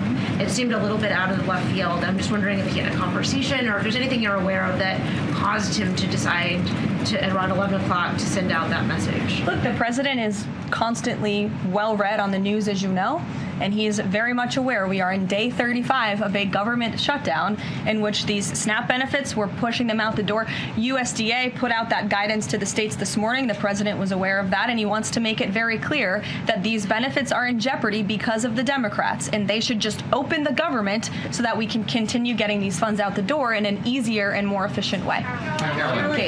There's some new reporting that just dropped a few minutes ago that the Trump administration is negotiating with the makers of Ozempic to sell some weight loss drugs for $149 a month. That's according to the Wall Street Journal. Do you have any more information on that? Can you confirm that? I think the president has said himself in previous Most Favored Nations announcements that this is something that the administration has been engaged in and looking into. I won't get ahead of the president on any future announcements, but I will echo his strong commitment to bringing down drug prices in this country. And you've heard it directly from Secretary Kennedy and Dr. Marty Makary and his entire Health and Human Services team, how committed the president is to bringing down the cost of drugs, and we're working with pharmaceutical companies to do that every day. Very quickly, Caroline, on SNAP. I know it's been asked, and I know Leach asked it, but I want to put a fine point on it. You talked about the president's post here, and he wrote that SNAP benefits will only be given when radical left Democrats open up the government. I understand your previous answers, but as written, how would that not violate the court order as it's written? I've now answered this question several times, Gabe. We are complying with the court's order. We are getting the payments out the door as quickly as we can. USDA sent the guidance to the state. The president is referring to future SNAP payments. He does not want to have to keep tapping in to an emergency fund and depleting it. In the case of a catastrophe in this country, he wants to have those funds preserved, as they should be. And he's made it very clear Democrats should reopen the government. I have one final positive note for all of you. I told you I would keep you posted when the White House would resume public tours. Well, I'm pleased to announce the Office of the First Lady has reopened the doors for public tours on Tuesday, December 2nd. There will be an updated route, of course, for guests in light of the ballroom construction that's taking place, but we very much look forward to celebrating the holiday season in the public and members of Congress, and anyone who wants to come visit the First Lady's beautiful decorations is welcome to go to whitehouse.gov/visit to sign up for a tour. Thanks, guys. We'll see you tomorrow. Thanks, Caroline.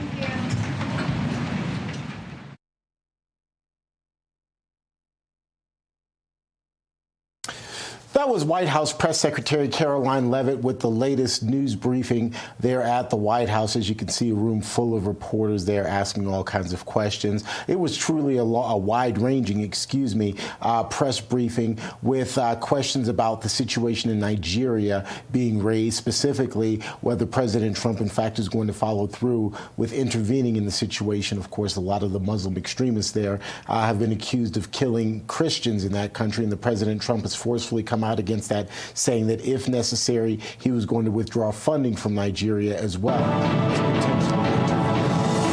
That's a quick check of your headline.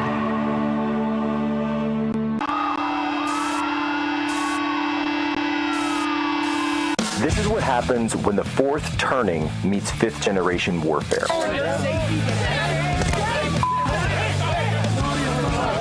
A commentator, international social media sensation, and former Navy intelligence veteran. This is Human Events with your host, Jack Posobiec.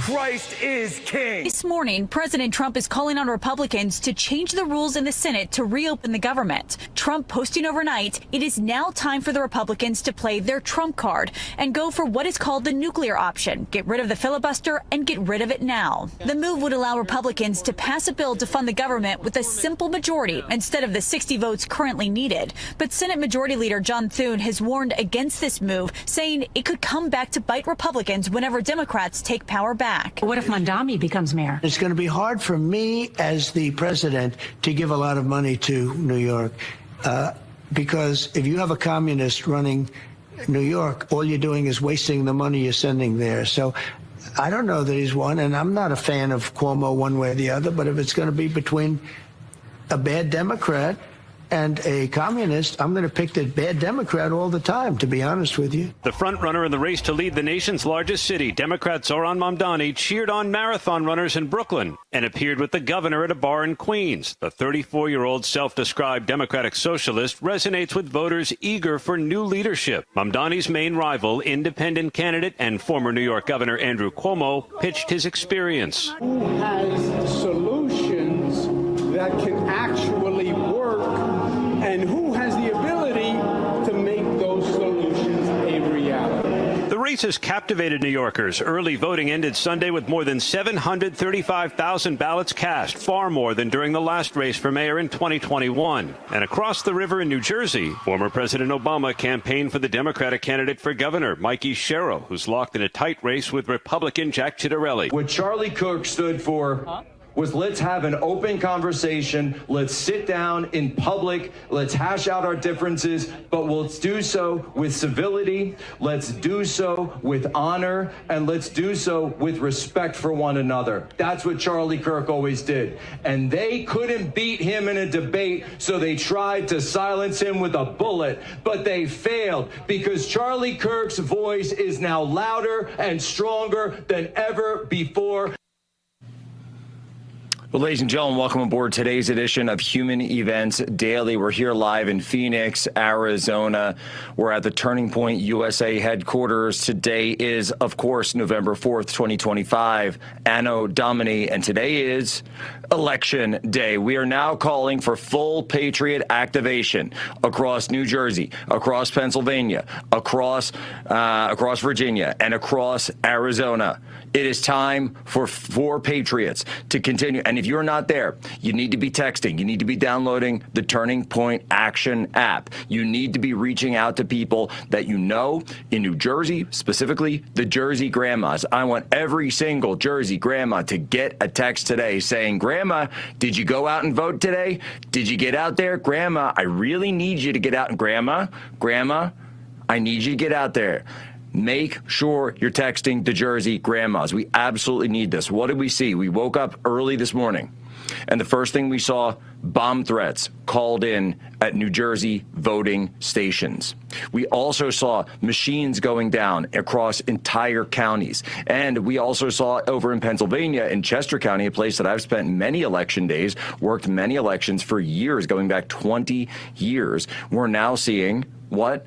Independents were not included in the poll books, which means if you went to vote as an independent in Chester County, Pennsylvania today, you couldn't vote in person because your name wasn't even in the registration. It's the polling book. So you couldn't even look up your name. Look, folks, it's very clear what's going on here. This is a coordinated attack on election day in-person voting. We know who that benefits. We know who has been putting all their chips in on early voting. We know who's been putting their chips in on mail-in voting. And it sure as heck ain't the Republicans. It sure as heck ain't the Trump supporters, because we know that Republicans traditionally, especially in the Northeast, Pennsylvania, New Jersey, vote on election day. And so, of course, while we abhor all political violence, we need the DOJ and the U.S. Attorney of New Jersey is Alina Habba now to get to the bottom of where these bomb threats came in. We're also tracking a bomb threat down at Reagan National Airport, DCA, that has shut down Reagan National Airport.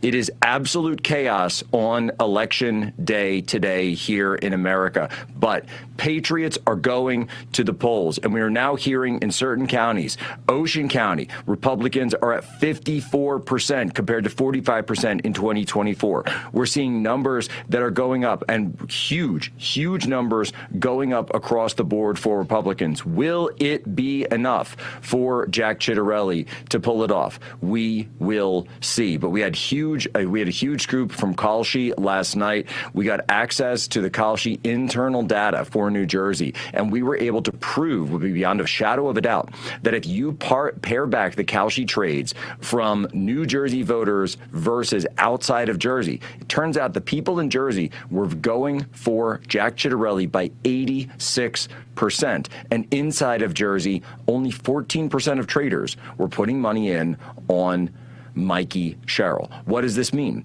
Does this mean that there is a long shot chance for Jack Ciattarelli to pull it out in the end? We are going to be here, Human Events Daily. We're going directly on the ground to get the numbers out from New Jersey, from every other race, and we're going to be up tonight at the election night super stream. This is the Charlie Kirk super stream. We're keeping the tradition going, so stick it right here. We are not going anywhere. Streaming all day. Jack Posobiec, Human Events Daily, Real America's Voice. We'll be right back after a quick break. We've got all of the information for you.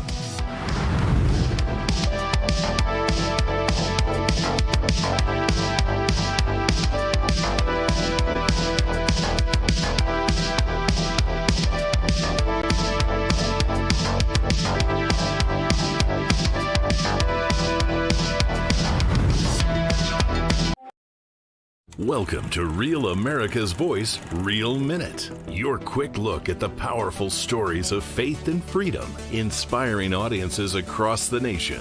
Angel Studios presents. I'm Bo Davidson with this Real America's Voice, Real Minute. What happens when imagination becomes reality? That is the theme of Angel Studios' new release, Sketch. Amber, you're incredibly creative. Here's the thing. Life is all about balancing the good and the bad. If you don't carry the good with you too, then it's just going to make the bad stronger. Balancing the good with the bad. It's something we all have to do. The star of Sketch, actor Tony Hale, known for his roles in Veep and Arrested Development, plays a father who realizes his daughter likes to draw, but young Amber draws some imaginative yet rather dark sketches. You know, feelings aren't bad. When you get angry, sad, or scared, put it in here, where it can't hurt anyone. Yeah, we describe it like Jurassic Park meets Inside Out.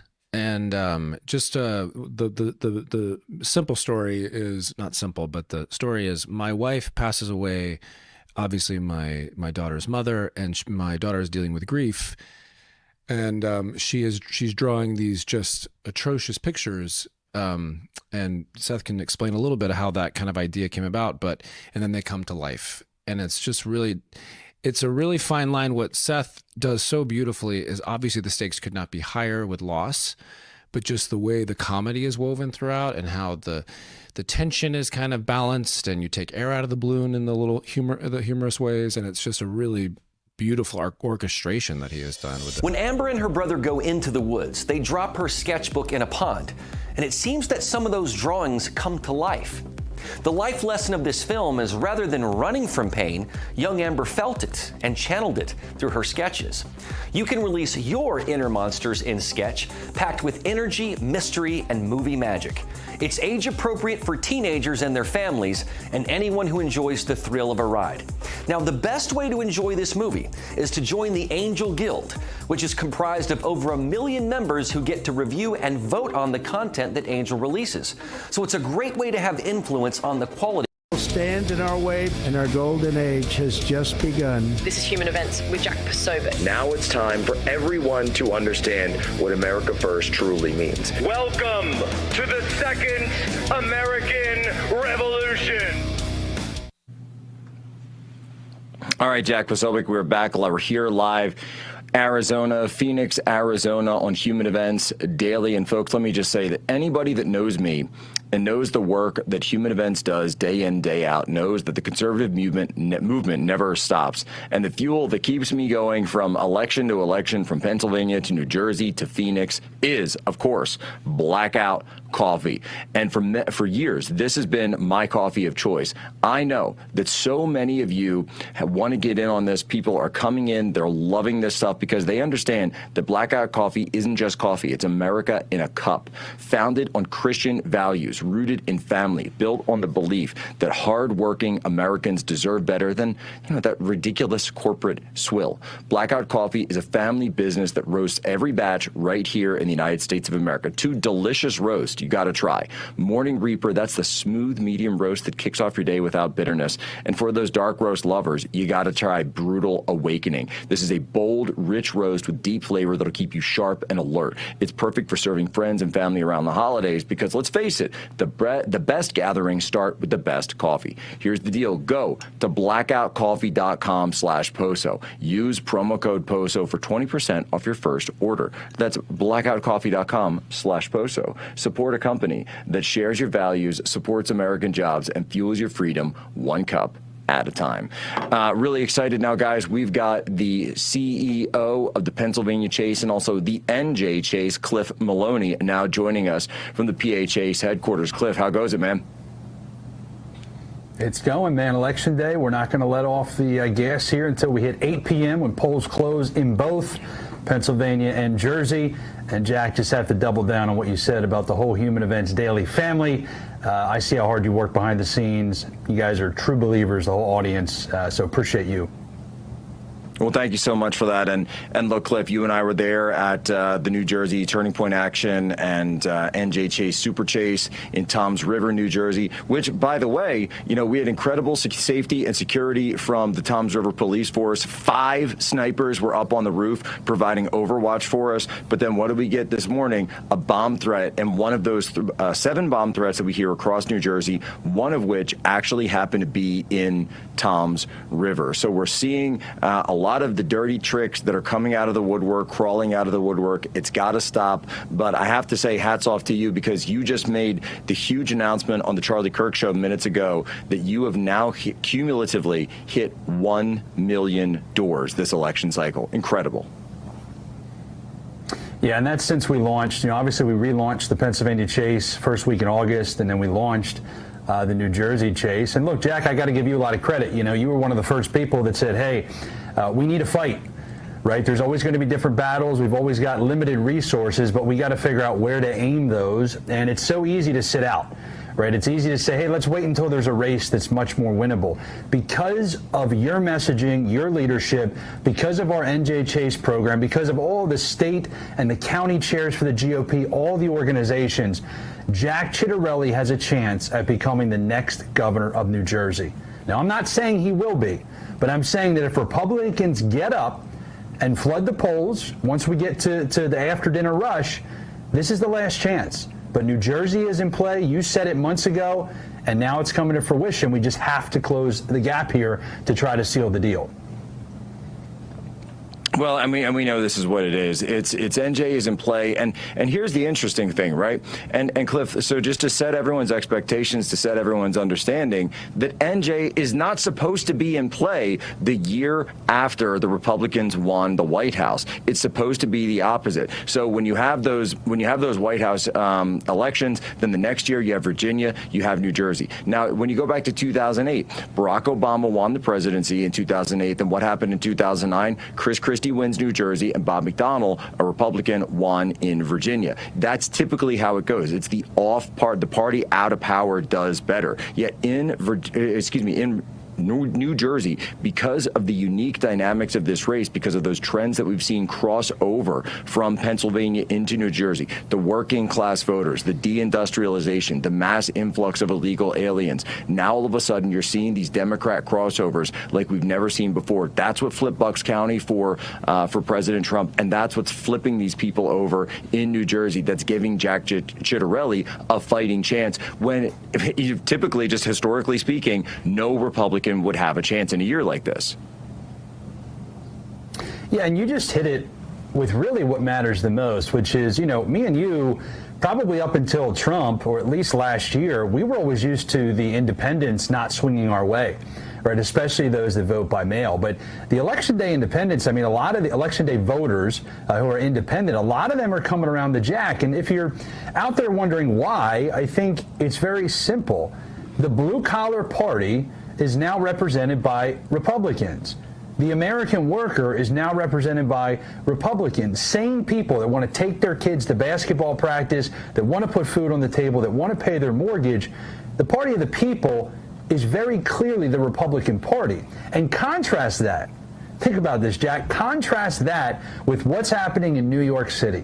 And talk about a dichotomy. If we have Mamdani as a socialist mayor of the elitist bubble, now known as New York City, and now New Jersey, a working class state, is run by a Republican, that would be an awesome, awesome way to show two very different points of view.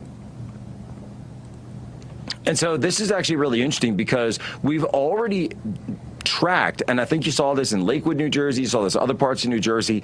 There's a really interesting dichotomy you mentioned because so many parts of New Jersey, you've got people who work in New York, you got people who commute to New York, specifically in North Jersey. You're seeing a backlash to Mamdani from New Jersey voters, and this is something that I gotta say, it just plays into Jack Ciattarelli's campaign because it's exactly what he's talking about. Now they'll say, okay, Mikey Sherrill, she's not as radical, she's not as bad, but you notice that every time she got asked, and I went through a bunch of her interviews last night checking this out, she's never tweeted about Mamdani, and she's always very careful when she gets asked about him. Remember, the same way that Barack Obama came in to endorse her, Barack Obama did not endorse Mamdani. He did this sort of off the record, behind closed doors phone call with him. I think the Democrat Party is scared of the radicalism of Mamdani and the fact that his new politics, now he can't run for president himself, but his brand of politics is going to be the new future of the Democrat Party. Oh, they're scared to death. I mean, this is the final nail in the coffin for the Democrat Party if you're one of the old school moderates. I mean, this is going to rid the party of the classical, leftists that we kind of knew 20 years ago and just replace them with the radicals, right? These aren't moderates. These aren't people that are trying to solve problems. They want to radically end free market capitalism in this country. They are extremely dangerous to the ideas of us being a free people and a free society. And it's at a time when the Democrat Party has no leadership. There's no vision. There's no solutions that they offer to the country. It's just Trump is bad, Charlie Kirk is Hitler, and we must take these people out. That's their entire message. And so right now, if I'm a Democrat who is actually sane and was hoping to hold on to the party as a national apparatus, you're in trouble because Mamdani is going to win, and we will have a socialist, a self-avowed socialist, as the mayor of America's financial capital city. It's insane. No, you're going to get that. And those are the same type of policies that, by the way, are not going to be embraced by the suburban voters. And that's who the Democrats, that if Mikey Sherrill wants to win, those are the Democrats that she's got to try to pick up in New Jersey. She's got to go into them and say, look, I'm not part of this guy. But at the same time, she's got to be very careful to walk this tightrope, because she knows that in the urban centers like a Newark, a Trenton, a Camden, et cetera, parts of Hudson County, that they're going to be all in on Mamdani. Yeah, and here's the thing about Mikey Sherrill. I mean, we don't have all the numbers yet, and obviously we'll be on the live stream tonight to kind of break them down, Jack. I have a funny feeling that she is going to do exactly what Kamala Harris did when it comes to inner city votes. Black Americans, Hispanic Americans, none of them were excited about Kamala Harris. They're especially not excited about Mikey Sherrill. I just think that she's going to be so underwater with them. I'm not saying that they're all going to run to support Jack, but they need to turn out a lot of those, what I would say, consistent Democrat voters. But Mikey Sherrill doesn't excite anybody. I mean, I'd rather watch paint dry than listen to her and her yapping about pretty much nothing, offering no solutions to the people of New Jersey. Well, Jack's talking about bringing down energy prices. He's talking about siding with New Jersey residents over illegal immigrants, keeping men out of girls' sports. I mean, these are the issues people care about. So all of these things are falling into place. It doesn't mean that Jack is guaranteed to win, but the fact that he's got a shot, that should excite everybody out there that believes in the America First movement. Look, it's real simple as this. We're going to turn New Jersey into a swing state. We got about a minute till the break, but Cliff, what can you tell us in terms of the turnout that we're seeing right now? I'm seeing good percentages for Republicans. I'm seeing good numbers. You mentioned early on the program, though, it's good turnout, but we need it to be great. It's good turnout. We need it to be great to win. There are two major things. Number one, 57,000 Republicans that requested a mail-in ballot in New Jersey have yet to send it back. Take your ballot, fill it out, drop it in one of the drop boxes, or take it to your county office. Second, if you're in New Jersey, call 5 people you know. Get your grandma out to vote for Jack Ciattarelli. We need that rush hour traffic pretty much after dinner of the last 2 to 3 hours to be huge. We need huge turnout for those last 2 to 3 hours. It's the only chance we have at flipping New Jersey. We need to be absolutely huge. This is, and we know that's the post-work rush. This is when your bulk of votes are going to come in. Republicans, and we know this, by the way, Trump supporters, they work during the day. This is your muscular class. As Charlie used to say, the people who shower before work and after work. That's who Jack Ciattarelli is going to need to blow it out after they're working their shift today on Election Day to win the governor's race in New Jersey. Right back, Jack Posobiec, Cliff Maloney breaking it all down here, Human Events Daily. Real-time info on the ground.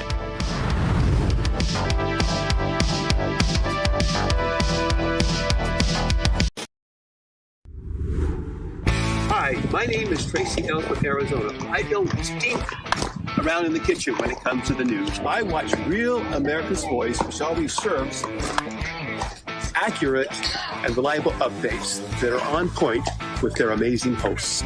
So don't find yourself in a pickle by tuning into the fake news. Stick with Real America's Voice.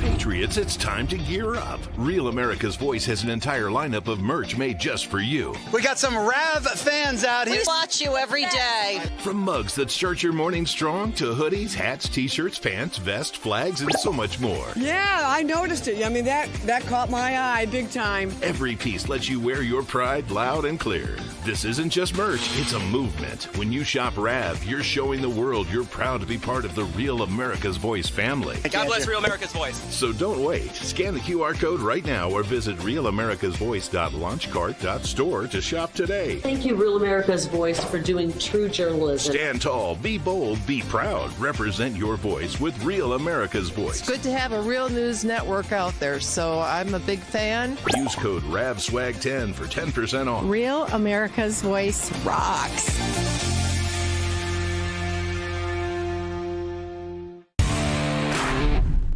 I'm Terry from New Jersey, and I just want to say that I love Real America's Voice. I love you guys.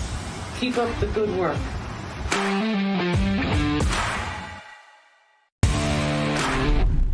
My name is Tina, and I'm in Dallas, Texas. I'm so grateful to be able to get my news from an organization like Real America's Voice, whose conservative values align with my own.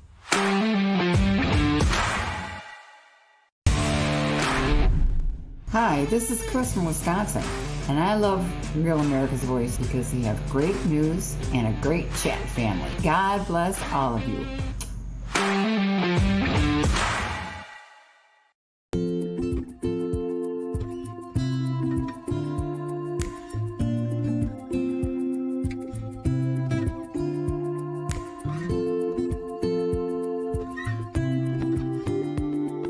You talk about influencers. These are influencers, and they're friends of mine. Jack Posobiec. Where's Jack? Jack, who's done a great job. America's future is a series of choices. Our current state of slow motion national decline is a choice. This November, we're going to choose success. We're going to choose to put the future of Americans first. We are going to choose to no longer be spectators this election. We together are going to do the work to save America.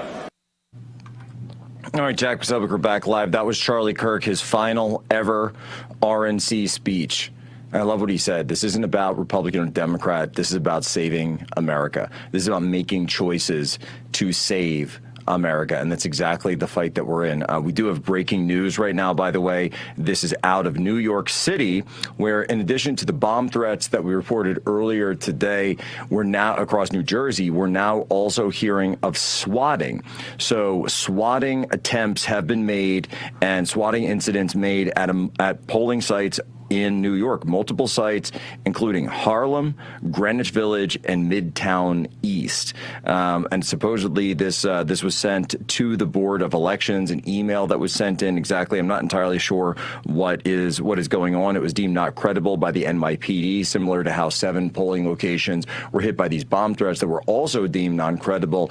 And there's also that bomb threat down at Reagan National Airport, which is, of course, by the way, in Northern Virginia. So you've got these various threats across Virginia, across New York City, and across New Jersey today that are all targeting Election Day voting. I want to bring Cliff Maloney back in here because, Cliff, look, as guys who have, and this is kind of interesting for me because I focus on elections, but I've also done a lot of work on the impact of political violence, and now we're starting to see the merger of the two, aren't we?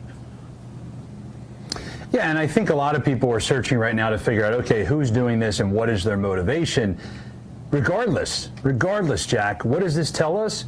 This is why we have to bank our votes, right? This is why we all have PTSD from Arizona having the ballots that were printed too short or printed too long. This is why in Cambria County in 2024 in Pennsylvania, they had issues with their machines, 2 to 3 hour waits. This is why we have to take advantage of the current rules, because the Democrats, since they don't vote on one day, they don't have to deal with the repercussions of these types of incidents, right? You and me are not here to say that we love the system or we love the rules and we're an advocate for them. But we should say that we are an advocate to use the system and use the rules to figure out the best way to win. So all these threats, where they're coming from, I could make accusations or think through what the intents are, but it just proves the point. We're relying on one day of voting still, predominantly for what we're trying to do in these elections. We need to start rethinking getting our low props to vote early, because when stuff like this pops up, there's no recourse, right? There is no solution. It's just going to turn people away from the polls. No, it's going to turn people away. And we all remember Maricopa County not having the paper. I was here. I'm right here in Maricopa County right now. I was here on Election Day in 2022 when that happened. And I remember talking to Charlie about this and then going to Tyler. Of course, he was the Maricopa County chairman years back. And I said, guys, what is this business about? You got to handwrite your ballot and stick it into door C? I'm a Pennsylvania guy. I never heard anything about door C when you handwrite your ballot. I mean, that just, and we remember what happened. It turned a lot of people away from the polling places, and we'll never really know whether or not it would have been the margin of victory for Kari Lake when she was running for governor in a very tight race like that. And this is what happens. This is what happens, the chicanery, the political trickery that goes in, the dirty tricks that happen when this comes up when elections are tight. It always comes up when elections are tight. 2024 wasn't tight, a blowout for Republicans, and that's why you didn't see, remember the pipes breaking in Georgia in 2020, by the way, et cetera. I could list off things all day long, but all of this, again, to your point, it's done to suppress election day voting. And that's why, and we know one party has tried to turn election day into this election month, and that's why your organization, incredible organization, the PHAs and the NJHAs, has been created to try to fight back against this. Meanwhile, George Soros has been flooding millions into this infrastructure for years. Yeah, and I'm actually pretty fascinated to see just how much money, after some of the USAID cuts, that were going to so many of these left-wing nonprofits, 501c3s, 501c4s. But here's the good news, Jack. Win or lose tonight, I feel like we are at a breaking point that started in 2024 with Republicans learning what it is that they need to do to win. And I'm not saying we're going to beat the Democrats when it comes to mail-in ballots anytime soon, but we're competing. That's what's making Jack Ciattarelli a potential governor. It's what's making some of these other House races in Virginia that we're targeting potentials for wins. And it's why Pennsylvania will become the red wall leading up to 2028. We've learned to play by the rules, to fight fire with fire, to compete against the Democrats using their own tactics, right? Remember, this is not our playbook. This is simply taking the Biden 2020 playbook of going out there and chasing ballots, harvesting them where it's legal. And so I think we're really hitting a peak moment where now we've got kind of all of the states, even non-swing states, understanding if we fight fire with fire, if we compete with them, we cannot do it just on election day. We have to look at every form of voting and figure out how to be competitive. And we're so close to hitting that threshold. We're very, very close. Cliff, you're going to be back with me later tonight. We're going to be rekindling, firing up the election night super stream from the Charlie Kirk studio the way we did. It'll be 1 year ago tomorrow. The days, of course, changed a little bit. Last year, election day was the 5th, but it'll be 1 year ago tomorrow when we had that historic election night stream. And I know that Charlie would have, if he were here today, he would say, guys, we're streaming all day. We're streaming till the bitter end, to all night, because that was his favorite day of the year. So, Cliff, I just want to say thank you for continuing to do what you're doing. I know Charlie would be really proud of you. I know Charlie would want you to be on the stream with us tonight, and I'm glad you'll be there. Appreciate you, Jack, as always, and thanks to the whole Human Events Daily crew. Really appreciate you guys giving me a platform to get my word out. We're going to get back there. We're going to knock that extra door. We're going to knock that extra door. Who knows? New Jersey could come down to just one vote. Jack Posobiec coming back. We'll have more from on the ground in New Jersey when we return. Human Events Daily, Real America's Voice.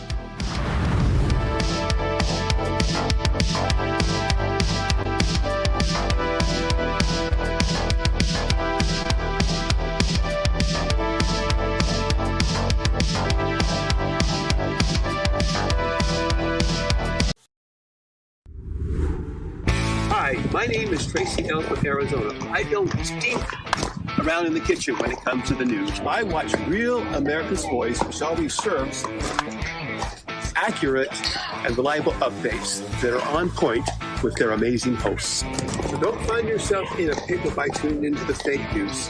Stick with Real America's Voice.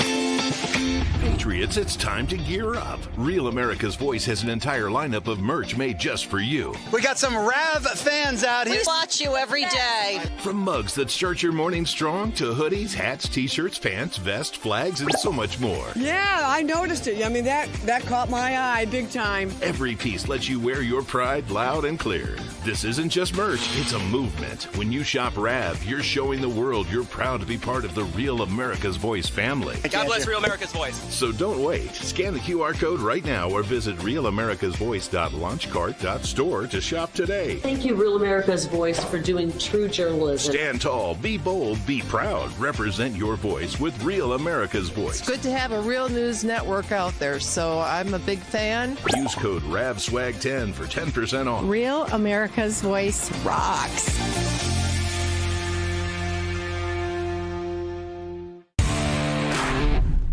I'm Terry from New Jersey, and I just want to say that I love Real America's Voice. I love you guys. Keep up the good work.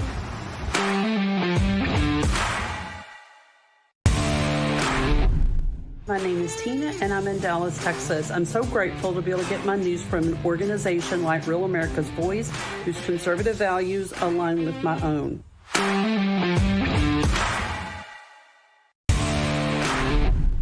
Hi, this is Chris from Wisconsin, and I love Real America's Voice because you have great news and a great chat family. God bless all of you.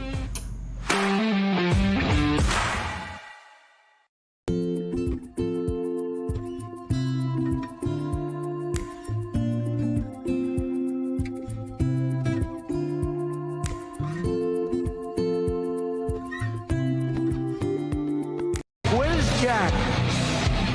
Where's Jack? Where is he? Jack, I want to see you. Great job, Jack. Thank you. What a job you do.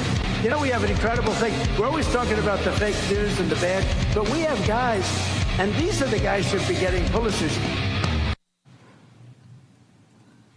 All right, Jack Posobiec.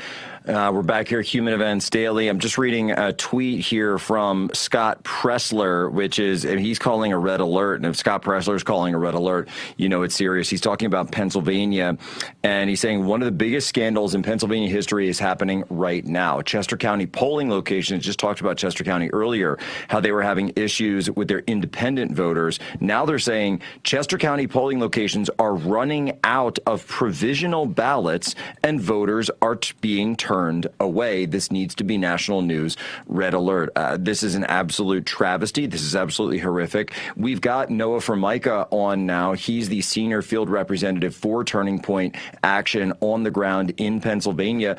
Noah Formica, if you could just remind me, who is the governor of Pennsylvania who's supposed to be in charge of all of these things on Election Day? What's that guy's name again?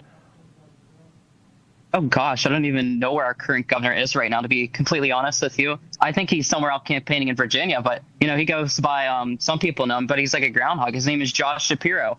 Josh Shapiro, right. Josh Shapiro. I totally forgot that guy's name. That's right. It's Josh Shapiro. So Josh Shapiro, the man who is the face of saying that the 2020 elections were the safest and securest in America. Now, all of a sudden, an entire county, huge county, a purple county, Chester County, Pennsylvania.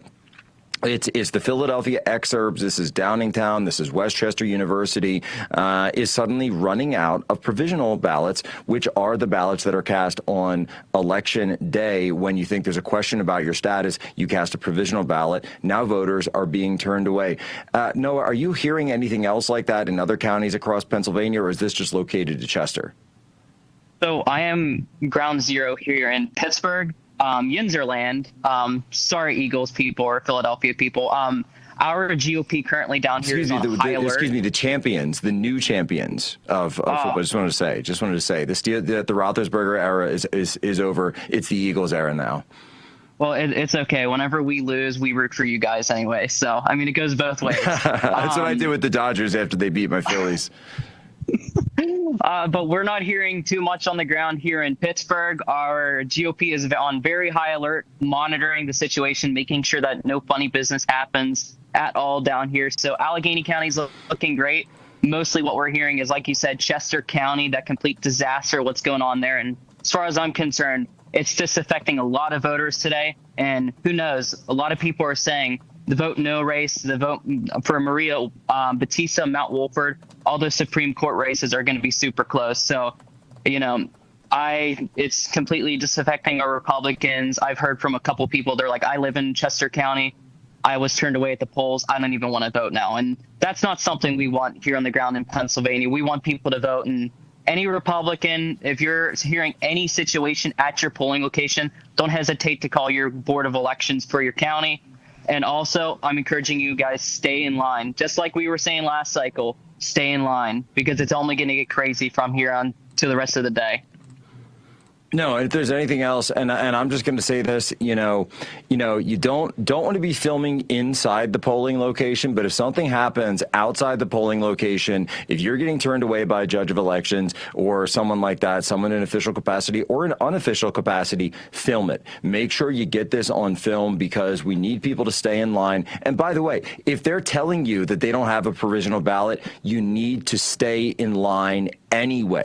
Make sure you stay in line until someone shows up. If they have to run to the printers and go get a provisional ballot for you, then they can, because they're the government. That's their job. You have a right as a citizen of the United States of America in good standing to vote on Election Day. It's really as simple as that. And I want to play games with, and we learned this in Maricopa County 3 years ago today. We learned this in Maricopa County when all of a sudden the machines went down and they had the printers and they had the Dorsey and the rest of it. No, stay in line. This is so incredibly important. Noah, what else are you hearing? Because I know, of course, Turning Point Action was covering down in New Jersey as well. What are you hearing on the New Jersey side? Well, on the New Jersey side, I will tell you what, I was half the month in Arizona, but as soon as I got out of Arizona chasing ballots in Mesa, shout out to our Mesa mobsters right now, working hard for Dorian Taylor. But in Jersey, our Turning Point Action team was on the scene chasing ballots with hundreds of volunteers. And what we're hearing on the ground, just talking to people door to door, is there's so many people. And even when we went to team dinner one night, we were talking to a Democrat. They're like, oh, yeah, I'm voting for Jack Ciattarelli. We can't have the latter. And a lot of people are starting to see, like, hey, the Democrat policies that are in charge of our state, that have been in charge of our state for quite a long time, we have to get rid of that. There's so much on the line from, obviously we want or plastic bags again. That's the number one issue I've heard from some people. We want Jack because he's going to stand up for our police officers.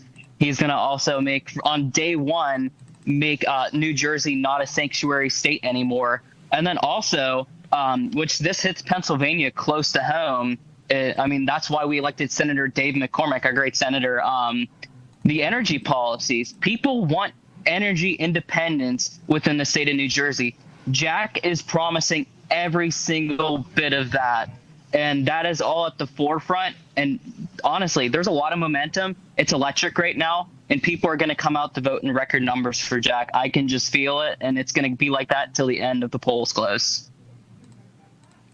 No, I see that as well. I'm also seeing out of this is Election 2025 updates, has this account up, and they've got a tweet that's coming in right now that says New Jersey seeing Republican surge in Ocean County. Now, Ocean County, that's where you and I were on Sunday. This is a huge Republican stronghold. It is the Republican stronghold of New Jersey as a state. They're seeing a surge in Republican voters right now in terms of their noon update, 36,527 voters. That's 54%. That compared to 2024 on Election Day, that's up 9 points for Republicans compared to where at 54%, 9 points ahead of where they were before.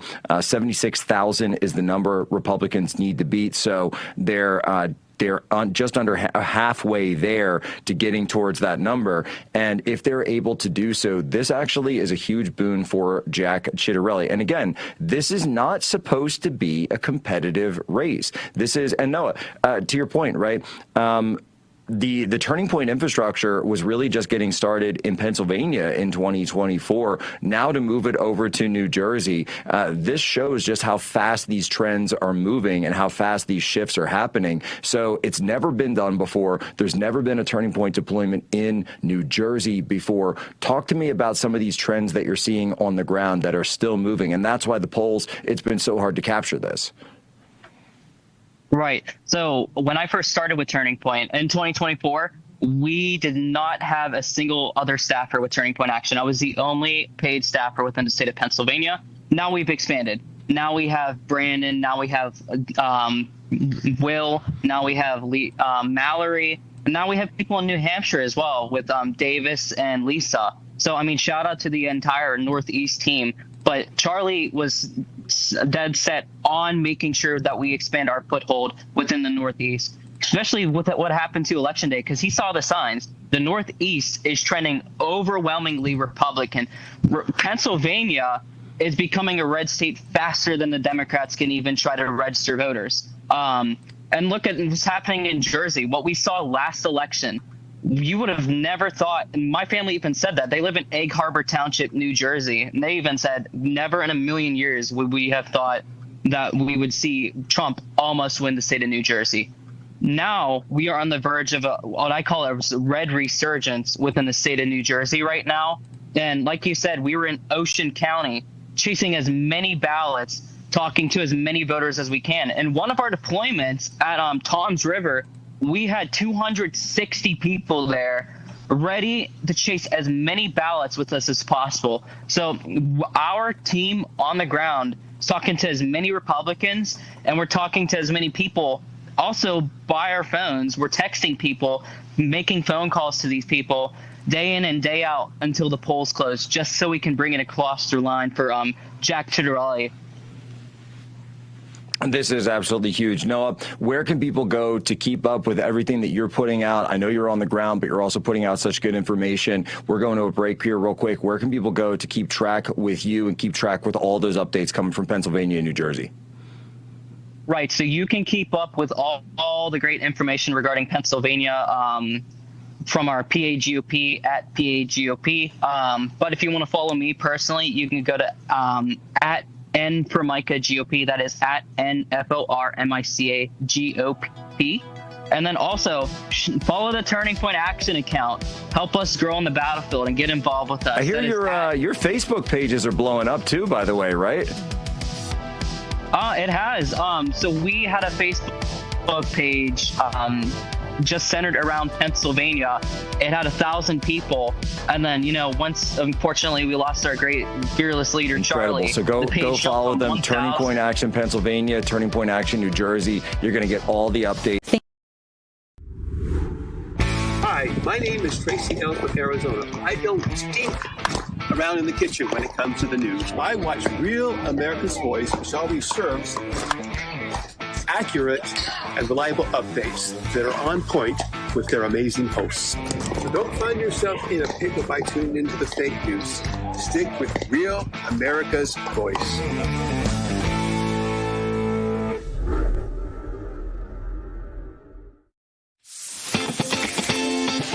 Patriots, it's time to gear up. Real America's Voice has an entire lineup of merch made just for you. We got some Rav fans out here. We watch you every day. From mugs that start your morning strong to hoodies, hats, t-shirts, pants, vests, flags, and so much more. Yeah, I noticed it. I mean, that caught my eye big time. Every piece lets you wear your pride loud and clear. This isn't just merch, it's a movement. When you shop Rav, you're showing the world you're proud to be part of the Real America's Voice family. God bless Real America's Voice. So don't wait. Scan the QR code right now or visit realamericasvoice.launchcart.store to shop today. Thank you, Real America's Voice, for doing true journalism. Stand tall, be bold, be proud. Represent your voice with Real America's Voice. It's good to have a real news network out there, so I'm a big fan. Use code RAVSWAG10 for 10% off. Real America's Voice rocks.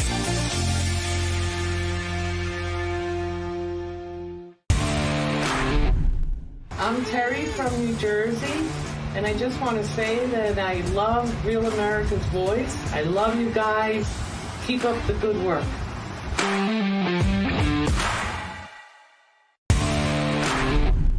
My name is Tina, and I'm in Dallas, Texas. I'm so grateful to be able to get my news from an organization like Real America's Voice, whose conservative values align with my own.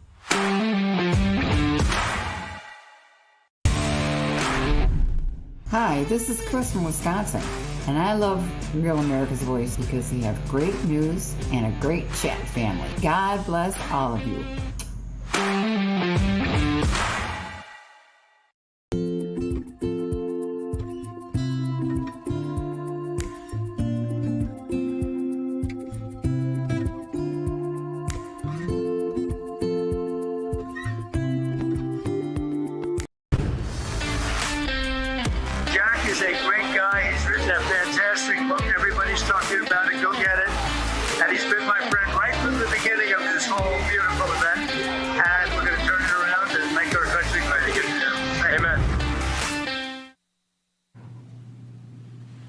All right, Jack Posobiec, we're back live here, Human Events Daily. It's Election Day, and I want everyone to remember that that tonight we will be reigniting. We'll be launching the Election Night Super Stream Charlie Kirk Show. So we'll call it the Charlie Kirk Super Stream. And as much as we'd love for Charlie Kirk to be there, even though we can't have that, we do want America to be Charlie Kirk's America, and that's what he was fighting for. That's what he was talking about at the RNC, his last ever speech. So we will be going live. I believe it's going to be from 6:30 p.m. Eastern. So stay tuned for that. Make sure you come up. It's going to be incredible. We're going to have the entire family there, the entire gang there from last year, which everyone remembers, obviously, except with the exception of one man whose seat will always remain empty directly next to us because he is on assignment with God. And I want to bring in now Paula Scanlon. She's been on the ground fighting in New Jersey, a little bit in New York as well. What's going on, Paula?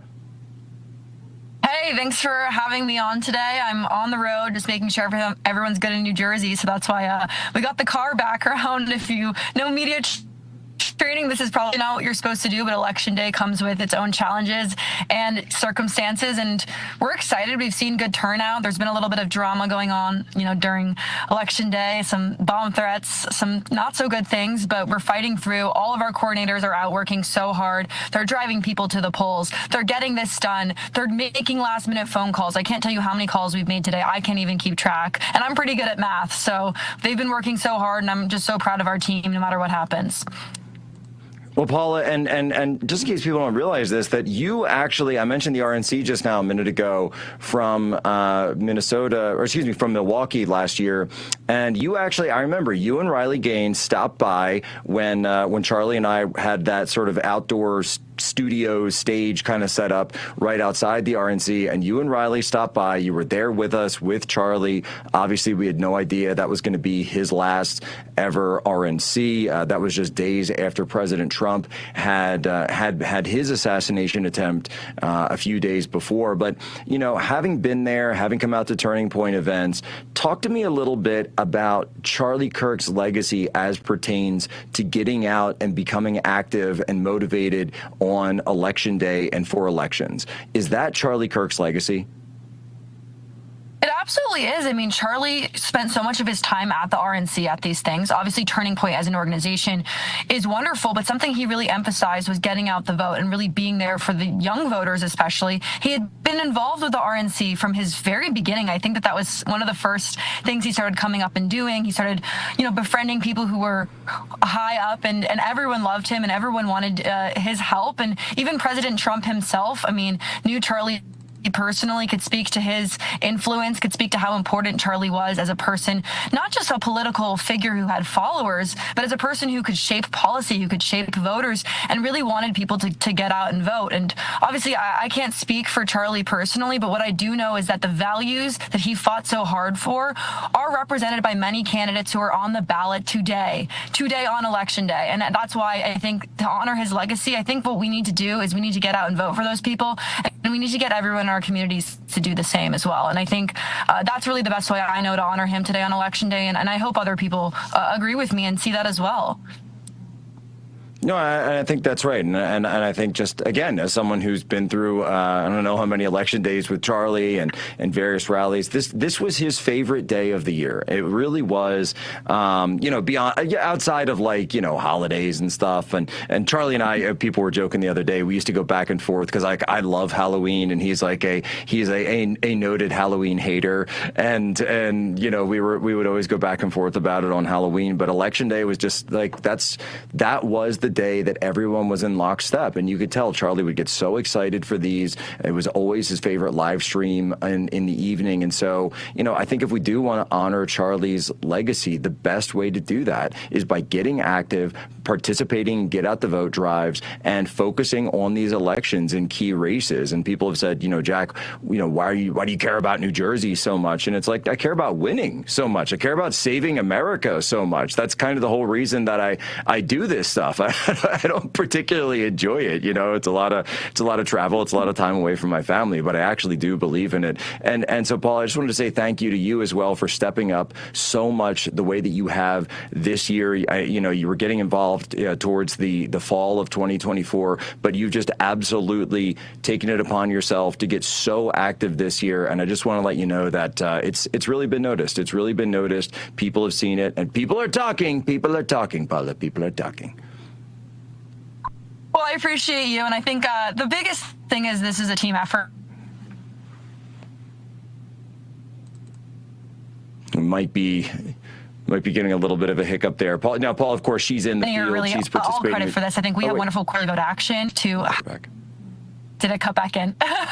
This would happen when you're not in your traditional background. No, you're in the field. You're in the field. It's totally fine. Amazing. But I just wanted to say this is not all on me. I want to just give a shout out to my team at.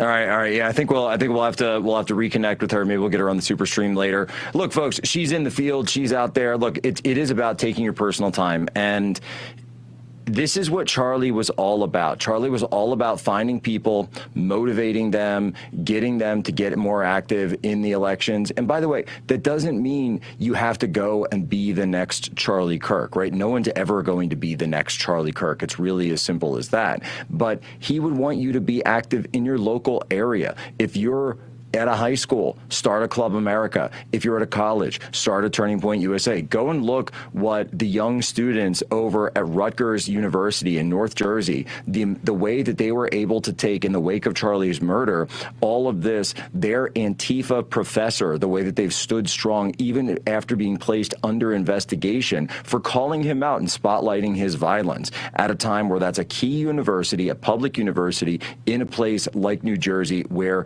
we are seeing this. And it's something that I really think that Charlie would be looking down right now and saying, God bless the people for coming out and doing what they are doing. Do we have Paula Scanlon back from Early Vote Action? Do we have her back, guys?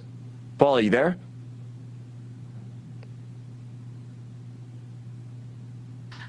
My God. All right, there it is. So, Paul, we're now hearing, by the way, huge Republican surge in Ocean County. I know this is obviously a place that you were really focused on. We were out there for so much with Early Vote Action. We know Scott was out there with us at Toms River. We know Scott's over in Pennsylvania right now. I mean, you look at so many people that are just punching way above their weight, and that's what's amazing to see, because it doesn't take a lot for people to have a huge outsized impact. And that's something that I think that you've done, the Early Vote Action, Cliff Maloney, of course, with the PHAs, the NJHAs, Turning Point Action. What is your message to other young people out there when you look at organizations like this and want to get involved? Yeah, it's worth doing. And again, I think that what we've done so wonderfully, especially in places like New Jersey and Pennsylvania, is how well we've all worked together. I think really, truly, the coordinators I've seen, they're across different counties. They're people from different walks of life that we've hired. I mean, we have really young kids who are college students that are working for us at Early Vote Action. And we have people who are, grandparents and want to save their grandchildren. And just seeing everyone come together means so much. So it doesn't matter where you are in your life. It doesn't matter what your career is. There's a place for you. Every single vote counts, and every single voter you help to sway can be that difference in winning or losing an election. And I just want as many people involved as we can, because again, this is a group effort. This is not won by one person. This is fixed by all of the grassroots people that come together and make this happen. And so to everyone who's worked so hard, I'm grateful for them, really. All right, Paula Scanlon, go give her a follow. Early Vote Action. Ladies and gentlemen, that is pretty much all the time we have for tonight. We'll be back in a couple of hours. The election night super stream. We're firing up the engines. We're revving it up tonight. We're pumping the gas. We are pulling the horns. We're pulling out all the stops. We'll be up tonight, so we'll see you later on the super stream. Ladies and gentlemen, as always, you have my permission to lay ashore. Get out and vote and stay in line.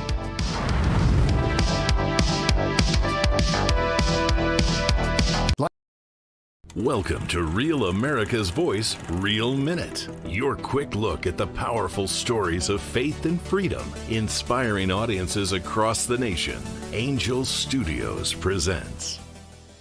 I'm Bo Davidson with your Real America's Voice, Real Minute. At Camp Owigaway, a Christian summer camp filled with adventure and camaraderie, kids come together for experiences that challenge and inspire them. Between canoe races, campfires, and heartfelt conversations, they form deep friendships and uncover new layers of their faith and identity. Each day at camp offers opportunities for personal growth, connection, and unforgettable memories. Come on, pick it up. Let's go. I can't be the only one pumped to go read a Bible in the middle of the woods for a week. If you need a hand with packing, we're here to help. Thank God. A troubled teenager takes a leap of faith to attend Camp Owigaway in this series directed by Alan Powell, and a cast that stars Antonio Cipriano, David Koechner, Lee Ellen Baker, and Carlos Penavega. It has music from the same producers who created High School Musical and Camp Rock. 3, 2, 1.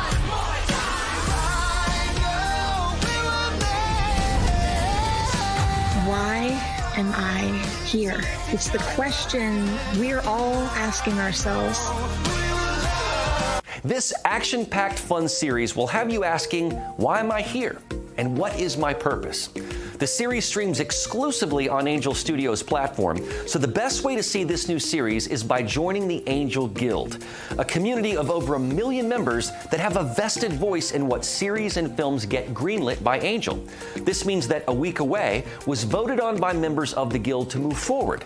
So becoming a Guild member is like being a member of the Television Academy, and you'll get all the perks from the comfort of your own home. So head on over to angel.com/RAV to join the Guild and watch Owigaway today. This is America's Voice Live. And welcome to America's Voice Live. I'm Steve Gurr. The pulse of the people. We need somebody that's going to hear the people's voice. The truth the mainstream won't touch. This guy is by definition a globalist. And the stories that matter. RAV's own Ben Bergquam. Right up over this hill, we got Armed Cartel. I see him. Live. Breaking news right now here on Real America's Voice. Unfiltered. These people are domestic terrorists. And unapologetic. We're here to take a stand for God and country. Does feel good, doesn't it? America's Voice Live starts now. And welcome to America's Voice Live. I'm Steve Gurr, back in the saddle. Today is Tuesday, the 4th of November, in the year of our Lord 2025. As always, thank you for joining me here on Real America's Voice. We appreciate you spending time with us. Today is the day of several key elections across the country. Real America's Voice correspondents spread out, joining me today from different parts of the nation to discuss those elections.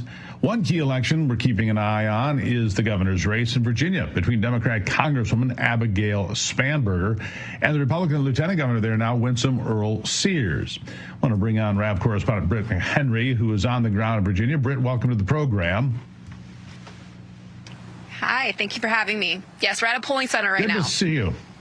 Yeah, good to see you. So, looks kind of quiet behind you. Tell us what you've been seeing. What's the voter turnout been like? What's the enthusiasm been like? Yeah, so looks could be deceiving. It's quiet at this high school, Loudoun County High School, because it is a polling location. So there's still several people coming in and out. We have to stay at least 40 feet away from the polling center outside, which is why we are right here. This is a huge election, and everything you will read or hear about it here in Virginia is how it's a referendum on Trump's administration, because this will be the first time in Virginia's history on either the red or the blue side that a woman is voted as governor of the Commonwealth. Now, Winsome Earl Sears is projected to have a bit of a battle in this contest. Right now, as of 12 p.m., the numbers are showing that voter turnout is close to matching already 2024 numbers. Now, in a lot of Northern Virginia, that is a very blue-purple section. Where you might see more for Republican turnout will be in Southwest Virginia, Dickinson, Buchanan, Carroll, and Pulaski counties. Those are a little slower in their reporting as of right now to see what the tally is for early votes. But I can tell you right now, the numbers show already in 2025, this is a record-breaking year for Virginia for voter turnout for a non-presidential election year. It should be interesting, and you have to consider the Attorney General vote, too. I'm sure you've heard a lot about that in terms of the controversy with Jay Jones. Text messages of his were leaked about 3 weeks ago. Very violent, vile text messages threatening what he would do with a gun to certain opponents of his. So that has also led a chaotic mark on this election. It'll be interesting to see how that plays out, if it's split down the ballot for some people, or if, as traditionally in Virginia, they decide to go with the party that's not in office right now. But we're yet to see, and voting closes at 7, so we'll be here for all the live action, of course. Yeah, we'll see. Right now, it looks like it's Spanberger's race to lose, I would say, is a fair way to put that. Winsome Sears fighting a good fight, but the closest polling puts her about 7 points out. That's a Trafalgar group, pretty pro-Republican polling operation, still puts her 7 points down. It's going to take quite a push for her to get over the hump, isn't it? Oh, absolutely. Everyone's already been calling it for Spanberger at the Commanders game this Sunday, which was depressing in itself. A lot of fans there, a lot of chatter about this election because it is critical. Also, you have to keep in mind for the state of Virginia, 100 seats are up for grabs for who will take the majority for the delegates in the state of Virginia. So monitor that as well. But yes, Spanberger has had a surge of, call it what you will. Again, historically, this state has voted in opposition of what or who is in office, overwhelmingly showed support to Trump last year, but it will be an uphill fight for her, a very contentious attorney general fight, and we'll be here throughout it all. Yeah, Jay Jones trying to unseat Miyares, the sitting attorney general in that state. We'll see how that plays out. Britt McHenry in Virginia, one of our many RAV correspondents around the country. Britt, thank you. We'll check back in with her in just a bit. Now, with all that in mind, today is not just another election day. It really is. It's D-Day in some ways for the soul of this country. I'm talking about the fight for our very way of life, the battle against the creeping rot that's turning our shining cities into godforsaken socialist city-states. You know the ones, Seattle, New York, Minneapolis, of course, once beacons of innovation, culture, and freedom, now petri dishes for far-left fever dreams, where anti-American candidates aren't just rising, they're metastasizing. These aren't your quirky progressives. These are radicals who want to open the borders, defund the police, worship at the altar of equity over excellence. Zoran Mamdani is seeking to provide a playbook for wannabe communists to lay claim to America's major cities. We'll find out tonight if he is going to be successful. Independent Andrew Cuomo and Mamdani are out front, but all the money is on the communist to win it at this point. But Cuomo has had a surge in the last couple of days. Mamdani isn't the only one trying to create a socialist city-state over on the other coast in Seattle. Things could be a bit worse, believe it or not. The city once known for coffee and innovation is now known for being a hotbed of Antifa activity and having its streets overrun by growing homeless populations. And over in Minneapolis, the city on fire for practically the entire summer of 2020, the front runner there in a 15-candidate ranked choice voting race, Omar Fatah, another Muslim democratic socialist just like Mamdani, and he's advocating for many of the same things, all of which boil down to more government, more free stuff at your expense, and a lot less freedom. These far-left darlings are back peddling community safety. That's code, by the way, for letting thugs run wild while law-abiding folks cower behind smart locks. They try to deny just how radical they are, like when Mamdani says he's not going to defund the police, but here's a minute outlining his priorities. Listen. My statements in 2020 were ones made amidst a frustration that many New Yorkers held at the murder of George Floyd and the inability to deliver on what Eric Adams, of all people, described as the right for all of us to be able to enjoy safety and justice, that we need not choose between the two. I know that Governor Cuomo is far more comfortable in the past, whether it be his own or whether it be in attacking me for tweets made before I was even an assembly member. What I have said time and time again is the campaign that I am leading, the campaign that I am asking New Yorkers to consider, is one that has been clear on its public safety approach. It's one that speaks about a desire to work with police officers. Yeah, it's not what he said. He has no desire to work with police officers. He despises them. If these anti-American extremists actually win today, which many of them might, expect rent control that crushes small business, green mandates that black out the grid, and hate speech laws that can send you to jail for quoting the founding fathers. Yes, it's not an exaggeration. Our major cities have become test tubes for tyranny, and the poison is spilling into the suburbs, the states, and yes, even to the nation. And here's the bigger picture. Democrats don't have a leader. They can't figure out which is more popular, a return to common sense or a full-on head-over-heels embrace of socialism and communism.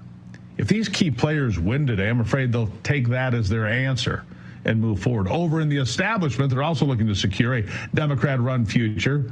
There's Gavin Newsom, of course, the slick-haired snake oil salesman masquerading as California's governor. He's not content with turning the Golden State into a one-party fiefdom of sky-high homelessness and fleeing families. No, he's gunning for a complete federal power grab with Proposition 50, the so-called Election Rigging Response Act. This mid-decade redistricting scam slapped on today's ballot by Newsom and his Democrat cronies would torch the bipartisan Citizens Redistricting Commission that was voted on by Californians back in 2010. It's the law of the land. They don't care. Why? To let the legislature stacked 80-20 with leftists gerrymander congressional districts even more through 2030 to carve out 5 extra safe Democrat seats. Newsom's excuse? Trump's changing the rules. Newsflash, Trump didn't do anything about any of this. Drawn by Democrat hack Paul Mitchell and bankrolled by the DCCC, these new lines would snake through communities like a Democrat donor's offshore account, twisting fair districts into partisan pretzels to entrench one-party rule, which has always been the dream.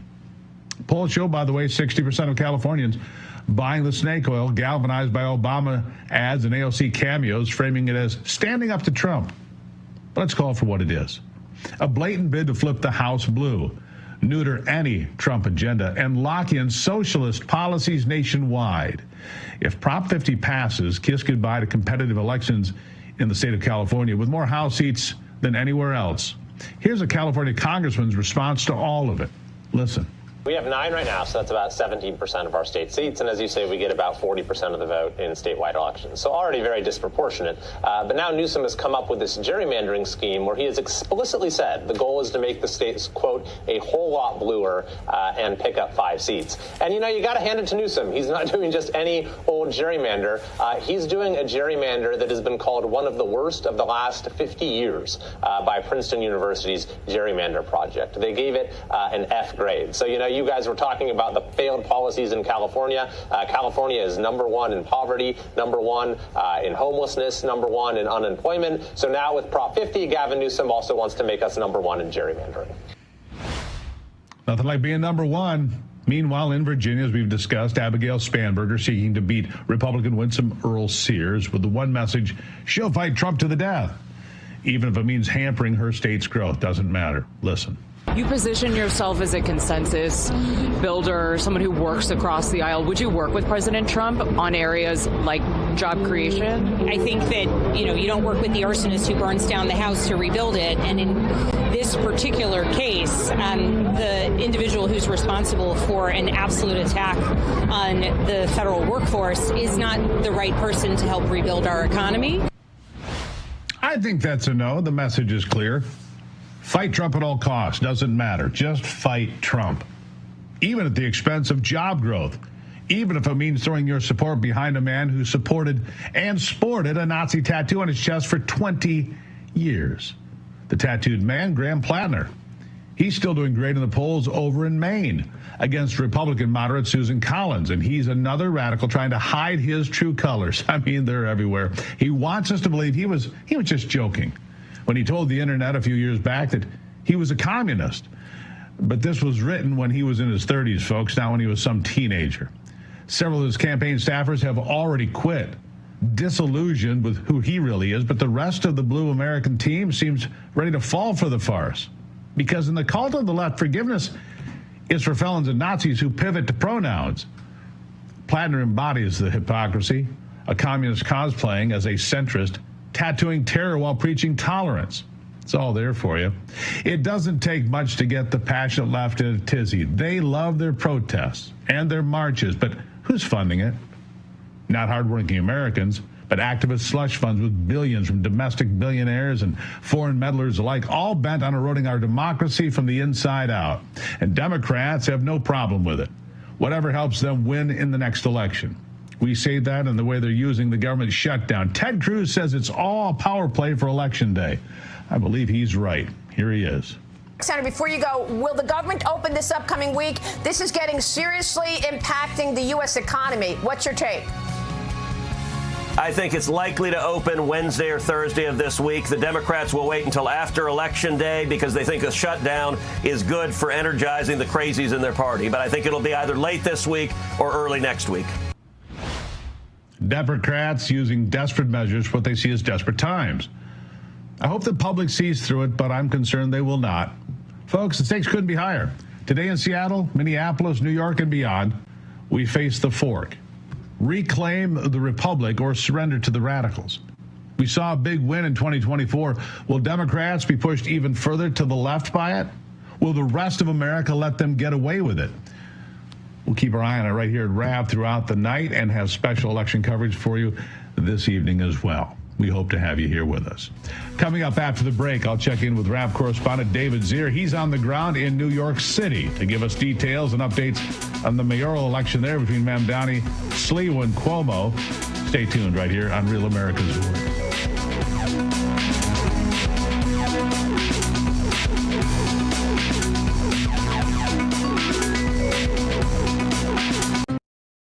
Welcome to Real America's Voice, Real Minute. Your quick look at the powerful stories of faith and freedom, inspiring audiences across the nation. Angel Studios presents. I'm Bo Davidson with your Real America's Voice, Real Minute. At Camp Owigaway, a Christian summer camp filled with adventure and camaraderie, kids come together for experiences that challenge and inspire them. Between canoe races, campfires, and heartfelt conversations, they form deep friendships and uncover new layers of their faith and identity. Each day at camp offers opportunities for personal growth, connection, and unforgettable memories. Come on, pick it up. Let's go. I can't be the only one pumped to go read a Bible in the middle of the woods for a week. If you need a hand with packing, we're here to help. Thank God. A troubled teenager takes a leap of faith to attend Camp Owigaway in this series directed by Alan Powell, and a cast that stars Antonio Cipriano, David Koechner, Lee Ellen Baker, and Carlos Penavega. It has music from the same producers who created High School Musical and Camp Rock. 3, 2, 1.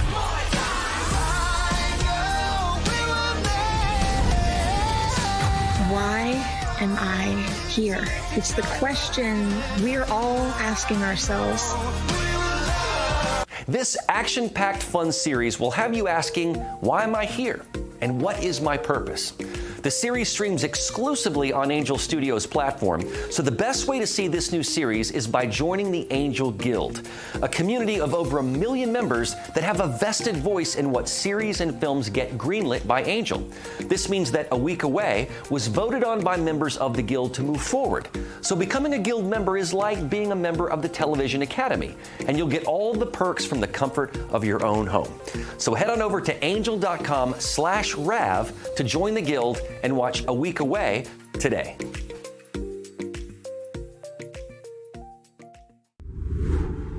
Hi, my name is Tracy L. from Arizona. I don't stink around in the kitchen when it comes to the news. I watch Real America's Voice, which always serves accurate and reliable updates that are on point with their amazing hosts. So don't find yourself in a pickle by tuning into the fake news. Stick with Real America's Voice.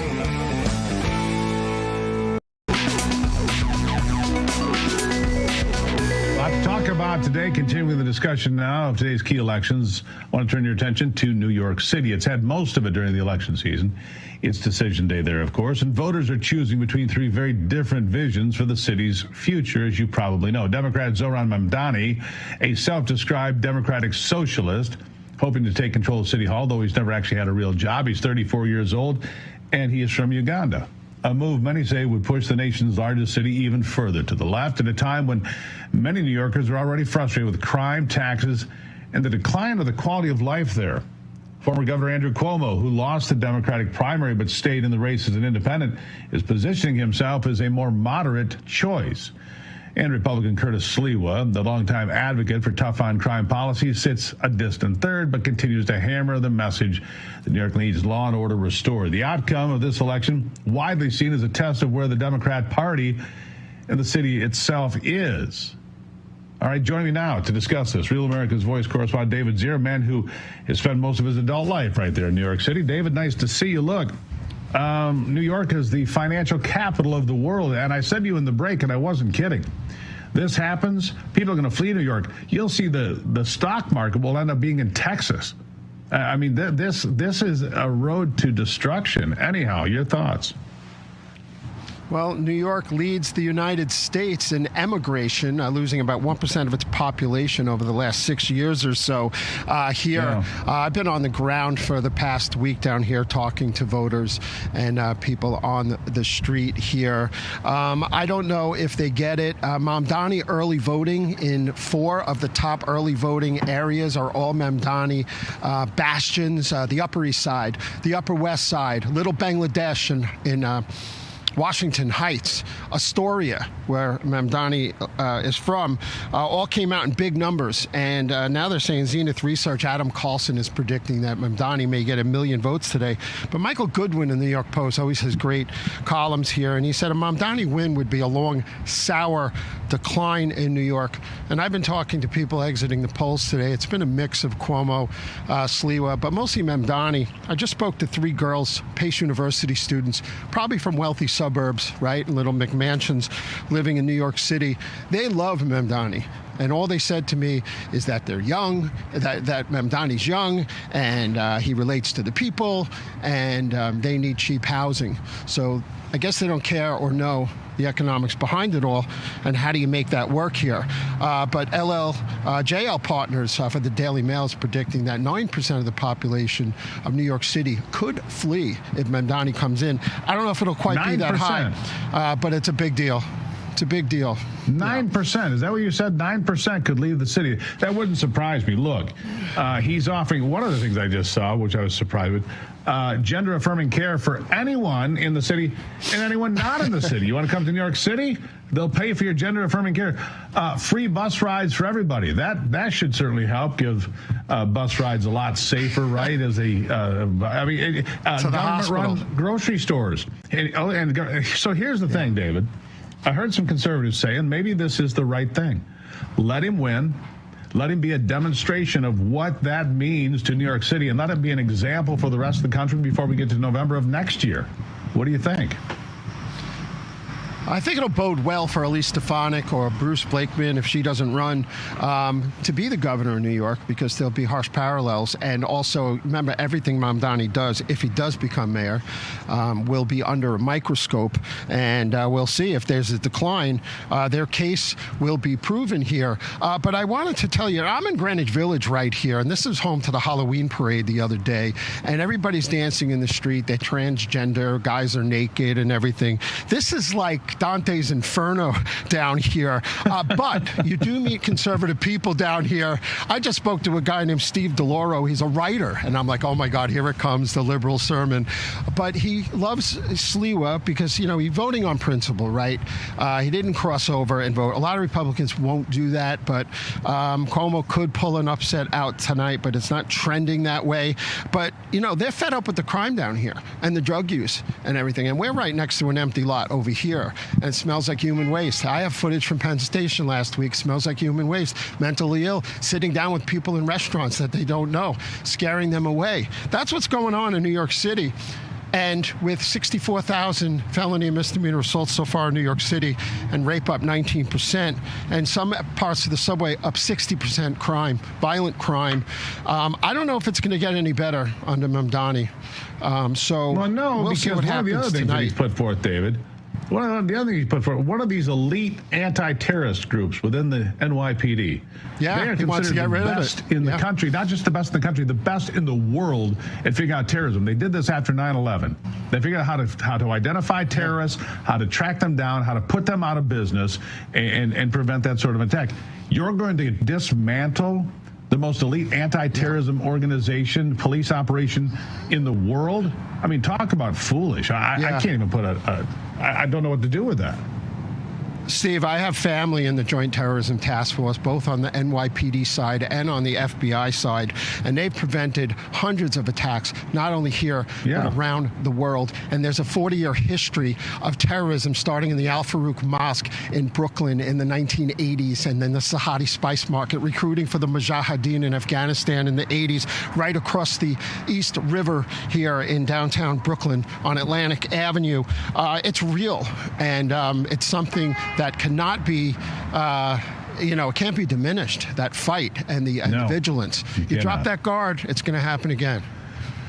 Well, David, like I said before we came on, I feel sorry for you because you're going to have to live this nightmare, it seems, because I think Mamdani's going to win this thing in a walkaway tonight. That's my feeling. I could be wrong, and I hope that I am. David, thank you. We'll talk more throughout the day. And with tonight, we're going to have special coverage right here in Real America's Voice beginning at 7 o'clock Eastern. Live election coverage starting with Studio 6B and Steve Bannon taking over at 9. Let's take a look at the special we head into break. Welcome to Real America's Voice, Real Minute. Your quick look at the powerful stories of faith and freedom, inspiring audiences across the nation. Angel Studios presents. I'm Bo Davidson with your Real America's Voice, Real Minute. What if the Bible were illegal? It's not that unfathomable. The new Angel Studios film, Disciples in the Moonlight, presents this near-future scenario. Take a look. We have purified this country from the hateful words of the Holy Bible and replaced them with an inclusive, welcoming text that reflects our current values and beliefs. When you see what's happening out there, they are chasing down every hint of the original Bible. So what would real faith look like in a world where the Bible is banned?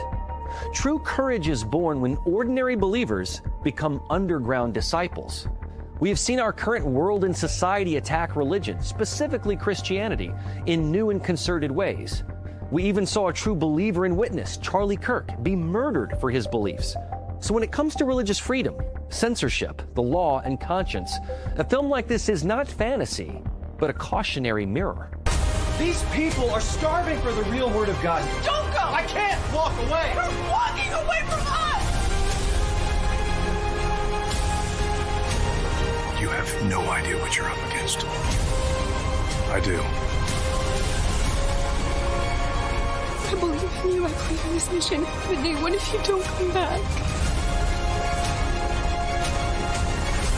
We do this tonight for the Word of God. The villains in this movie are not cartoonish, but rather insidious and real, as the moral dilemmas presented are quite true to today. It makes us think and reflect upon faith in our society as a whole, and perhaps the muster of our own personal faith. Make sure you catch this introspective film on Angel by going to angel.com/RAF to become a member.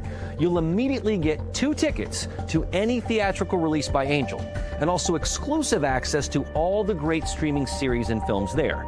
You watch, you vote, you choose. Sounds like freedom to me.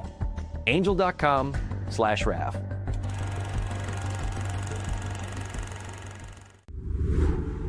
Hi, my name is Tracy L. Well, not surprisingly, Planned Parenthood among those digging its heels into the elections this time by sending out mail that supports Jay Jones. Yeah, Jay Jones is the controversial figure who sent violent text messages referencing political opponents. He's running for Attorney General in the state of Virginia, and his latest campaign run had him hosting a reproductive rights roundtable with the Planned Parenthood PAC. Of course, this play for reproductive rights actively contends with the Republican nominee for governor in Virginia, Winsome Earl Sears, who is in support of near total bans on abortions. And if she wins the governor's seat, Jay Jones' appeal for reproductive rights might not hold any water. Here to discuss, the founder of 40 Days for Life, Sean Carney. Sean, nice to see you today. Good to be back. Thanks for having me. So to be fair, the abortion question has been settled, and it's been sent back to the states for the most part. Do you really think that it would change in Virginia? That's a fair question, and I know where you stand, obviously. But could it change in Virginia? Yeah, and I'm not just looking through the pro-life glasses. I mean, this has gone back to the states, and you have a lot of purple states like Virginia certainly is in a post, Trump 2.0 era that can pass a lot of pro-life laws. Remember, Virginia is very pro-life once you get Fredericksburg south. And, they had Governor Northam, who awkwardly described infanticide on the radio. They had him as governor. That only made Virginia more pro-life. It certainly made the pro-choice supporters in that state embarrassed of their insane governor. So I think you have a lot of chances in Virginia. They have some great judges. They have some great lawyers and politicians in their state house in the Commonwealth. So I think that they have a shot at this. And of course, Jay Jones is crazy. And it's not like, you or I getting cut off in traffic saying, I could kill that guy. I mean, he's actually wishing death upon Republicans and their children. It's insane. Even had to be told in one of the text messages, you need to stop. You're sounding a little nuts. So he's crazy, and hopefully he loses today. Well, you would hope so. Miaros has done a fine job as the AG in the state of Virginia. He should continue in the job because he's done well. But look, I can look all over and see craziness. There's a guy up in Maine who's got a Nazi tattoo that's been on his chest for 20 years, and they seem perfectly fine with that. I mean, what planet are we on some days? I'm serious. It just makes you wonder, doesn't it, Sean? Yeah, and today, I know we have to sell airtime and all of that, but there's two sides of this. Number one, this doesn't determine what happens in 26 and 28. It just doesn't. We've been set up and disappointed many times with some of these small elections thinking, well, this is what this means, and then it doesn't mean anything, when a general election comes around. So, but I do think, number one, that Jay Jones has a real chance of losing. I think that that's very much on the table because of the job that's been done there. But I also think that this notion that everybody's going to come out, the left is going to come out. I do think in New York that'll be a disaster, as you covered earlier in your show. But there's this myth that, because Trump is in, all Republicans will lose. And I just don't really buy that. I could be wrong for today, but if I'm wrong for today, I don't buy that that's the case in 2026. I think it's going to be a landslide because the left has no identity except Nazi tattoos and death to Republicans. Well, here's the question, Sean.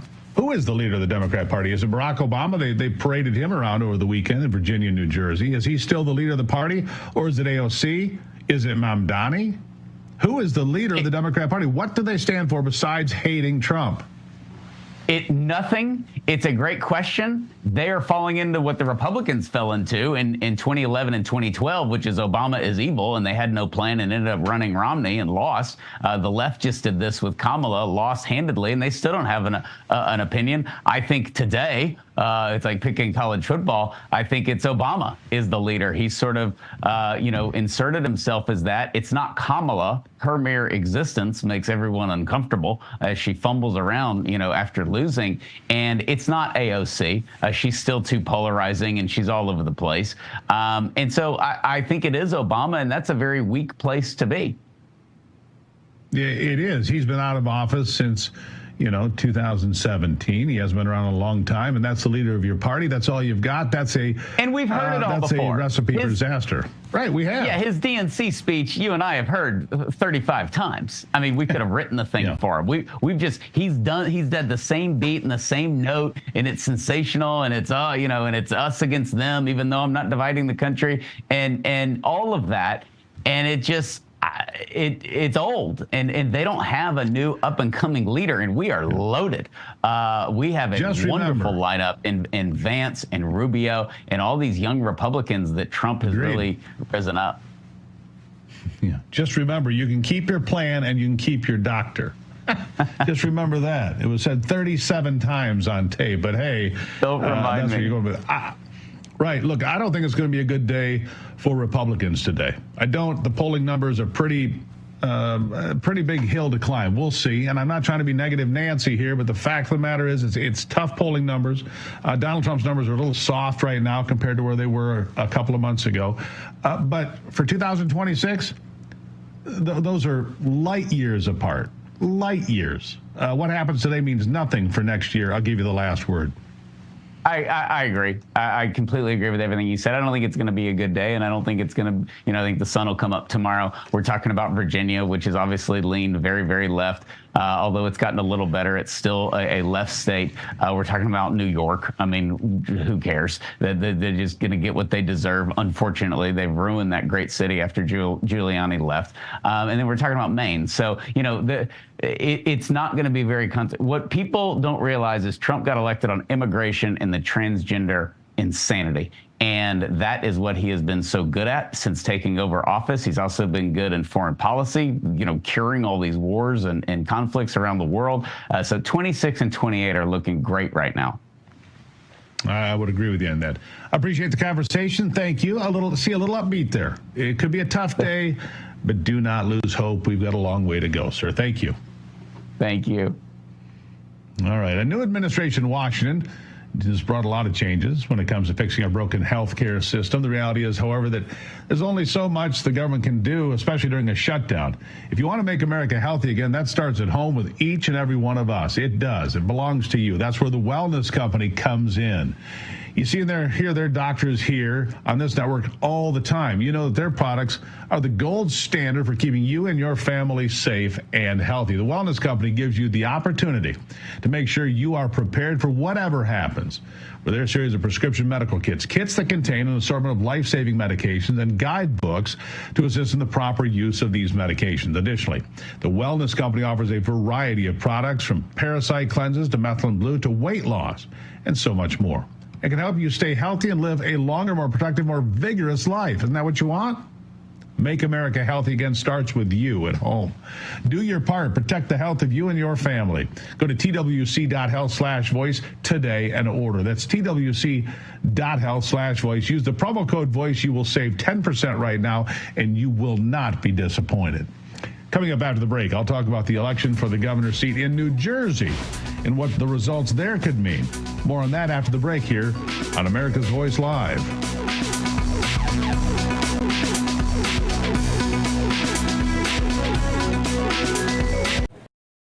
Welcome to Real America's Voice, Real Minute. Your quick look at the powerful stories of faith and freedom, inspiring audiences across the nation.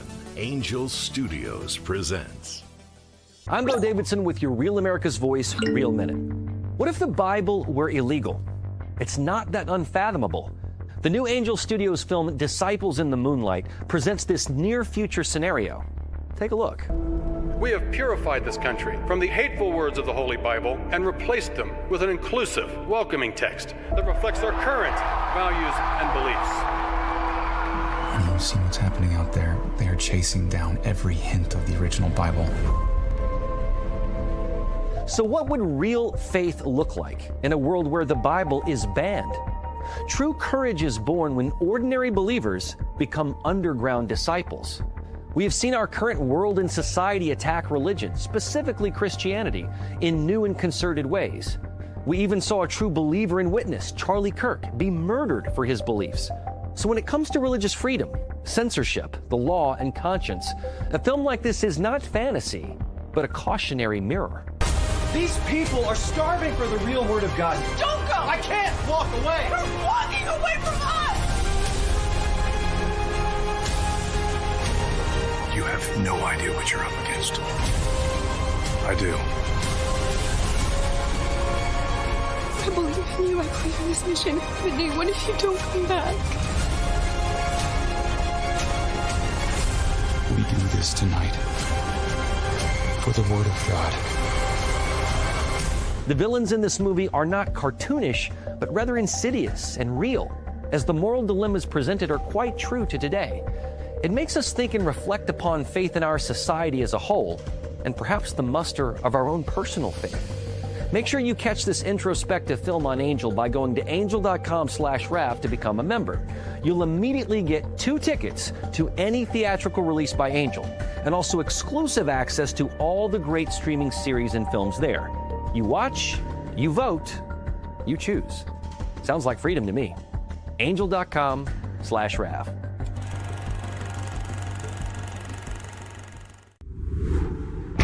Hi, my name is Tracy L. All right, as we make our way around America, New Jersey, also on everyone's mind as the race for governor there could change the landscape of that state. It is the one race where the Republican could pull it out. Jack Ciattarelli is the Republican. Mikey Sherrill is on the Democrat side with the biggest policy centering around tackling the cost of living in the state.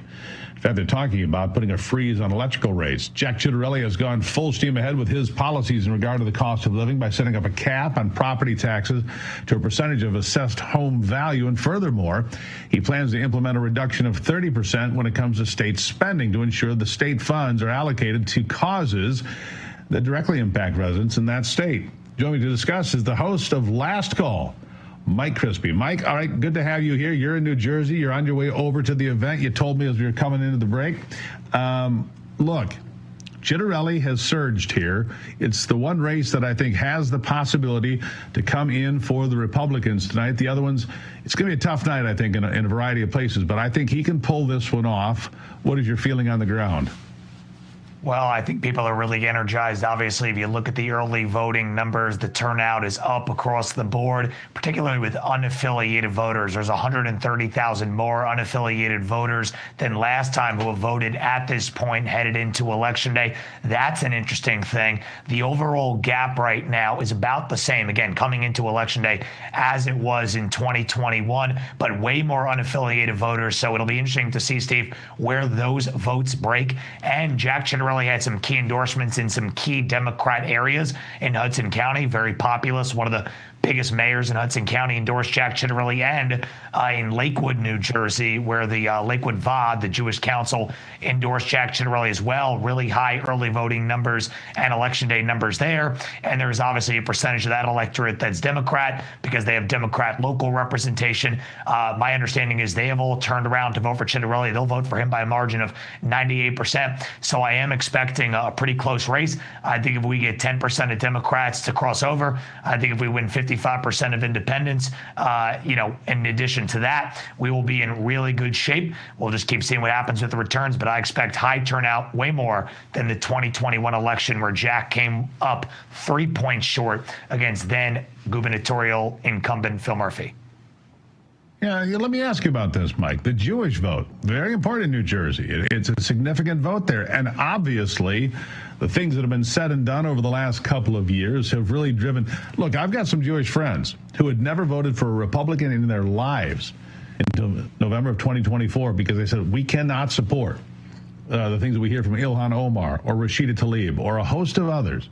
That could be a significant block of voters, couldn't it? 100%. Already in Lakewood, New Jersey is the Orthodox Jewish community. The early vote total number was 20,000 early votes. That was in 2021, the total number of votes that came out of Lakewood. So their early vote total is already more than the total from 2021. So what is that going to shape up to on Election Day? Are we going to see 50,000 total votes in the Orthodox Jewish community come out? That's important. Again, Jack came out 84,000 votes short in 2021. Where does he make up that gap? A couple more points with Democrats and some of these endorsements, way higher turnout in the Jewish community. That would be good. And a little bit more of the unaffiliated vote share with more unaffiliateds coming out. I think that is a recipe that has people excited here, Steve. I think it's going to come down to the wire. I think this thing is going to be won or lost by 1 point. I think Jack has everything at his disposal right now to get this thing through. Republican voter registration from 2021 to now has been up 11% for Republicans, where Democrat registration has been down by about 200,000 votes. So it's a really good perfect storm brewing. We'll see if Jack can finish the job. There you have it. 1 point either way, says Mike. We're going to go ahead and we'll check that come tomorrow, Mike, and see how close you were. But I think you could be right on the money. All right, Mike Crispi, thank you. Thank you. All right, after the break, we'll shift our attention now to California, where voters there are choosing whether to go ahead with Proposition 50 and getting rid of their redistricting commission that's been in place as a result of California voters since 2010. More on that after the break.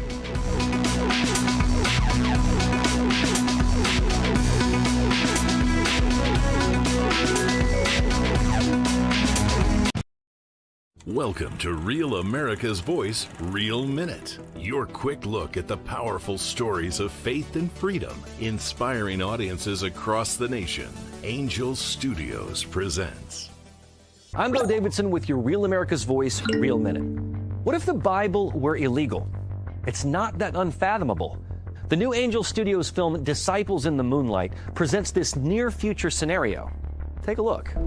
We have purified this country from the hateful words of the Holy Bible and replaced them with an inclusive, welcoming text that reflects our current values and beliefs. Honey, you see what's happening out there? They are chasing down every hint of the original Bible. So what would real faith look like in a world where the Bible is banned? True courage is born when ordinary believers become underground disciples. We have seen our current world and society attack religion, specifically Christianity, in new and concerted ways. We even saw a true believer and witness, Charlie Kirk, be murdered for his beliefs. So when it comes to religious freedom, censorship, the law, and conscience, a film like this is not fantasy, but a cautionary mirror. These people are starving for the real word of God. Don't go! I can't walk away! You're walking away from us! You have no idea what you're up against. I do. I believe in you. I believe in this mission. But Nate, what if you don't come back? We do this tonight for the Word of God. The villains in this movie are not cartoonish, but rather insidious and real, as the moral dilemmas presented are quite true to today. It makes us think and reflect upon faith in our society as a whole, and perhaps the muster of our own personal faith. Make sure you catch this introspective film on Angel by going to angel.com/RAF to become a member. You'll immediately get 2 tickets to any theatrical release by Angel, and also exclusive access to all the great streaming series and films there. You watch, you vote, you choose. Sounds like freedom to me. Angel.com/RAF.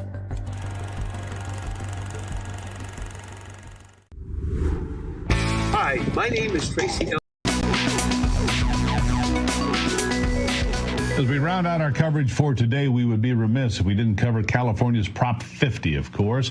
The proposition would see the complete redrawing of California's district maps for Congress, a play that supporters argue is done to combat gerrymandering in other states.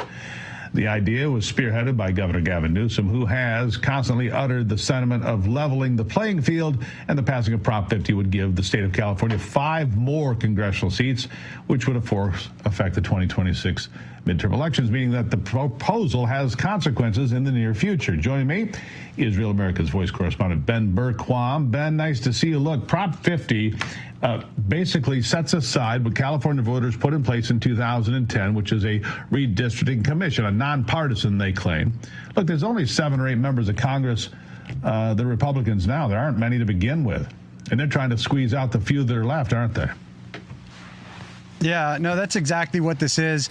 And it's a pure example of non-representation, creating district maps that don't represent the actual demographics and actually take away your voice in places like Fresno County. Just to give you an idea, some of you guys may not know the area, but Fresno County, this district, David Valdeo's district, would be combined with San Jose, which is basically a northern coastal district, which are in a lot of ways diametrically opposed when it comes to representation. The issues that represent that matter to the Bay Area are almost the opposite issues that matter to the Central Valley. You look at the same thing with Redding and going to the Bay Area. Again, similarly, different districts, different demographics. There's no way a representative can represent both of those well. And the same with Truckee and East Sacramento. So you've got 5 districts: Darrell Issa's, Kevin Kiley's, and again, David Valadeo, who, between you and me, he's a guy I quit voting for when I used to live here because he was such a limp noodle, weak Republican that I said, well, I'm not going to put my name behind you.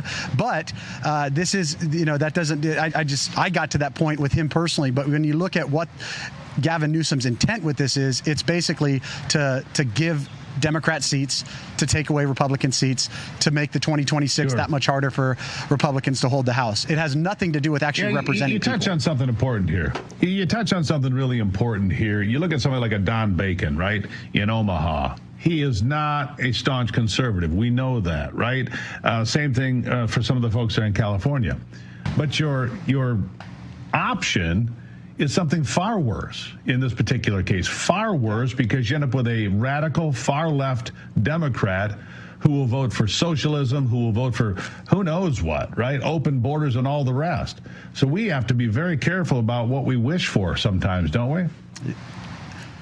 Yeah, and this is all being driven by the same No Kings organizations, all of these leftists, the Vote Blue, Act Blue, Indivisible. That's really what's the undertone on all of this, is to take back the 2026 House and the Senate and impeach President Trump again, get him out of office, undo everything he's doing when it comes to illegal immigration and deportations. That's really the base of all of this. But you're absolutely right. You know, it's one of those things. And I can't tell anybody how to vote. I got to a place where I'd rather have an enemy that I knew was stabbing me in the front than somebody who pretended to be on our side stabbing us in the back every time. But you're right.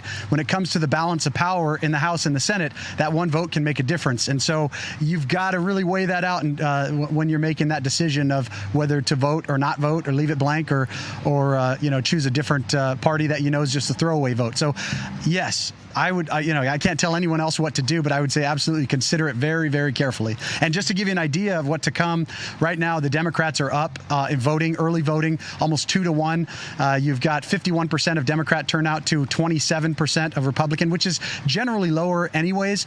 But of total ballots turned in, 51% of the total ballots turned in are Democrats, 27% are Republicans. The other less than, that still don't make up a plurality are non-party affiliation. So as of right now, it's looking good for the yes and bad for the no, unless we get some major turnout by day of Republican voters. So my last quick question about this. They have a redistricting commission voted in by California voters 2010. Can this not be challenged in court even if it passes? Well, there's several things that can be challenged. One is that you're not actually representing the people of those districts. This is, there are gerrymandering laws that prevent, racial discrimination and that sort of thing. There's no doubt about it. It will be challenged if the vote turns out like I think most people think it's going to turn out. A lot of Republicans or a lot of patriots in California believe between voter fraud and the Democrats that are here, it's almost a foregone conclusion. But with that being said, it will immediately be challenged. Whether or not it goes anywhere, is yet to be seen. I guess we'll find out.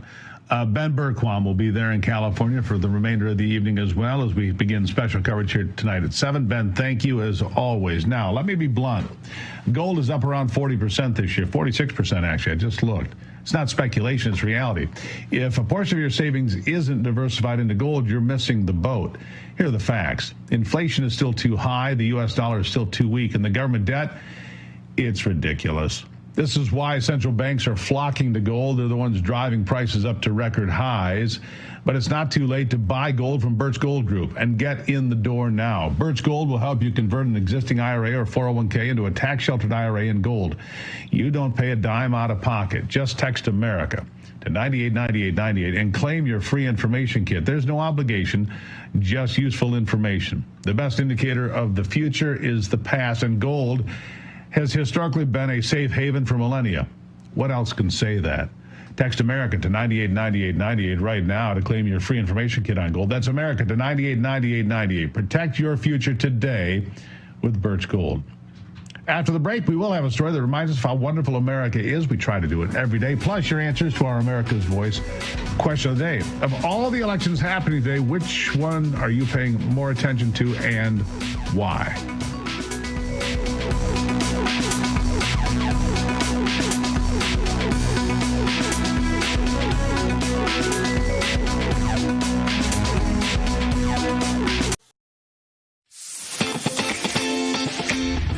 It's time to gear up. Real America's Voice has an entire lineup of merch made just for you. We got some Rav fans out here. We watch you every day. From mugs that start your morning strong to hoodies, hats, t-shirts, pants, vests, flags, and so much more. Yeah, I noticed it. I mean, that caught my eye big time. Every piece lets you wear your pride loud and clear. This isn't just merch, it's a movement. When you shop Rav, you're showing the world you're proud to be part of the Real America's Voice family. God bless Real America's Voice. So don't wait. Scan the QR code right now or visit realamericasvoice.launchcart.store to shop today. Thank you, Real America's Voice, for doing true journalism. Stand tall, be bold, be proud. Represent your voice with Real America's Voice. It's good to have a real news network out there, so I'm a big fan. Use code RAVSWAG10 for 10% off. Real America's Voice rocks.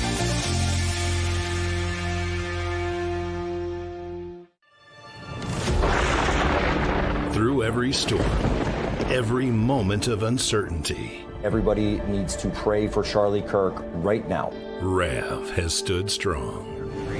We're not going to tolerate this stuff anymore. Turn that anger into motivation to save this nation. When we move together, there is power. The cries of this widow will echo like a battle cry. This is more than news. It's a movement. This revolution of people taking their countries back. A turning point. A chance to be part of something greater than yourself. Scan the QR code and stand with Rav. The story isn't over, and neither is your part in it. Step in, be counted, be heard. Together, we are Rav. We will achieve American greatness. And we are just getting started. When the bacon wants real facts and figures, he goes to Rav. Real America's Voice, baby. That's where you get the real scoop and not the poop.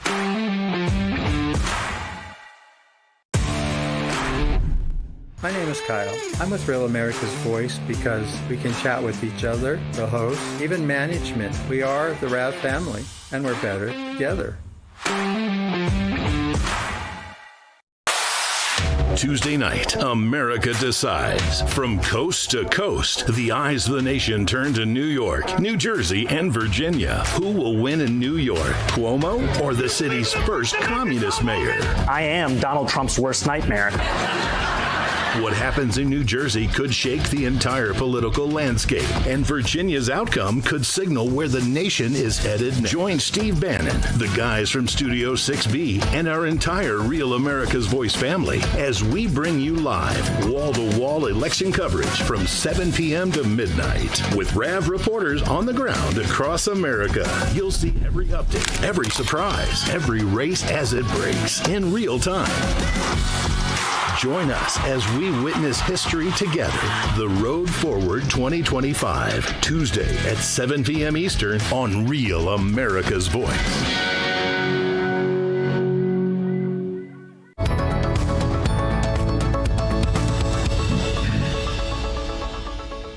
Well, what makes America wonderful? We do it every day because we want to put a smile on your face no matter what's going on. Today's story comes to us from Pensacola, Florida, where a church and its congregation helped to pay off a staggering amount of medical debt for churchgoers. Yeah, Transformation Church in Pensacola partnered with and donated $40,000 to a nonprofit named Undo Medical Debt, who shared the donation on social media and got more traction to the cause.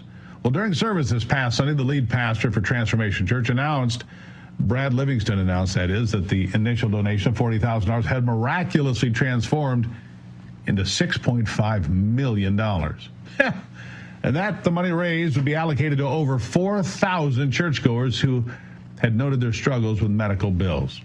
Faith in God and an overall desire to do the right thing garnered these donations, and the combined effort of the church and the nonprofit accomplished a mission that reminds us of what makes America wonderful. What makes God wonderful? How about that? How about your America's Voice question of the day? Of all the elections happening today, which one are you paying the most attention to? Shelley Kimball Heindel, New York City. If the communist wins, it's a sign that our country is being taken over by radicals more than it was already. Chet Coleman, I'm concerned with the governor's races in New Jersey and Virginia. It would be great to turn those states red. It would. Phil Day, I have multiple areas of concern, as should every red-blooded American. I agree with that. I do, Phil. I think you've got it nailed. Lila Pruitt-White, New York, we must not allow the communist to win. I think it's too late for that. David Nearhood, The New York City mayor. If the Democrat wins, it will be a mess. And Tricia Smith Watkins says, Minneapolis. Watching that one, 15 people in that race. Let's see, Christine Longmuir. Living here in California, I'm watching Prop 50. I hope it goes down, but the rigged elections, unfortunately, it will pass. One more. Robbie Masson. The ones that involve the people who seek to destroy America, so all of them. All right. If you want to be part of this every day, pick your platform. Follow me on X, Truth, Facebook, all over. We have the question of the day. All you have to do is follow me there. And if you don't want to be on the question of the day, send me an email. Go to stevegruber.com. Send me a note. We might read it right here on the show, too. We do that from time to time. The other thing we do every day is we say, hey, bowling, what's going on? Because Eric Bowling is up next in queue. He's ready to go. And there he is with a big smile on his face. Bowling, what's up? I'm smiling, but I'm watching my Bitcoin portfolio evaporate as we speak. Yours too, huh? Steve, it hasn't seen this level for, I believe, 6 months, and Ethereum hasn't seen this level for a year. There's a mass liquidation in that market. And I have to wonder, you know, I'm watching the stock market meltdown too, 500 points in the NASDAQ, 300 and 400 points. And I wonder if it's because the socialist is being elected mayor in New York City, the financial center of the planet. Really, listen, there's literally nothing else out there. I watch the business headlines all day. Yeah, some companies are laying off people, but this is a liquidation of assets, and it may have something to do with the socialist mayor in the biggest financial city in the world. I don't know, but it is interesting to watch. Yeah. There are no coincidences in life, as we've been told, and this may not be one either. Yeah. You know, I see a lot of people saying that if this happens in New York, it will no longer be the financial capital of the world. There'll be a migration to Texas. We'll see how that plays out. But people say, look, did you see what Abbott said? Greg Abbott said, well, if you New Yorkers think you're coming to Texas, you're going to get a 100% tariff slapped on you when you come here. That was a great, I love that. I wish DeSantis would do it too. It would be good for real estate prices down here in Florida, but I've had enough. I've had enough New York. No offense, Steve, the Midwest. I've had enough New Yorkers and New Jersey people down here. They can keep their blue vote up there. Thank you very much. Yeah, go somewhere else. Yeah, we'll see what happens. But you're right. Gold also way down to 3,900 now, and the Ethereum, Bitcoin. Hey, don't take gold away. Don't take gold. $39.50. All right, let's not take that extra $50 off the price of gold just yet. Well, fair enough. Things are in a bit of a liquidation. Well, we have MTG on today. You know, she's standing by. She was on The View this morning. If you haven't heard about it, it's all over. It's going viral everywhere. Yeah, and she's going to come on and give us assessment of the ladies of The View and what she did to tame them, so to speak. I'm going to stick right around and watch that. I want to see what she had. I mean, I saw her. She had a big smile on her face. She seemed pretty happy. She was a little irritated that conservative, influencers just ripping on her. I mean, we got to be able to have conversations, don't we? Yeah, listen, I really like where MTG is. And I know it's not always exactly everything Trump wants to hear, but I like where she's coming from. People are mislabeling her. I think if people are saying she's moving left, she's really not. She's an issue-by-issue person, as am I, because you and I both know I don't like tariffs. There's things I don't love, but I do love everything Trump's done and the America First policy. So I'm kind of feeling her vibe, so to speak. There you go. All right. I'll keep an eye on your Bitcoin. Please. Under 100. Get back up there. Get it back up there. All right. Tuesday, markets close, 4 o'clock. Let's take a quick look. Rough day. 245 in the Dow. That was a lot more earlier, but NASDAQ really took it on the chin. Palantir, it's a big tech stock, was down 9% at one point, maybe even 10%, based on some earnings or some forward-looking numbers. So that started to tumble. And I do believe, folks, that electing a socialist mayor in New York City, the financial capital of the planet, certainly of the United States, but probably the financial capital of the planet, certainly bigger than London. I would say that's number 2. Doing that, socialism has a tendency to creep. And I think maybe investors are saying, got a big profit this year, got a lot of money, let's start selling, taking some profits. And I think that's what you saw. Gold took some profits, oil down. That's the good news. And then we talked about Bitcoin.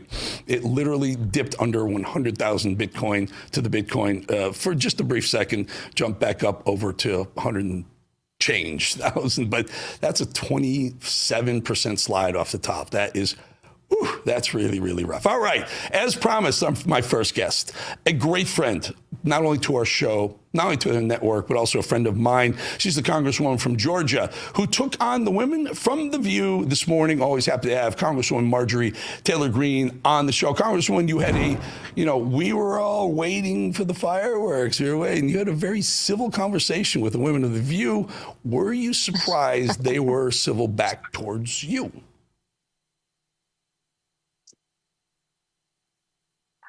I was surprised, but honestly, Eric, I think that's the tone that is needed in the country today. And that's the tone that I feel is needed. And I also hear it a lot back at home. People are really tired of the political drama. And the political drama in Washington that we're watching every single day today, especially with the shutdown, is not solving any problems. And most people that I talk to, they care about the cost of living. They're extremely upset about health insurance premiums. And they're really looking very closely at their bank accounts right now. And those are the things I care about. Those are the things that are important in my district. We're very thankful to President Trump for all the secure border and immigration policies that they have brought for us. That's America first. But people really care about domestic issues. No more foreign wars, no more foreign aid. And that's what I wanted to bring to The View today and actually have a civil conversation about. So tell us a little bit about this. I've been on The View twice, and I remember, and this the first time was when Trump had just won, and I was obviously way out in front pro-Trump at Fox. And I was probably the first person really at Fox to push him before Sean Hannity, my dear friend, who was Ted Cruz at first. We've talked about this before. So I'm going on The View, and I know they're going to attack me because they hated Trump all the way back in 2016, as the beginning of 2017. Actually, he was sworn in. So, and I'm going on, and I'm like, I know I'm going to get just beat up. It's going to be 5-on-1. And I did a little something. I don't know if you did this, but I walked out there and I had brought roses to each one of the ladies at The View. It kind of got Joy Behar toned down, Whoopi toned down a little bit, but that Sunny Hostin, man, she was just a pit bull. She just attacked me. Did you tell them in advance you want to have a civil conversation?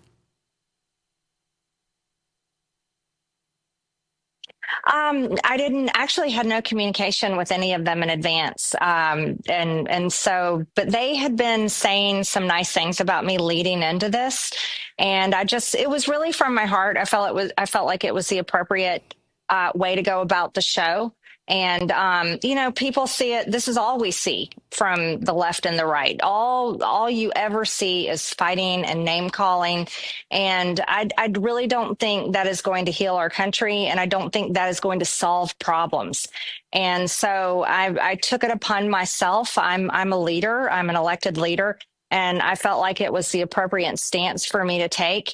And I was very appreciative that they had the exact same stance and treated me the same way. So I think this is a good direction to go in. Can I be a little skeptical, not of you, of them? Maybe a little skeptical. Is it possible that they see the writing on the wall? They see, 60 Minutes kind of toning down their interview with Trump. They see...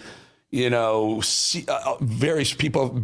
Barry Weiss comes from the center-ish print, goes there, says they're not going to rip Trump the way they have. Maybe they're seeing the writing on the wall that America wants a little less Trump derangement syndrome, and maybe this was their opportunity, maybe an olive branch using you, but also maybe an olive branch to MAGA.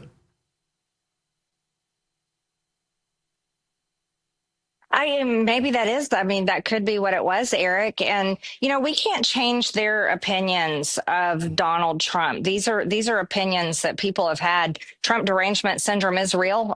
We've been watching it live for almost 10 years now. And that's something that's really hard to get people to change. But I think when we come together and we discuss policy and talk about what do we share as Americans and what's important for our future, I think that's where we can find bridges. And I think that's incredibly important. I'm really... I ran for Congress, Eric, mad at Republicans and Democrats, both sides, because it's taken decades to destroy our country and get us to where we're $38 trillion in debt.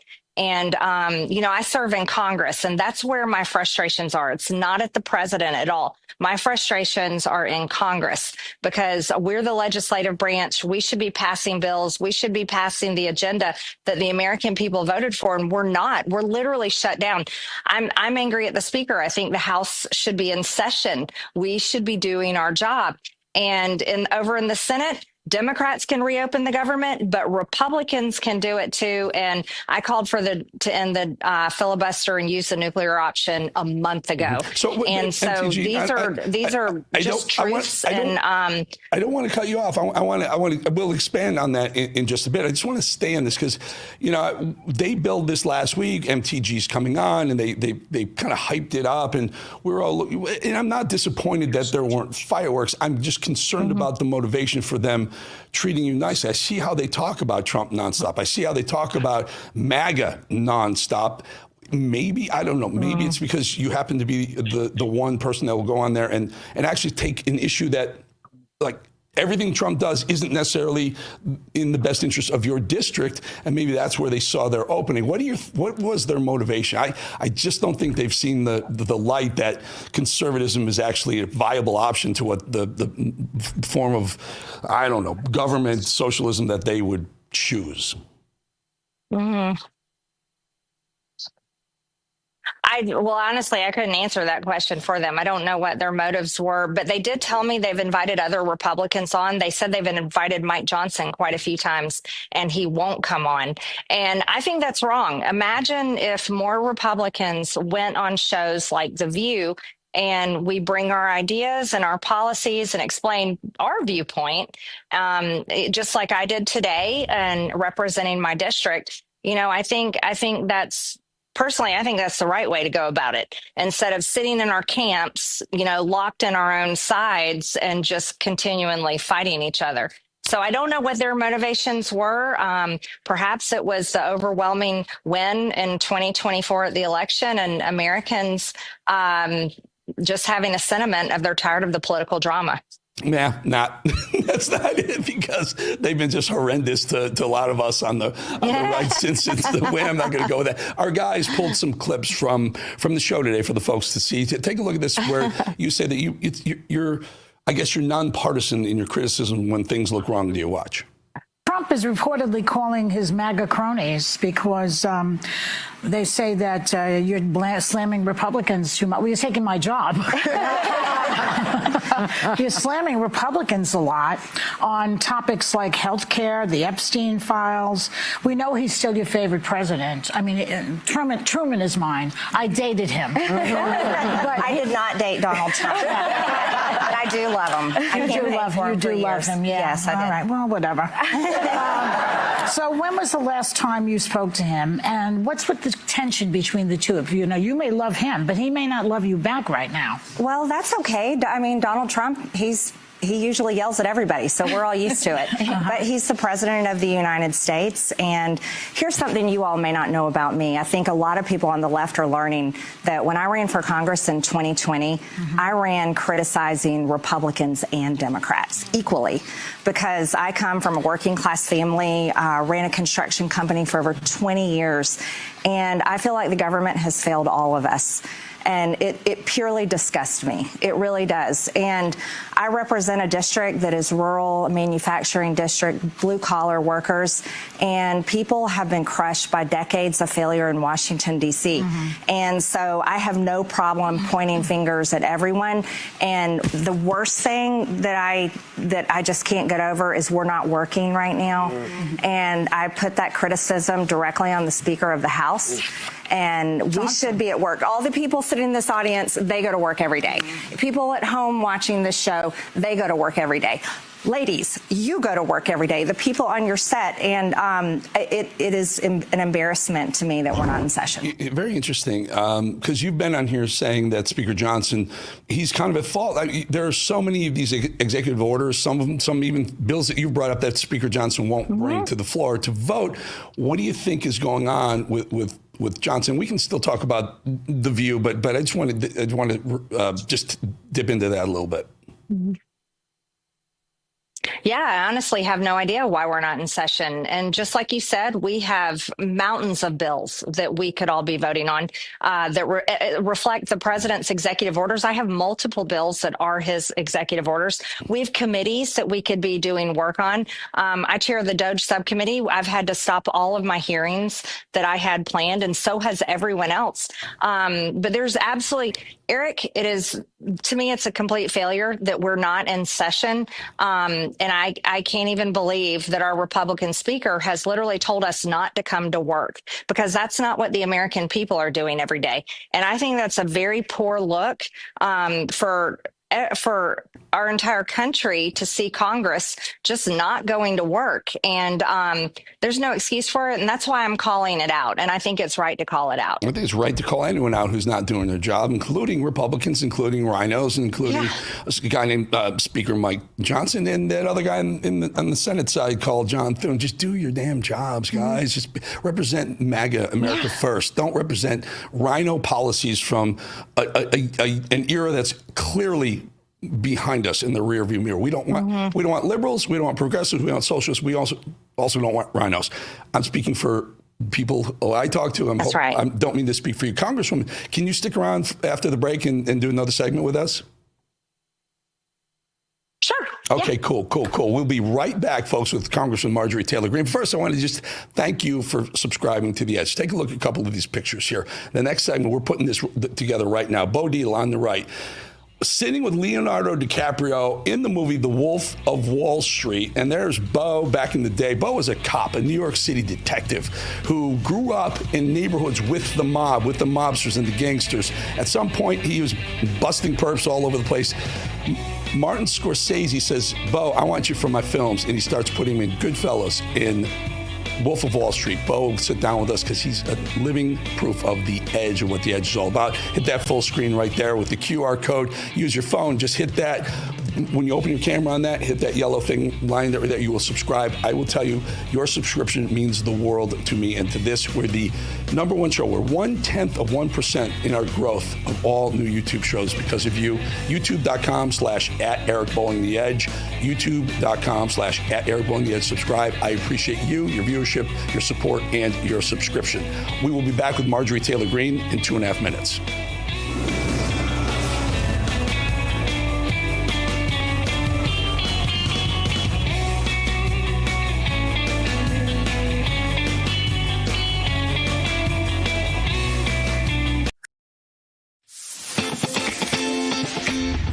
It's time to gear up. Real America's Voice has an entire lineup of merch made just for you. We got some Rav fans out here. We watch you every day. From mugs that start your morning strong to hoodies, hats, t-shirts, pants, vests, flags, and so much more. Yeah, I noticed it. I mean, that caught my eye big time. Every piece lets you wear your pride loud and clear. This isn't just merch, it's a movement. When you shop Rav, you're showing the world you're proud to be part of the Real America's Voice family. God bless Real America's Voice. So don't wait. Scan the QR code right now or visit realamericasvoice.launchcart.store to shop today. Thank you, Real America's Voice, for doing true journalism. Stand tall, be bold, be proud. Represent your voice with Real America's Voice. It's good to have a real news network out there, so I'm a big fan. Use code RAVSWAG10 for 10% off. Real America's Voice rocks.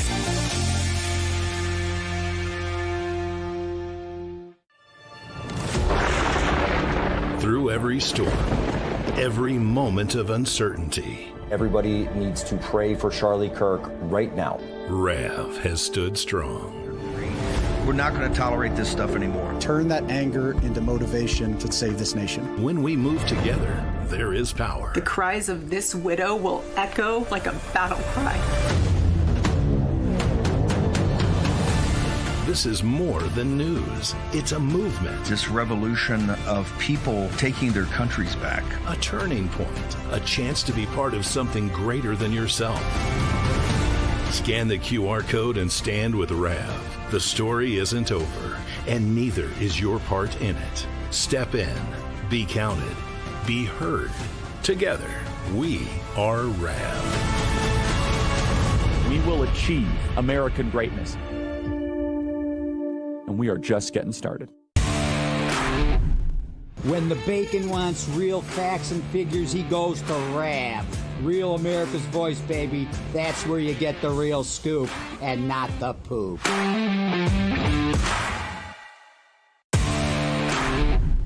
My name is Kyle. I'm with Real America's Voice because we can chat with each other, the host, even management. We are the RAV family, and we're better together.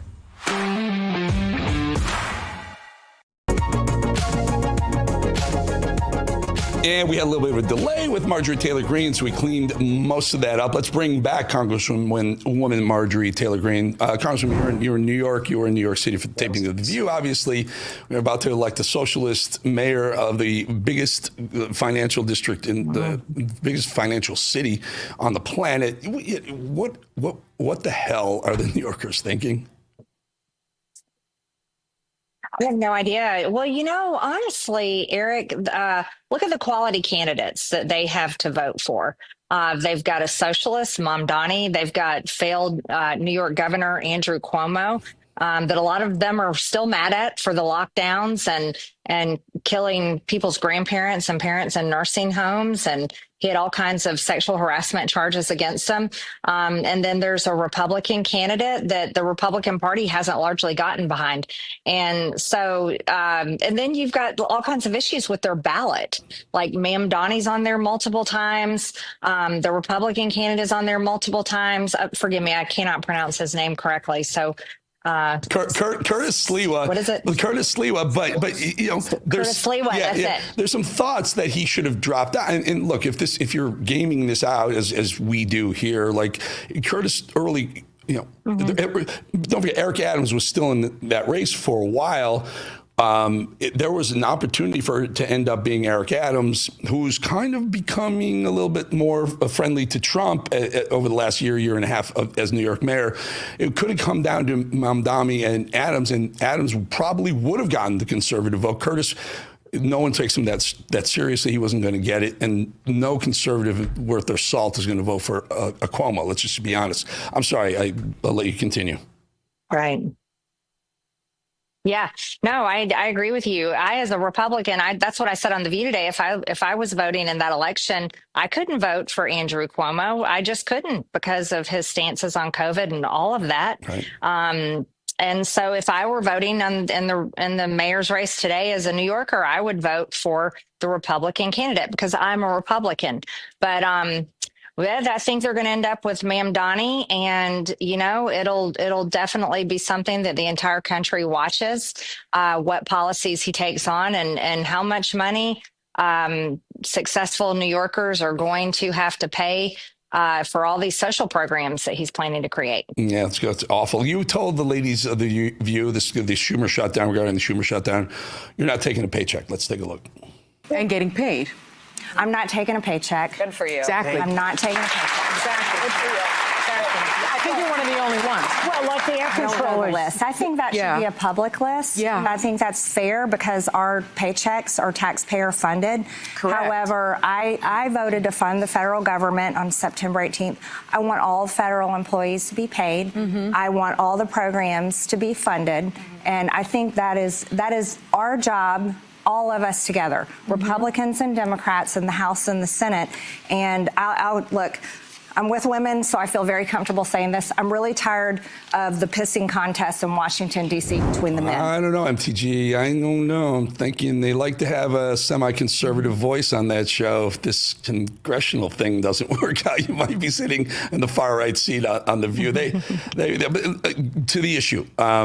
The left wants to paint this as Trump's shutdown. It's clearly Schumer shutdown. Trump offered it. What's it going to take to end the shutdown?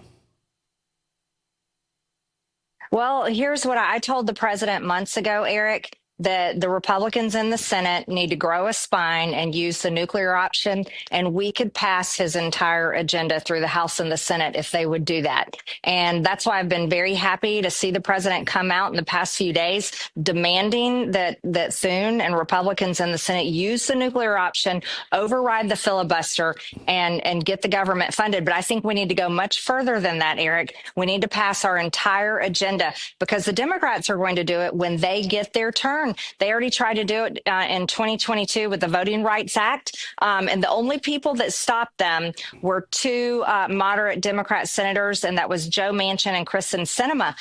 However, they're not there anymore. So if Democrats get back in control, they will blow through the filibuster and they will pass their agenda. So this is, again, when I say weak Republicans, this is what I'm talking about. We can pass the entire America First agenda if the Senate and the Republicans would get their act together and actually do it. You want to send Trump an idea that will probably end the shutdown? I mean this very sincerely. I think about these things. Sometimes I'm laying in bed thinking about these things. So I don't particularly love tariffs, as everyone knows, but they're bringing in $200 billion so far. It's about the same as the federal payroll. It literally is almost the same as the federal. Why don't you send the tariff money and pay the essential employees and pay maybe even re-up the SNAP benefits and whatnot through the tariff raise, the money he's raising through tariffs? Can you imagine the upside and goodwill he would get, and Republicans, or he would get, for keeping the most needy people at least fed while the Democrats continued to stall the process? Send it to him. Take it. If you want it. But what an idea. Thoughts? I think it's a great common sense idea. I mean, that's something that would work, and I'm sure they're probably looking at that, but their Supreme Court case is this week, and we may see a ruling from the Supreme Court where they may not rule in the president's favor. So that's yet to be seen. So we're not sure what will happen with the money that's been collected on tariffs. MTG. So those who say, oh, she's no longer MAGA or she's not conservative anymore, what's your response to them? Because the chat is they like to hate on everyone, but me inclusive. But what's your comment to them? Absolutely nonsense. Don't believe the paid social media influencers that are being paid by a certain foreign country. And I think you guys know the one to tear me apart. I am 100% MAGA, America First, way before Ted Cruz ever was, way before Mark Levin, and way before a lot of the people serving in the administration. So don't believe the fake news, everybody. There you go. Marjorie, always good to have you on, Congresswoman Marjorie Taylor Greene, and really, really good that thank you for coming to the bowling show right after your big The View debut, so to speak. Marjorie, thank you so much for your time. Yeah. Thank you, Eric. All right, we'll see you soon. All right, folks, let's be blunt. Gold is up more than 40% this year, including today's move down. No problem. Not speculation, that's fact, that's reality. And if a portion of your savings isn't diversified into gold, well, you're missing the boat. Here are the facts. Inflation is still too high.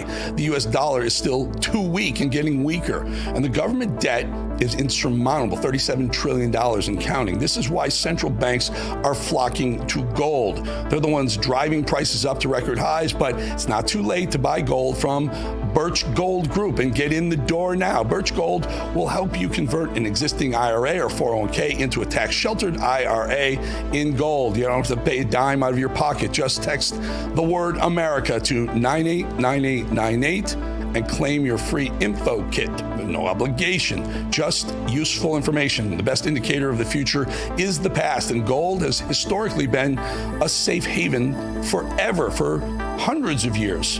What else can I say? What else can we say? Gold has been amazing, amazing. Text the word America to 989898 right now to claim your free info kit on gold. That's America to 989898. Protect your future today with Birch Gold and silver.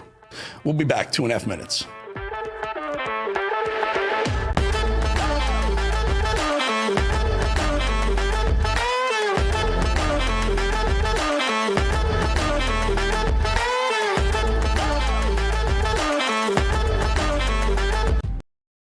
Welcome to Real America's Voice, Real Minute. Your quick look at the powerful stories of faith and freedom, inspiring audiences across the nation. Angel Studios presents.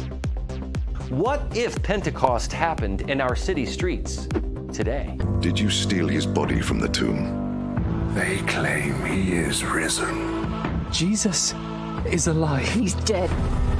Angel Studios' newest series, Testament, is a modern reimagination of the book of Acts, in which early Christians put their faith to the test. Although a biblical story, it presents some universal themes and principles. All of the wonder of the book of Acts, from miracles to courage, are dropped right into today's world. It's something old, yet something very new as well. Stephen, you're too smart for this. I just know it's true. It's something old, and yet something new.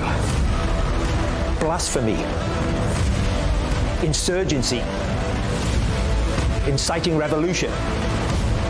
Blasphemy, insurgency, inciting revolution. These are not unfamiliar concepts in today's world. And Testament delivers an authentic account of the Bible if it happened today. From belief to baptism, Testament the series will have you asking what faith actually is. This has nothing to do with our faith. It has everything to do with it! It's the story of a small group of believers who turned the world upside down. Testament the series is streaming only on Angel Studios, and you can catch it by heading to angel.com/Rav to join the Angel Guild.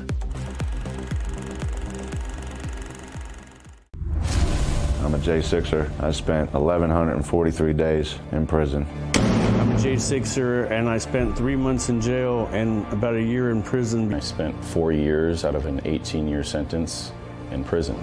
J6ers have been smeared and defamed by the media, persecuted by the government, and treated like terrorists.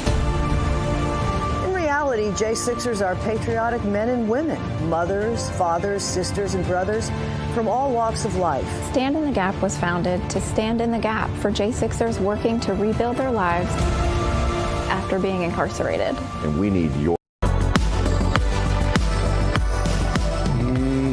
Yeah, Nancy Pelosi will not run for re-election. Did you hear me? She will not run for re-election. What do you mean she won't run again? But she's only 85 years old, which is practically a baby by the swamp's standards. Maybe, just maybe it's because she says things like this. It's just a vile creature. The worst thing on the face of the earth. But anyway. You think he's the worst thing on the face of the earth? I do, yeah. I do. Why is that? Because he's the President of the United States and he does not honor the Constitution of the United States. In fact, he's turned the Supreme Court into a rogue court. He's abolished the House of Representatives. She looks good, huh? I'm just kidding. 37 years in office and $267 million of net worth later. Is Nancy finally throwing in the towel? The mastermind of January 6th, the Grim Reaper of speeches. Is it possible she'll just walk out before she has to be wheeled out? Say it ain't so. Say what you want about Hillary Clinton failing to break the glass ceiling not once, but twice, or Kamala Harris failing to DEI her way into the Oval Office. I think that Nancy Pelosi broke barriers, albeit in the opposite direction.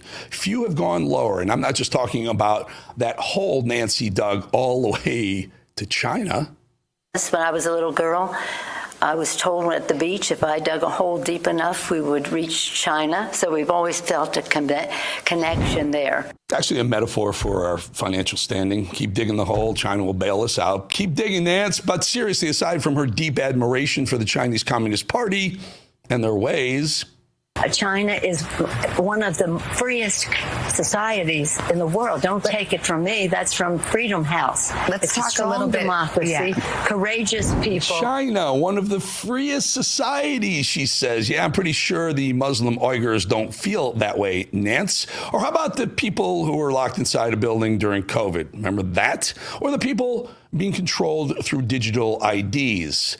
But aside from her deep love and respect and admiration for a perpetual human rights violator, China, and a country that would prefer to wipe us off the map, Pelosi really has maintained that classless, deep state corrupt demeanor the whole way through, hasn't she? Nancy Pelosi became rich. Why do you have to read that? We're here to talk about the 60th anniversary of Medicaid. That's what I agreed to come to talk about. But I wanted what that means in the election. I wanted to give you a chance just to respond. He accused you of insider trading. What's your response to that? That's ridiculous. In fact, I very much support the stop the trading of members of Congress. Not that I think anybody's doing anything wrong. If they are, they are prosecuted and they go to jail. But because of the confidence it instills in the American people, don't worry about this. But I have no concern about the obvious investments that had been made over time. I'm not into it. My husband is, but it isn't anything to do with anything inside of. Sure, Jen. Looking back, that July interview seems like one of the turning points in Pelosi's career. Losing it on the air with Jake Tapper, unable to calmly and coolly defend her crimes, that was the beginning of the end. But Nancy hasn't been ready to step down, not before betraying the president, which she did in the most coup of ways with gusto, right after claiming that he was super sharp, of course. So I think that, again, age is an objective fact. As I say, it's all relative. He's younger than I am, so what do I have to say about his age? But he is, again, knowledgeable, wise. Experience is so important. So Joe Biden has vision. He has knowledge. He has a strategic thinker. This is a very sharp president. Well, experience is so important, Nancy, which is why just days after that, you snapped at a reporter for doing her job, clearly not one of the reporters on your party's payroll, because she dared to be practical and use actual journalism. Do you believe that him waiting so long to make this decision? I'm not going to make any comments in the hallway about the fate of our nation. Okay? Are you concerned whether or not he can win in November? I think he can. Do you believe he should run for re-election? I'm not speaking English to you. I'm not going to be making any statements about any of that right now in the hallway. Except she didn't think Joe could run again, so she ousted him and put someone else, someone even less qualified, in the position to run for president. The fact that Nancy Pelosi actually supported a mentally compromised president and then supported one of the least qualified candidates in our history tells you everything you need to know about Ms. Pelosi. Speaking of coup, and speaking of insurrection, one of Nancy's favorite words, she, together with her comrades Schumer, Jeffries, and Harris, threatened Biden with the 25th Amendment if he didn't step down from the nomination. I do believe that's potentially called criminal blackmail, maybe extortion under the law. I don't know, maybe not. But she hyped Joe and then ousted him just days later. Oh, and by the way, the trend of Nancy hyping up imbecile Democrat continues. In case you were wondering, watch. It's clear that this governor has a vision for our country. He has knowledge of our country and our state. The state of California, the fourth largest economy in the world. Gavin manages that way, with great dignity. He has strategic thinking about how to get things done, and that is what has brought us together here.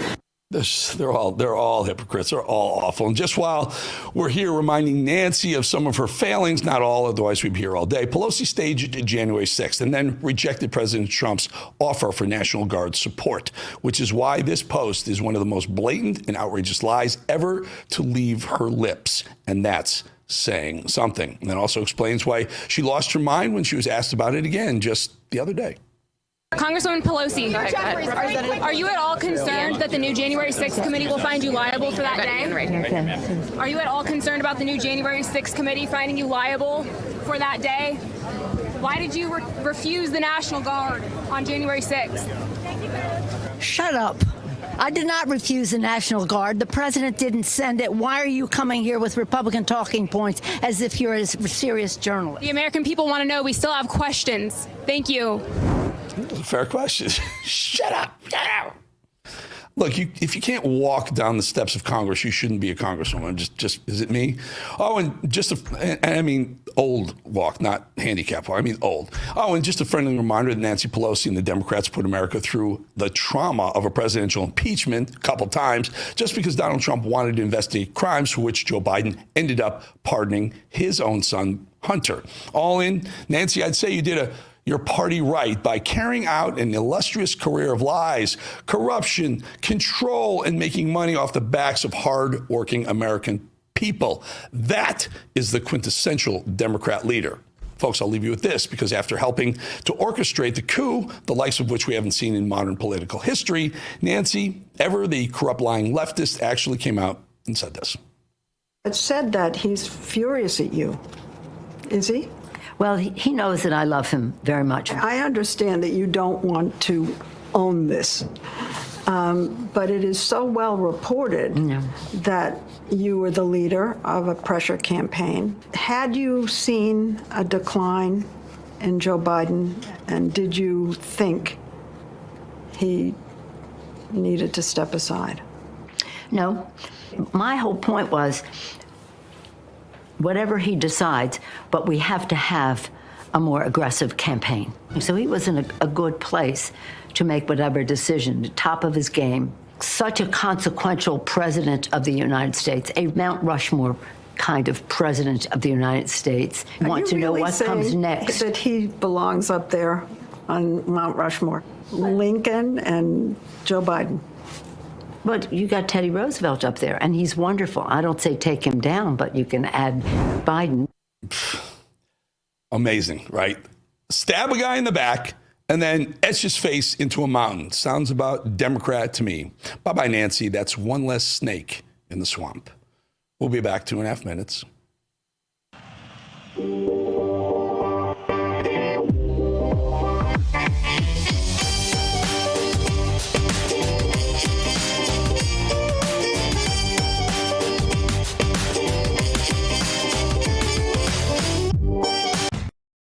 Welcome to Real America's Voice, Real Minute. Your quick look at the powerful stories of faith and freedom, inspiring audiences across the nation. Angel Studios presents. What if Pentecost happened in our city streets today? Did you steal his body from the tomb? They claim he is risen. Jesus is alive. He's dead. Angel Studios' newest series, Testament, is a modern reimagination of the book of Acts, in which early Christians put their faith to the test. Although a biblical story, it presents some universal themes and principles. All of the wonder of the book of Acts, from miracles to courage, are dropped right into today's world. It's something old, yet something very new as well. Stephen, you're too smart for this. I just know it's true. It's something old, and yet something new. Blasphemy, insurgency, inciting revolution. Blasphemy, insurgency, inciting revolution. These are not unfamiliar concepts in today's world. And Testament delivers an authentic account of the Bible if it happened today. From belief to baptism, Testament the series will have you asking what faith actually is. This has nothing to do with our faith. It has everything to do with it. It's the story of a small group of believers who turned the world upside down. Testament the series is streaming only on Angel Studios, and you can catch it by heading to angel.com/Rav to join the Angel Guild. I'm a J6er. I spent 1,143 days in prison. I'm a J6er, and I spent 3 months in jail and about a year in prison. I spent 4 years out of an 18-year sentence in prison. J6ers have been smeared and defamed by the media, persecuted by the government, and treated like terrorists.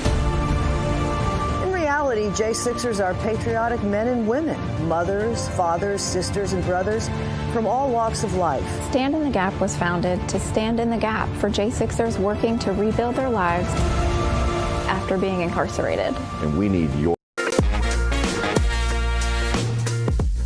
Debt is crushing millions of Americans right now. Interest rates are up, costs are up, and families feel like they're drowning. Joining us today is Melanie Picor, consumer finance advocate with Iconic Debt Relief, a company that's quickly becoming known for helping people get real relief and honest guidance.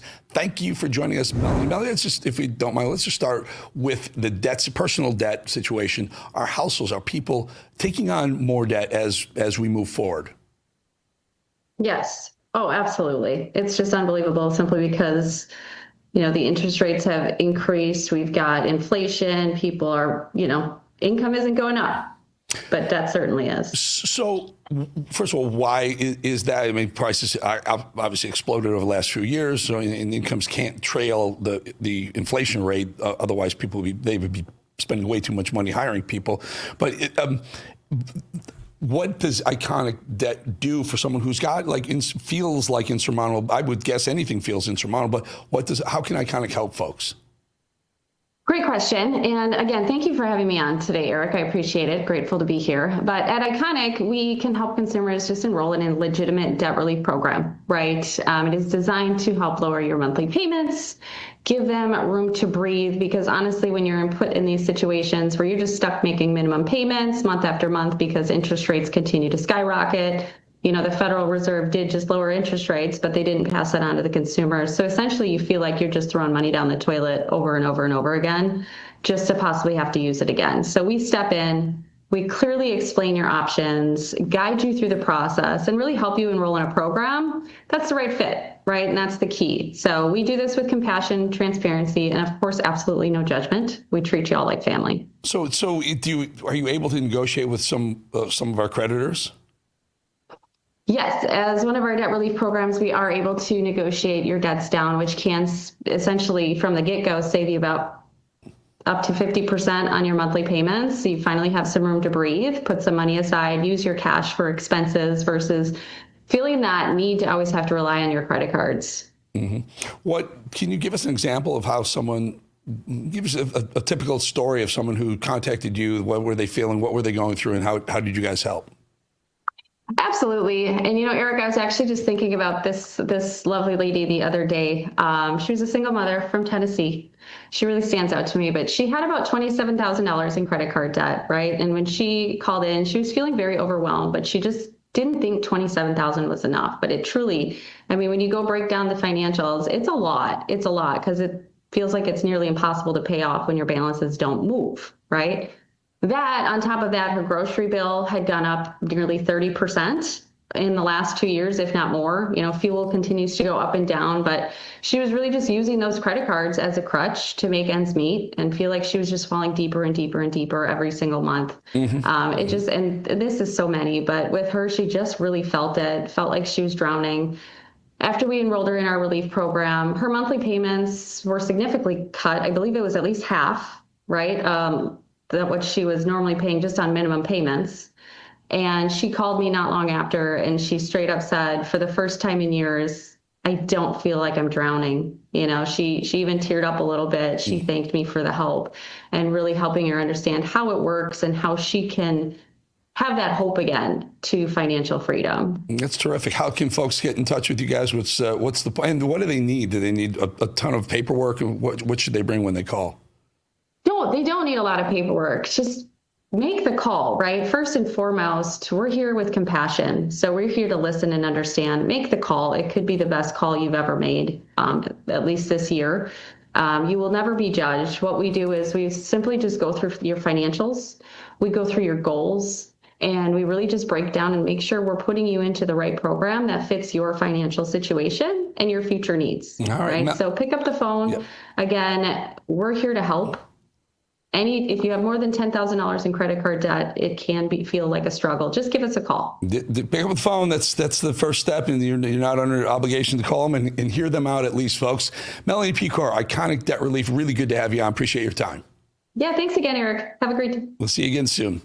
Alrighty, it's not just the U.S. that has an issue with a lying and deceitful mainstream media. The United Kingdom has its own version. It's called the BBC. For years, they've duped both the British and American people. Plenty of people watch the channel on this side of the Atlantic, too. They've tricked viewers into believing that they're a network of prestige and journalism, all while peddling a clear left-wing agenda. Turns out that the BBC was helping the leftist machine spread lies about President Trump, splicing footage of his speech on January 6th to make it look like he was inciting violence. Watch. We're going to walk down to the Capitol, and I'll be there with you, and we fight. We fight like hell. We're going to walk down to the Capitol, and we're going to cheer on our brave senators and congressmen and women. BBC, folks, I will give you anecdotal stories. They call you up, the producers call you up to go do a hit with them or an appearance on them, and they're very, very nice, and you get in the chair and you start to talk, and they go at you with the most liberal BS you've ever heard in your life. The BBC is not fair and balanced, that's for sure. Well, we all know it's decision day with some pretty big races across the country, but of course, plenty of eyes are on the New York City race for mayor with terrorist sympathizer Marxist Zohran Mamdani likely to take over for Eric Adams. It's pretty much a slam dunk now, folks. Still hard to understand why any single American would vote for this guy, especially when he says things like this. And I just want to ask everyone in this crowd, if you can raise your hand if you have been called a terrorist while living in this city. Yes. If you can raise your hand, if you... Yeah, I don't think so. I don't believe anything this guy... In New York, you're going to get what you asked for. You're going to get it. Be careful what you wish for because you just got it, my friends. Meanwhile, over in Minneapolis, Minnesota, where mayoral candidate Omar Fattah is about to take over one of the foremost terrorist breeding grounds in America. It's no surprise that Ilhan Omar is right there stumping for this America-hating candidate. It's also no surprise that there's not a single American flag in sight at this campaign event. Apparently, no English is needed either.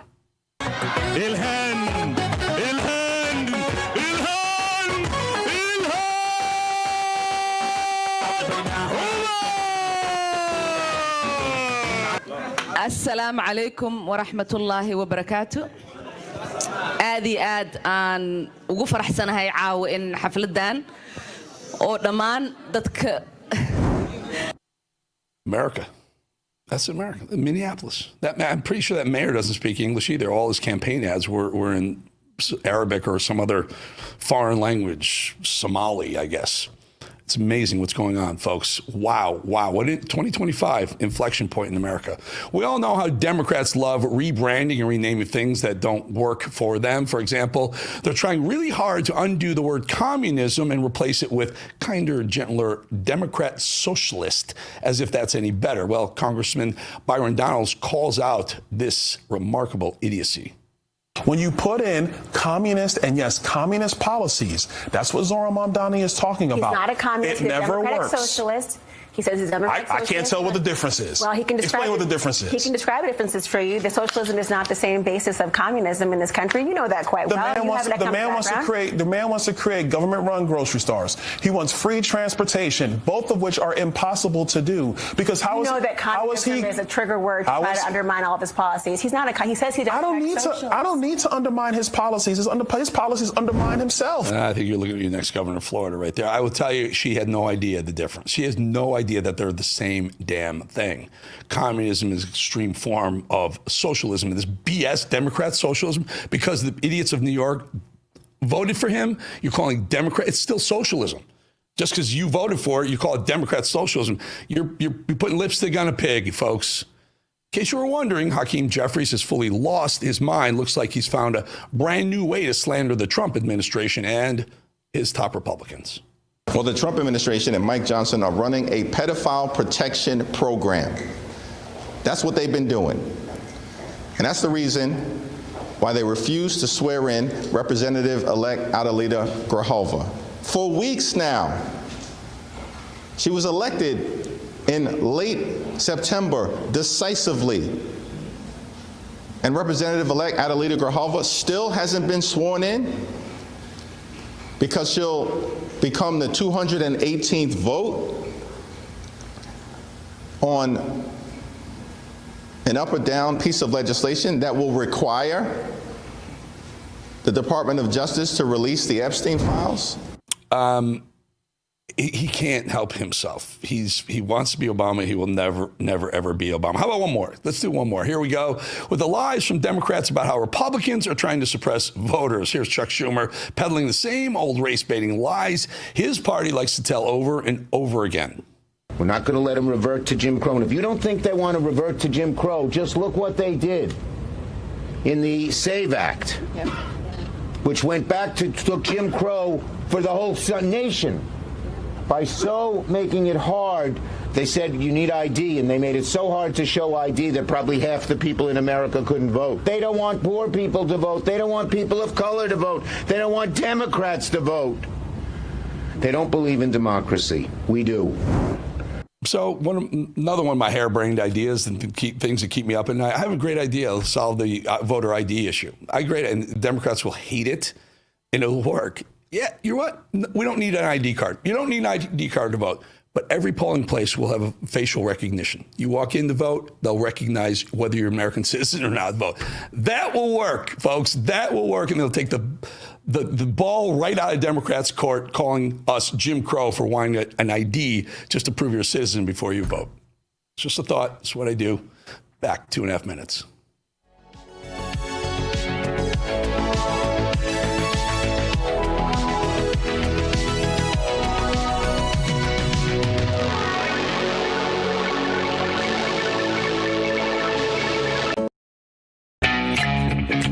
Great news, America. Real America's Voice is now on YouTube. We are the media now. That means you can watch live, join the chat, and connect with fellow patriots in real time. Share. Your voice matters, and this is your chance to be part of the conversation shaping our nation. God bless all of you. So don't wait. Hit that subscribe button, turn on your notifications, and tune in to Real America's Voice on YouTube today.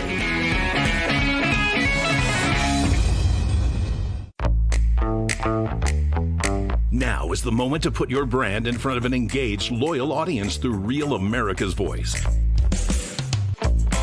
When you advertise on Real America's Voice, you're not just running an ad, you're partnering with trusted voices like Steve Bannon, Charlie Kirk, and other influential hosts.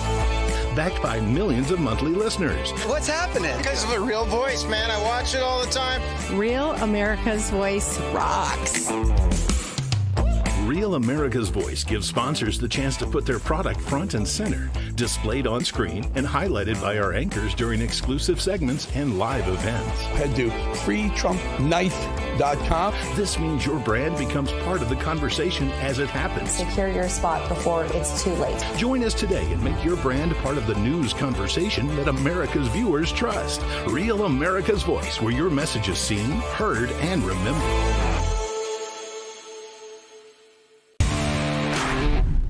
My name is Sandy Zeiss. Rav is the greatest for me because I live alone, and when I'm watching in the morning, have my coffee, I feel like I'm talking with family.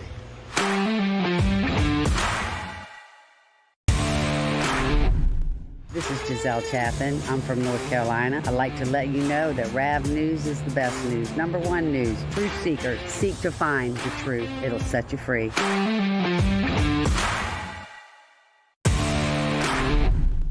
Hey y'all, it's Nancy from Texas. Real America's Voice gives us truth, not propaganda, and we need that. Thank you so much.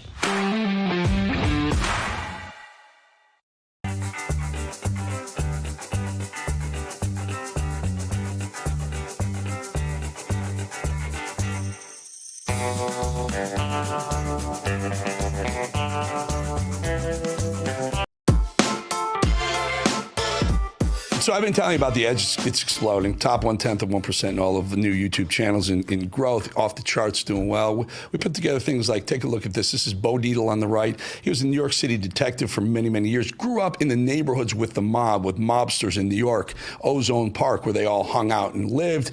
He was busting them left and right. At some point, a couple of Hollywood producers tapped him. Scorsese was one of them, put him in Goodfellas, and then his career took off as a Hollywood guy. He's on the right. He is just one tough cop, great guy. He's on the Edge. My point is the Edge is really gaining a lot of interest. It's becoming a platform, not just a show. I want to just ask you, hit this QR code with your phone, with your camera. If you do, get a little line on, press it, you will subscribe automatically. Your subscription means everything to us. Never going to charge you a thing, not using it for any marketing, just gets you to the front of the line, and it shows YouTube that we have a support, we have a following. You are my following. I love you for it. I appreciate you, appreciate your support, your viewership, and by the way, your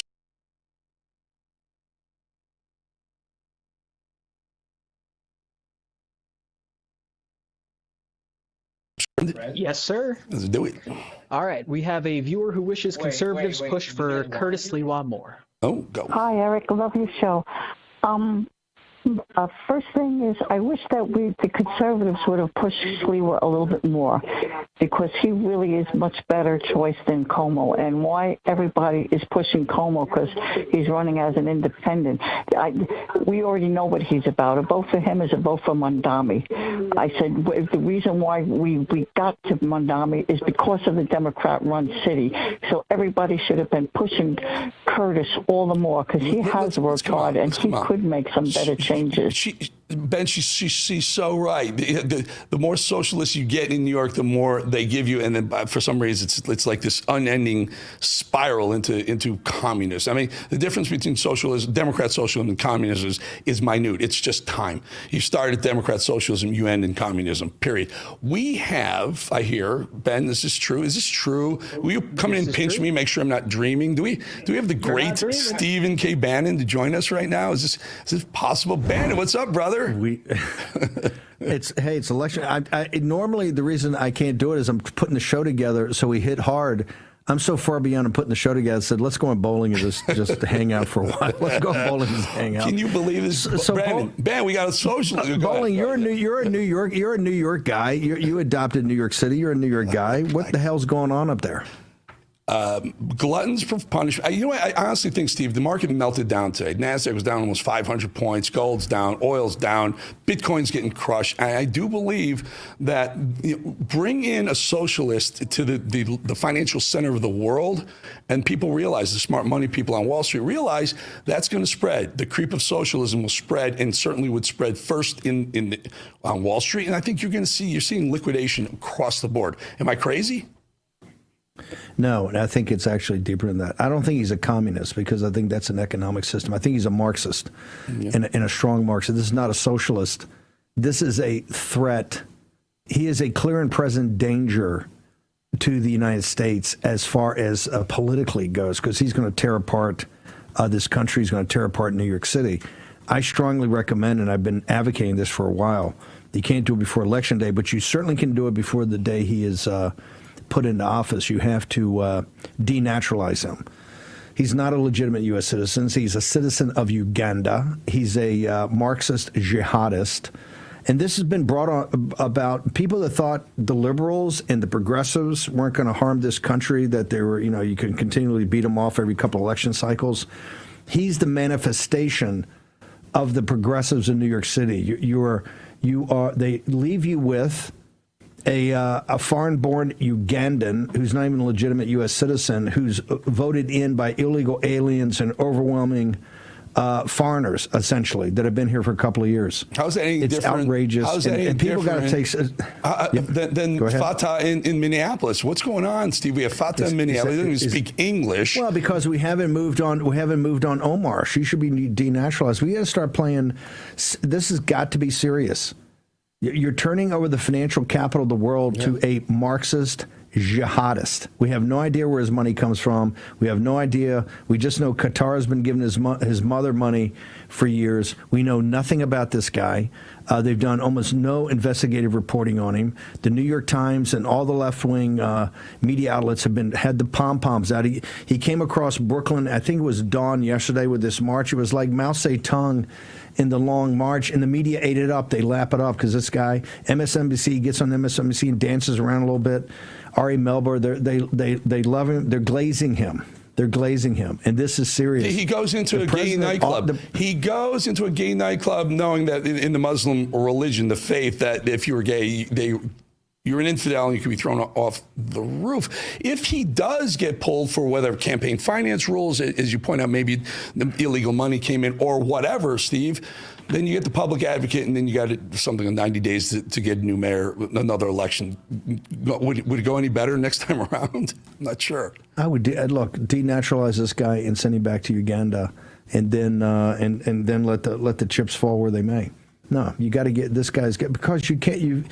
He came over here and thumbed his nose at the rule from the very beginning, and people in New York didn't have the guts or the courage to stand up to him. They had all these fantasies of Curtis Sliwa and all these fantasies of Eric Adams and Curtis Sliwa. I told the donors, when we basically called he was going to win the primary, and everybody, this guy was and Alex DeGrasse, who's Stefanik's guy, told me back in February, when I think this guy was at 2% in the Democratic primary, that this guy was going to be the guy because the Working Family Party and the DSA have a massive ground game. They've essentially copied what the Trump movement, what the MAGA movement did, or Acorn and Obama. Acorn, that seems a little like that. Low propensity. You have to get low propensity voters, and they've gone out and they've canvassed and they've gotten low propensity voters. They're focused on foreign-born voters. And here's what you got. And so I think he's got to go through a thorough review quickly, denaturalize him, get Eric Adams and put him on a plane and send him to Uganda. And I think the president tomorrow ought to have the Justice Department go into California into federal court and talk about 50. The unconstitutionality of what they did in California. Prop 50, yeah, that's looks like it's going to fly through too. And then you got nut job in Spanberger who can't say that Jay Jones was wrong for calling for the murder of his. It's crazy, Steve. It's scary. It's scary how fast the country's turning. It's almost like they don't know who's president right now. I don't want to take. There's a common There's a common theme to this. The Republican establishment, people have to understand, they think Trump's a passing summer storm. Look at Dick Cheney. We played today. My producer founded the Dick Cheney ads, anti-Trump ads. The Republican establishment hates Trump. Mm-hmm. They've had no engagement in Trump in any of these elections. He wasn't engaged in New Jersey. He's not engaged in the Commonwealth of Virginia. He's not engaged in New York City. He's not engaged in California. Why? It's always the same mantra. Trump. They use Trump to get to draw voters, to build momentum. Well, they've got momentum. They use Trump anyway. So you might as well get him out and get engaged. He just won the greatest political comeback in American history. If President Trump had been engaged on this from the beginning, particularly in California, I think it'd be a very different outcome. Yeah. But you could get blown out by 10, 20 points in California tonight. That thing could be over the moment the polls close. Across the board. The important ones, it's not going to be. There's no close race of those four. That's the scariest part, Steve.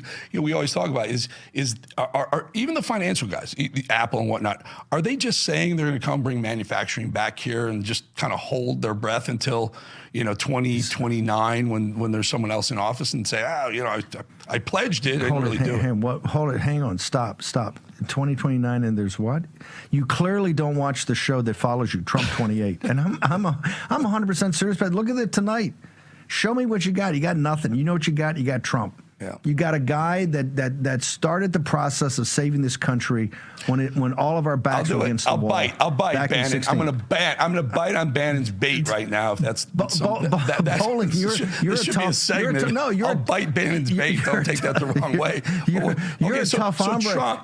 So the way he has to do it, he just has to run. He has to say, I'm just going to run and win, right? It can't be sanctioned. It can't be courts. You just run and let Supreme Court decide. Eric Bowling comes up. Hey, I talked to a top constitutional lawyer. He told me point blank, quote, you could drive a Mack truck through the 22nd Amendment. You see all these things. They got all the stuff to stop Trump on the execution of the maximalization strategy of his Article 2 powers. And they've lost 20 cases at the Supreme Court. Tomorrow we're going to go in for the tariffs and bringing jobs back to the country, right? Reordering the entire world's commercial system. We'll find out about that. But so far, the Roberts Court has just said, that's politics. It's not law. You guys figure it out. You have the phone. You have the phone to the boss. I will tell you something. Tell him those $400 billion he's collected in tariffs. Take that, use that for the SNAP, put that into the most needy people, pay the military, and he takes that card away from the Democrats. Slam dunk midterm elections. I think right now, if the SNAP program was all the illegal aliens were off it, all the deadbeats were off it, all the scam artists were off it. If we got actually even a mini audit right now and people that really need and deserve it, I could agree with. Other than that, just you can't bend to the Democrats. Yeah. They're going to keep throwing something else up here. I think we need Trump and we need harder Trump. I think the best solution we've had in this country, Eric, is every time we get to the back and Trump's try to modulate, or as people around him have said, you got to reach out to guys. Hey, how about this? Suck on this. Give them Trump and MAGA, Trumpism, full unvarnished. Let's roll. You're going to see tonight when they all talked him out of getting involved and all the campaigns in those states, Winston Sears and Youngkin couldn't be bothered. They couldn't be bothered for 4 years to implement any MAGA programs. They couldn't be bothered to have Trump down there. They couldn't be bothered when Trump really delivered the victory, when John Fredericks and MAGA turned out in 2021. Historic proportions, all because this show and John Fredericks and others got him out there. They couldn't be bothered to thank Trump for doing that. And Sears was the worst. She's a never Trumper from way back, right? You couldn't be bothered. So what you're going to get tonight is you're going to get to the Republican Party without Trump. That's what you're going to see tonight. And people think that you're going to get these low propensity, low information voters out there without Trump. You're kidding yourselves. It's not going to happen. Now, hopefully, ban him for president. Ban him for president. Cliff Maloney says we have a record turnout. I think it's 290,000 or 300,000 that Jack's got to win the margin. Sears is the same. So everybody should go out and vote. Everybody should get there, and we'll see what happens. MAGA's great when they represent, but right now, when you hear about anecdotal what's happening during the day, you see the polling, you see the amount of money Democrats are putting in because Trump's not engaged. You're going to get what you get. And you know what you get by the progressive Democrats and a feckless Republican Party, a gutless Republican Party in New York City? You know what you get? You get a Marxist jihadist as your mayor. I want you to just Bowling, you were there. 24 years after 9/11, and Andy Ogles, because Andy Ogles, I love him. He's a little bit on the war room crazy side. He put up today the videos of the jets, of the weapons flying into the World Trade Center. He put it up there. So 24 years after that, in memory of all those heroes that died at the World Financial Center, at the World Trade Center, and all the heroes in the police department, the fire department that died, here's what you got. A guy that's been here 6 years, a Ugandan citizen that we know nothing about, and the big talk mainstream media has not done anything at all about looking into it, sir. You're on it. You're on it. Steve Bannon, appreciate your time. Sorry I ate into your show, but have a great show, and I love this. Let's do it again sometime, my friend. We may track you down tonight, Bowling, and get your after Mandami's results coming to New York City. I'm around for Bannon anytime. I'm going to be your campaign manager when you run for president too. How about that? No. Hey, Trump 2028. Very simple. Okay, show me what you got. I got Trump. Show me what you got. Okay. Thank you, Eric Bowling. Appreciate you. Thank you, Steve. Always. See, we didn't have a show plan, so hanging out with Derek is the best thing to do. What's the TRT? My young charge is right here. What's the TRT on our cold open? 654. Boom. We're going to go to a cold open right now. You're in the war room. Let's go ahead and let her rip. Number of voters that we're seeing at the two polling places we visited today here in the South Bay area. This is an off-year election. There's only one thing on the ballot, but we're seeing substantially more people than I expected. Here at this polling place, for example, we've seen lines of 20 to 30 people off and on throughout the day. So it'll be really interesting to see the turnout numbers at the end of the day. And what we're hearing from people really, it's mostly Democratic voters for whom the messaging from Newsom and the rest of the Democratic Party has very much landed. They're saying that they're here to counteract Republican gerrymandering efforts in Texas and other places, and they're happy for the opportunity to kind of respond to that as aggressively as Newsom and others have been positioning this. Also, some dissenters, I will say, not just Republicans, but independents. I'll play you a sample of the interviews we've been doing, one with a Democrat and the other an independent. Take a listen. Texas is doing something, and then that's going to have a negative impact, I feel, right, on what's going on, and we have to do something in response to what they're trying to do. Do you think two wrongs equal a right? There's reasons why we need to force bipartisanship, and this goes against that. That last point, Katie, that, what Texas did by gerrymandering districts in this sort of nakedly partisan move to benefit Republicans was not good, and that California should not stoop down to that level, is one that Republicans here and nationally tried to exploit in trying to get people not to vote for Prop 50. But from what I'm hearing from people, by and large, Katie, that didn't really work. Most of the Democrats, at least, that I'm talking to are really kind of excited about an opportunity finally to sort of fight fire with fire, or sort of, take the gloves off, whatever metaphor people prefer. And then, on the other side, we have spoken to some Republicans who also understand that they're basically here defending Donald Trump and Donald Trump's project and the Republican project. It's a very kind of, again, gloves off, tit for tat, kind of hard political tactics, and people understand that that's what's happening when they come to the ballot. The fact that Donald Trump went from having this huge wind in his back on affordability to now Democrats running on offense on it is certainly a threat to Republicans. That's certainly the case. Now, playing in places where you haven't played in a long time is certainly something that every party should want to do, but I don't think you do that through running socialists everywhere. And in fairness to the Democratic Party, Bernie Sanders has been saying this kind of stuff for decades now. So I think what you can maybe learn from these elections, if Abigail Spanberger and Mikey Sherrill do well, is that if you run sort of down the middle and run more moderate candidates, you can do really well. The problem Democrats have right now, nationally, is that people think they're too far to the left, that they care about far left progressive issues much more than they care about things that average people talk about. Obviously, cost of living is something that average people care about, but that is not the perception that most voters have of the Democratic Party. And that's why Republicans are trying to elevate the potential new mayor of New York City as a Democratic socialist, because that plays into the narrative that voters already have about Democrats.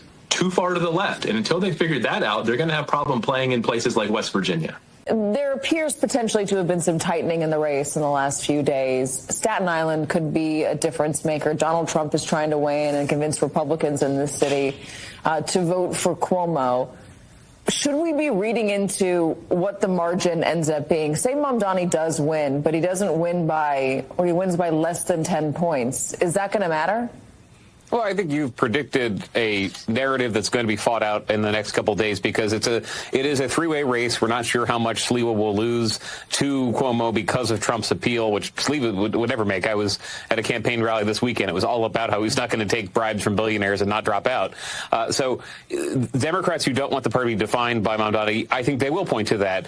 But his agenda is going to be more important. And the way his agenda is discussed, Brennan was just talking about the perception Democrats are viewed as more progressive. It's specifically what really hurt them, and you saw this in New York last year, those interviews Mamdani was doing on the street, but other interviews lots of people did, was the perception that Democrats were taxing people, American taxpayers, and using that for hotels for migrants who'd been sent in from Texas.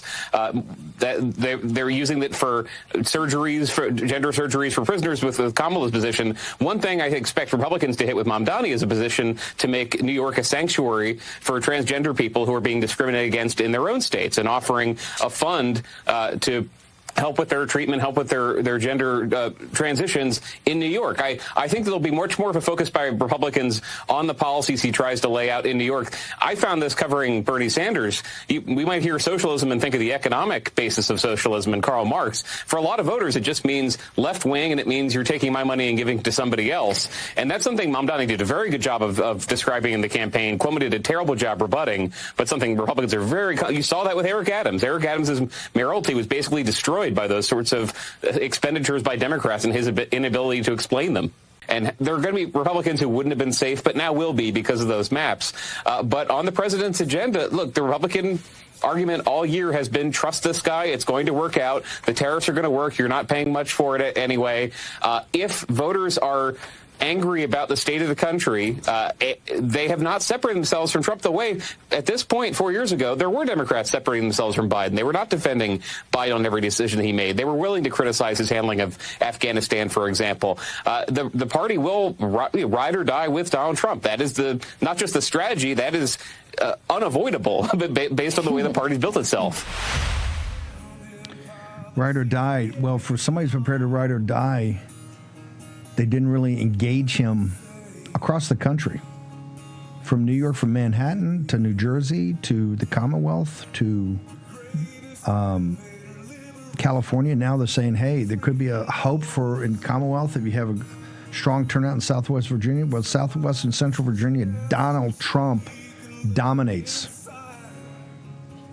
Unbelievable. I think he may have a shot in New Jersey. That's what Cliff Maloney's telling us. If you have a continued massive turnout between now and the time the polls close at 8 p.m. Eastern Standard Time tonight. So if you're in the Garden State, get the hell out, get some folks with you, and vote. Short commercial break. Back in the War Room in a moment.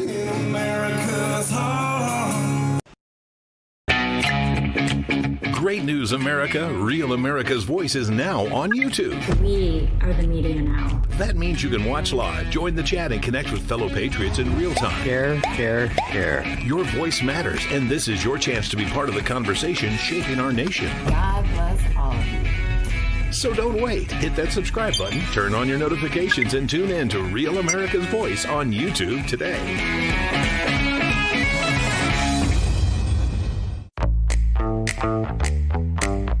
is the moment to put your brand in front of an engaged, loyal audience through Real America's Voice.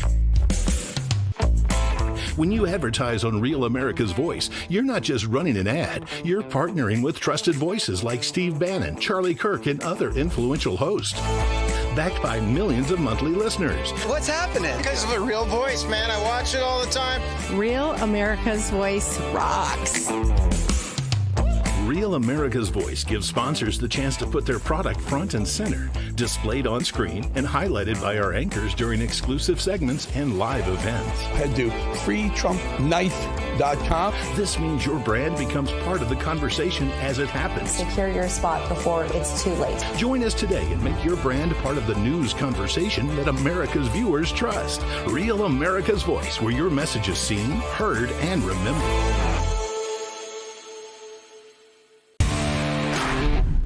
My name is Sandy Zeiss. Rav is the greatest for me because I live alone, and when I'm watching in the morning, have my coffee, I feel like I'm talking with family.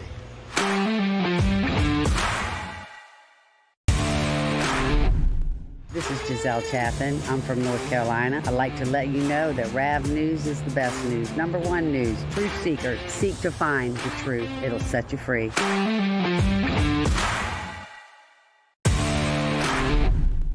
Hey y'all, it's Nancy from Texas. Real America's Voice gives us truth, not propaganda, and we need that. Thank you so much.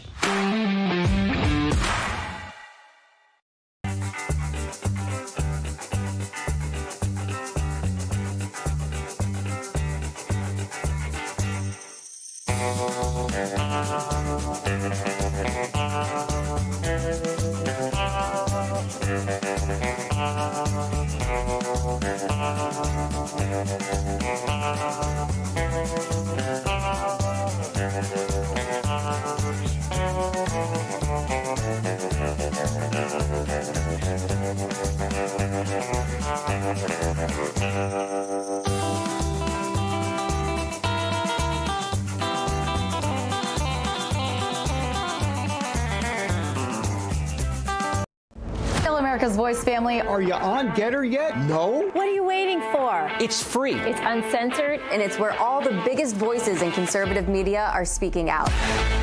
Download the Getter app right now. It's totally free. It's where I put up exclusively all of my content 24 hours a day. You want to know what Steve Bannon's thinking? Go to Getter. That's right. You can follow all of your favorites. Steve Bannon, Charlie Kirk, Jack Posobiec, and so many more. Download the Getter app now. Sign up for free and be part of the movement. This is the primal scream of a dying regime. Pray for our enemies, because we're going medieval on these people. You're just not got a free shot on all these networks lying about the people. The people have had a belly full of it. I know you don't like hearing that. I know you try to do everything in the world to stop that, but you're not going to stop it. It's going to happen. And where do people like that go to share the big lie? MAGA media. I wish in my soul, I wish that any of these people had a conscience. Ask yourself, what is my task and what is my purpose? If that answer is to save my country, this country will be saved. War Room. Here's your host, Stephen K. Bannon.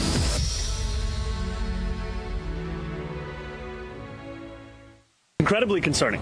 And I think that it is an illustration of the attacks we're seeing on our democracy. Sometimes they're blatant and explicit in the manner of these bomb threats. And we have to understand this as part of the general approach the Trump administration has taken to trying to intimidate voters with baseless allegations of voter fraud as a means of trying to repress the voice of Americans across this country.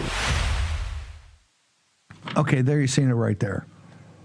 Right at the beginning, this is what you're getting. And if you want to tolerate it, tolerate it. It's intolerable. That's why it's got to be dealt with, and got to be dealt with by denaturalization and shipping him the hell back to Uganda. Right there, baseless allegations. Yo, dude, he won the 2020 election. I don't know if that was on your radar scope because you weren't a citizen then. Oh, I might be wrong. You might have just got in under the wire.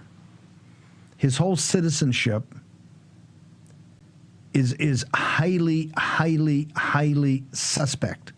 Should be reviewed quickly.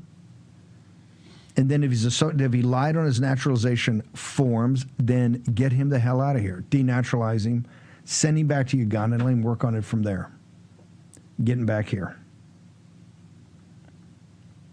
The progressives, because you're going to have a Marxist jihadist, as we've been telling you, you're going to have a Marxist jihadist with their hands on the governmental apparatus of the financial capital of the United States of America and the financial capital of the world. 24 years after radical Islam struck the World Trade Center, killing all those folks about their daily business, basically doing what American citizens do to drive forward the country during their jobs. And of course, the firemen and the police officers that died in the line of duty doing their jobs. And what's the reward you get? How long is the memory? Remember all those speeches every year on September 11th? They'll be remembered forever. Well, hey, they're being forgotten today. They may be remembered forever, but they're going to skip 4 November in the year of our Lord 2025. So he's ready to go. President Trump is, for better or for worse, he is one of the most extraordinary leaders this country's ever had. He saved us from the Clintons and the Bushes in the managed decline of this country. And it's been pushed harder since they stole the 2020 election from him, because they had to force him out. You've gone beyond the managed decline to a complete and total collapse of the country. This is what divine providence allowed us to see in the 4 years in the wilderness. Do you remember those years?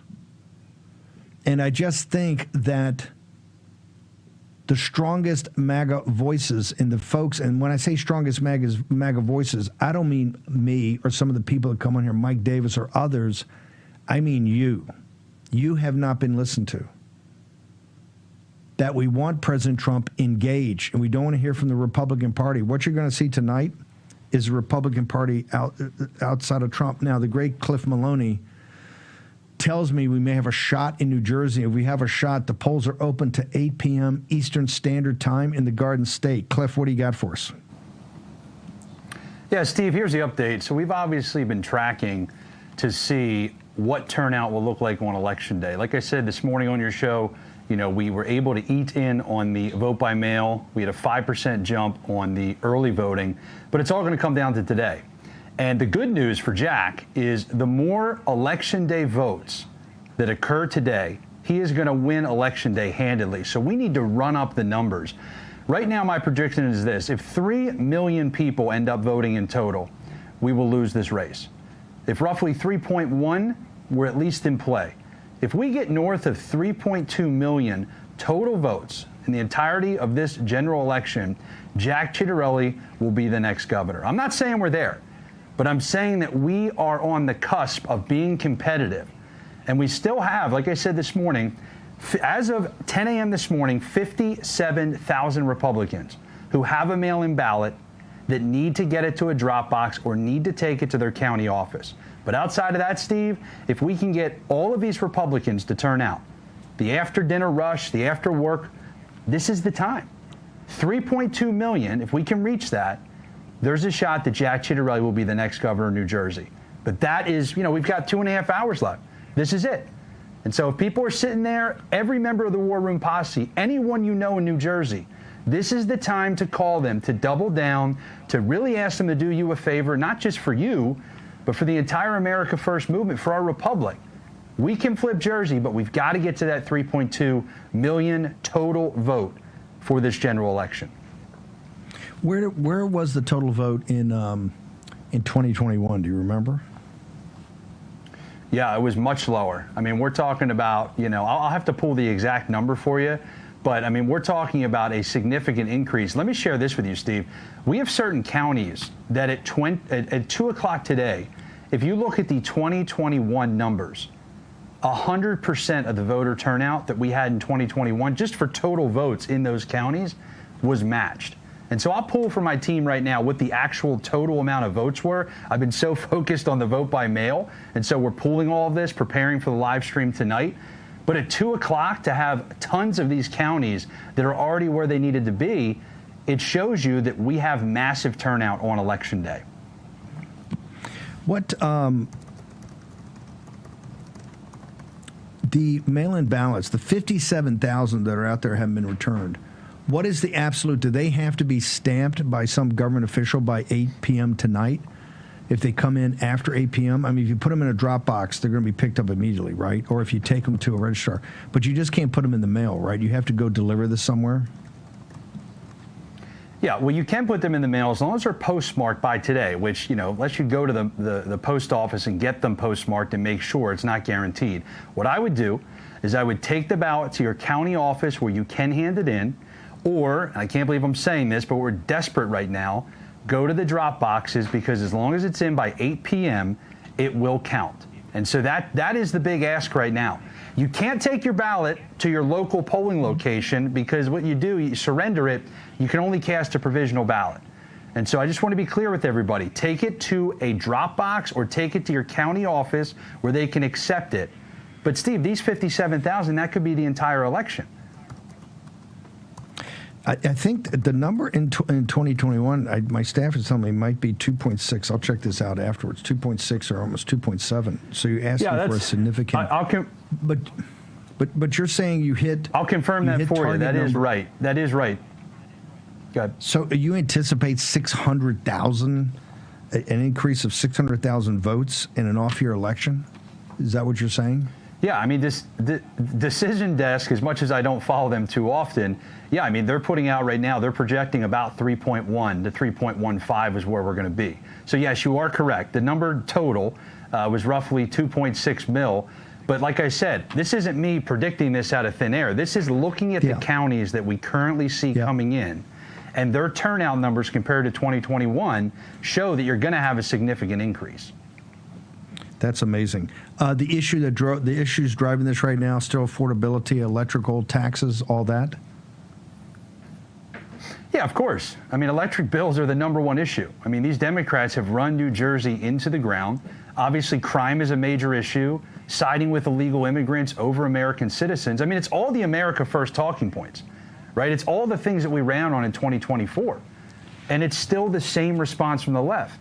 Double down on being insane, double down on being crazy, double down on woke, and call Donald Trump Adolf Hitler.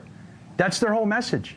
I mean, it's a huge opening for us. Steve, this is the only reason New Jersey's in play, because the left is so stupid. They cannot come up with a plan, and Jack Ciattarelli is presenting real solutions, a real plan, real leadership.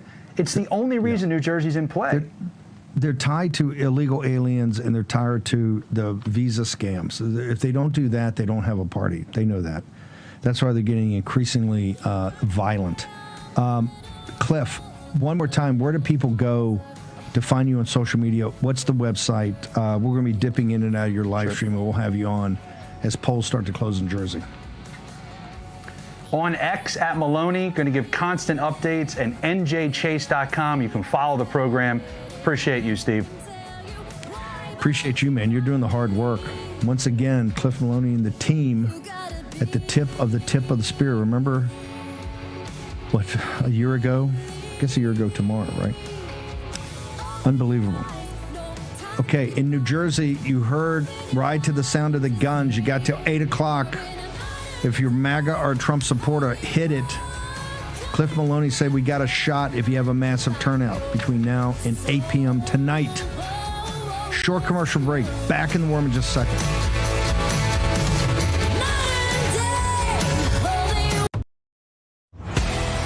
What if watching Real America's Voice was just the beginning. Introducing RAV Ambassadors, the new grassroots platform that turns viewers into leaders, connecting directly with hosts like Steve Bannon, Dr. Gina, and more. Together, we're turning belief into action. Inside the RAV Ambassadors Hub, you'll get exclusive updates, challenges, and behind-the-scenes missions straight from the people shaping the fight for faith and freedom.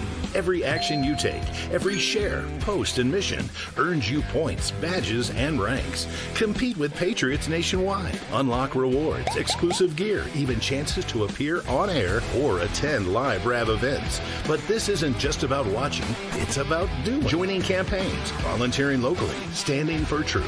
Together, we're not just a network, we're a movement. One voice at a time. Scan the QR code or go to ravambassadors.com to join now.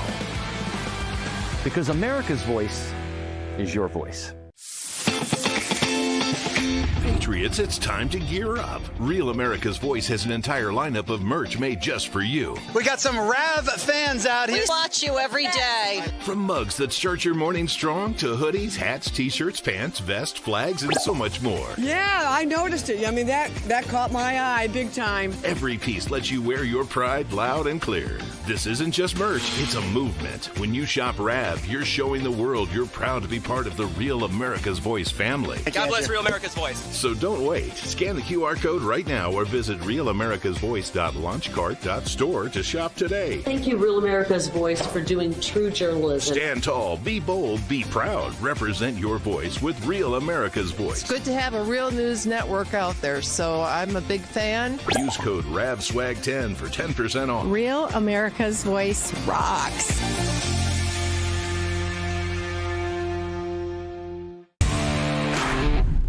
This is Giselle Chapin. I'm from North Carolina. I'd like to let you know that RAV News is the best news. Number one news. Truth seekers seek to find the truth. It'll set you free.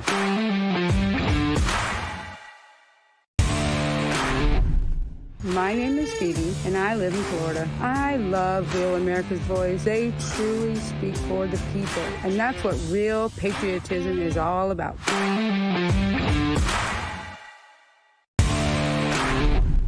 My name is TJ Ash from Carbondale, Utah. Real America's Voice lets me express my conservative views without censorship or edit.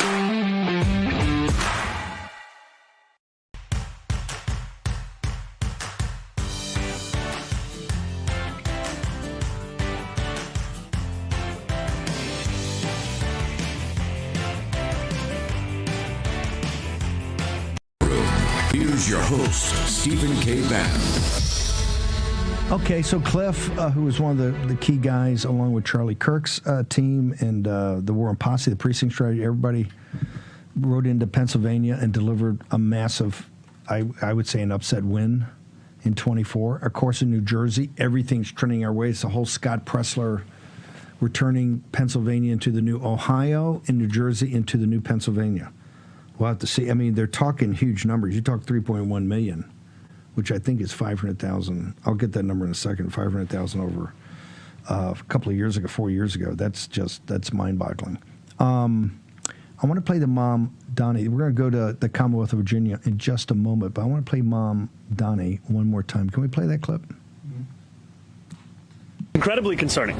And I think that it is an illustration of the attacks we're seeing on our democracy. Sometimes they're blatant and explicit in the manner of these bomb threats. And we have to understand this as part of the general approach the Trump administration has taken to trying to intimidate voters with baseless allegations of voter fraud as a means of trying to repress the voice of Americans across this country.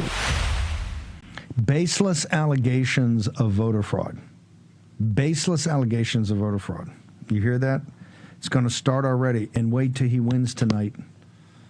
Wait till he wins tonight. And you're going to have your nose rubbed in it. Told you this back when he won in the primary in, July? In July? It's coming. You add that to Newsom. I saw a number earlier talking about a 20-point victory in California because they did not engage Trump. RNC didn't get involved. Trump didn't get involved. I can't tell you how important California is, this redistricting. It's also what they're doing. I agree with President Trump. President Trump put it out today on Truth Social. feels illegal and unconstitutional, but I take it's going to take somebody from the Justice Department, Harmeet Dillon or somebody. Let's get on with it. How about dropping a suit tomorrow? And let's just roll. We have no doubt. What happens when we roll hard? When President Trump rolls hard, what happens? Good things, right? When he's talked to moderate, what happens? Middle of the road things. Trump is best when you're getting the pure version of it. Have I talked to you about Trump 2028 yet? Later for that. Britt McHenry. Britt, where in the hell are you, ma'am? You're in the Commonwealth of Virginia somewhere. Where are you? I am. We are in Loudoun County. We are at Winsome Earl Sears' watch party. Behind, if you can see, it's a little empty right now. We're waiting for her to arrive, but the media presence here is incredible. I mean, we heard others remarking on these risers. They were expecting a lot less than this, so it's a packed room in terms of the media anticipation for her arrival and for this watch party, and she will need a lot of people to show up today, as we discussed, Steve, because early voter turnout has been the highest in Virginia since in any other non-presidential election year. Obviously, there's a huge turnout when we have presidential elections. Last year, Virginia was the 4th highest voter turnout, always a possible red or blue state. Governor Glenn Youngkin has been wildly popular here, but for some reason that number, his high approval ratings of 50% and above, have not translated to early predictions for Winsome Earl Sears. So with 1.4 million votes being cast in early voting, 300,000 more than the last gubernatorial election, you have to wonder which of these women will become the first female governor in the state of Virginia. They are. There's a guy. It's a guy named Hines. I think it is. I go to his site quite a bit. He's got the best predictive model for looking at all of it, and I think he's a. I would say he's a Republican, if not a MAGA conservative, but he's pretty good. He's got Spanberger, and looking at his analysis and crosstabs and everything, he's got Spanberger at about 8. He thinks Spanberger closes out early at 8%. But you've also got down ticket, right? You got Meirelles, which is key because he's running against a guy who wants to see people, children killed. What else is the other flavor? And by the way, this is what happens, Britt, when you join the team close to Election Day. You get the hardest location of all, Loudoun County. Loudoun County for MAGA, right? Talk to you. What else are you hearing about the rest of the tickets down there? I actually have a source in the Spanberger campaign saying they're actually very concerned about Southwest Virginia. All of the early voting turnout really focused, I mean, not all of the votes, but much of it was in Northern Virginia, which has been known to be a bit purple or certifiably blue. So Southwest Virginia, a lot of those districts have been slow to report. Winsome Earl Sears will for sure need a large turnout today because, as you mentioned, yes, that's been an 8-point, 10-point swing for her. But I think the Attorney General race is going to be very interesting because, as you mentioned, those texts by Jay Jones, it was a bit of an uproar where I live in Northern Virginia when those were released about 3 weeks ago. Very graphic. Like, these were not just casual, hey, making some jokes with my friends. These were very violent text messages that Jay Jones sent 3 years ago, and Abigail Spanberger did not condemn those, right? And she just didn't have much of a messaging there. She had Barack Obama campaigning for her this weekend. President Trump sent out a call and said we need to really support our candidates the other night. He didn't mention Sears by name, but there's been a bit of a disconnect in the history with governors in Virginia, just sort of stepping aside. So I wouldn't look too much into that, but it for sure is heated. And I think also you have to keep in mind, Steve, the 100 delegates that are also open seats, 100 open seats in Virginia. So we need to see how many of those go red as well. I will be keeping a tab on that. Well, I think the House of Delegates is already, one seat for the Democrats. They're thinking about closing that or flipping it, but they could lose as many as 3 or 4 more seats. In the Commonwealth also, John Fredericks had, the audience will remember, last cycle in 2001, Fredericks came up with the strategy of we carpet bomb, because Trump wasn't going to get involved because Youngkin's not a Trump guy. And Youngkin didn't want him involved. It wasn't like President Trump said, I'm not going to do it. It wasn't invited. But Fredericks had this theory, which he's tried to play out here the last couple of weeks, of go down to Southwest Virginia and Central Virginia, which is basically Trump country, and perform at presidential year numbers. And I think, John, we came in, and the war room was very engaged back then. I think it was 85% of turnout, which tipped it for Youngkin. This time it's been basically nothing. In fact, last night, correct me if I'm wrong, Britt McHenry, I believe when President Trump did the teletown hall, I'm not sure he ever mentioned, and Sears has been a never Trumper for a while. I don't think he ever mentioned her name by name. He talked about the gubernatorial candidate, but he did not. So right there, you're kind of going against the headwind, are you not, ma'am?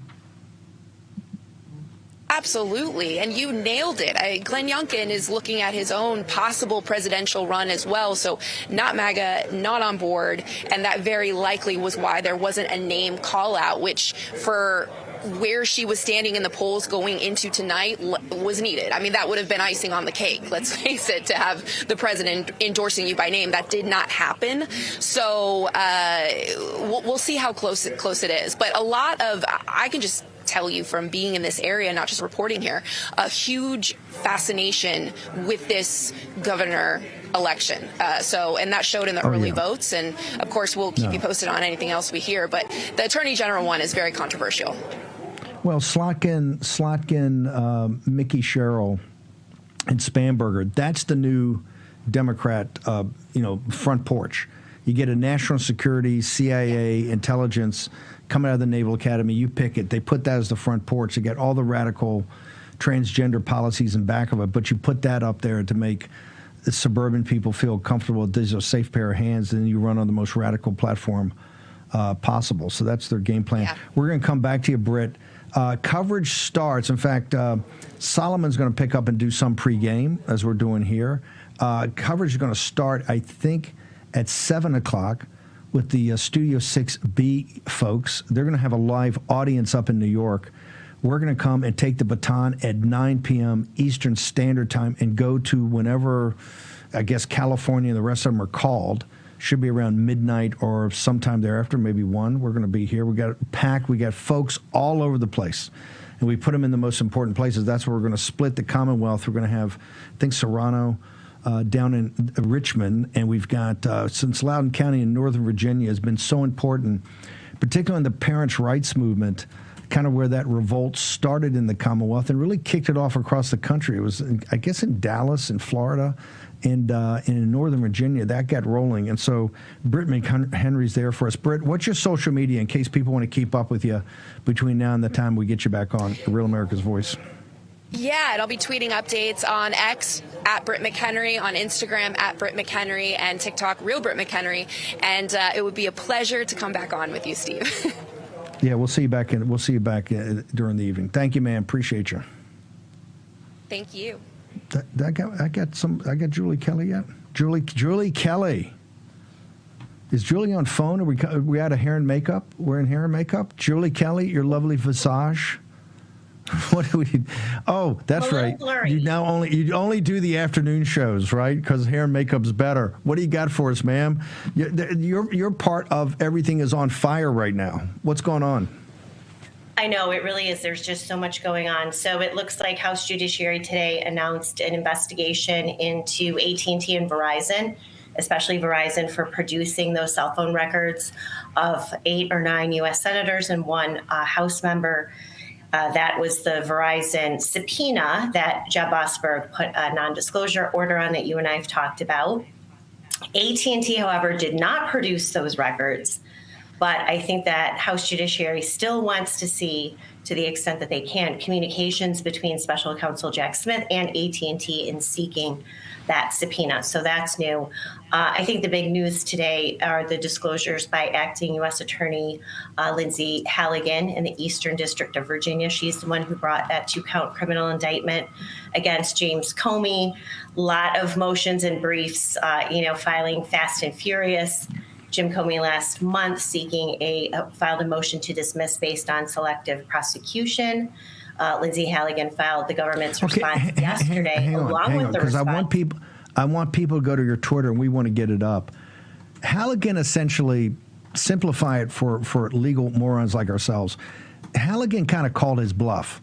He came in and said, this is malicious prosecution. She doesn't know what she's talking about. This was all normal course of business.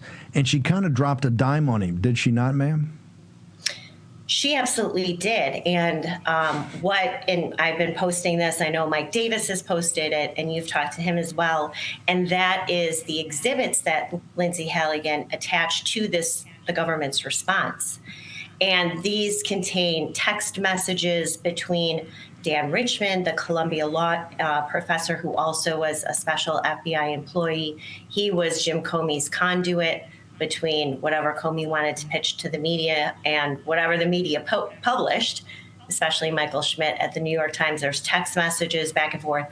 These disclosures really give a view into Jim Comey's extensive leak operation out of the FBI to spin the Clinton email investigation, to plant the seeds about the Trump-Russia collusion investigation, and then, of course, to protect himself and have himself portrayed in a positive light because he was under fire from both sides at that time. But the big revelation, I think, is the notes that Jim Comey took either during a meeting or some sort of call on September 26, 2016. And that, again, confirmed that he understood that this Russiagate information was being seeded by Hillary Clinton, her campaign, the notes there. Yes. I know you talked to Mike Davis. But the big one that I think I talked about earlier today. Julie, hang on for the big one. We're going to take a short break. The Julie Kelly is with us as we run up to election night coverage here on Real America's Voice in the War Room. Short break. Julie Kelly on the other side. We will fight till they're all gone. We rejoice when there's no more. Let's take down the CCP.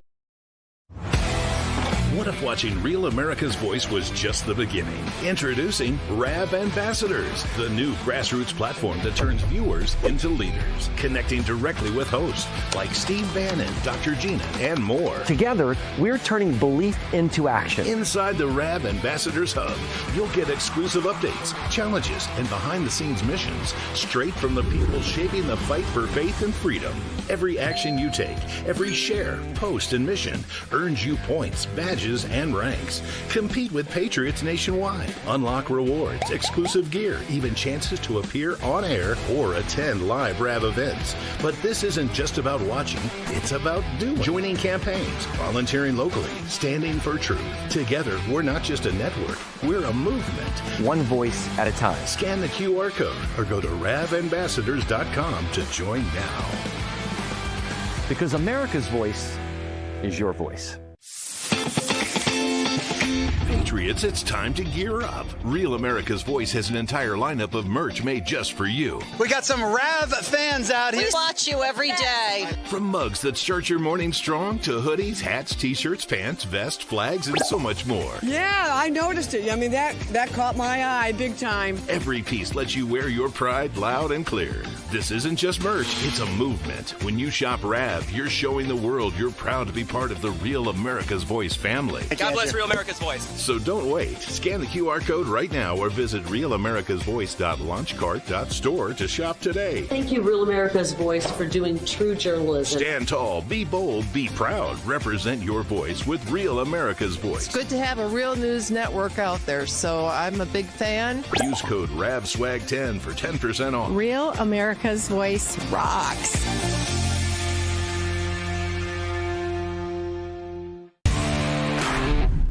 This is Giselle Chaffin. I'm from North Carolina. I'd like to let you know that RAV News is the best news. Number one news. Truth seekers seek to find the truth. It'll set you free.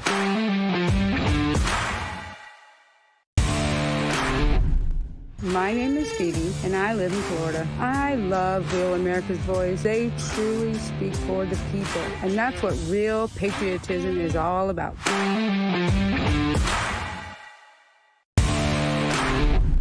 My name is TJ Ash from Carbonville, Utah. Real America's Voice lets me express my conservative views without censorship or edit.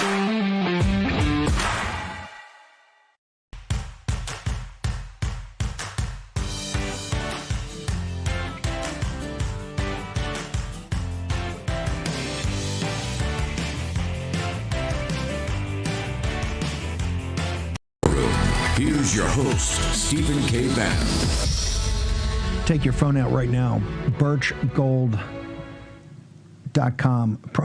Take your phone out and text Bannon, Bannon, at Birchgold, 989898. Get the ultimate guide for investing in gold and precious metals in the age of Trump. That gives you all the methodologies, 401ks, IRAs, tax deferred, all the complexity there. Birchgold makes it simple to understand about how to own physical gold. If you want to know the process, what's driving the value of gold and why you hit some turbulence every now and again, end of the dollar empire, birchgold.com, promo code Bannon. Get that. Get direct access to Philip Patrick and the team and do it today.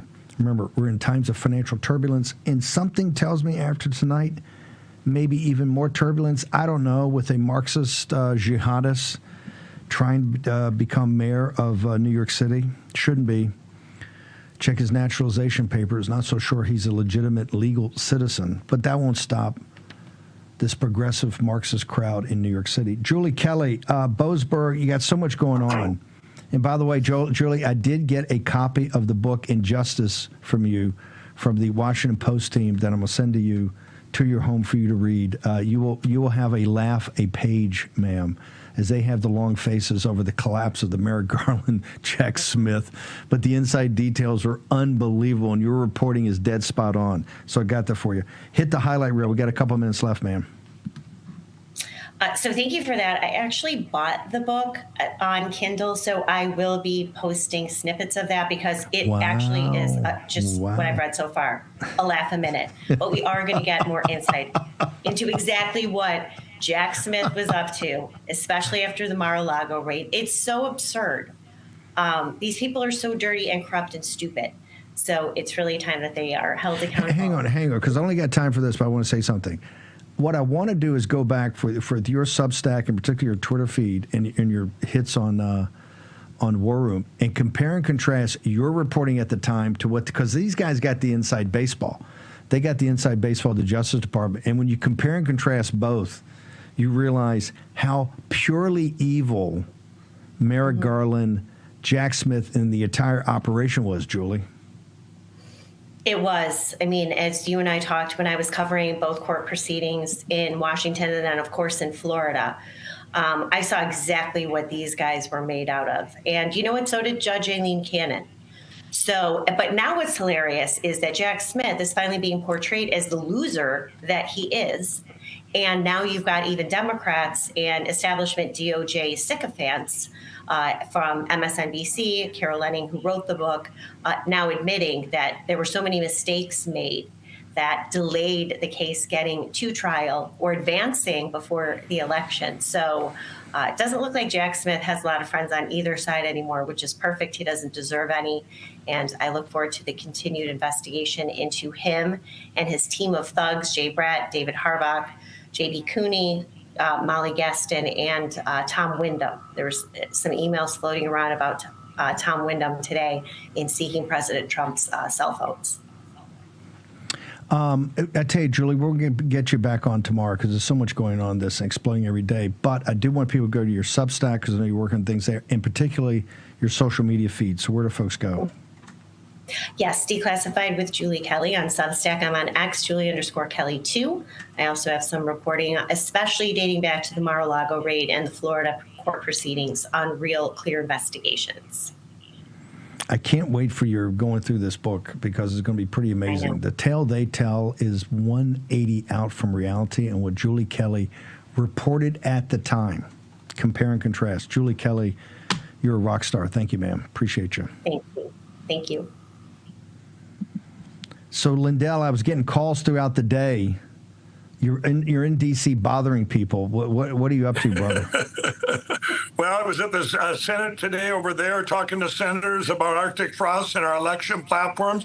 Isn't it amazing that all the machines are going bad in New Jersey? Whoa!